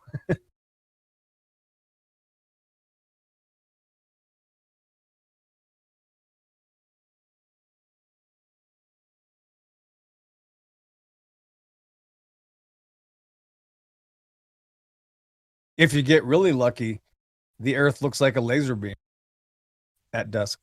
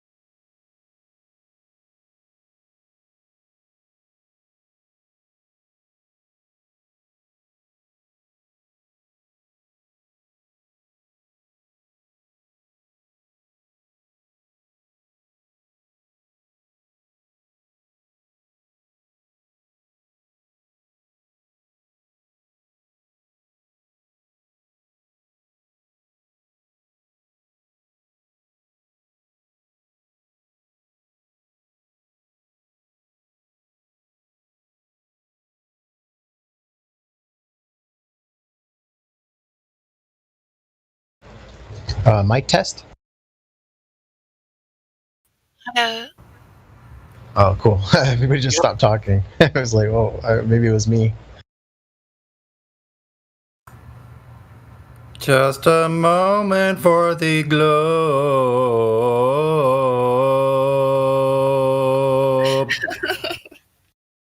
Rest in peace.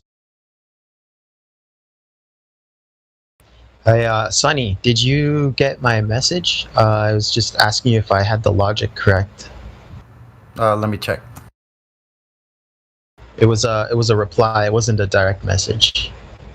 It was like a. Oh, let me look. It was in the chat. Yeah, do you see what time? How many minutes after it was? I'll have to go back. I could search for it. It's no big deal.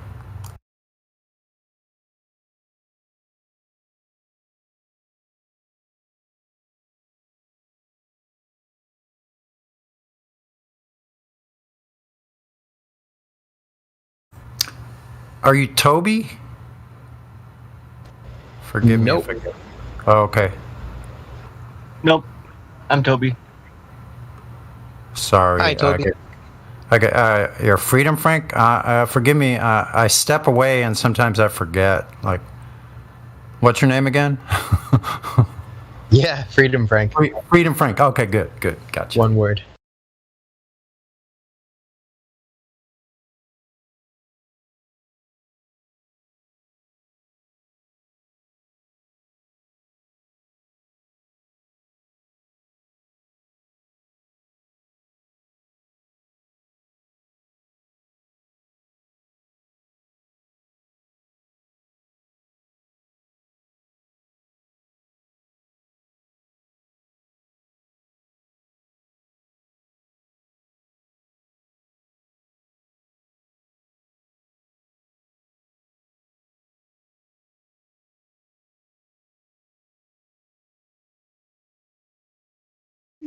Is nobody talking?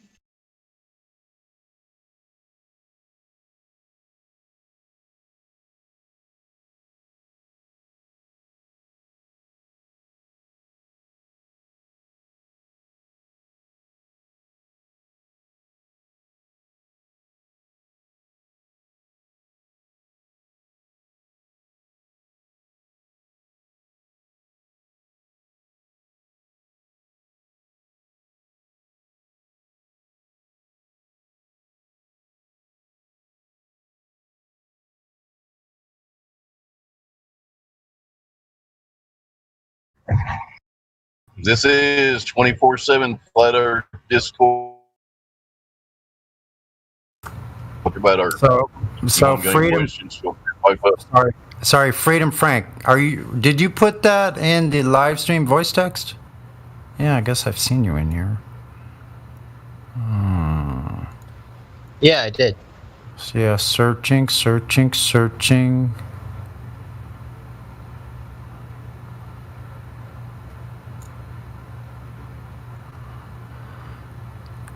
Someone is claiming that the ISS takes physical measurements of its surrounding environment. Is that what the question is? What's the question? No, sorry, it's related. Yeah, what's your question though? I'll ask you. I'll find it and I'll just tell you. I wanted to make sure I got the logic right. It wasn't a question. Yeah, well, I guess it's basically that. So the thermosphere, they claim that the ISS. Okay, you cut out. Hello? You cut out just for a second there.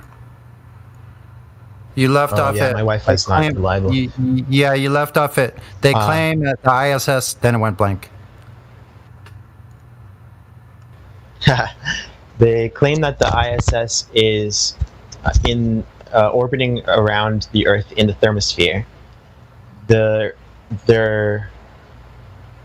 that was period. The next part was the thermosphere has a temperature range that exceeds the known limits of materials.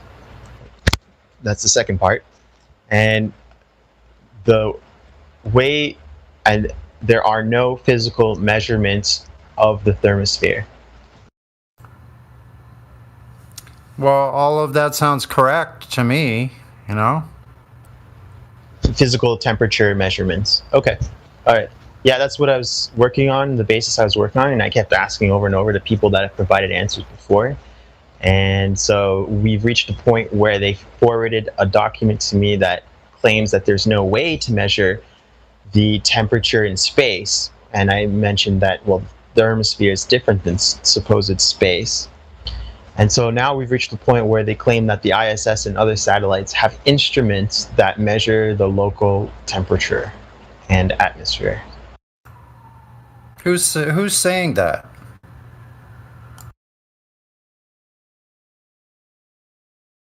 I don't want to mention who it is. I don't know if that would lead to like a brigading or something like that, but it's someone who's provided really good. Probably. Go ahead, son.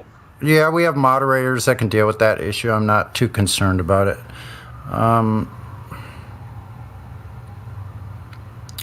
If it's okay, I would just like to continue the search without naming names.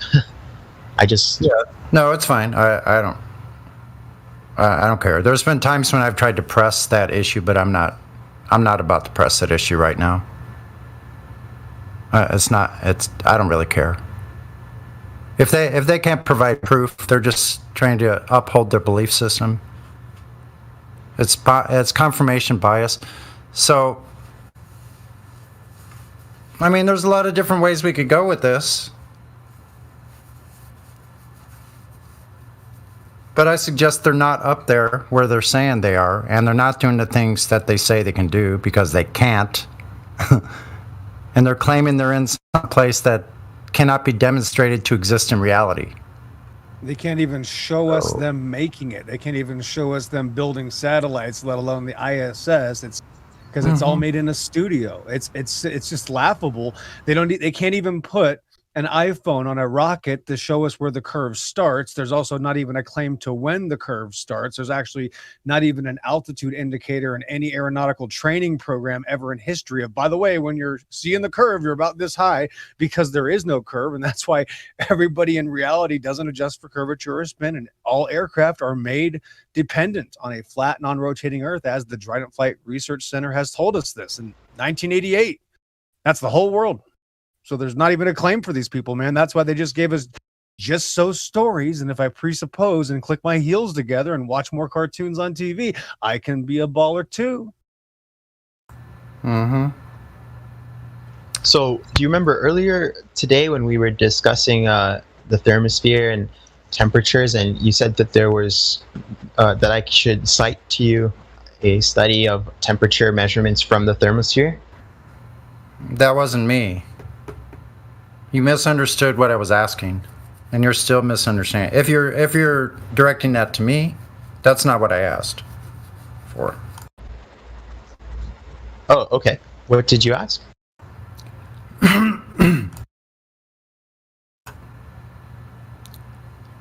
I asked if they can show that all the metals that melt from between 2800 to 3600 degrees Fahrenheit, if they can show that they don't melt under any circumstances at those temperatures. I need scientific citation for that. It needs to be an experiment to prove it. Okay. So their claim is that the metals that make up the ISS, for instance, and other satellites, don't exist at those temperatures because of the nature of the environment that they're in. Fine. I need scientific validation for that statement. Okay. So the scientific validation, yeah, this is the same path we were down. This is good. This is what I was looking for. So the scientific validation that they're saying is that the temperature measurements for that area or rather the atmosphere are not conducive to conducting electricity to the material. Electricity. Like fewer molecules. I'll let you slide on the electricity part. I need the observed. I didn't say electricity. I didn't say electricity. That's okay. That's okay. It doesn't matter. I need the observed natural phenomenon, and I need the independent control variable, the control variable, and the null variable of the hypothesis that tests that. That's what I need. I need the hypothesis, including the independent control variable. That's the one that the observer is going to manipulate to show that a cause and effect relationship exists. Okay, and how does that apply to whether or not a satellite or the ISS can exist in the thermosphere? No, we're talking about temperatures, melting temperatures of metals.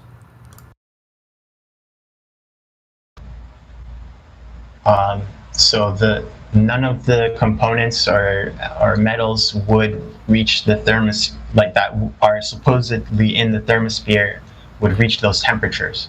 Okay, what's the independent control variable? Independent control variable for what? Wow, bro. This isn't working. This triangulating between some ghost in the background. That's just some, like some idiot spouting out stuff and you're repeating it is not working for me. I don't agree with that claim that someone is spouting it behind me. That's not what's happening. Well, that's what you admitted previously. You said there's somebody giving you information, and you didn't want to say who it was. So I'm looking for information myself, and there was someone else that I've asked before for information that has provided it for other questions that I've had, and then providing it. Then why don't they come on here themselves? They're not making the case. They are not involved. It has nothing to do with what you're presenting or what we are discussing. But you're speaking about thermosphere. Anyone else want to take this? Yeah, but you're still not answering his questions at all. I haven't heard the question being answered. Who is he? To who? Sonny asked you a question, Frank. He doesn't understand. That's the problem. It is the problem. That's what the don't whole I understand? thing. You What don't I can't understand the question that's What being don't I answered understand? or that's What being don't I asked. understand? So Who am that I you not can answer. Who am I not answering? What don't I understand? Who am I Sonny not has asked you several times. Man, can you stop to speak? That guy can tell, not you, Raven. We want the answer, and you keep not answering it. What's the question? What? You don't know the question that was asked 5 times? Seriously. It was literally asked 5 times, and I'm sitting here waiting for the answer, and he just keeps asking it over and over and over again. And you don't know the question that's being asked. That's a little bit odd. Hey, Sonny, you still there, right? Yeah. It was 5 times you asked him that, right? Before I started talking. Approximately. Yeah. So if you don't know the question, I'm very sorry, but if you don't know the question, it is very difficult for us to even move forward with anything else.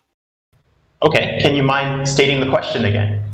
Okay, do you have a notepad? Do you have a pen and paper handy? Take some notes. 1 minute. If you give me 1 minute, I'll get one. Yeah. You're welcome.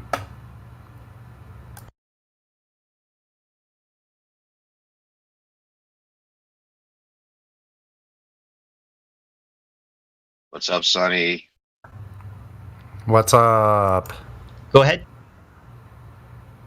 Okay, so what I need is I need a scientific experiment validating that metals don't melt at the temperatures that the thermosphere are in. I need the hypothesis including the independent control variable, the control variable, and the null control variable.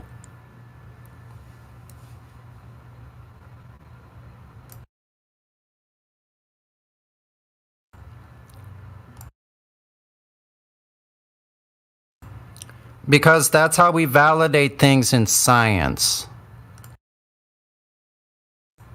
We don't just say, oh, this guy said this. Oh, this guy has a paper saying why it happens. I don't want an explanation. I want scientific validation. They're different.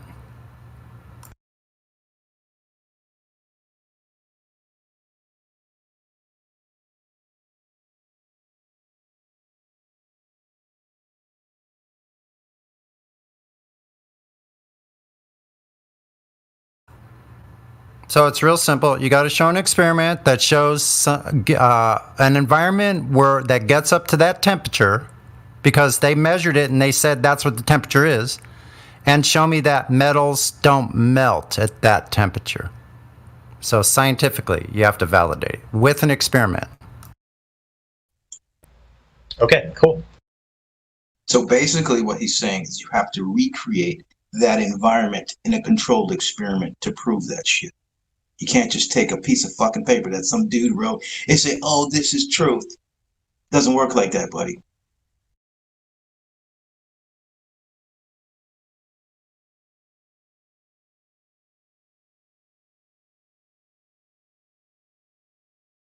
You see the difference between flat earthers and globers?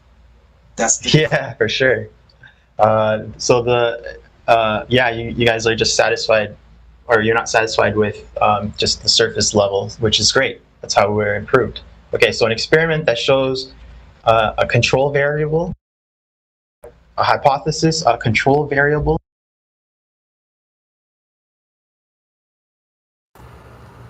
You have three variables. You have the independent. That's the one you're going to manipulate. That's the cause.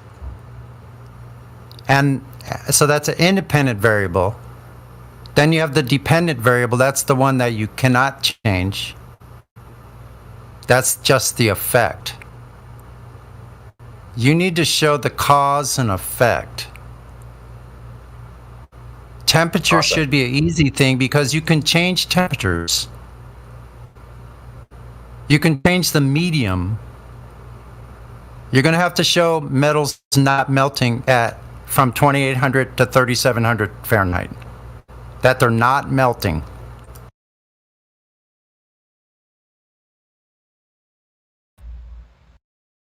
Right. So they would claim that that temperature is not what's experienced in the thermosphere. You can claim all day long. I want to see the scientific experiment that validates the statement or the claim. It needs to be backed up. So you can claim it all day long. It doesn't change the facts.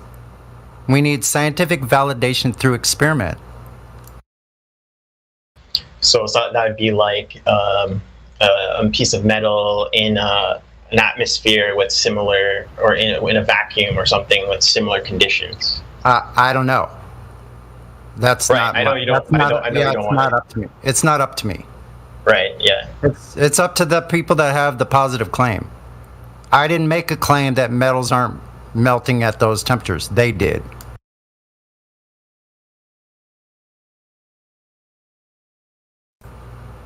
Do you see how they have the burden of proof and not us?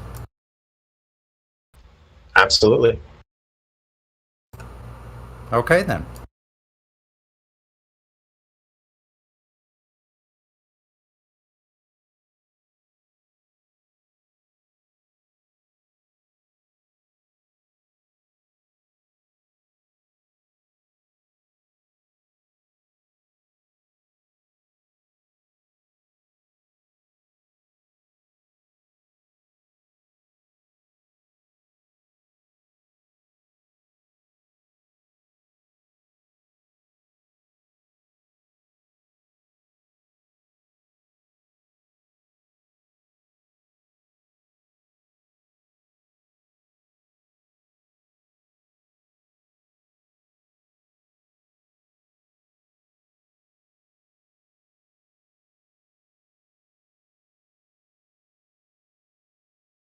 I guess we're not in any danger of those guys or whoever you're talking to try to explain why the earth is flat, because, you know, that's kind of the topic here. You know, that people want to talk about the magical space ideology because you guys are hung up on these pictures that you see on television. But if there isn't even a claim to when these things should be observed in reality, what more do you think we should explain? Haven't we proven our point now? Right. So I know that this forum often gets antagonistic people and trolls, but that's not the space I'm coming from. I am honestly coming from as impartial judge